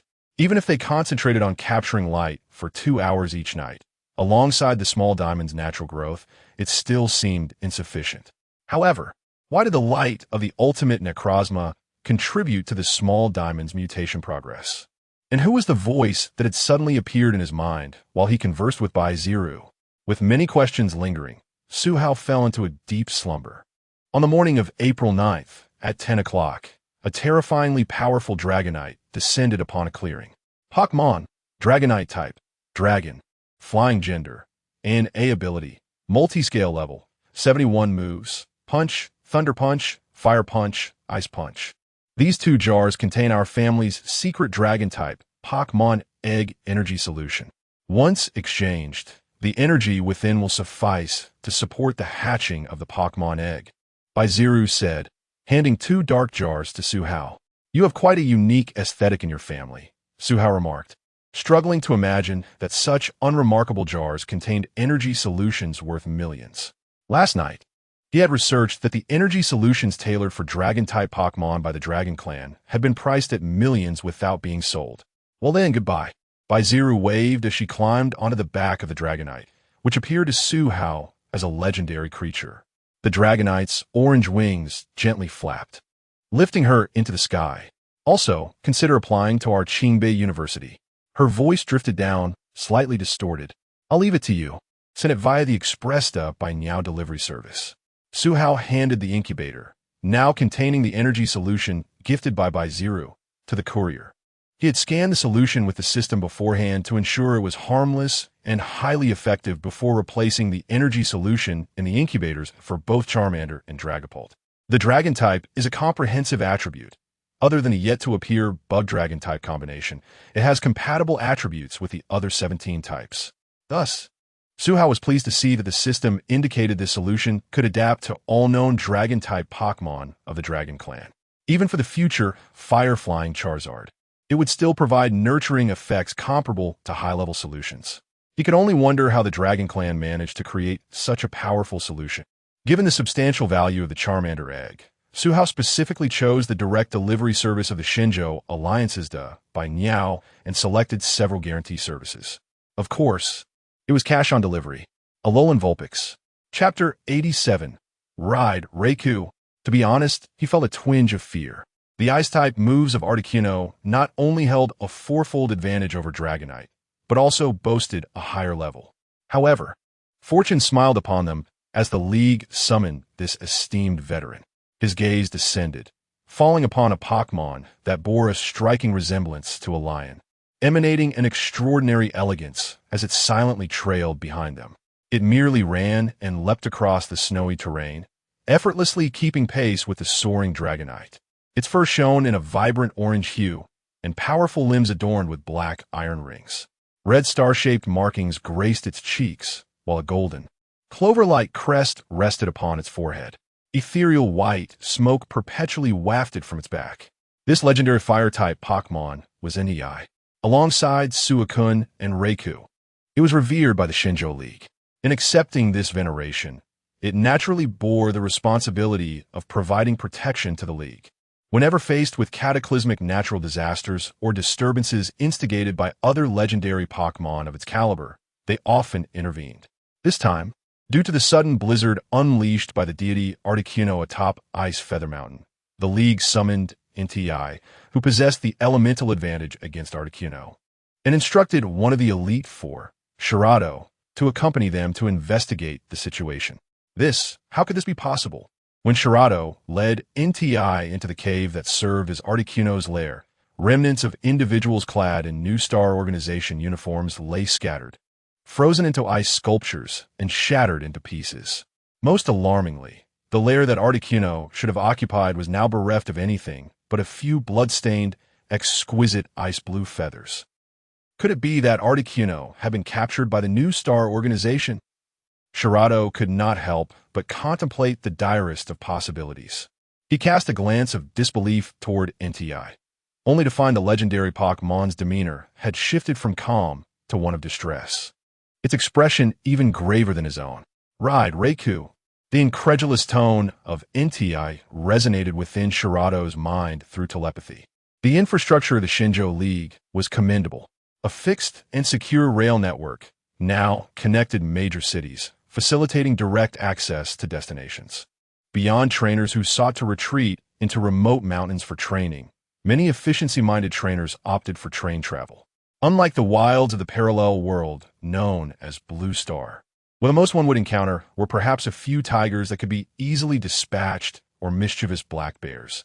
The Shinjo League could only approximately categorize the strength and distribution of wild Pokémon in each region, in a world where one could easily fall prey to an ambush. The extensive railways, established at significant financial cost, emerged as a necessity. Each train was staffed with at least one professional-grade trainer, offering lucrative salaries and comprehensive benefits, simultaneously addressing a multitude of employment issues. After all, many trainers, having adventured in their youth, found themselves facing the challenges of parenthood after marriage and were drawn to stable job opportunities. Even if a train encountered a wild Pokémon of gym leader or even Elite Four caliber, the presence of multiple professional-grade Pokémon could buy enough time for nearby gym leaders or other league officials to arrive. For ordinary families and individuals, rail travel became the preferred choice for tourism. The fares were affordable, and it was rumored that the league subsidized operations. Of course, there were profitable ventures. Compared to the budget-friendly trains, airplanes were considered a high-cost mode of travel in this world. The skies were inhabited by numerous flying-type Pokémon that posed threats to aircraft. Each departing flight was typically accompanied by several professional-grade trainers specializing in flying types, tasked with repelling any Pokémon that wandered into the aircraft's flight path or exhibited hostile intent. Aerial battles relied primarily on flying-type Pokémon or those capable of levitation, such as psychic or ghost types. Some high-end airlines even employed dragon-type trainers for escort duties. On this journey, Suhao would be taking the express train to the poison-type gym located in Wooling Village. Indeed, you did not misread. The poison-type gym was situated in a small mountain village deep within the forest. Suhao had heard tales of the distinctive personalities of various gym leaders. Yet it struck him as peculiar that a gym would not be established in a nearby city, but rather in a secluded village. He noted that his father, in addition to managing the gym, had the added responsibility of ensuring the safety of not only Yang City, but also several surrounding urban areas. Often, When gym leaders found themselves overwhelmed and unable to respond to unexpected situations, it fell upon hidden forces to intervene. However, since the emergence of no new secret realms, the majority of stable passageways have been secured by the military established by the Shinjo League, effectively curbing the activities of criminal organizations, which have become akin to pariahs within the League, stirring no significant unrest. Consequently, the workload of gym leaders had lightened considerably. Furthermore, most cities housed certified professional-grade, gym leader, and elite four trainers who would not remain indifferent to any occurrences, and in dire situations, the League could issue mobilization orders. It could be said that the current demeanor of the Shinjo League was merely a fa presented to the world, concealing a more complex reality. This sentiment extended to other national leagues, where most conflicts and disputes were relegated to the annual World Championship, with warfare having become a distant memory. Chapter 88.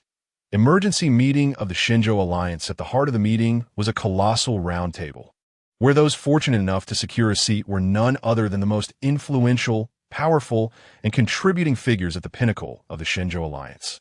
The current president of the Shinjo Alliance, the reigning four kings and champions, several former kings and champions, as well as the highest officials from various departments under the Alliance's jurisdiction, gathered for a singular purpose: the incident involving the capture of the Articuno.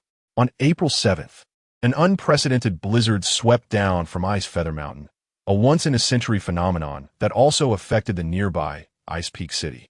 Fortunately, at that time, aside from 3 students challenging the Extreme Ice Gym and a mountaineering team leader, no other civilians ventured into the area.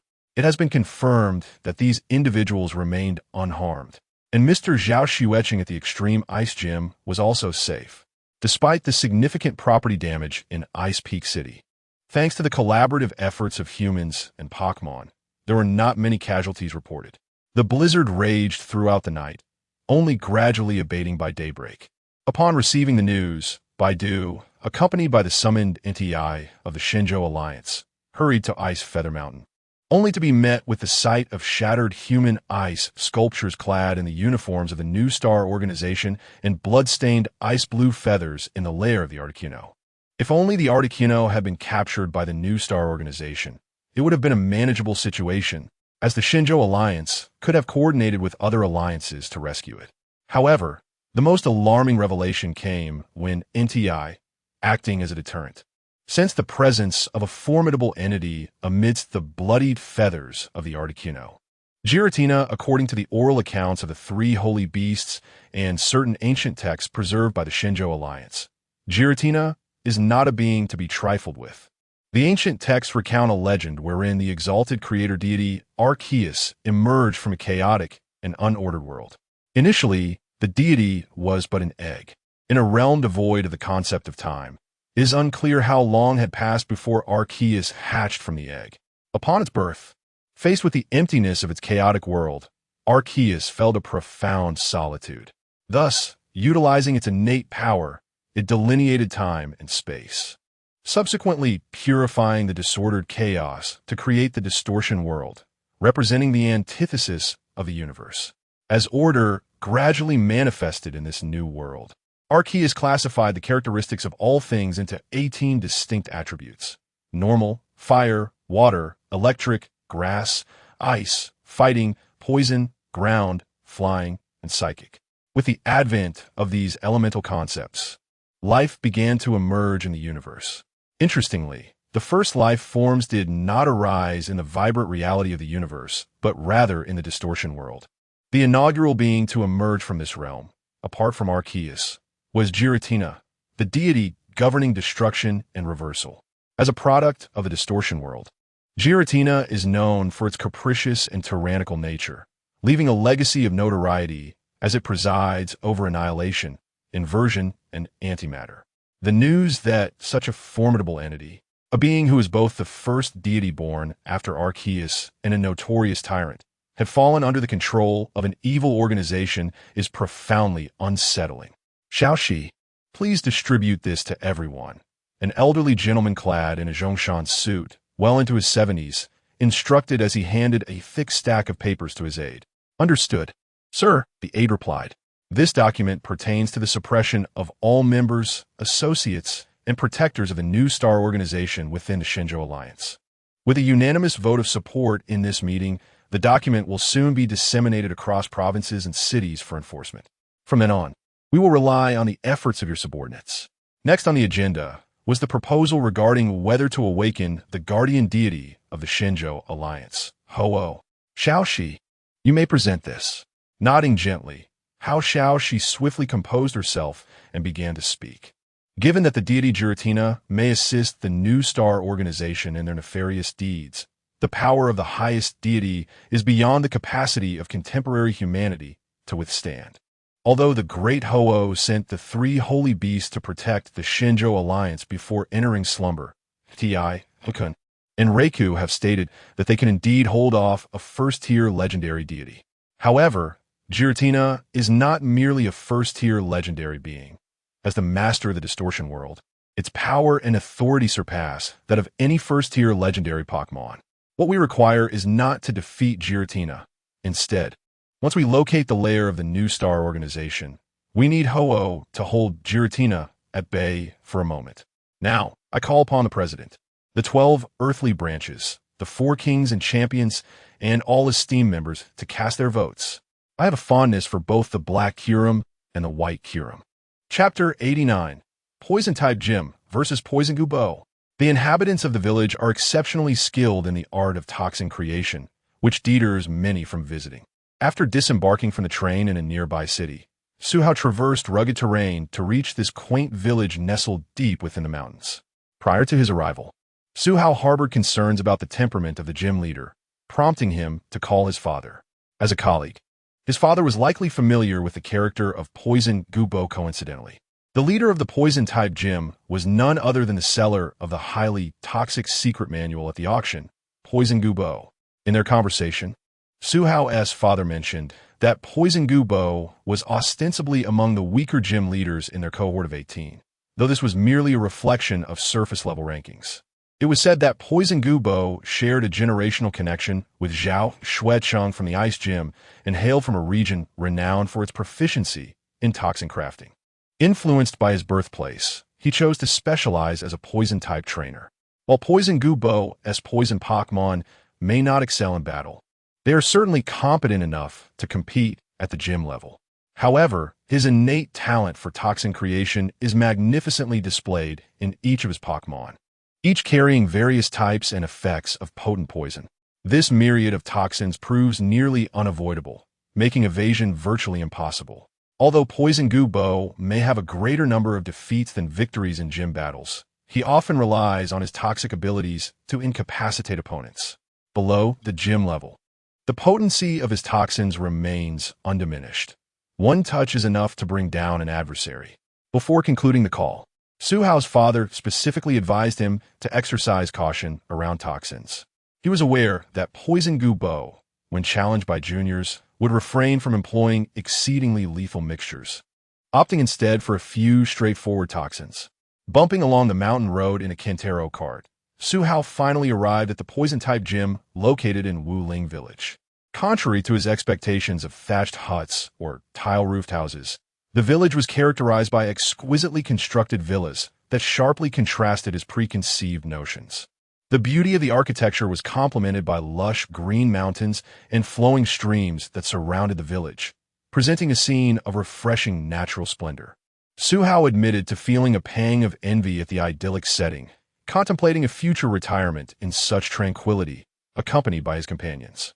Gazing around, Su-Hao noticed that most of the villagers were elderly, well past their 70s. According to his father, battles here were conducted outdoors, without a designated gym space, necessitating his search for the whereabouts of the gym leader. Soon, he spotted a kindly old woman accompanied by her Krogunk, who was preparing to dry some grains. Approaching her, Su-Hao softened his voice to inquire, "Good day, madam. Might you know where I can find a gym leader? Poison Gubo?" "What did you say? Gubo? Poison Gubo poison what? Poison Gubo poison what? Poison Gubo?" After a lengthy exchange with the somewhat hard-of-hearing lady, Su-Hao finally learned the location of Poison Gubo. She mentioned that at this hour, he was typically away from home. working in a clearing near the end of the stream outside the village to concoct poisons. The old woman revealed that the charming villas had been funded by Poison Gu Bo, who had developed certain medicinal toxins and shared his insights on toxin crafting. Upon reaching the clearing, Su Hao beheld an elderly man in his 80s. Though his hair had turned white, it remained thick and lustrous. His physique was neither frail nor portly. Rather, he stood tall and robust, each step imbued with grace and strength. His bright eyes seemed to convey the profound wisdom residing within his mind. He donned a gas mask connected to an oxygen tank as he busily gathered various items to add to a large cauldron. "Greetings, Poison Gu Bo. I am here to challenge the gym," Su Hao called out from a distance, bowing slightly to declare his intent. "Young man, please keep your distance," Poison Gu Bo replied, glancing at Su Hao through his mask and waving him back. Although the toxins he brewed were intended for hospitals as mild remedies, the air still retained some residue, making it wise to avoid inhalation. Employing ancient methods, Poison Gu Bo stirred the concoction with a long wooden stick, while a fiery charmeleon continuously exhaled flames. Black steam rose from the pot, dissipating into the air. Su Hao surmised that this was likely why Poison Gu Bo felt secure crafting toxins outdoors. The nearby Pokémon, such as Grimer and Wei Xing, absorbed the smoke, preventing environmental contamination. With practiced ease, Poison Gu Bo stirred the mixture into a whirlpool, then turned to a corner marked with a warning sign. Upon opening a small box, he retrieved a tiny porcelain vial, pouring its contents into the cauldron. As the mysterious liquid heated, it diminished in volume and deepened in color. Following several complex extraction processes that Su Hao could not comprehend, the large cauldron yielded only enough concentrated liquid to fill a larger test tube. After deploying a specially assigned Pokémon for environmental purification, Poison Gu Bo gathered his materials and handed them over to a Nidoking and Nidoqueen before slowly making his way towards Su Hao. "All right, young man. You mentioned you wish to challenge the gym, correct? Given your age, I assume you are not seeking a beginner's challenge?" Poison Gu Bo squinted, evidently taken aback. It was rare for anyone to come for a beginner's challenge here, especially with the absence of such events for years. "Haha, a spirited young man." Poison Gu Bo laughed heartily, tossing a Pokeball into the air. "I assume you are the promising trainer mentioned in the upper circles. How intriguing." The last part of his sentence was drowned out by the heavy thud of the Pokémon emerging from the Pokeball. Pokémon, Tropius type, Grass Flying Gender, N.A. ability, Chlorophyll level, 60 item, none moves. Various Su Hao now sat atop the back of the gym-level Tropius, as Poison Gu Bo informed him that their battle would not take place in the quaint village, but rather in a gym constructed for him in the nearby mountains. As they soared through the sunlit sky on the swift wings of Tropius, Su Hao curiously asked Poison Gu Bo if he had raised this Pokémon solely for traversing the terrain. The backdrop featured Black and White Dragon, Palkia, Shinx, and Empoleon making guest appearances. Chapter 90, A Life of 9 with a Hang. This dojo is situated on a gently sloping hillside, featuring a combat arena that appears to be its sole purpose. The structure is modest, lacking additional facilities. The Tropius, with its elongated leafy wings, gracefully descends onto a platform, while the wrinkled hand of the elderly trainer gently caresses its head, advising it to rest nearby. He turns to Su Hao and says, "Let's proceed to complete the identity verification, after which we shall commence our battle." As they enter the dojo, they find only a standardized battle arena within, accompanied by a slumbering Rotom drone, which is presumably the referee for this match. The rules for this battle are as follows: a one-on-one singles match. Both the gym leader and the challenger shall release their Pokémon simultaneously. The victor will be the one who incapacitates the opponent's Pokémon. "Please release your Pokémon." The emotionless voice of the Rotom drone reverberates through the space. Having already learned the rules from the elderly trainer, Su Hao exchanges a glance with him before tossing out the prepared Pokeball. Informed by his father that the elderly trainer specializes in poison and status conditions, Su Hao quickly selects his combatant, Milotic. With the protection of Latios and Latias, Milotic can disregard any status conditions inflicted by Pokémon of inferior strength. "Fuwu, now it is my time to shine." Milotic raises her head high, maintaining her persona as the most beautiful Pokémon of the waters. Save for Su Hao and her two elder siblings. Her ruby-like eyes narrow as she assesses her opponent. The Pokémon dispatched by the elderly trainer is a Drapion. Su Hao's first impression of this Pokémon stemmed from the intense battles in the Sinnoh League, particularly the quarterfinals. Ash vs. Shinji. Drapion initially captured the agile Bizel with its innate third appendage, subsequently utilizing its toxic spikes to poison Ash's Bizel and hinder its movements, ultimately finishing with a pin missile. Thereafter, it ensnared Ash's Staraptor, achieving a double knockout. In the third encounter, after evading Ash's Torterra as a powerful move, Drapion secured victory with its potent bug-type pin missile, achieving a triple kill. Drapion expertly utilized its three appendages to turn the tide of battle in its favor. Pokémon, Drapion type, Poison Dart gender, and A ability. Battle armor, even critical hits cannot land. Level, 41 item.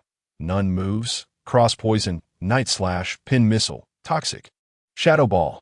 Drapion is entirely encased in a tough exoskeleton, a striking blend of deep and light purple that immediately associates it with poison-type Pokémon. Regardless of gender, Drapion possesses an aggressive temperament, and its shell is so formidable that blades cannot penetrate it.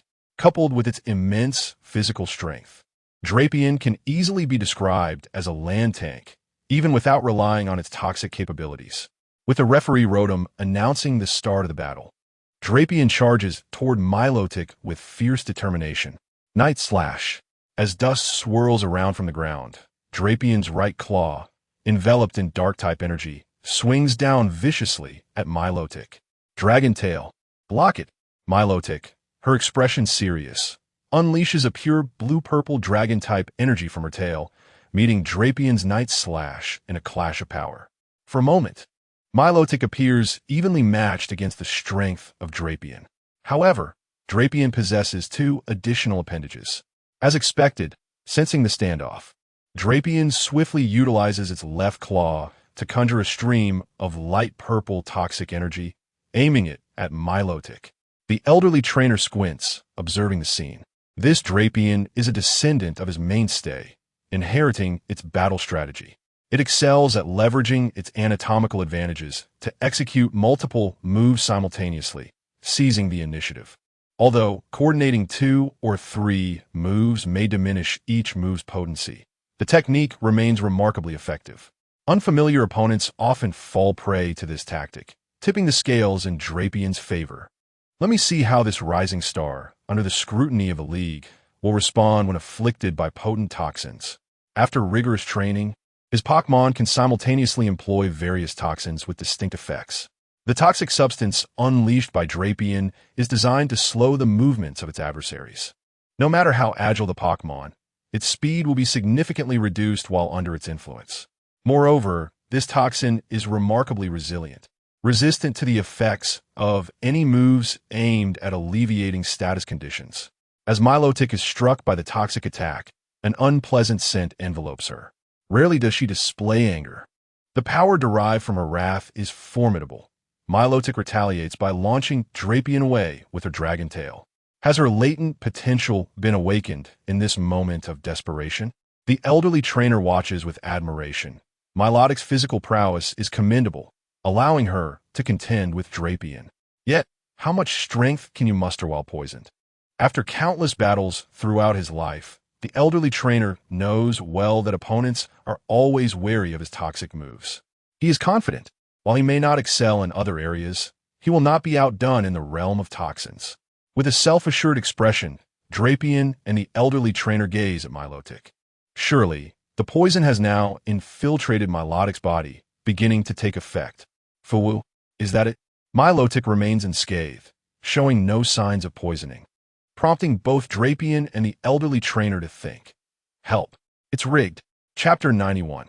Is this Milotic truly legitimate? Yet, the scene before him elicited a look of astonishment from this seasoned gym leader, who had encountered countless situations with an unflappable demeanor. Before him was a Milotic, evidently nurtured to perfection, its scales radiating an ethereal, shimmering brilliance. There were no signs of poisoning. How could this be possible? Toxic Goober had unwavering confidence in his venomous moves, certain that any opponent who carelessly allowed his Pokémon to inflict toxins would undoubtedly succumb to poisoning. There was no element of chance. It was precisely this mastery of toxic techniques that had enabled him to rise above countless poison-type trainers to claim the position of gym leader among the 18 types. With the unpredictable and overwhelming nature of his toxic moves, he had managed to ascend to the Master Ball tier, even when his Pokémon's direct combat abilities paled in comparison to other specialized trainers. It must be noted that reaching the Master Ball tier without a single champion-level ace is an arduous task. As long as his adversary was poisoned, he had confidence in outlasting weaker champion-level Pokémon with the help of his blissfully defensive and restorative egg. However, victory hinged on the prerequisite that the opponent must be poisoned. Those agile Pokémon capable of evading his toxic moves were one matter, but a Milotic of several meters in length could not possibly dodge such an attack while on land. Furthermore, he had indeed witnessed Milotic being struck by the toxic move of his Scorpion King. Yet, why had this Milotic not succumbed to poisoning? Toxic Goober could only surmise that Milotic had experienced an extraordinary stroke of luck, encountering an improbably rare scenario where it had escaped the venom. Resolute, he commanded his Scorpion King to unleash an earthquake. The intention was to immobilize Milotic, allowing Scorpion King to swiftly close the distance and launch another toxic assault. The Scorpion King's powerful legs slammed into the ground, sending ripples of earthy energy cascading outward. Waves of soil surged forth, colliding with Milotic like a dragon rising from the depths. To his surprise, Su-Hao had not anticipated that Scorpion King would resort to such underhanded tactics in close combat, deception, and ambush. He and Milotic, a duo barely 2.5 weeks old, found themselves in this predicament. Witnessing Milotic drenched in the noxious purple liquid, her fury palpable through their psychic channel, he realized that she was on the verge of a furious outburst. Toxic Goober likely believed his toxic moves would remain consistently effective, unaware that Milotic had received the protective blessing of the red and blue aircraft. Su-Hao grasped another truth. The disparity in information could be a decisive factor in victory. Surf! Enraged, Milotic harnessed her psychic abilities, soaring gracefully above the oncoming waves of Earth, which crashed against the energy barrier before Su-Hao, momentarily obscuring his view. As a trainer, the bond forged through training and trust was crucial in battle, even without the aid of psychic powers. Su-Hao believed in Milotic's judgment in critical moments.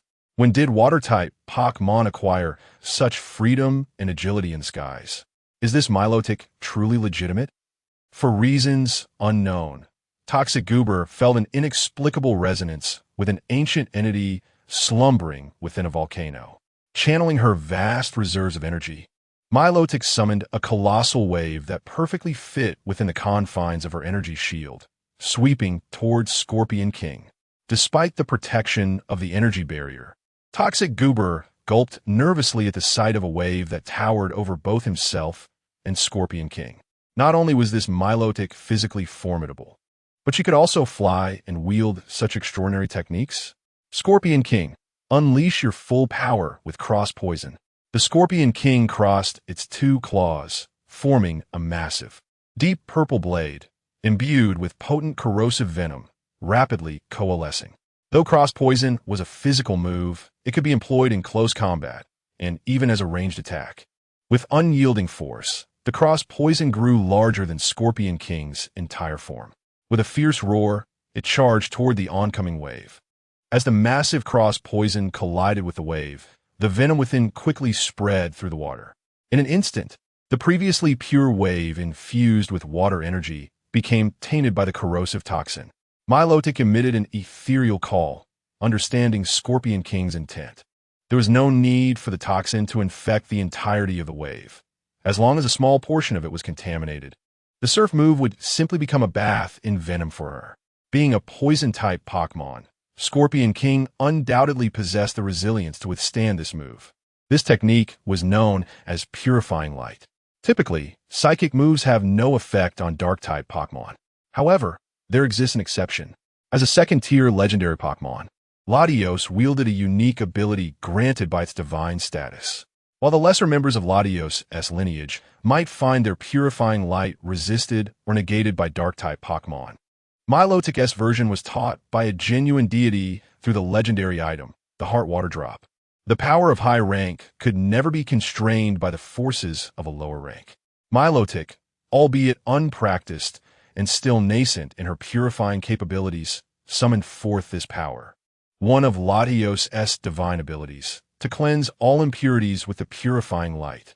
This move was exceptionally effective against toxins and poison-type Pokémon, enveloped in pure, radiant light. A brilliant purple glow coalesced at the forefront of Milotic. Although purifying light is a psychic move, it inherently contained a substantial amount of dragon energy. Thus, it manifested as an exclusive technique born from the divine authority of the dragon psychic deity, Latios. In a fleeting moment, the energy beam shot forth from Milotic, cleaving through the air towards Scorpion King. This luminous energy beam exuded a cleansing aura, flowing like a crystal-clear stream, effortlessly shattering both the wave Milotic had summoned and Scorpion King's cross poison. Under the mysterious sanctity of the purifying force, the toxic venom was instantaneously eradicated. The clear, bright, and pure energy beam completely engulfed Scorpion King. With the enhancement of the red and blue aircraft, other divine beings would experience varied augmentations, serving as a unique boon in this world. As long as a tremendous sound is produced, it could seamlessly cover any traces of my clandestine additions. Chapter 92. Seed Plan. Thus, the victor of the Junior Gym Challenge is contestant Su Hao. Mr. Meow. This is the battle video captured by the drone Rotom during Su Hao's third gym battle. After the secretary plugged a USB drive into the projector and operated it with deft hands, the holographic image was projected forth. Currently, the technology of the Shinjo Alliance can only achieve a single perspective holographic projection without the ability to switch angles. Naturally, this projection reflects the viewpoint of the drone Rotom, serving as the referee. The entire battle was brief, with the outcome decided in less than 10 minutes through a back-and-forth exchange. This is often the case in Pokémon battles, unless locked into a drawn-out stalemate or a tug-of-war. A significant disparity in the strength of the Pokémon will typically lead to a one-sided conclusion. It appears that even his newly captured Milotic shines uniquely within the elite tier. Miao Yin was the first among the senior officials of the Shinjo Alliance to take notice of Su Hao. Now, in his 60s, Miao Yin's appearance belies his age, with his hair remaining dark, reminiscent of a handsome and mature man in his 30s or 40s. The 12 earthly branches serve as one of the hidden powers within the Shinjo Alliance. They bear the responsibility of overseeing major provincial capitals while striving to identify promising talents worthy of the Alliance's cultivation in their jurisdictions. As an elder in a position of authority, Miao Yin is aware that the high-end combat strength of the Shinjo Alliance remains formidable. However, there has yet to be a candidate capable of succeeding the current Elite Four champion in the World Championship. The purpose of the Intercollegiate League held across universities nationwide is to select individuals who can genuinely secure victory in the World Youth Championships. In an era where war is no longer a viable option, the distribution of global resources, particularly in unclaimed secret realms, hinges on these two world-class events.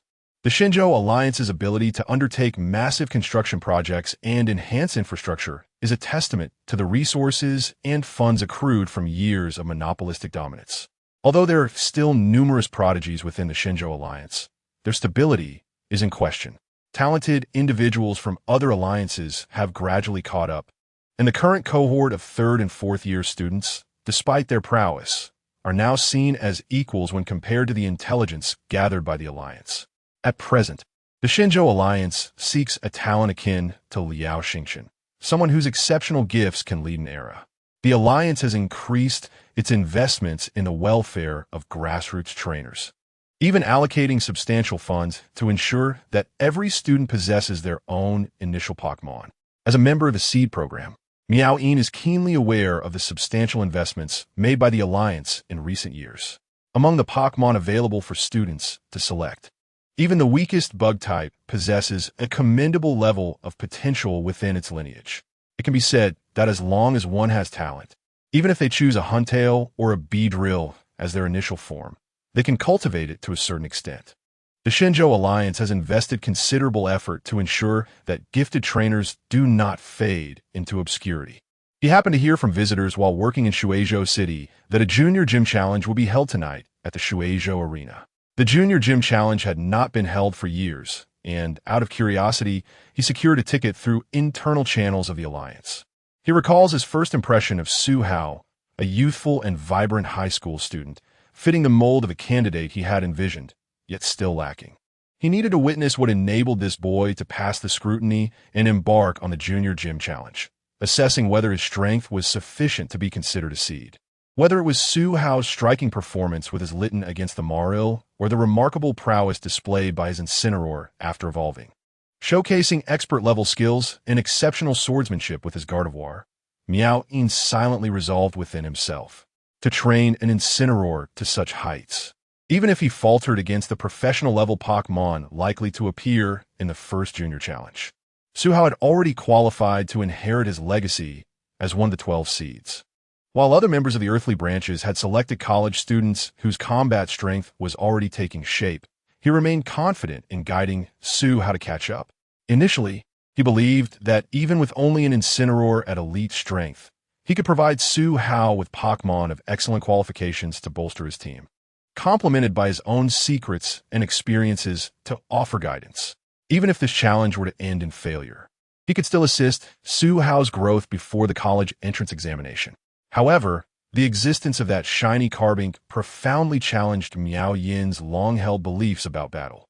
Particularly, the 10 beams of lunar energy it unleashed bore no resemblance to the supportive, spatial, and defensive moves typically employed by Carbink in battles against opponents from the French Alliance.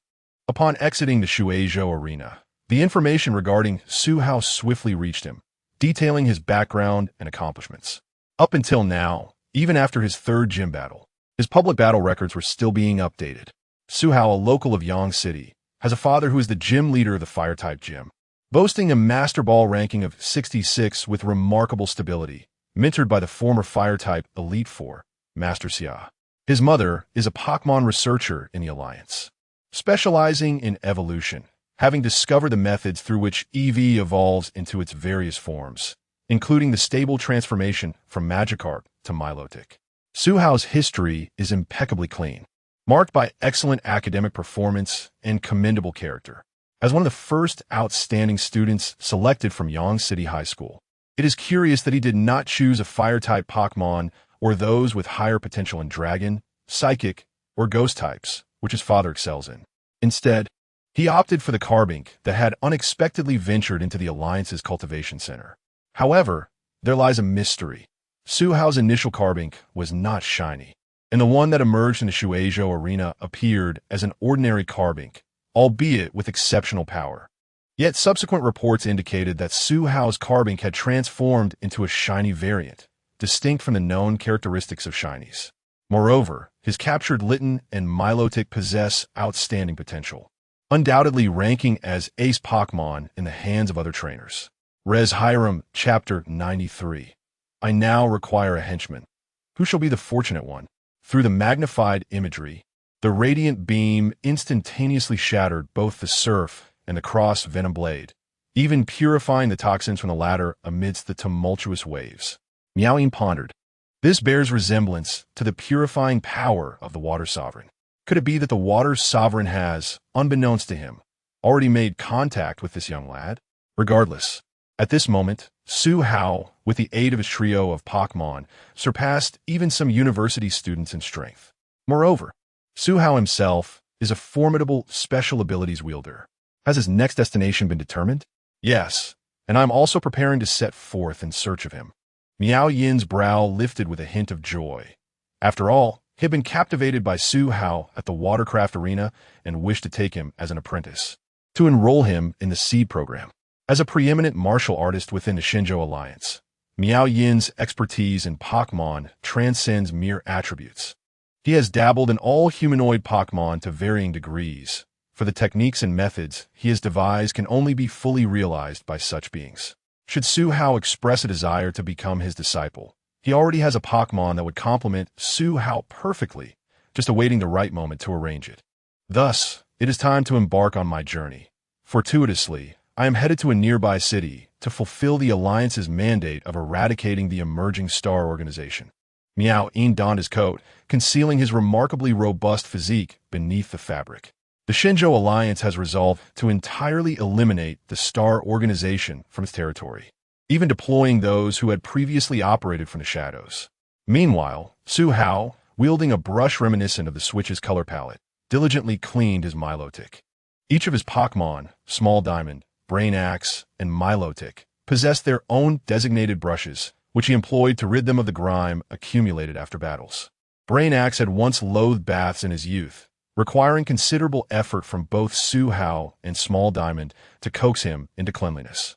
Thankfully, having matured, he now overcame his aversion to water, even in the presence of the fiery roaring tiger. Su Hao sought out a tranquil pond at the creek's end for Milotic to cleanse herself of residual toxins. Once purified, the pond remained untainted, as Milotic's gentle cleansing light would eradicate any lingering poison. Small Diamond's cleansing light now rivaled that of Milotic, having received the blessing from Latios and Latias. Though both were still in a nascent stage of mastery, unable to unleash their full potential. Su Hao procured a cup of passionfruit-scented bath gel, Milotic's favorite, and generously applied it over her elongated form. Due to Milotic's considerable length, a copious amount was required, filling the pond with frothy bubbles. As swimming proved cumbersome for washing, Su Hao instructed Milotic to levitate him above her, transporting him to areas in need of cleansing. Remarkably, despite her scaly exterior, Milotic lacked any fishy odor, her scales exuding a remarkably soft texture, leaving Su Hao feeling as though he were caressing flesh rather than scales. With meticulous swiftness, he completed the task, and Milotic summoned a water sphere, washing away the bubbles in an instant. Observing Milotic, now revitalized and frolicking in the water, Su Hao smiled and turned to retrieve the egg of his Dratini for the day's cleaning ritual. At this moment, unbeknownst to Su Hao, within the tranquil pond, now purified by the cleansing light, a pair of blood-red eyes emerged in reflection. Giratina, stare, satiated and content, the night had arrived. As he was in the wilderness, Su Hao prepared to camp under the stars.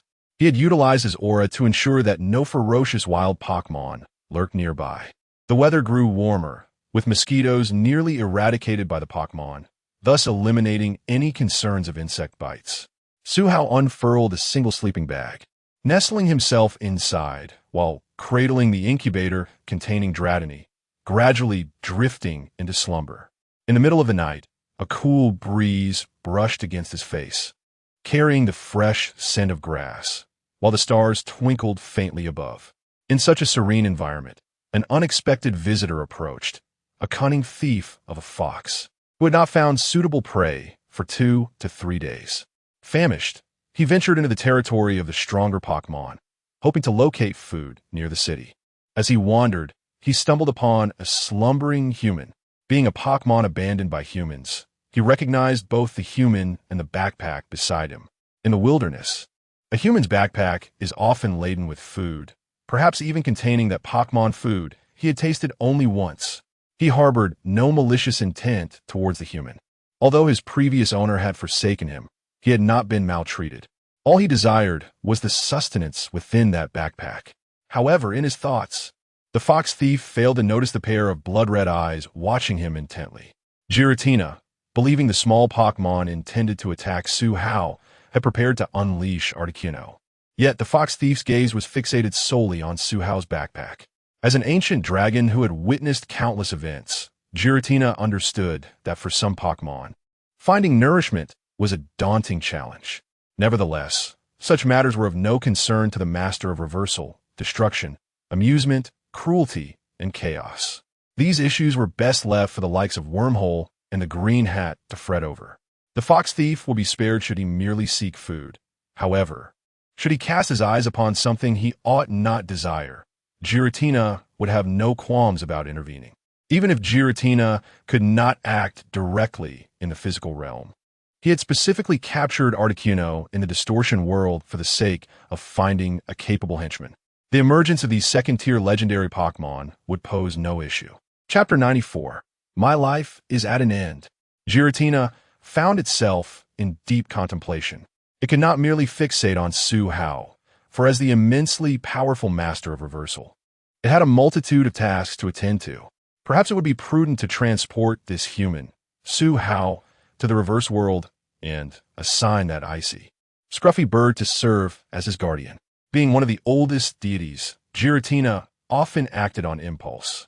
A dark purple portal materialized above the slumbering Su Hao, an invisible tempest swirling around him and his nearby backpack, lifting them into the air. No matter how soundly Su Hao slept, such commotion would inevitably rouse him. What on earth is happening? He exclaimed, awakening to the sight of a void-like portal overhead, expletives escaping his lips. My life is truly at an end. The force of the vortex was overwhelming. He could only cling tightly to the incubator containing the dragon-type Pokémon egg as he was completely engulfed. This reverse world was utterly unlike what Su Hao had previously known. The realm he had witnessed in the film Giratina and the Sky Warrior was filled with structures, trees, and flowers. Yet the world before him was steeped in desolation and ruin, a series of floating islands intertwined, exuding an aura of savagery. How did he recognize this as the reverse world? The Giratina in its origin form was staring at him with wide eyes. In the oppressive silence of the surroundings, compounded by an inexplicable drain on his energy, Su Hao felt compelled to address Giratina. Hello, Giratina. Have you eaten? Su Hao weakly waved at the deity. To be honest, he felt somewhat intimidated. In his memory, apart from the film's portrayal of Giratina as a somewhat reclusive figure, the usual depictions in novels painted it as irritable or allied with villains. He could only hope that this version of Giratina was more reasonable. Giratina scrutinized Su Hao for a moment before gradually shifting its gaze to the dragon-type egg cradled in Su Hao's arms. Human, present the egg to me. The telepathic command resonated in Su Hao's mind. He recognized that familiar voice from a recent encounter. Indeed, it was Giratina who had urged him to comply with that girl's request. Could it be that the dragon-type egg was truly Giratina's offspring? Esteemed Giratina, may I inquire about the relationship between this egg and yourself? Su Hao asked, striving to maintain composure. While he was willing to be flexible, he was eager to understand Giratina's connection to the egg and whether it might take action regarding it. To avoid inciting Giratina's wrath, Su Hao rephrased his question. Although Giratina was puzzled as to how Su Hao knew its name, it proceeded with its explanation. Even deities must maintain a certain dignity. Giratina could not reveal that it was aware of this human's name. This egg is one I encountered months ago during your kind's timekeeping near an island nation. At that time, there were 2 other eggs of the same lineage. The situation was dire, and I could only save the one you now hold. However, being one of the oldest deities, I devised a flawless plan shortly thereafter. I harnessed my power to merge the 2 other eggs into the one you possess.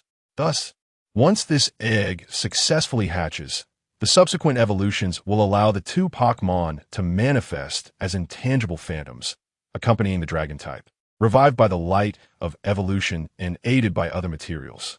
Though these Pokémon will become subservient to the one in your possession and lose their capacity to evolve, at the very least, they will still be alive. But this is merely a rare miracle I bestow as a god. I am the great master of destruction and reversal, Giratina. What a twist of fate.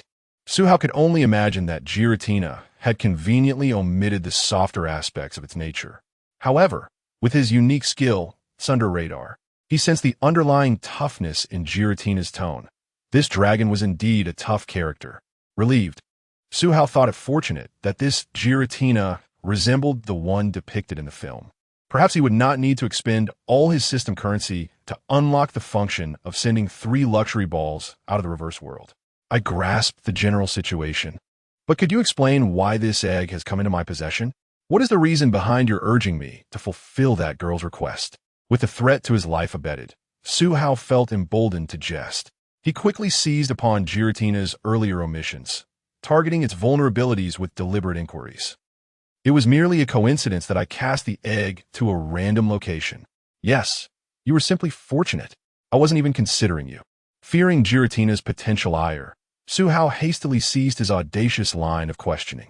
With a serious demeanor, he asked Giratina, "Could you clarify why I must accept that girl's proposal in exchange for the solution that seemingly would not significantly benefit the uniquely talented dragon type?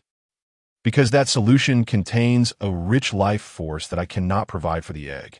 Only a potent life force can ensure the successful revival of the two Pokémon during evolution. Thus, Su Hao, while the life energy in the egg's current form is sufficient, you will need to procure more life energy for the little one to absorb upon hatching. Otherwise, the revival may still fail." Su Hao was taken aback. He had not anticipated that the Giratina, infamous for its savagery, would reveal itself to be a somewhat soft-hearted being. The Sinnoh Trio. Chapter 95, Grandfather. This is the Articuno. I bestow it upon you as your guardian. He somewhat understood why Giratina had drawn him into the distortion world. It turned out that the hidden dangers surrounding Dialga were not entirely resolved. The situation could only be discerned after the little one hatched. Humanity must find sufficient life energy. Otherwise, the little one might fail to evolve. Giratina spoke with a grave tone. He could not afford to manifest in the real world lightly. The last time he personally appeared and captured that scruffy bird into the distortion world, an incident nearly ensued. "Come up, Su Hao. I shall take you to a place." Giratina's massive form floated at the edge of the floating island, beckoning Su Hao to ascend. Suddenly, Su Hao realized that Giratina even knew his name, despite him never having uttered it. Though astonished, Su Hao swiftly leapt onto Giratina's back. "Hooray! I have ridden a legendary Pokémon." Su Hao silently added a new trophy to his journey as a trainer. However, why did it feel slightly exhausting to jump? Am I feeling weak? Wow! Su Hao gasped, gazing at the immense floating island before him. The floating island was not the focal point. The central element was the colossal ice palace. The palace sprawled across a vast expanse, seemingly built to accommodate Giratina's grand stature. From a distance, it resembled a majestic ice castle in the sky, exuding an air of nobility. The palace's apex was adorned with ice gems that shimmered with countless glimmers. As Su Hao dismounted from Giratina's back, he observed the deity effortlessly shifting from its origin form to another form. Each ice block bore lifelike carvings, appearing as if crafted by an extraordinary artisan.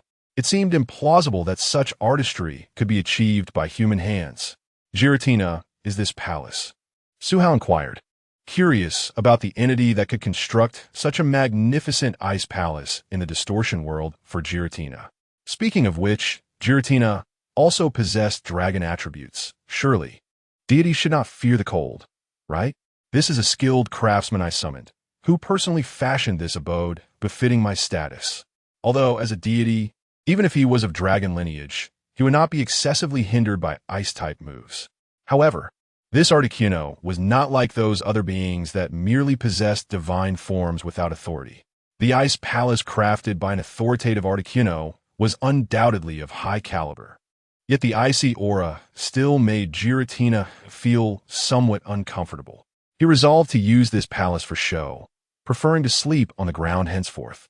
Screech! Just as Su Hao pondered about the identity of this skilled craftsman, he looked up to see a massive ice-blue bird soaring towards them. Articuno? Could it be? Su Hao's gaze shifted to Giratina, who averted his eyes guiltily. Giratina felt an odd sensation, as if his thoughts had been unveiled by this human. That should be impossible, right? How could he, the ancient deity, be discerned by a human who had merely existed for a little over a decade? Perhaps the mystery was solved. Seeing Giratina's averted gaze, Su Hao deduced that Articuno had indeed been summoned by Giratina for the construction of the palace. Nevertheless, this Articuno seemed to possess a remarkable talent for architecture. Screech! The palace is complete, human. The Articuno's voice, tinged with anger, echoed in Su Hao's mind. To be honest, he felt no fear, for Giratina, the foreman, was by his side. This mere worker posed no threat to him. What intrigued him more was this so-called telepathy. How could it be that what should have been a one-way communication akin to mental speech. Felt more like a nearby open mic session. Ever since his nest was ransacked by those detestable humans, and he sustained a minor injury from a peculiar black weapon wielded by the escaping human. Articuno vowed to unleash divine retribution upon humanity once he left the distortion world. However, this human, evidently brought here by Lord Giratina, was not an appropriate target. Haha, is it finished? Giratina's voice resonated with joy, making Articuno feel as though he had stepped into another realm. Despite possessing divine power, he was still summoned by the far superior Giratina to serve as a builder. 30 years east of the river, 30 years west of the river. Do not underestimate the plight of the ice bird. Articuno silently vowed that once he overcame this ordeal and departed the distortion world, he would find a place to train diligently, ultimately growing strong enough to kick Giratina's backside. Really, truly, Lord Giratina. While contemplating such disrespectful thoughts, Articuno maintained a facade of flattery. Indeed, however, I have another task for you. As Giratina's cheerful voice rang out, Articuno's heart sank again as he soared into the sky at supersonic speed. What is this task? Although Articuno was immensely anxious, he dare not show it, for when he had first been summoned by Giratina into the distortion world, he foolishly attempted to challenge Giratina based on type advantage. The outcome was painfully obvious. Articuno was left battered and bruised, like a quail, with Giratina directing him effortlessly into the Pokeball. It makes for easier transportation. Oof, oof, oof, yeah. As Giratina's cheerful voice resonated, both Articuno and Suhao exclaimed simultaneously. However, one uttered a dreadful wail while the other expressed astonishment. Chapter 96. Let us depart, Piplup. The final destination, the fairy-type gym. Although Suhao's astonished exclamations had ceased, the rancid wails of the Articuno continued to resonate through the ether, conveyed by SC-Char, Dinger's telepathic link. After a brief interval, the Articuno seemed to regain its composure, its voice tinged with a hint of sorrow, evoking a pang of conscience in both Giratina and Suhao. Of course, it was merely a slight twinge. By the way, what is the duration of the task? The now prudent Articuno, having relinquished any thoughts of escape, could only inquire about its most pressing concern, perhaps as short as a year or as long as several decades. Giratina was uncertain about the time commitment required for the tasks ahead, fearing for the little creature's well-being in its absence. How could this be? Suhao interjected, unable to remain indifferent to the plight of the Articuno, who seemed to have been conscripted into servitude as a construction worker and was to be expected to act as Giratina's bodyguard. However, Suhao harbored his own ulterior motives. For the hearts of humans are often tainted, and Pokémon, in comparison, are far less scheming. If he could merely propose the rewards Giratina would eventually consider, the Articuno's fondness for him would surely increase. Such thoughts were not without merit, as he had often traversed the vast expanses of the internet, mastering the art of moral persuasion through the gratitude of others. As anticipated, with the Articuno displaying a glimmer of appreciation and awe, its expression revealing the discovery that such benevolence existed among humans, Suhao realized his plan had succeeded. Reward. Oh dear, I nearly forgot. Do rewards even apply in this context? Despite his daily amusement, Giratina was still somewhat oblivious to certain unspoken rules. Of course there are rewards. Once the agreed period concludes, I shall lead you to confront that ice dragon, and I guarantee you shall acquire the primal energy of its ice dominion. Suhao could only hope that this world Escurum would not resemble the whimsical version from the Hoopa movie, capable of changing forms at will. Based on the established norms, a Curum possessing dual attributes should not be significantly weaker than Giratina. In pursuit of that so-called primal energy, Giratina would undoubtedly have to exert considerable effort. Is this true, Lord Giratina? I, the Articuno, am willing to brave fire and water for you. The Articuno's expression was one of elation. The primal energy of the ice dragon was a treasure beyond its wildest imaginings, an encounter that could easily end in its own defeat. As the two legendary beings reached an accord, Suhao, despite his reservations, felt compelled to voice his concerns. And what my input? Very well. Our dealings are concluded. I shall entrust the little one to you. Giratina understood that this was all it could do for the creature at present. The rest was now in Su Hao's hands. Now, produce the Pokeball you humans have devised. Su Hao replied with solemn conviction. Good. I have opened the portal to the real world. It will close automatically once you depart, so do not worry. With a final utterance, Giratina transformed into a deep violet beam of light, vanishing before Su Hao and the Articuno. Human, before you enter the Pokeball, may I inquire your name? In the past, gods with whom I communicated informed me of the concept that humans possess unique names. What do you call yourself? The Articuno unfurled its magnificent wings, draped in beautiful azure feathers, sending delicate ice crystals cascading from its every movement, a sight of ethereal beauty. Gazing at the resplendent being, renowned as the most aesthetically pleasing of the legendary birds, Su Hao's expression turned earnest as he declared, I am Su Hao, destined to become the strongest trainer, standing firmly upon the verdant grass. Even though only a few hours had elapsed, Su Hao felt as though an eternity had passed. In his grasp rested a spherical object, white below, purple above, inscribed with the letter M. The purple hemisphere bore two pink protrusions, lying quietly in his hand. This was the Master Ball he had acquired through considerable expense from the system's marketplace, for even luxury or ultra balls would shatter against the might of the Articuno, leaving only the Master Ball capable of withstanding its power. Consequently, he had depleted all his resources accumulated for purchasing Megastones, settling instead for a Master Ball with a decade-long usage limit, though he could later upgrade it to a permanent version. Su Hao had no regrets. After all, money could always be earned anew. He murmured to himself, anticipating his upcoming birthday, the gentle night breeze carrying the scent of fresh grass enveloping him. This small city lay adjacent to the vast expanse of the Evergrande Forest, known as the largest forest in the world. Here, the fairy-type gym of the Shinjo Alliance was established. Thanks to its proximity to the immense forest, the city was rich in resources, and even housed the largest official breeding center of the Shinjo Alliance. After several days of train travel, Su Hao had finally arrived at his final destination. For reasons unknown, upon leaving the reverse world, the drowsiness that had lingered dissipated as if a constant drain had ceased. With the intake of nourishment, the last vestiges of discomfort vanished completely. He couldn't shake the feeling that Giratina might have forgotten something in the reverse world. As he disembarked from the train, his companion, the shiny Dratini, excitedly remarked that she had once resided here. It seemed that the breeding center established nearby was indeed where she had spent her time. Rejuvenated, Su Hao bore the weight of his shiny Dratini, exercising his neck, gazing at the imposing structure of the breeding center. He turned to the Dratini atop his head and asked, Is this the place? Yes, yes, she replied eagerly. A flurry of updates awaited, and once more, I humbly request a wave of 5-star reviews, urging for updates and free gifts. Thank you.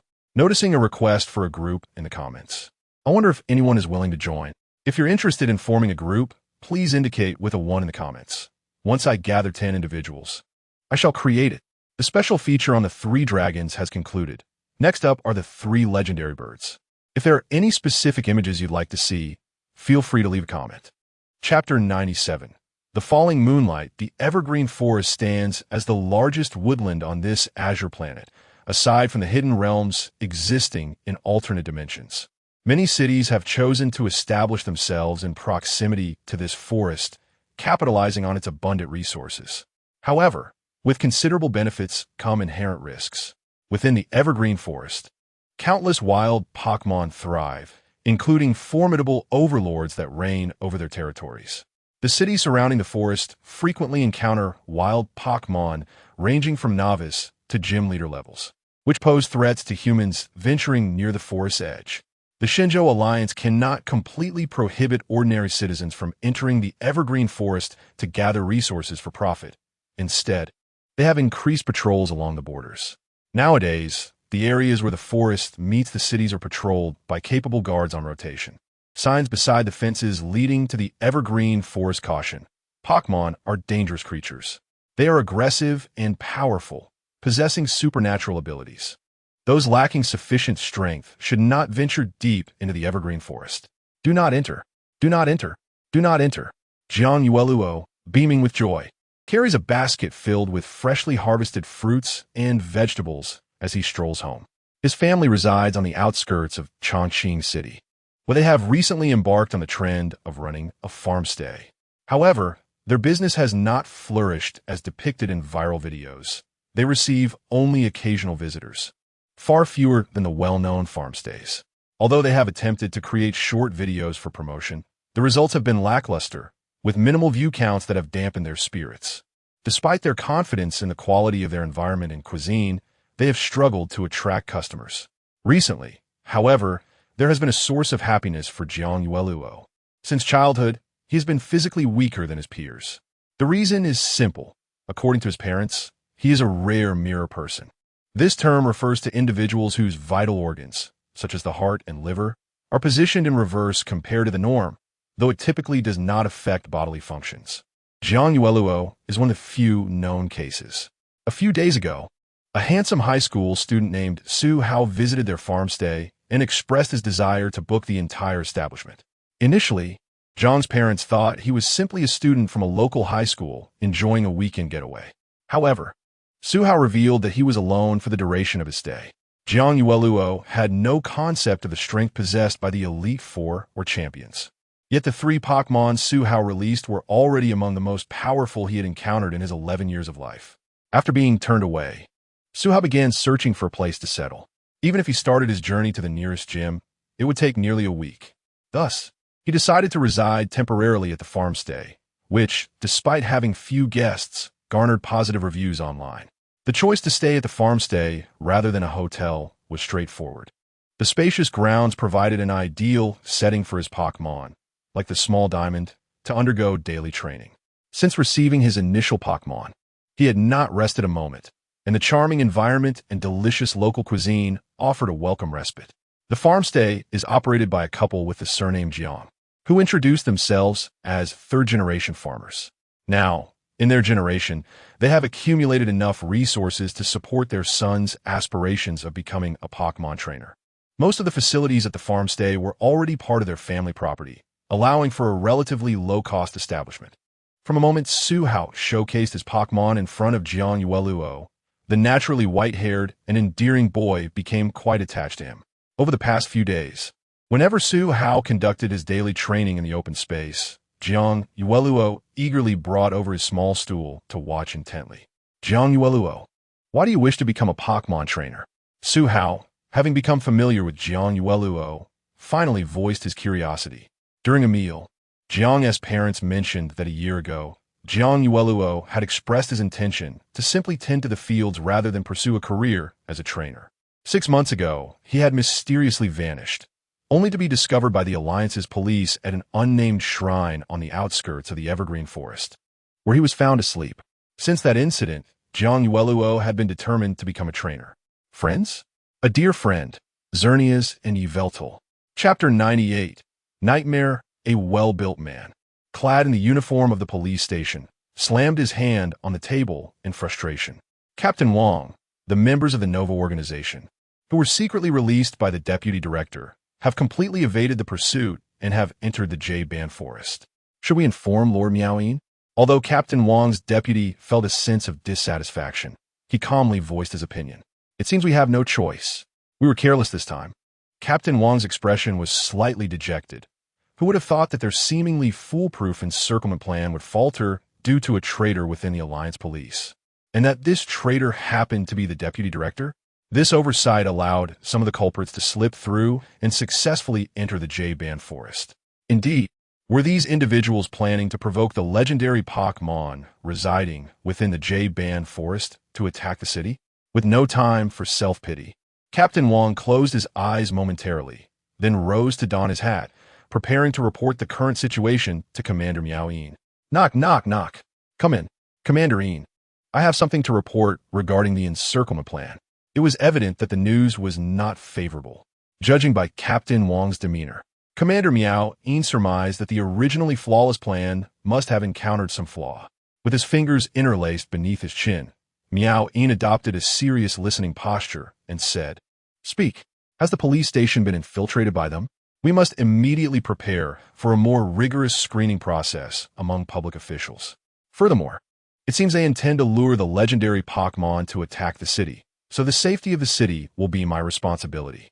Understood. Miao Yin felt quite disheartened. He recognized the traitorous deputy director and, to his knowledge, that individual's character and background did not suggest a propensity for treason. Also, have the doctors at the hospital check if old Su has been mentally manipulated. Yes. Sighing deeply, he realized that he could no longer act with reckless abandon as he did in his youth. Several cities near the J-Band forest fell within his jurisdiction, and he could not afford to recklessly venture into the forest to pursue the remnants of the Nova organization. This operation, which sought to evade the scrutiny of the outside world, must remain covert, with him guarding a portion of the cities while that somewhat unorthodox female gym leader would oversee the other part. In the early hours of the morning. It seems the fools of the Shinjo Alliance must think that our people are luring the legendary Pokémon to attack the city. A short man with a hooded cloak spoke with a hint of mockery, seemingly proud of how they had outwitted the Alliance. Meichuan Naiku, the mission is not yet complete. Adjust your attitude, a raspy-voiced man warned as he lightly tapped Meichuan Naiku on the head, casting a fearful glance at the silent man beside him. The two men were henchmen recruited by the Nova organization from various alliances, tasked with taking the lead and completing the missions assigned by the organization. Meichuan Naiku hailed from the Sakura Nation Alliance, while the other, Hailington, was from the Beautiful Nation Alliance. Both were ordinary individuals oppressed by despicable aristocratic families, left with no path forward until they were recruited by the Nova organization, forming a small team to complete tasks and rise to their current rank, thus avoiding the fate of being discarded like others. The man beside them was one of the high-ranking members of the Nova organization, the 10th seat of the Chosen, Nightmare. Even in the eyes of these ruthless individuals, he emanated an aura of chaotic brutality. "Nightmare, what task do you have for us?" Hailington asked, his voice trembling with deference. A voice that resonated like a demon emerging from the depths of hell emanated from Nightmare, causing both Meichuan Naiku and Hailington to shudder. "You two, according to the instructions of this machine, go and bring me that boy who has come into contact with Dialga. Whether he is dead or alive matters not. If he resists and it risks exposing you, then kill him. After capturing the boy, meet me at this shrine." Nightmare's voice was devoid of emotion, and after speaking, he produced a small machine from his pocket. Inside the machine lay a vibrant green leaf emitting a gentle glow. "Understood, Nightmare."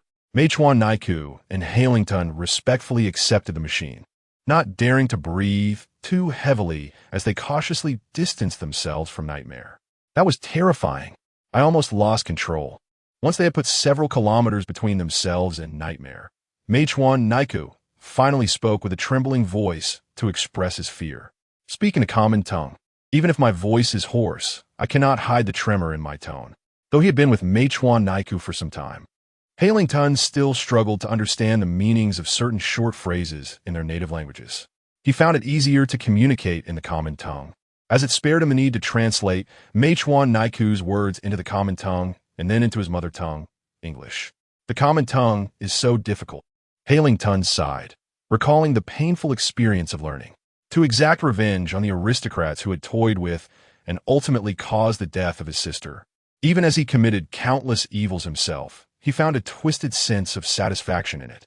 "Boss, this machine really does point the way. It's still glowing, and it looks quite beautiful." Hailington fell silent for a moment before speaking again. "Let us go, and be as cautious as possible. Otherwise, we may have to kill that boy.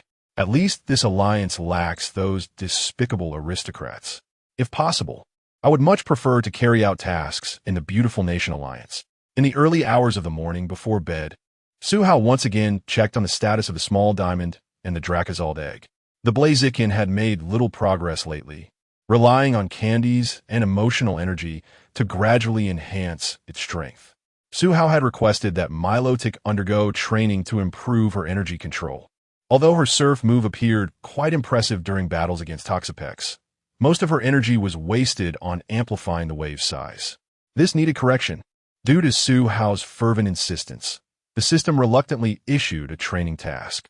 As a reward for completing a day's training, the detection panel displayed the life energy required for Drakazalt.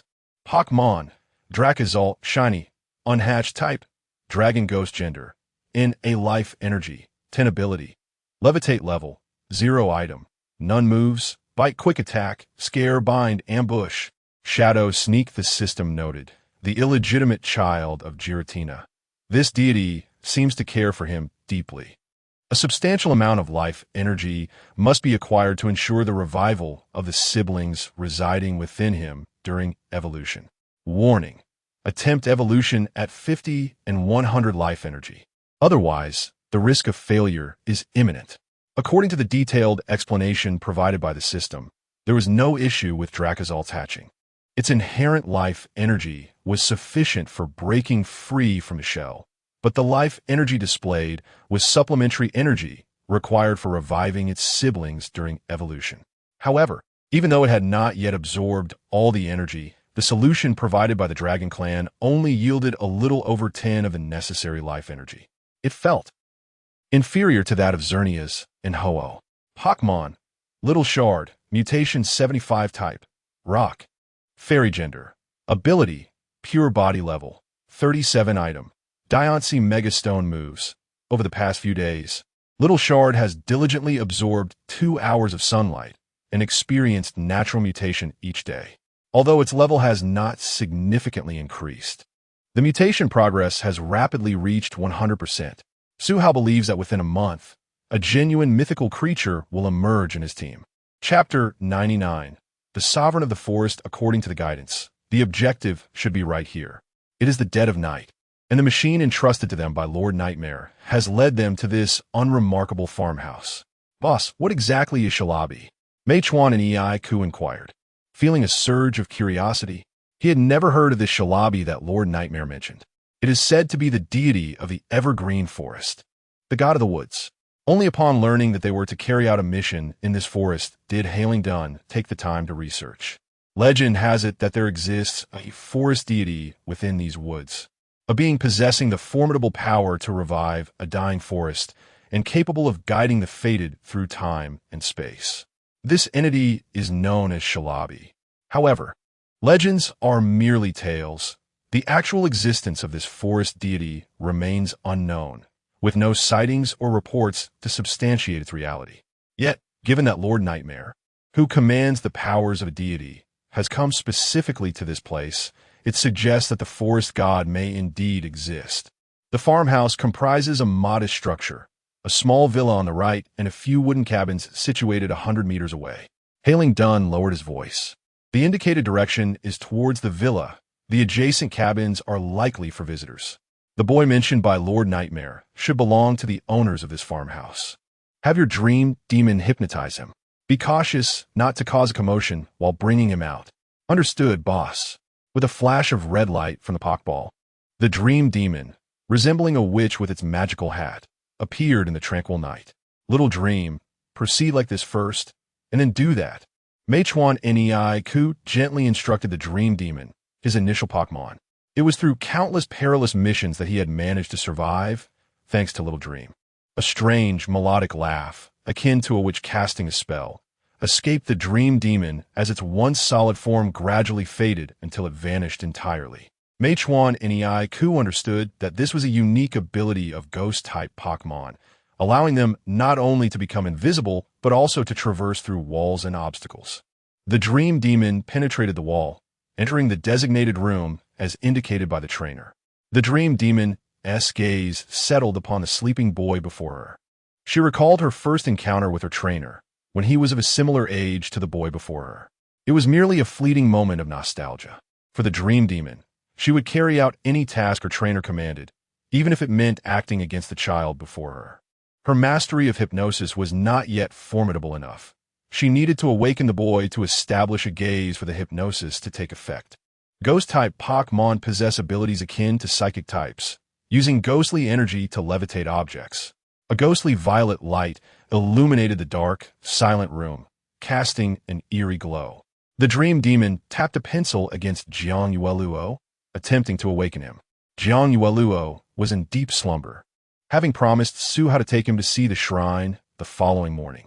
So he had gone to bed unusually early. In a half-dreaming state, a hard object began tapping against his forehead, disturbing his rest. Frustrated, he groggily opened his eyes to find a purple Pokémon before him. This Pokémon had a head shaped like a wizard's hat, adorned with 3 red gems of varying sizes on its skirt-like body. It exuded a sinister aura, reminiscent of a medieval witch. "You are." Jiang Yua's words trailed off as his gaze locked onto the Dream Demon's eyes, initiating a connection. Accompanied by an indescribable incantation, Jiang Yualuo gazed into the Dream Demon's violet glowing eyes, and his consciousness began to sink, as if plunging into the depths of the sea, until he succumbed to a deep slumber. Following the prearranged protocol, the Dream Demon gently opened Jiang Yualuo's window. Cuckoo, a massive brown owl, standing a full 1.6 meters tall, flapped its wings in the night sky. This was a common flying-type Pokémon known as the Night Owl, hailing Dun's initial companion. The Dream Demon and the Night Owl were old acquaintances, having collaborated on numerous missions. The moment their eyes met, they understood each other's intentions. The Dream Demon slightly shifted aside, allowing the Night Owl's 4-layered special eyes to glow with a pinkish-purple light. It was telekinesis. Although the Night Owl is a common flying-type Pokémon, its lineage possesses an impressive aptitude for psychic abilities. Completely entranced in slumber, Jiang Yueluo was effortlessly lifted by the Night Owl's telekinesis.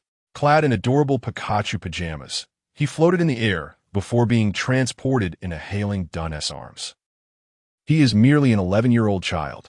Meichuan Nei Ku's voice, tinged with reluctance, reached hailing Dun's ears. Hailing Dun slightly turned away, so that Meichuan Nei Ku could not see his expression. Indeed, but we have no alternative. While executing their missions, they had always tried to avoid involving children. Now, with countless lives in their hands, not a single one was that of a child. Let us move. The guidance has updated. We should head towards the shrine. Agreed. Commander Ian, we have detected multiple intense energy waves simultaneously erupting from the depths of the evergreen forest. Energy level, champion class. Miao Ian, stationed at the temporarily established command center, was surrounded by professionals from the Alliance, monitoring energy fluctuations within the evergreen forest and reporting to him. A champion-level Pokémon, once it makes a move, generates an immense energy level that can be recorded by detectors surrounding the evergreen forest. Broadly speaking, champion-level Pokémon can effortlessly devastate a medium-sized town in a short span, and given sufficient time, they could reduce an entire city to ruins. Whether excelling in physical combat or energy-based moves, champion-level Pokémon possess this capability. At this tier, even a Blaze Monkey's punch could obliterate structures, while a 3-headed dragon, continuously unleashing its moves, behaves like a walking weapon, wreaking havoc wherever it goes. According to intelligence gathered by the Alliance, the Evergreen Forest, being the largest forest in the world, is home to numerous champion-level sovereigns, each reigning over their territories. The Shenzhou Alliance has analyzed and summarized the energy fluctuations of champion-level Pokémon within, allowing them to identify which forest sovereign corresponds to the detected energy waves. Bankilas, the 3-headed dragon, the dual-axe war dragon, the giant Venusaur, the great BB bird, and the elusive Eolu. A particular reader has expressed a desire to see Lilina. Chapter 100. The Morning Interception, a moving sandstorm, a terrifying force capable of stirring the earth beneath one's feet. Such formidable creatures are typically found deep within mountains, mines, or arid deserts. Yet, the origins of this king-level Gyarados residing in the evergreen forest remain a mystery, as does its choice to settle in such a location. Intelligence reports from the Shenzhou Alliance indicate a fraught relationship between this Gyarados and another king-level creature, the 3-headed dragon, often resulting in fierce confrontations within the forest. The 3-headed dragon, reminiscent of King Ghidorah, is known for its ferocity and indiscriminate aggression towards all living beings nearby. However, despite their similar lineage, each Pokémon possesses a unique temperament. Remarkably, this 3-headed dragon has not harmed other wild Pokémon within its territory. Recent data suggests that it has recently laid eggs, with the father being the dual-axe dragon. Amidst earth-shaking tremors, several king-level dominators from the evergreen forest advanced towards the near city. The life signs of the remnants of the Nova organization had vanished completely, leaving Miao Yin bewildered as to how they managed to provoke 6 king-level wild Pokémon simultaneously. Nonetheless, as long as he remains, these wild Pokémon will not breach the city's defenses through the forest's perimeter. 4 king-level Pokémon, presumably lured by those villains, were advancing towards the city behind him. The evergreen forest, a vast expanse of greenery, has existed for an unknown duration, with countless trees growing, shifting, and intertwining within it. The morning sunlight filtered through the lush branches, casting a golden glow across the forest, creating a breathtaking vista. In stark contrast to this beauty, powerful seismic waves emanated from the forest's depths, accompanied by the thunderous crash of falling trees. A majestic figure, capable of obliterating countless trees merely by advancing, appeared before the scouts stationed at the forest's perimeter. The commander, the king-level Gyarados, was approaching. Should they form a battalion to intercept? No need, Miao Yin replied. Have the flying king-level Pokémon report their positions. I can handle Gyarados with my ace. The focus should be on those flying Pokémon. The great flying bird would arrive later than Gyarados due to the distance, even with its swift pace. The 3-headed dragon and the dual-axe dragon were headed towards Evergreen City. Without hesitation, Miao Yin waved his hand, issuing orders. Inform the fairy gym leader, Li Qingyi, stationed at the Evergreen City defense line, that 2 king-level dragons are on their way. Understood. Then what a massive Venusaur. Could it be lagging due to its slow movement? Miao Yin furrowed his brow. According to Alliance intelligence, this Venusaur possessed exceptional plant manipulation skills, allowing it to approach champion-level prowess in battle within the Evergreen Forest. Truth be told, he found the other king-level Pokémon manageable, save for that Venusaur, which could simultaneously control numerous routes to unleash devastating area attacks, making it quite troublesome. His main team was tailored for single-target combat, as his fighting style relied on martial arts techniques in close quarters. Though it was rather vexing, Miao Yin quickly formulated his battle strategy.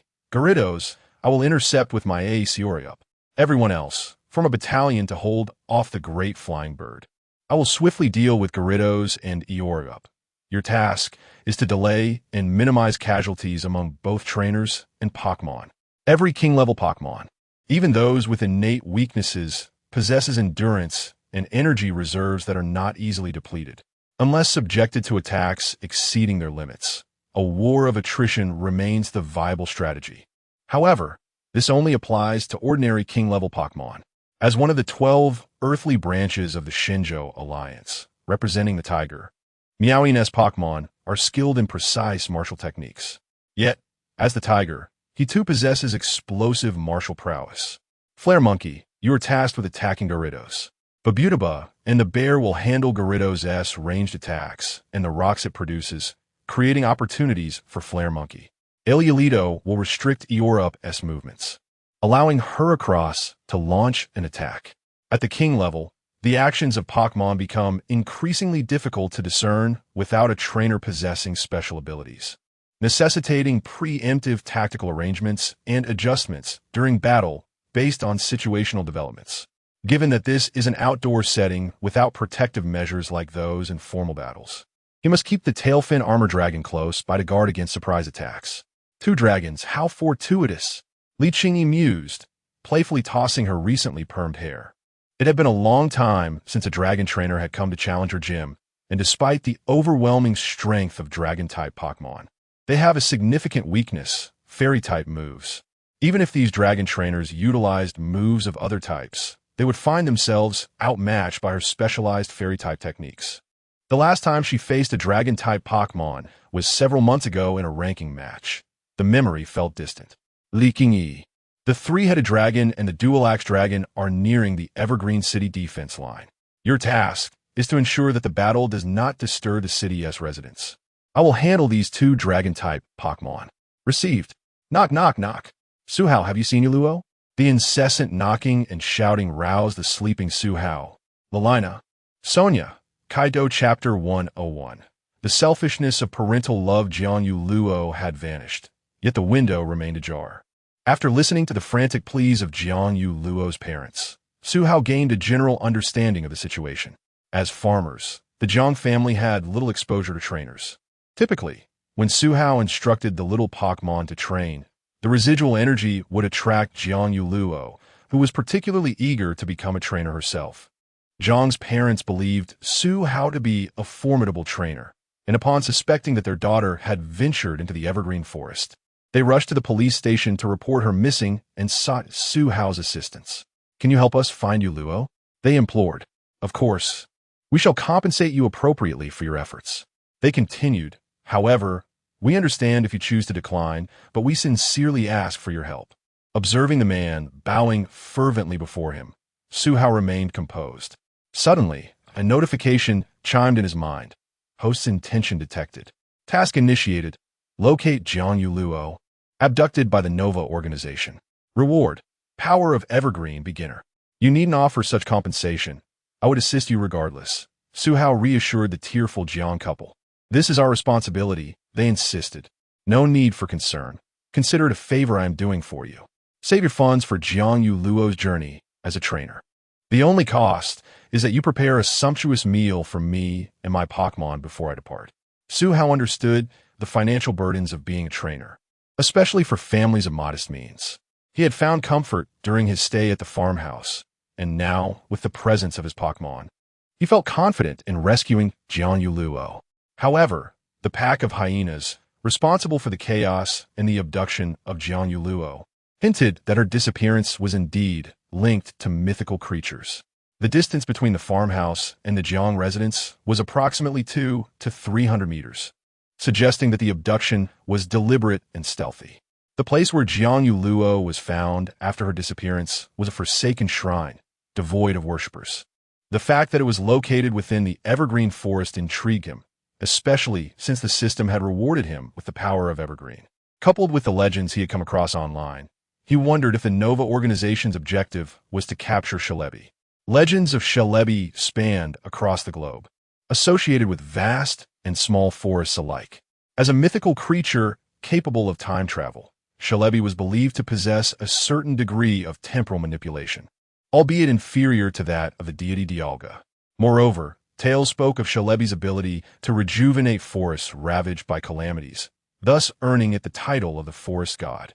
He pondered whether the mythical creature that had encountered Jiang Yu Luo was indeed Shalebi, perhaps the most extraordinary one, endowed with significant authority. In a mental whirlwind, Su Hao pieced together various fragments of information. "Do you recall the location of that shrine?" he inquired with a serious expression directed at Jiang's parents. Jiang Yu Luo was likely taken under the cover of night, and with dawn now upon them, precious hours had passed since her abduction. They needed to act swiftly. The Nova organization was notorious for their malicious intent to inundate Waterboat City with their nefarious plans. "Mark the location on this map for me. I will proceed alone. The police will likely take time to gather evidence before they mobilize," Su Hao instructed, opening the navigation app on his phone. He could not disclose the possibility of the Nova organization's involvement to Jiang's parents for two reasons. He lacked concrete evidence, and revealing such information would only exacerbate their anxiety. "Right here, Su Hao. We are entrusting this to you," they replied earnestly. "Leave it to me." Su Hao sensed the intense hope emanating from Jiang's parents as they watched him intently. Determining the location, Su Hao prepared to find a secluded area to summon Articuno for assistance. Why would he, a trainer with merely 2.5 months of experience, confront an international evil organization alone when he had such a powerful ally at his disposal? He was not foolish. Furthermore, Articuno had previously mentioned that the blizzard it conjured was a response to a group of thieves invading its sanctuary. The likelihood of the Nova organization being involved was considerable. The farmhouse was not far from the evergreen forest, and he needed to find a spot devoid of people and surveillance to change his attire and disguise himself. Su Hao's speed had reached an extraordinary level, surpassing that of even Olympic champions. While running, he dialed his father's number. Beep, beep, beep. "Hello, what's up, son?" Su's groggy voice came through the receiver. Su Hao promptly informed his father about the potential actions of the Nova organization. He understood the necessity of alerting the China Alliance, and his father, Su, was the ideal messenger.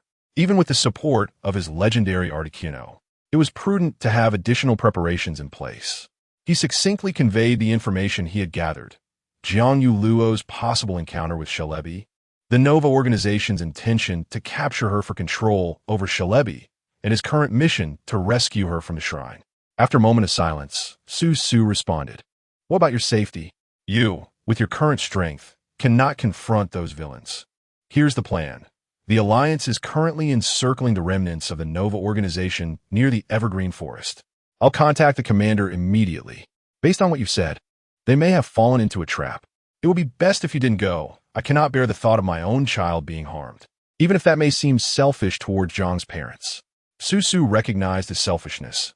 He prioritized his son's safety over that of others. Currently, he was far away in Yang City, relying on emergency communication within the Alliance to reach the commander stationed near the Evergreen Forest. "Do not worry. I have divine assistance on my side." Su Hao revealed his trump card, confident that invoking this would compel Su to relent. "Is it the two you mentioned from Water City?" Su inquired. "No, it's another one." "Very well, just ensure your safety, and do not act recklessly." "Understood." Chapter 102. Death at the periphery of the Chongkong Forest. Commander Miao Yin observed the devastation wrought by the battle. Trees lay uprooted, and a cacophony of thunderous collisions echoed from the heart of the battlefield. A colossal sandstorm, infused with immense rocky energy, engulfed the vicinity of the rampaging tyrant. Known as Bandiras, this tempest, more akin to a storm of sandstones than mere sand, relentlessly battered the surrounding flora. Amidst this chaos, Miao Yin marveled at the sheer prowess of this wild, quasi-divine creature, a testament to its formidable physical stature and strength, having ascended to the rank of a king through sheer effort. While this Bandiras could pose a significant challenge to an ordinary king-level Pokémon, it was no match for Miao Yin's meticulously nurtured companions. In a whirlwind of sand and stone, 3 Pokémon stood resolute against the frenzied Bandiras. The fiery Simisear, flames dancing from its hands, fearlessly shattered the massive boulders generated by the creature's rock slide, undeterred by any elemental disadvantage. With unwavering focus, Simisear advanced, dismissing the barrage of rocks from all directions, bolstered by the presence of its allies. To the left, the iron-fisted Babot had relinquished its favored close combat style, enveloped in a radiant golden electric aura, unleashing torrents of electricity to obliterate the incoming stones. On the right, a whimsical pink plush bear, incongruous in this fierce confrontation, danced with agility and unmatched strength, clearing the debris threatening Simisear's flank.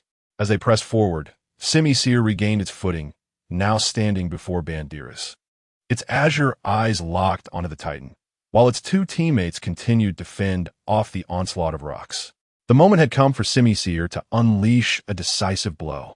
With a battle cry, Simisear assumed a fighting stance, a signature move of Miao Yin's style, embodying both the initiation and the fatal strike. As its energy surged, the charge required significant time, relying on its comrades for protection. In a moment, a brilliant light emanated from Simisear's eyes, signaling the buildup of its power. With a singular, thunderous punch, the force of Simisear's attack obliterated the trees before it and tore through the clouds overhead. Bandiras, caught in the epicenter of this assault, was destined to fall. At dawn, in a dilapidated shrine cloaked in dust, once dedicated to the forest deity, Sharabi, the remnants of its former glory had faded with time. A figure, entranced by the nightmare-esque spell, lay in deep slumber, Jiang Luo, handed over to the somber Dream Nightmare. "Good, you two keep watch," commanded Dream Nightmare, his voice steeped in foreboding. Without further ado, the 2 companions released their Pokémon to stand guard. Meichuan Naiku cast a sidelong glance at Dream Nightmare, nudging Hailing Dun.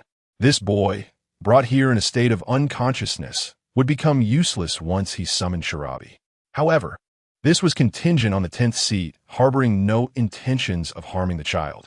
A chilling laughter erupted as Dream Nightmare, clad in a black robe and a malevolent mask, hurled Jiang Luo onto the altar. Hailing Dun grasped Meichuan Naiku's arm, urging him to remain calm and wait for the opportune moment to act. "Sharabi, Are you still hiding in the space-time rift? I have brought the boy you chose. Will you not reveal yourself? Dream Nightmare taunted, removing his mask and hood to reveal a twisted visage, eyes aflame with madness, his hands clawing at his disheveled hair. In that moment, Meichuan Naiku and Hailing Dun comprehended the true nature of the so-called 10th seat, utter insanity. Let us act. Their gazes met, a silent understanding passing between them. Before they could utter their commands, two shadowy figures with lethal intent emerged from the darkness, their sharp claws and blades slicing through flesh with a chilling sound. Wait, is this me? The realization struck as they beheld the lifeless body before them, their consciousness plummeting into an abyss. The alert Dream Nightmare and the nocturnal owl Pokémon stood frozen, unprepared for the swift demise of their trainer. With a knowing smirk, Dream Nightmare reveled in their folly, relishing the chaos that ensued. Such folly to attempt an assault against one chosen by the divine, by the Creator. His maniacal laughter echoed, a haunting melody as crimson stained the verdant grass. Shirabi, if you do not emerge, I cannot guarantee the fate of this charming young boy. The sensation of a blade against the skin is surely painful, is it not? With a mocking cackle, the scene unfolded, a tapestry of tragedy woven with threads of madness. Chapter 103. Shalebi suddenly. The once silent forest reverberated with a series of melodious and enchanting chimes and bells. The tranquil space rippled with hues of emerald green, azure blue, crimson red, and resplendent gold, each wave expanding outward. The nightmare understood that this was Shalebi traversing through the dimensions of time, arriving in this very moment. Indeed, this was it. With this, there was no doubt that entry could be gained, even in a state of half-crazed delirium. The nightmare was acutely aware of the purpose behind forcing Shalebi's emergence. With this ability, the colossal hidden realm suspended above the forest could surely be summoned. Shalebi, a creature entirely enveloped in green, bore a round head that arched gracefully towards the back, and on its back were delicate, translucent wings resembling those of a cicada. It possessed green antennae tipped with blue, pale blue eyes framed by dark rings, and was adorned with round feet and three-fingered hands, embodying a diminutive green sprite. Undoubtedly, this was the Pokémon that the nightmare sought to draw out through Jianyu Luo. As Shalebi glared at the nightmare, the latter's bloodshot eyes and chapped lips twisted into a sinister grin, exuding an expression of triumph.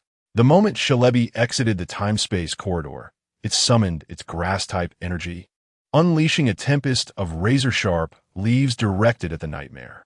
Mismagius, Leafblade, the two shadowy figures that had just moments ago dispatched Meichuan, Neiku, and Hailington, along with their Pokémon, re-emerged.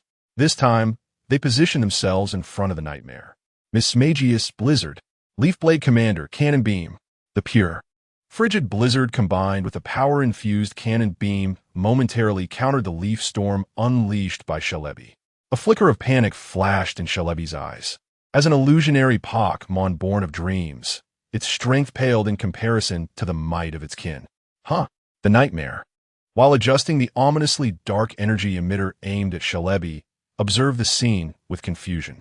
Based on the organization's predictions regarding Shalebi's power to traverse time and space, it should have easily vanquished a champion-level Pokémon. Why, then, could these two, whom he deemed expendable, temporarily withstand the onslaught with their elite-level prowess? However, this serendipitously aligned with his intentions. Thus, the colossal dread energy bestowed by Lord Creation could strike Shalebi with greater precision. The nightmare aimed the emitter at Shalebi, who was locked in a standoff with Mismagius and Leafblade Commander. With a forceful press of the trigger, the ominous, dark energy surged forth from the cannon-like device. To accumulate sufficient negative energy to enhance this blast, members of the organization recklessly infiltrated the habitats of legendary Pokémon, seeking to harvest resources that could be transformed into negative energy by the organization's machinery. Let us commence with the release of Yveltal, bringing despair to this world. The nightmare energy surged like an unstoppable tide, consuming Mismagius and Leafblade Commander, who stood against Shalebi's attacks. The ever-growing nightmare energy then shattered the leaf storm, striking Shalebi directly. Caught in the throes of battle against the two Pokémon on its left, Shalebi found itself unable to evade, forced to witness the ominous energy's impact. As the foreign energy invaded its being, Shalebi emitted a mournful cry. Despite its status as a mythical creature, even without the mastery of its powers, it could resist the nightmare energy, ensuring it would not be consumed like Mismagius and Leafblade Commander. Cry out. Soon, you shall succumb to eternal nightmares. Becoming a mere puppet to the organization's commands, the nightmare cackled in a peculiar tone, envisioning a future where Shalebi, now under the sway of nightmares, would facilitate the descent of the grand, hidden realm above the eternal forest. Gradually, Shalebi's cries diminished until they vanished entirely. In a brief moment, Shalebi became enshrouded in darkness. The nightmare observed Shalebi, still suspended in midair but devoid of any movement. He comprehended that the amplified negative energy had transformed Shalebi into a mere husk, a puppet of the New Star organization. Despite its closed eyes, the torment in Shalebi's expression was palpable, as if ensnared in a profound nightmare from which it could not escape. Ah, Mew, Kuwu. As numerous Pokémon encircled the nightmare, he remained unfazed, his eerie smile widening. Ah, have they arrived so swiftly? The nightmare recognized that if Shalebi, the deity of the forest, was harmed, the Pokémon dwelling within the eternal forest would undoubtedly intervene. He laughed maniacally, proclaiming, "But it is already too late." Alongside the nightmare's maniacal laughter, Shalebi's once still form began to stir. Shalebi, psychic force. Shalebi wobbled and flew to the nightmare's shoulder, unleashing an unstoppable wave of dark psychic energy that expanded into a protective barrier. The gym-level and elite-level Pokémon surrounding the nightmare were instantly repelled by the dark shield. Ha ha, splendid. This is the true power that Shalebi possesses. The nightmare spread his arms wide, embracing the moment with resounding laughter. Truly, Lord Creation had spoken wisely. Negative energy bore the might to reshape the world. This Pokémon, unaccustomed to battle, had now gained the strength to send multiple elite and gym-level Pokémon flying.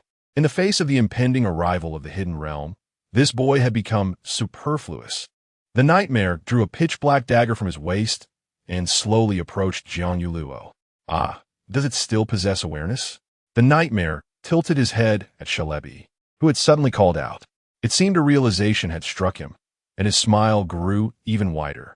Ha ha ha, perhaps this is far more entertaining. With a sly grin, he said, "Shalebi, eliminate this boy."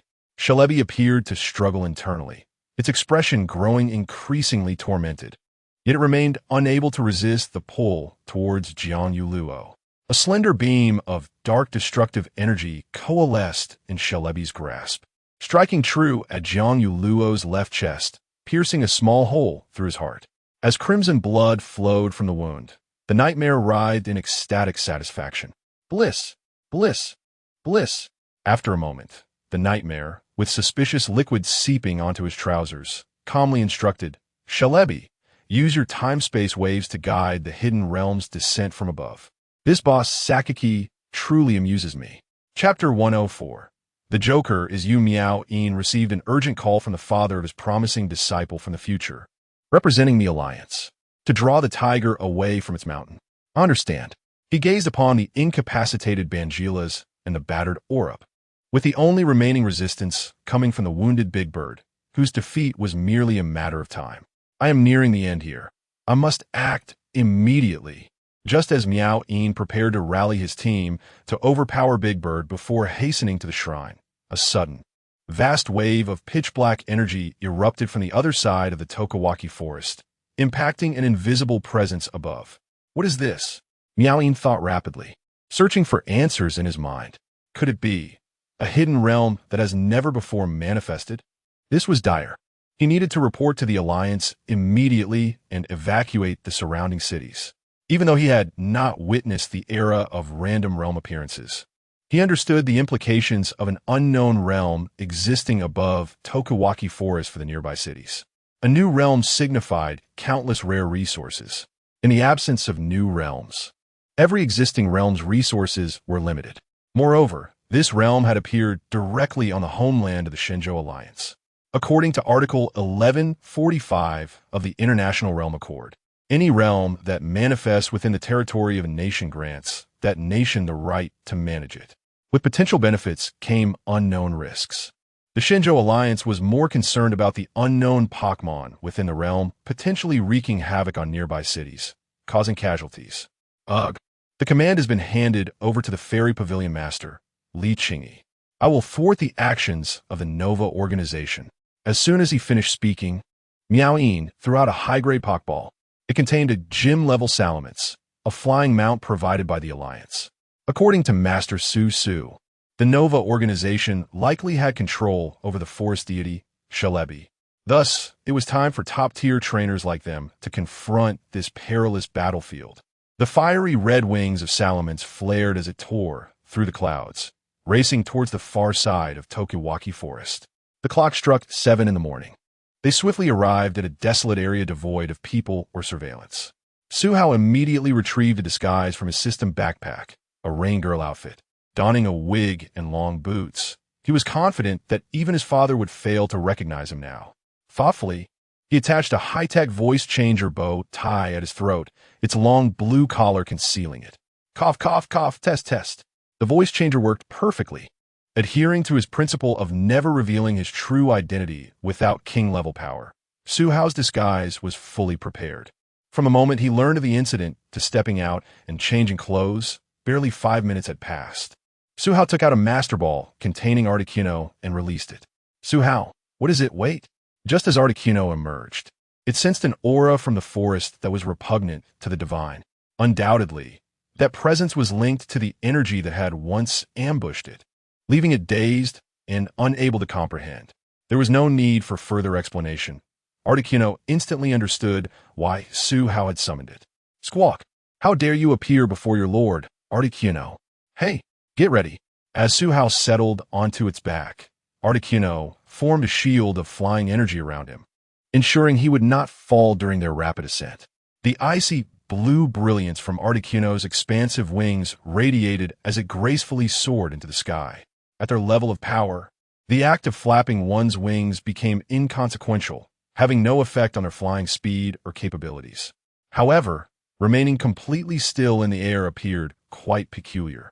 Confident in being the third most stunning and majestic bird after Lord Lugia and Lord Ho-Oh, Articuno held high standards for elegance and poise. With a majestic flutter of its wings, Articuno maintained its speed, swiftly heading in the direction indicated by Su Hao. Reflecting on the fact that both were divine beings, Su Hao considered that Articuno might be familiar with Shalebi. He promptly inquired through the aura channel, Articuno, those individuals aim to control Shalebi. Do you know it? That depends on which Shalebi you are referring to. Are there multiple Shalebis in this world? Su Hao couldn't conceal his astonishment. Since arriving in this realm, aside from the heart drop of water, he had yet to encounter any legendary Pokémon or mythical beasts with multiple existences. Indeed, there are different colored Shalebis from different timelines, and distinct individuals of Shalebi. Articuno elaborated, as a true deity wielding infinite life, it was privy to many hidden secrets. Some Shalebis are weaker, merely newborns, possessing only the gym-level strength you mentioned earlier, and they lack any dominion. The powerful Shalebis are on par with me, holding a portion of the power over time, and we are acquainted. Then, can you sense whether the Shalebi in that location is one you know? Articuno slightly closed its eyes to confirm, although it had already sensed that the Shalebi in that location was not one with which it was familiar. It reconfirmed and slowly stated, the aura is vibrant and fresh. It should be a newly born Shalebi, with strength only around the king level, lacking any dominion. However, upon further investigation, I detected something else. What? Is there anything besides Shalebi that you have discovered? Above us, there exists a large realm that has never before manifested. A realm? Could it be? A small fragment. Before Articuno could finish its sentence, a multitude of expansive black waves erupted from the forest ahead, interrupting Su Hao's fleeting thoughts. What is happening? Chapter 105. Have you ever considered letting Gotham descend in a panic once more? It is undeniable that the deity possessing the attribute of flight, Articuno, exhibits remarkable speed in the skies. It seems this group aims to manipulate Celebi to summon the hidden realm above. Articuno's voice reflects a hint of confusion. It cannot fathom why these individuals would engage in such foolish actions. Is this not a dire situation? According to the knowledge Su Hao possesses, the sudden emergence of an unknown realm within or near a city would yield catastrophic consequences. Until the myriad entrances to this realm are under control, powerful Pokémon within can traverse into the real world through these portals, posing a significant threat to the safety of its citizens.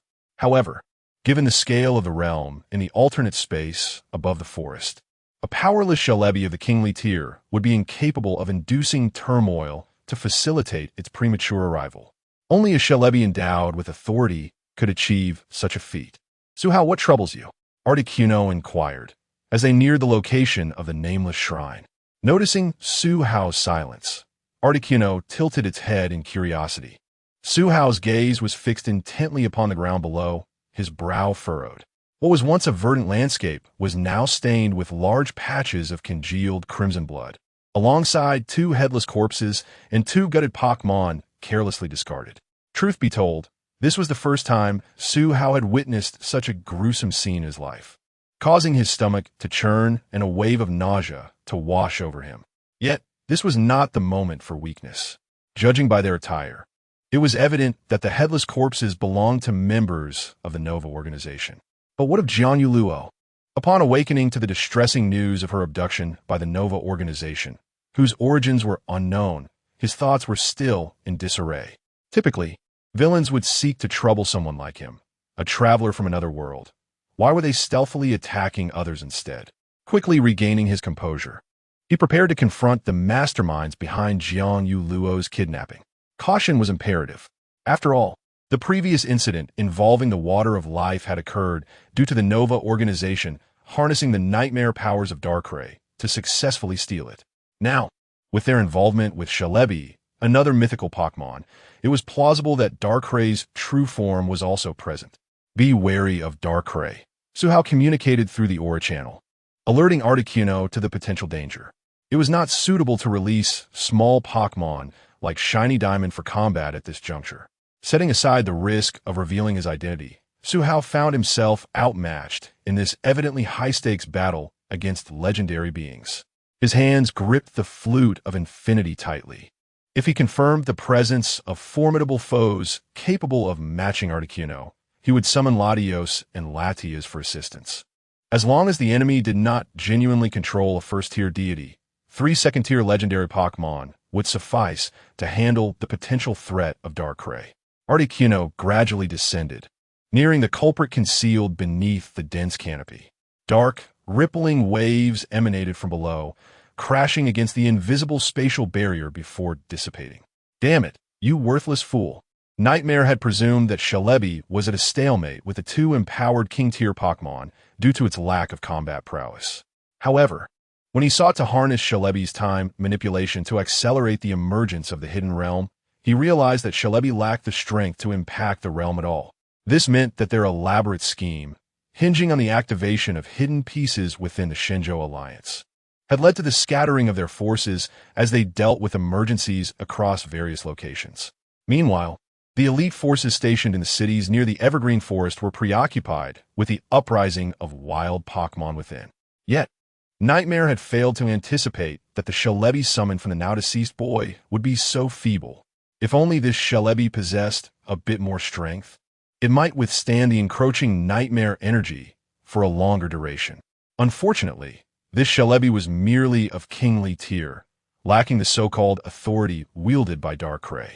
The Abolisher and Murkrow he had brought along were experimental subjects enhanced by dark energy, but they could not be mass-produced and would soon perish from the relentless drain of life energy due to the negative energy's corruption. The time wave unleashed by Celebi's overexertion failed to induce even the slightest tremor in the realm. Ah, how am I to explain this to Lord Genesis? Sharp claws tore into his scalp, blood streaming down. In that moment, Nightmare resembled a cornered beast. Thus far, Nova Organization, Articuno declared, sharp ice shards slicing through the dense canopy as it landed before the shrine, casting a scornful gaze at Nightmare. Scum. Ah, indeed, Lord Genesis still favors me. Nightmare exclaimed triumphantly, believing he could control Articuno. With the remnants of energy, he prepared to direct the device aimed at Yveltal towards Articuno. Are you alright? Suhao inquired with concern for Articuno. I'm fine. Such a level of energy can only control those newly emerged legends, Articuno reassured. Suhao, you may proceed to check on that boy's condition. Very well. Your companion has abandoned you so swiftly, has he not, Divine One? Nightmare's sardonic voice echoed, aimed at inciting Articuno's wrath, enabling him to wield the weapon infused with Darkray's essence against it. Yet, beyond the seemingly mutated nightmare energy of Darkray, what else was there? Enough, Articuno retorted. Be transformed into ice, then shattered into dust. If the Divine One can accomplish that, then come forth. Shalebi, channeling its psychic energy alongside the nightmare energy unleashed from Nightmare's device. Though the energy sufficient to control Yveltal was wasted on this struggle. Capturing you would allow me to retreat, recharge the device, and return to seize Yveltal. He openly revealed his intentions, for in Nightmare's eyes, Articuno was already his prey. Control Yveltal? With this? Articuno scoffed, effortlessly unfurling its right wing. A pristine blizzard engulfed the nightmare energy and Shalebi's psychic force, rendering them futile, and effortlessly encasing Nightmare and Shalebi in ice. Once more, Articuno spread its left wing, unleashing countless air blades akin to scythes, swiftly reducing Nightmare's frozen form to fine powder. Last time, I merely underestimated my strength. Do you truly believe that such a trifling nightmare energy could contend with me? Let Darkray himself come forth. And it might be a different story. Could it be? Articuno exuded elegance. JPG. Chapter 106.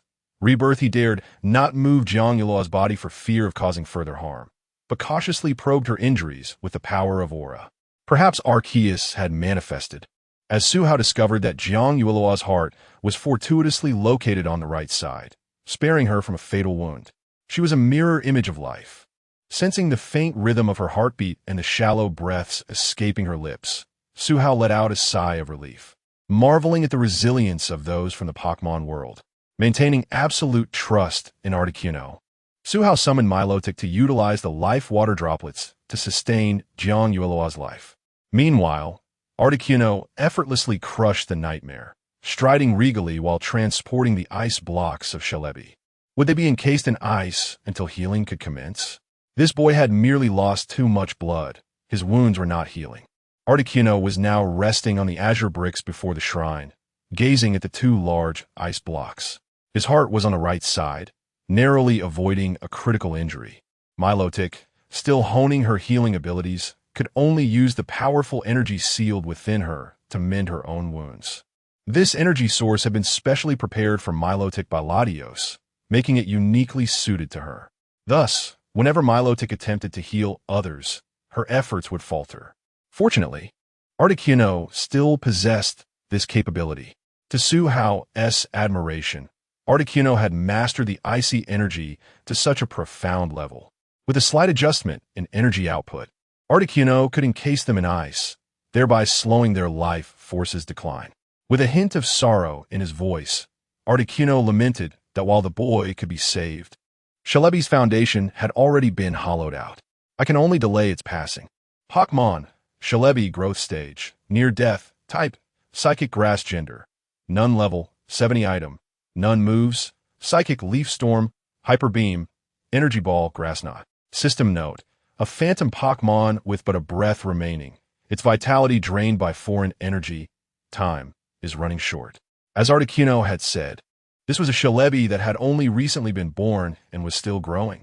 It could only perform its instinctual ability to traverse time and possess a few time-related powers.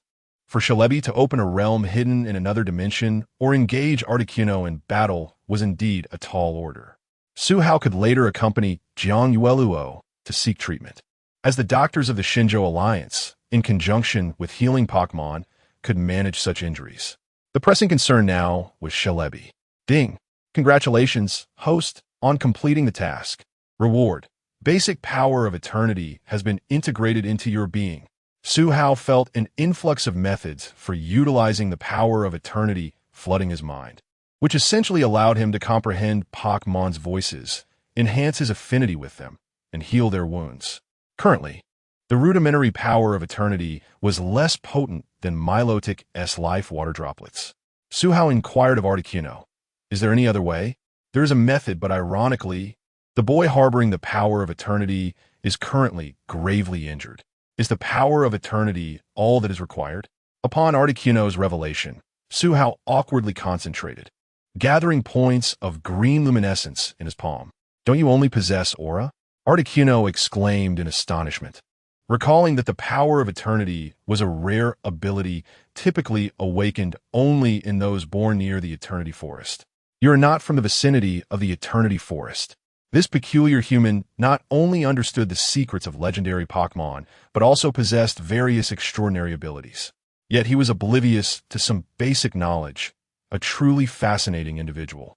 Setting aside other matters, how should the power of eternity be utilized? If feasible, Su Hao wished to do everything in his power to save Celebi. After all, he had made a promise to Jiang Yueluo.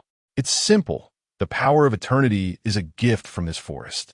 By establishing a connection between the forest and Celebi, resonance can be achieved to notify this little one's parents. With a newfound plan, Su Hao immediately endeavored to resonate with the forest through the power of eternity. Lowering his gaze slightly, he sensed the forest's primitive consciousness, which had likely existed for eons. He found himself enveloped in a transcendent state, perceiving the forest's breath and emotions. Could he assist the Celebi? Though the forest's nascent consciousness was puzzled as to why an outsider possessed the power of eternity, it nonetheless emitted a willingness to assist. The consciousness required the dying Celebi's essence as a signal to summon other Celebi from different timelines. To Articuno's astonishment, as Su Hao merely gazed downward, green luminescence emanated from him, inexplicably opening a time-space portal above his head. Was it truly so surreal? Sensing a familiar essence within the time-space portal, Articuno knew this endeavor was secure. A Celebi, slightly larger than the near-death one encased in ice and radiating a refreshing life force, floated gracefully before the ice blocks. It had gleaned all that had transpired in this timeline through the forest's records and needed no further words. From the shrine's center, emerald ripples reverberated outward, transforming the entirety of the Eternity Forest into a shimmering emerald sea. Celebi fused the life energy supported by the forest with its own healing abilities, creating 3 emerald spheres that enveloped the near-death Celebi, Su Hao, and Jiang Yueluo. The near-death Celebi, as Articuno had surmised, did not regain its life energy.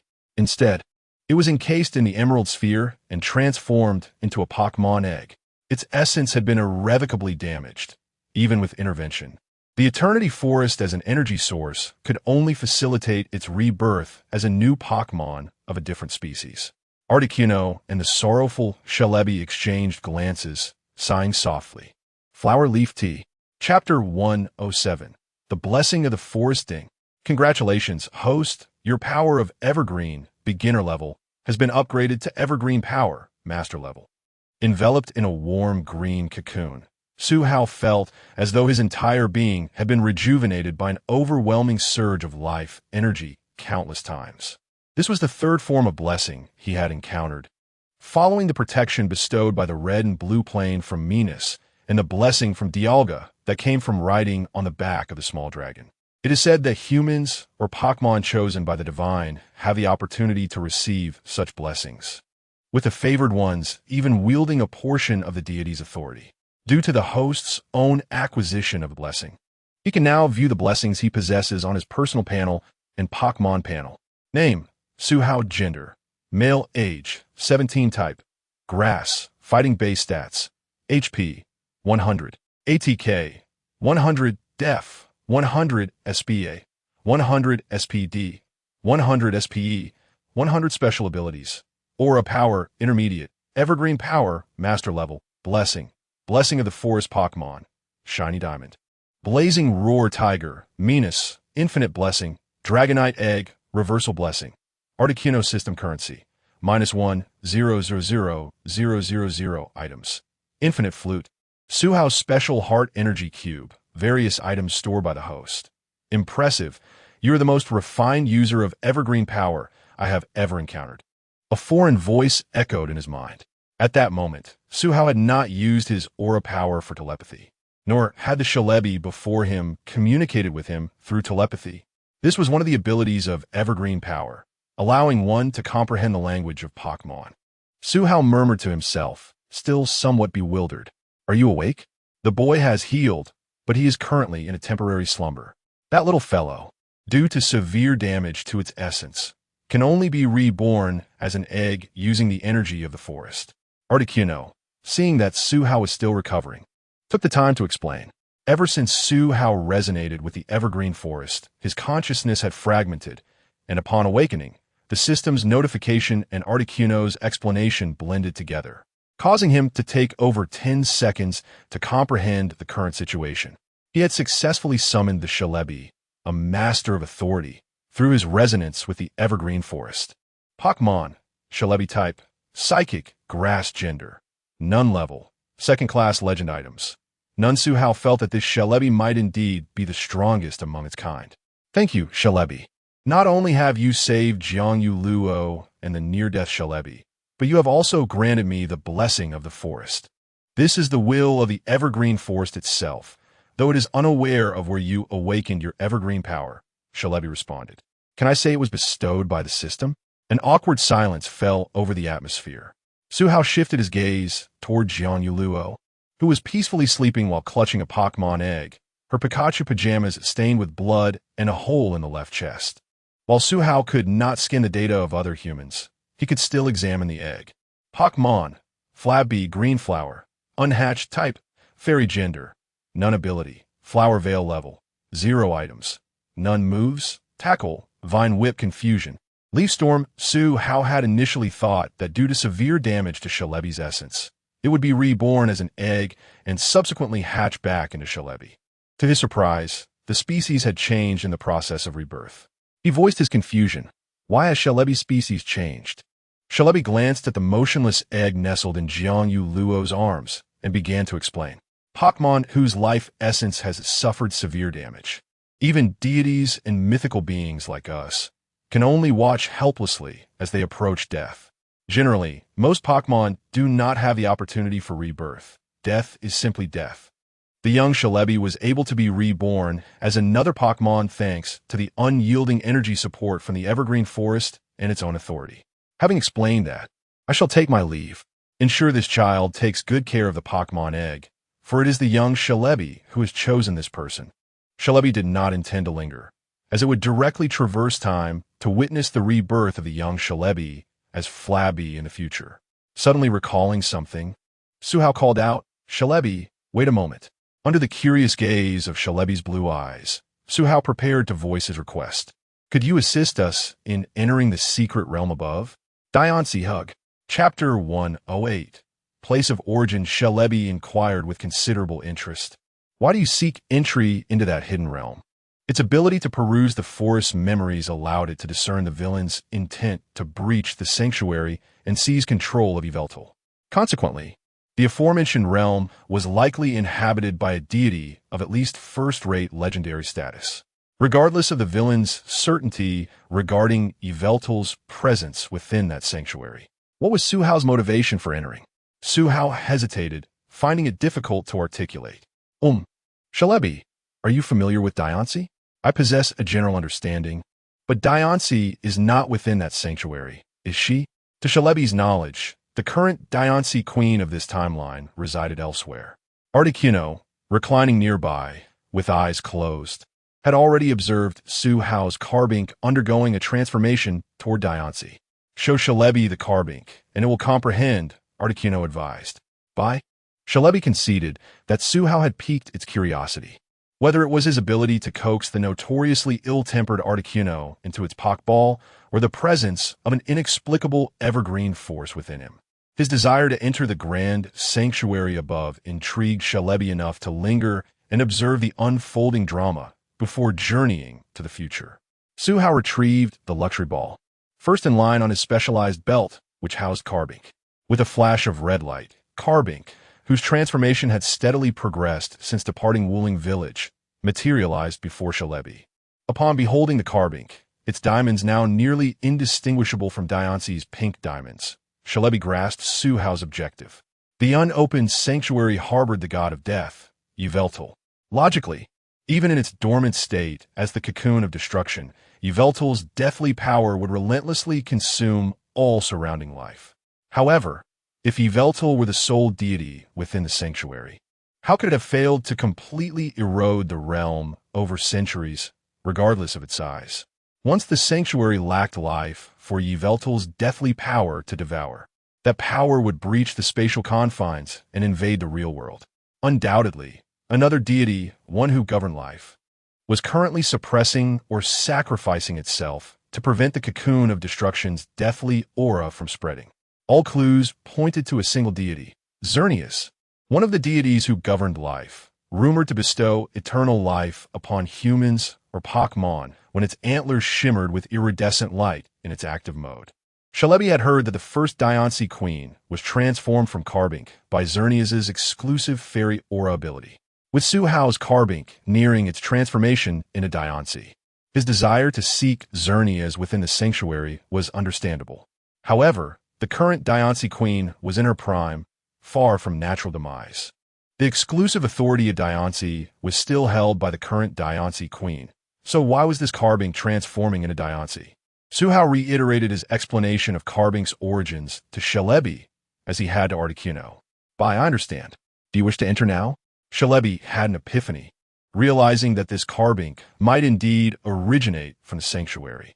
Therefore, finding Xerneas was essential. Each Diancie queen would seek a worthy Carbink before her end, transferring her power to the next generation before merging into the sacred diamond. This exchange of power and authority ensured the smooth birth of a new Diancie queen. Ordinarily, this was the only path for other Carbink to become Diancie. Su Hao's Carbink being near Xerneas before birth was a rare occurrence. Shalebi glanced at the time, noting that only slightly more than an hour had passed since its arrival. I have no objections. Let's first settle them. Given the disarray of the area, Su Hao specifically informed his father of the situation before departing, knowing that the authorities would arrive soon. Lingering would risk exposure. His father cautioned him against revealing his identity, as many members of Team Nova had been exposed as spies, and there was a risk of foreign agents leaking information. Explaining how Carbink became Diancie would be troublesome enough in the future. His strength was insufficient, and he did not know how long Articuno would remain. He hoped to grow stronger before stepping into the limelight, and needed to develop quickly. He mounted Articuno, holding Jiang Yueluo, and turned to Shalebi to inquire about concealing their presence. Shalebi's link to Su Hao's aura had not dissipated, so it must have become invisible. Due to the Pokémon egg in Jiang Yueluo's arms, Su Hao had to carry her in a princess carry to prevent the flabby egg from falling. Once he signaled Articuno to depart, Articuno ascended into the sky once more, heading toward the Jiang family's farm. Chapter 109. The photograph, his expression bore a hint of confusion, as if he could not comprehend how he was soaring through the sky. Su Hao's palm glimmered with specks of phosphorescence, and he utilized the power of eternity to ascertain that Jiang Yueluo's life signs were remarkably stable. Brother Su Hao, where are we? The only memory he retained was of being in a half-awake state when he suddenly beheld a dream demon appear before him, after which he lost consciousness. Should he reveal the truth? Su Hao inquired Kairabi's opinion through the wave channel. No need, replied Kairabi, the matter has been resolved, and this child's power of eternity has yet to awaken. Sometimes concealment is necessary. Let him grow up carefree alongside Huabei. Kairabi did not wish to pass on hatred to the next generation. What needed to end should conclude with their generation. He intended to leave a token behind, so that in the future, should Su Hao encounter events related to that organization, he could summon Kairabi for assistance. After a moment of contemplation, Su Hao recounted how he had received a plea for help from Jiang Yueluo's parents and found him in the Eternal Forest, abducted by wild Pokémon. At that time, a being claiming to be Jiang Yueluo's friend, Kairabi, had rescued him. Upon learning that his friend had saved him, Jiang Yueluo beamed with joy. After a while, He gazed curiously at the Pokémon egg cradled in his arms. Why do I have a Pokémon egg? He sensed a familiar aura emanating from the egg, which brought him solace. Could you tell me about your agreement with Kairabi? Jiang Yueluo blinked, unsure why Su Hao posed such a question. But his admiration for Su Hao made him eager to share his story. Through Jiang Yueluo's narration, Su Hao learned that his disappearance had also stemmed from an encounter with wild Pokémon. It was Kairabi who had rescued him back then. Subsequently, Kairabi had taken Jiang Yueluo around the eternal forest to play, but due to the unique perception of time held by the mythical being, Jiang Yueluo ended up missing for several days. They had made plans to travel together in the future, and it was only when Jiang Yueluo was resting at a shrine that he was found by Alliance officers. Over the next 6 months, Kairabi would occasionally sneak into the Jiang residence to play with Jiang Yueluo. With a certain understanding in his heart, despite not knowing how to explain it well, Su Hao, having received Kairabi's consent, revealed to Jiang Yueluo that the Pokémon egg belonged to Kairabi. However, according to his knowledge, there was no precedent for a Pokémon suddenly transforming into an egg. Something must have transpired. A wave of profound sorrow suddenly filled his chest, and as tears fell, he clutched the Pokémon egg tightly. This egg, transformed from his dearest friend, was the source of his overwhelming familiarity. As his emotions began to stabilize, Jiang Yueluo, reassured by Su Hao's promise to reveal the truth when he grew older, now held the egg closely, gazing curiously beneath him. It was only then that he realized he was perched upon the back of a cerulean bird. Jiang Yueluo did not inquire about the identity of this Pokémon, understanding that Su Hao had not released it from the farm for trivial reasons. Articuno flew swiftly, and they soon descended in the uninhabited area from which Su Hao had set forth. The remainder of their journey was uneventful. Su Hao first took Jiang Yueluo to change into a new outfit before arriving at the Jiang household. As he prepared to enter the secret realm, after a tender reunion with the excited family, he briefly explained the fabricated account he had conjured, then expressed his intention to depart. Despite the Jiang family's fervent insistence, Su Hao stayed for a midday meal. After enjoying the delightful dishes meticulously prepared by Jiang Yueluo's parents, he was suddenly beseeched by Jiang Yueluo to take a photograph together. The Jiang family's farm conveniently offered photography and printing services. Jiang Yueluo's parents aimed the camera at Su Hao and the others, capturing the moment in the most picturesque spot of the farm. Say cheese. Su Hao released the small diamonds, and he and Jiang Yueluo cradled a Pokémon egg. Surrounded by the small diamonds, the raging flame tiger, and the Milotic, thus immortalizing Su Hao's first photograph since entering this world. Jiang Yueluo treasured this photograph dearly. After Su Hao's departure, he specifically requested his parents to frame it, hanging it in his room. Chapter 110.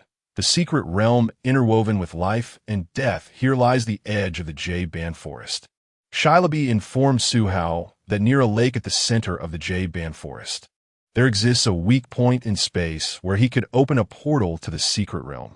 Su Hao chose not to ride on the back of the Articuno for this journey, as the scattered forces of the Shenzhou Alliance should have already reached the shrine by this time. Before departing from the shrine, he had instructed the Articuno to freeze the surrounding area, masquerading as a vengeful spirit seeking retribution. The 2 corpses of the Nova organization members in the vicinity would serve as evidence of the Articuno's wrath. With no lingering concerns, he understood it was unwise to fly openly on the Articuno. Thus, Su Hao was left with no choice but to walk to his destination, only now realizing he lacked a suitable Pokémon for travel.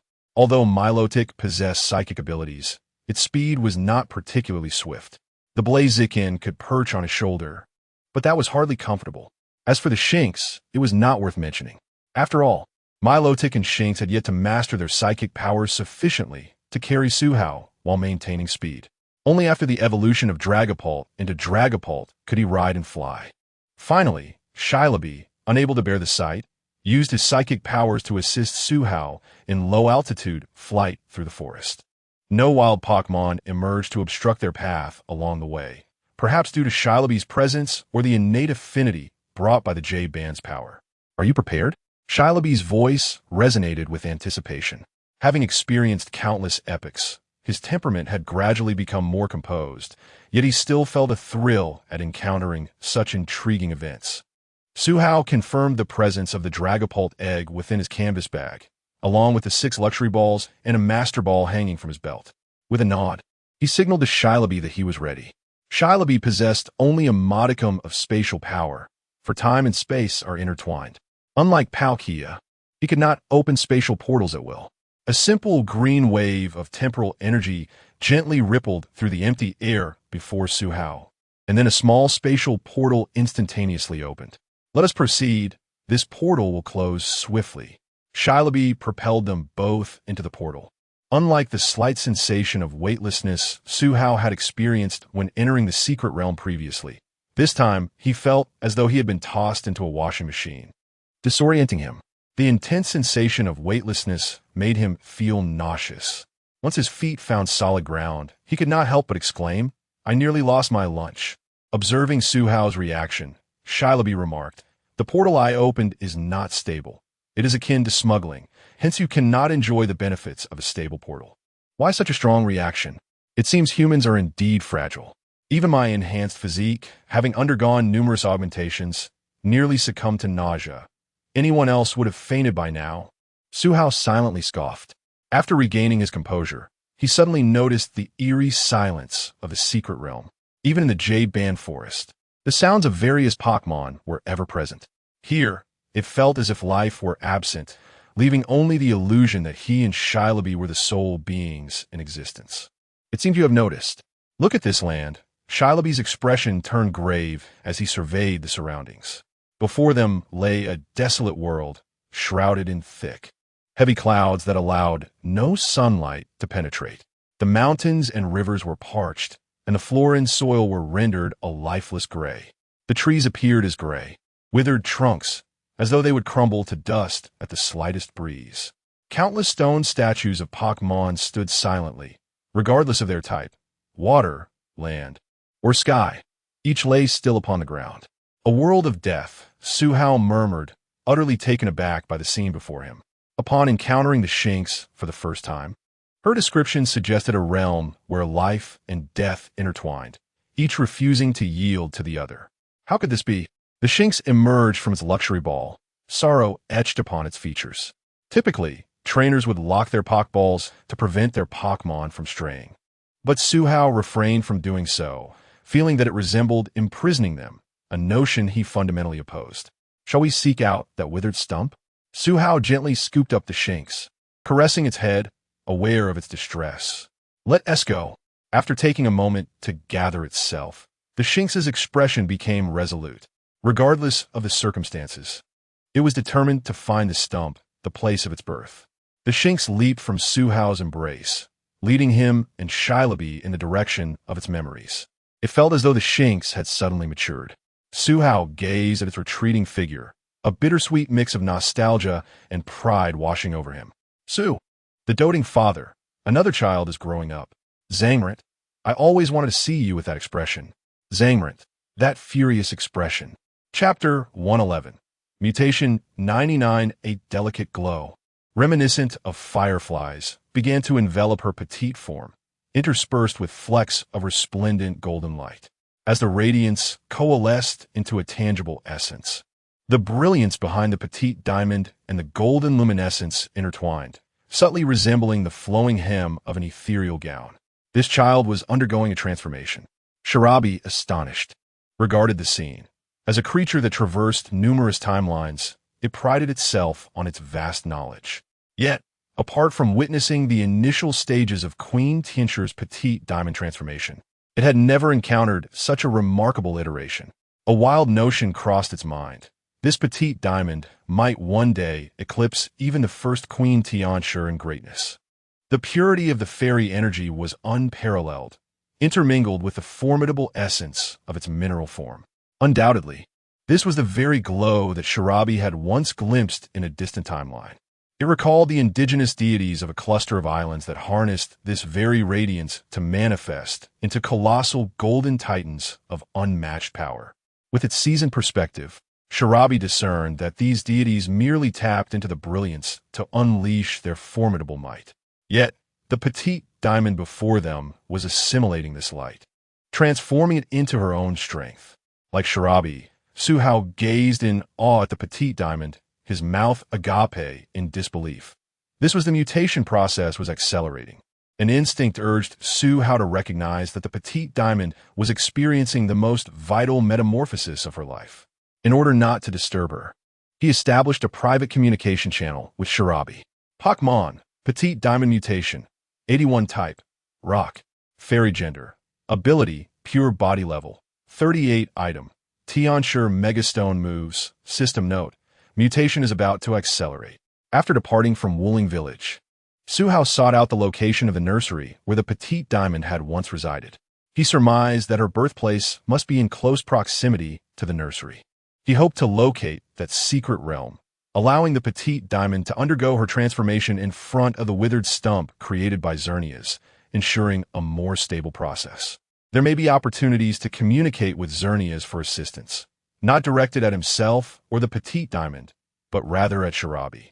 Xerneas was likely in a standoff with Yveltal. What event had transpired to create such an imbalance? And where had the deity Kyger, responsible for maintaining order, gone? Su Hao recalled that Kyger was a rare dual consciousness deity, possessing a red emotional core and a blue rational core. Each core governed half of its cells, and Kyger could assume various forms.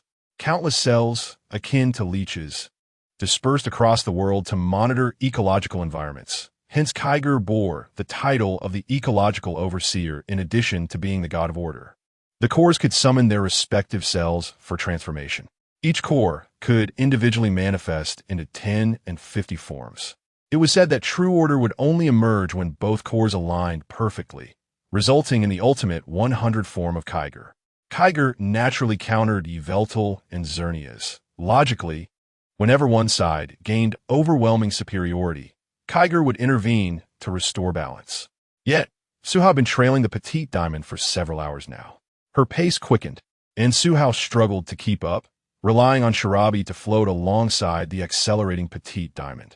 At their current velocity, they were nearing the midpoint of the secret realm, yet the atmosphere remained saturated with a sense of death, devoid of any hint of life. Shirabi felt increasingly uneasy, as a guardian of a fragment of life's essence. It instinctively reacted to the oppressive environment. The petite diamond speed surged, and Su Hao's gaze fixated on her panel data, which was fluctuating wildly. Mutation, 83. Mutation, 85. Mutation, 90. Mutation, 95. Mutation, 98. Finally, before them appeared a patch of greenery, scarcely the size of courtyard, accompanied by a withered stump.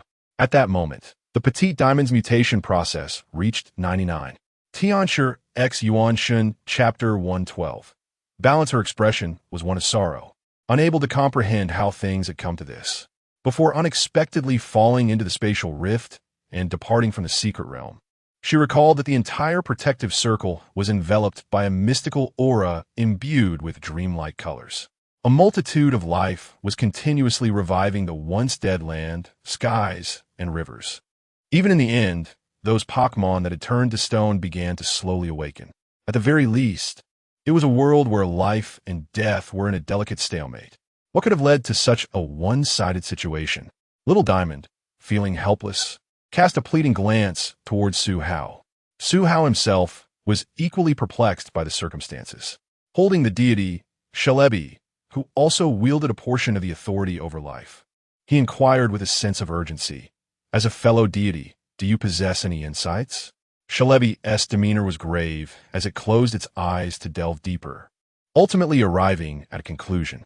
With resignation, it spoke. Its essence is faint, and the power of its authority has diminished significantly compared to what I observed during its confrontation with Yveltal. Su Hao exclaimed in disbelief. This cannot be, as the deities governing life and death. Even if one side were to falter, it should not result in such a lopsided scenario. In his recollections, Xerneas and Yveltal, as the cover deities of the same era, should possess balanced powers. Shelebi stated solemnly, "The issue lies here. Xerneas and Yveltal's authorities mutually restrain each other.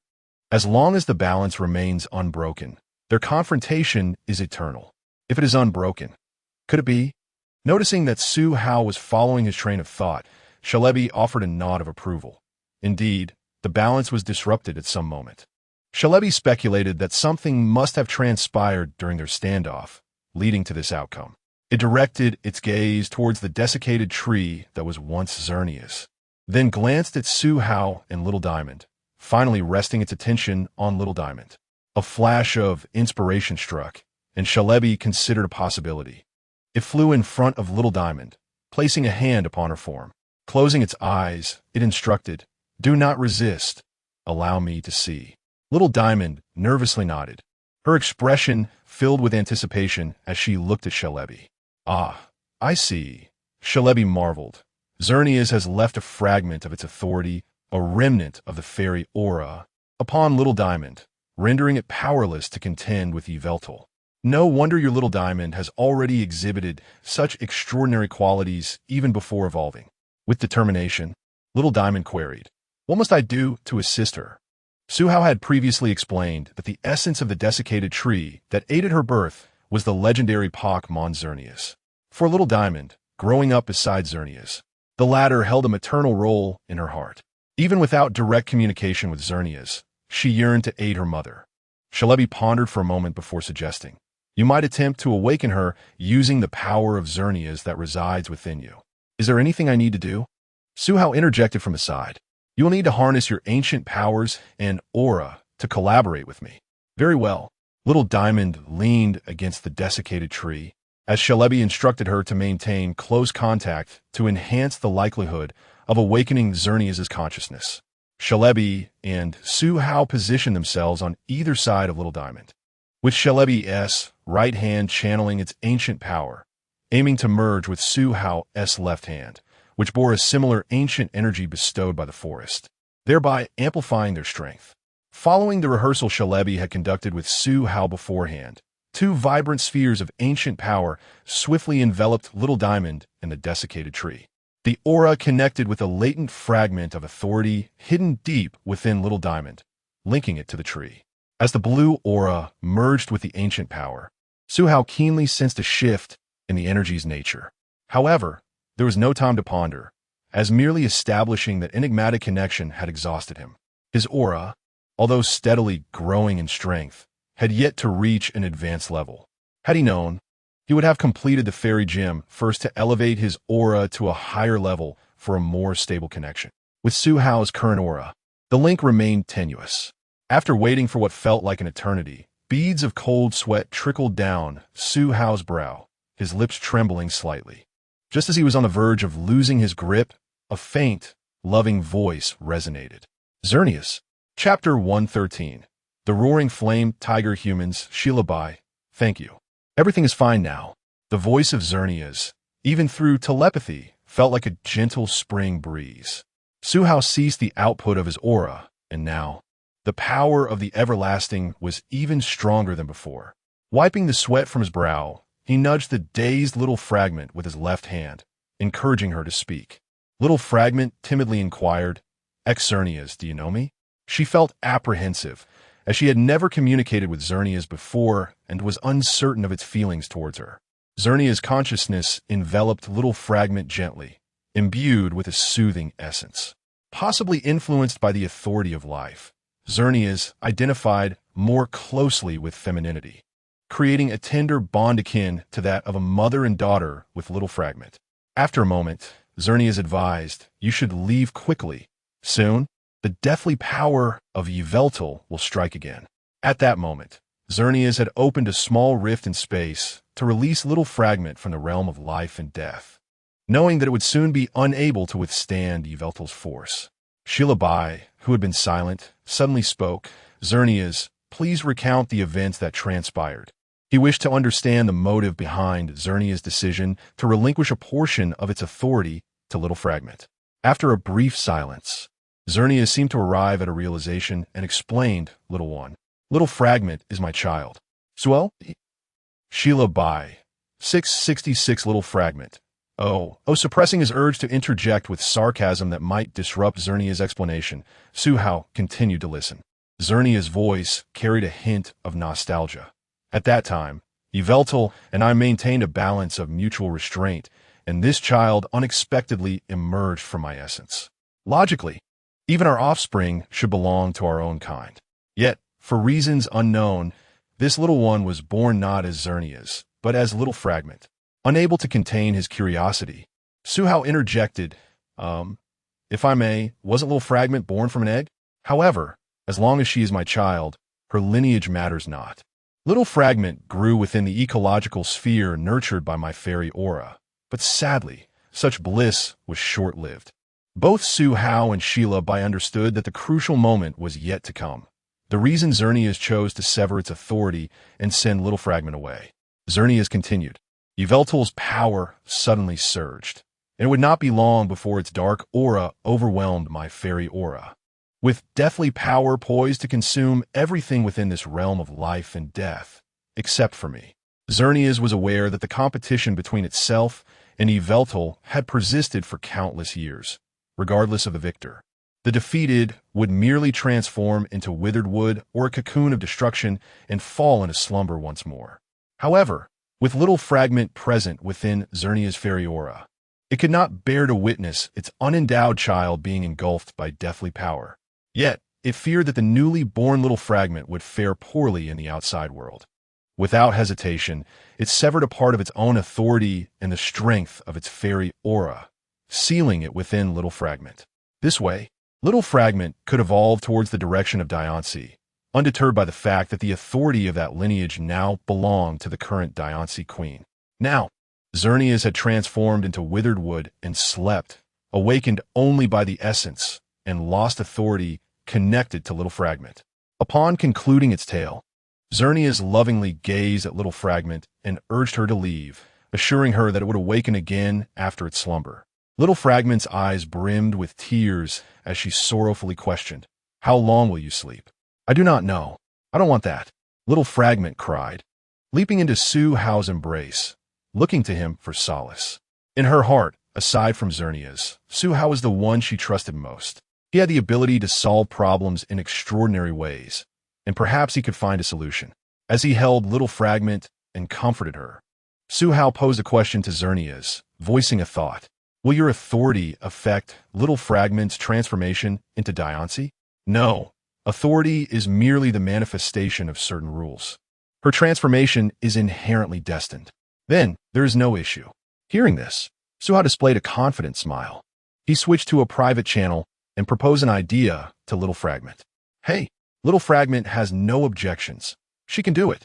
Suhao and Little Fragment exchanged smiles. Sheila by Xerneas. Both Little Fragment and I are confident that we will discover her unique path. They intended to harness Little Fragment's innate talents to construct a Diancie authority that belonged solely to Suhao, using the light within the Radiant Stone. Hey, I want to forge my own path like the original Diancie queen in the stories, creating an authority that is uniquely mine. So, Xerneas' mother, do not worry about me. As long as you and Suhao are by my side, I can achieve it.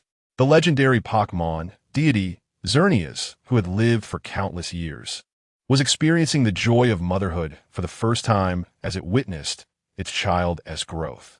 Roaring Flame Tiger. So I'm not a second-generation deity, right? Diancie. Little Fragment. Chapter 114. The Grand Evolution, Mutation. The return of authority has been received. The vibrant fairy aura unfurls, and the withered wood gradually transforms into a Pokémon resembling a deer, adorned with colorful large antlers. Xerneas is a striking blend of blue and black, crowned with 8 beige antlers resembling branches, each adorned with 2 branching tips in hues of orange, red, purple, and azure, contrasting beautifully. Its face is a deep shade of blue, with antlers sprouting from the sides of its cheeks, extending to the area beneath its eyes and above its nose. The color of Xerneas' eyes mirrors that of its fur, and its pupils are shaped like the letter X, with its body also forming an X shape when viewed from the front. The blue portions of its body extend outward from the fur on its chest, curving upward at the ends, reminiscent of 2 blue horns. The rest of its form is black, adorned with a blue stripe along its spine, and a small, fluffy black tail graces the end of this stripe. Its limbs are equipped with robust hooves that point forward, their primary edges mirroring the beige of the antlers. forming a cross-like pattern. The lower edges of the forelimbs showcase exquisite designs. The return of authority for Xerneas has no impact on the little diamond.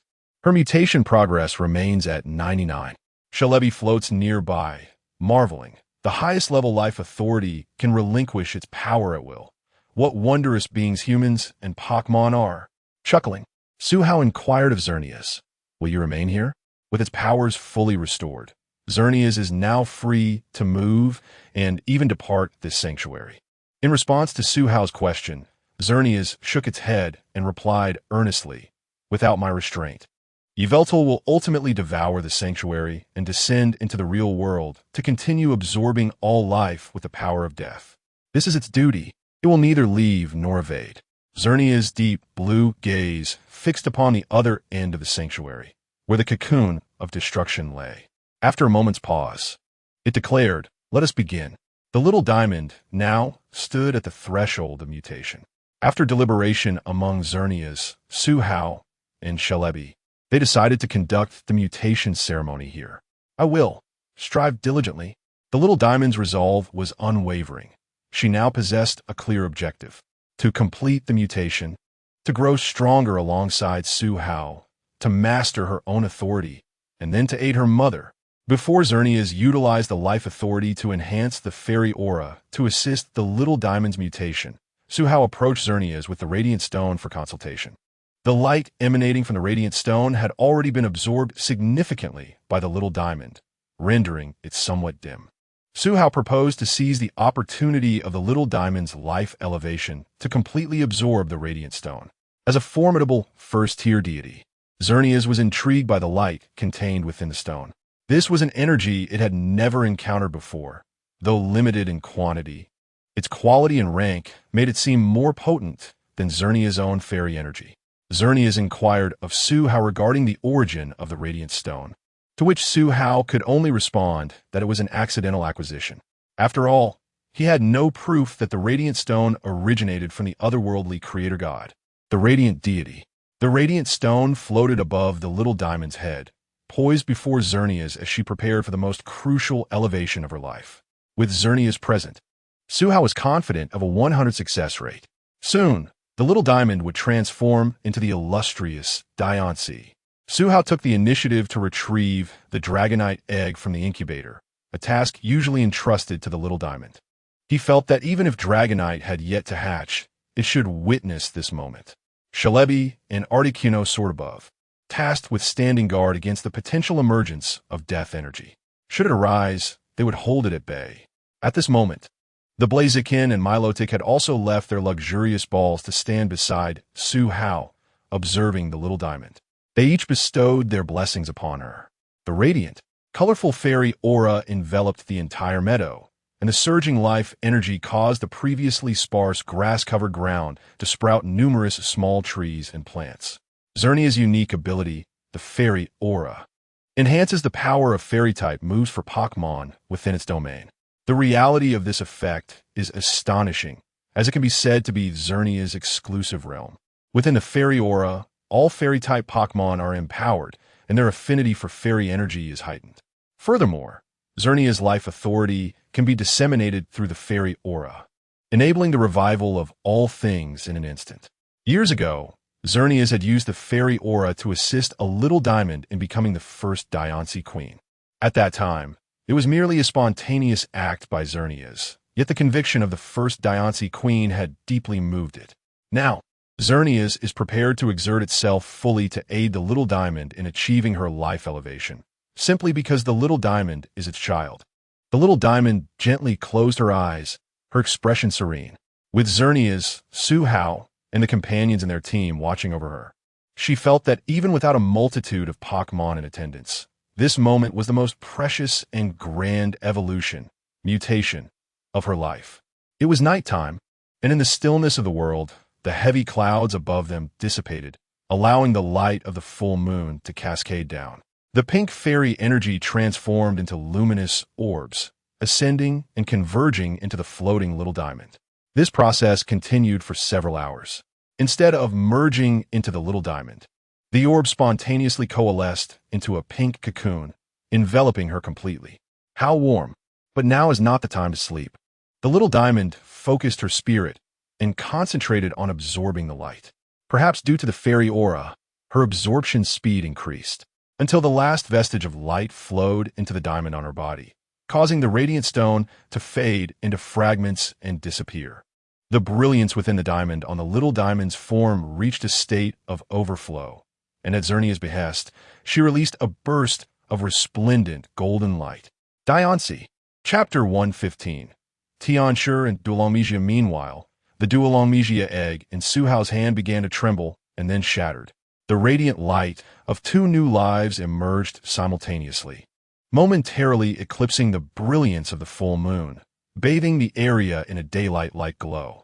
The pink, gold-patterned cocoon formed from small diamonds continued to emit a soft light, and the weight of the egg in Su Hao's hand suddenly vanished. A tiny Pokémon, approximately 0.5 in size, lay nestled in his palm, gazing at him with delight. Pokémon, Duolongmijia, shiny, type, dragon ghost gender, none life energy, 10 ability, permeate level, 1 item, none moves, bite quick attack, frighten, entangle ambush. Shadow sneak, resembled a diminutive dragon, characterized by a broad, flattened head, prominent eyes, and a pointed snout, with a relatively slender body. It possessed 2 small hands, 2 horns, each with a slightly darker hue, and 3 spikes. The coloration of Su Hao's Duolongmijia deviated from the typical red-green or shiny yellow-green combinations. Instead, it bore a striking resemblance to its adoptive father, Giratina. Its body was a light gray, with a black head reminiscent of Giratina's wings. Its horns, rather than a shiny yellow, were elegantly golden. Curious gazes from the flaming roaring tiger and the Milotic turned toward the new member of the team. Healthily vibrant, Duolongmijia took flight, perching atop Su Hao's head. Upon settling there, it emitted a joyous sound, duo. Su Hao established a connection through the aura, managing to discern the 2 words from the little one's innocent consciousness, Daddy. This. Holding Giratina might land him in trouble, Su Hao thought pessimistically. Gently stroking the Duolongmijia perched on his head, his gaze drifting toward the pink, gold-patterned cocoon that had emerged from the small diamonds. A premonition surged within him. The small diamond. No, Diancie was on the cusp of success. Suddenly, Xernea's emitted an ethereal call, and numerous emerald green life energies flowed into the cocoon. It appeared to swell, forming numerous cracks. Buzz. Pokémon. Diancie type. Rock fairy gender. None ability. Radiant body level. 50 item. Diancie Megastone moves. Diamond Storm. Earth power. Clean light. Light screen. Reflect. Moonblast. Magical shine. Sunny day. Psychic iron defense. Meteor beam. Cannon beam. Diancie's head was adorned with a pink, circular diamond, complemented by a crown made of 4 octahedral diamonds and 2 elongated diamonds. A golden arc encircled her neck, embedded with an octahedral diamond. The upper part of her body draped in a white skirt, while the lower portion resembled a diamond or partially revealing raw diamonds. Floating gracefully in the air, Diancie spun joyfully around Su Hao and Xernea's before descending slowly. Though she touched down, she remained suspended, not actually contacting the ground. Hooray, success! Upon transforming from the small diamond into Diancie, her voice in the aura channel transitioned from a clear, spirited childlike tone to a melodious, ethereal sound reminiscent of a nightingale. Congratulations, child.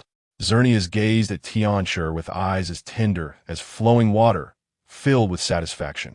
The Articuno cast a glance at Diancie and remarked to Xerneas, I didn't expect her to be the child of Lord Xerneas. It seems you are not planning to shield her. Articuno continued. Perhaps. She may embody the qualities of the original Queen Diancie. The night in the secret realm of life and death was somewhat chilly, and Su Hao made no effort to conceal his actions as he conjured a bundle of firewood for the flaming roaring tiger to ignite into a bonfire. Indeed, you are remarkable, utilizing spatial power. Shijirabi observed with curiosity as Su Hao summoned wood from thin air.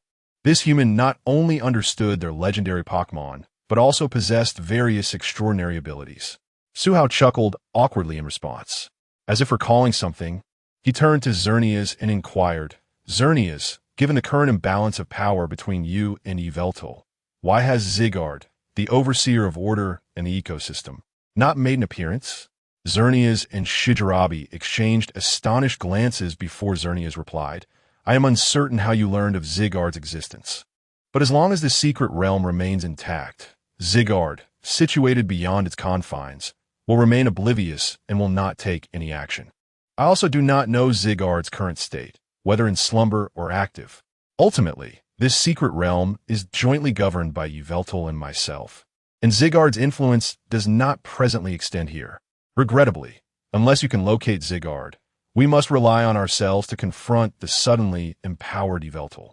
Shijirabi added, Indeed, I have sensed no trace of Zygarde's cells within the evergreen forest. Diancie, G.A. Diancie. Chapter 116. The Emerald Healing Spiral. Seizing the moment with two divine beasts governing life present, he recounted to them in full the matters conveyed to him by Giratina. Articuno? Articuno initially believed that Giratina had taken a liking to Su-Hao, intending for him to serve as its envoy, while Articuno acted as his guardian. Little did it know that Giratina had also recognized an adopted son. Shaman, Xerneas. Are you certain that the proud old father you speak of is the tyrannical lord of reversal? Giratina? No wonder they felt an elusive aura of Giratina emanating from that Dragapult. Despite the dissonance in frequency between Articuno, Shaman, and Xerneas, the three divine beasts found their thoughts miraculously synchronized at that moment. After a moment of contemplation, Xerneas spoke with an apologetic tone. I regret to inform you that while the dragon type embodies an all-encompassing essence, neither my life energy nor Shaman's is suitable for Dragapult. The life energy wielded by Xerneas and Shaman inevitably carries traits of their respective attributes, which is adequate for healing mortally wounded Pokémon or humans. However, the Dragapult, having undergone the baptism of Giratina's power, requires life energy that aligns with their intrinsic attributes to achieve a flawless resurrection. Only energy possessing both dragon and ghost attributes can facilitate the resurrection ritual left by Giratina, constructing a body perfectly suited for the Dragapult lineage. Ironically, Giratina, being of both dragon and ghost types, is not adept at utilizing life energy. Once the reasoning was elucidated, Xerneas, facing Su-Hao's somewhat dejected gaze, shifted his attention to Shaman. Understanding the implication, Shaman replied, However, there is still a method. So, please enlighten me. After a brief pause, Shaman inquired, Do you understand the essence of life, energy? Shaman displayed an expression of mild surprise, for while Su-Hao seemed knowledgeable about many matters, had he truly comprehended the essence of life energy, he would not have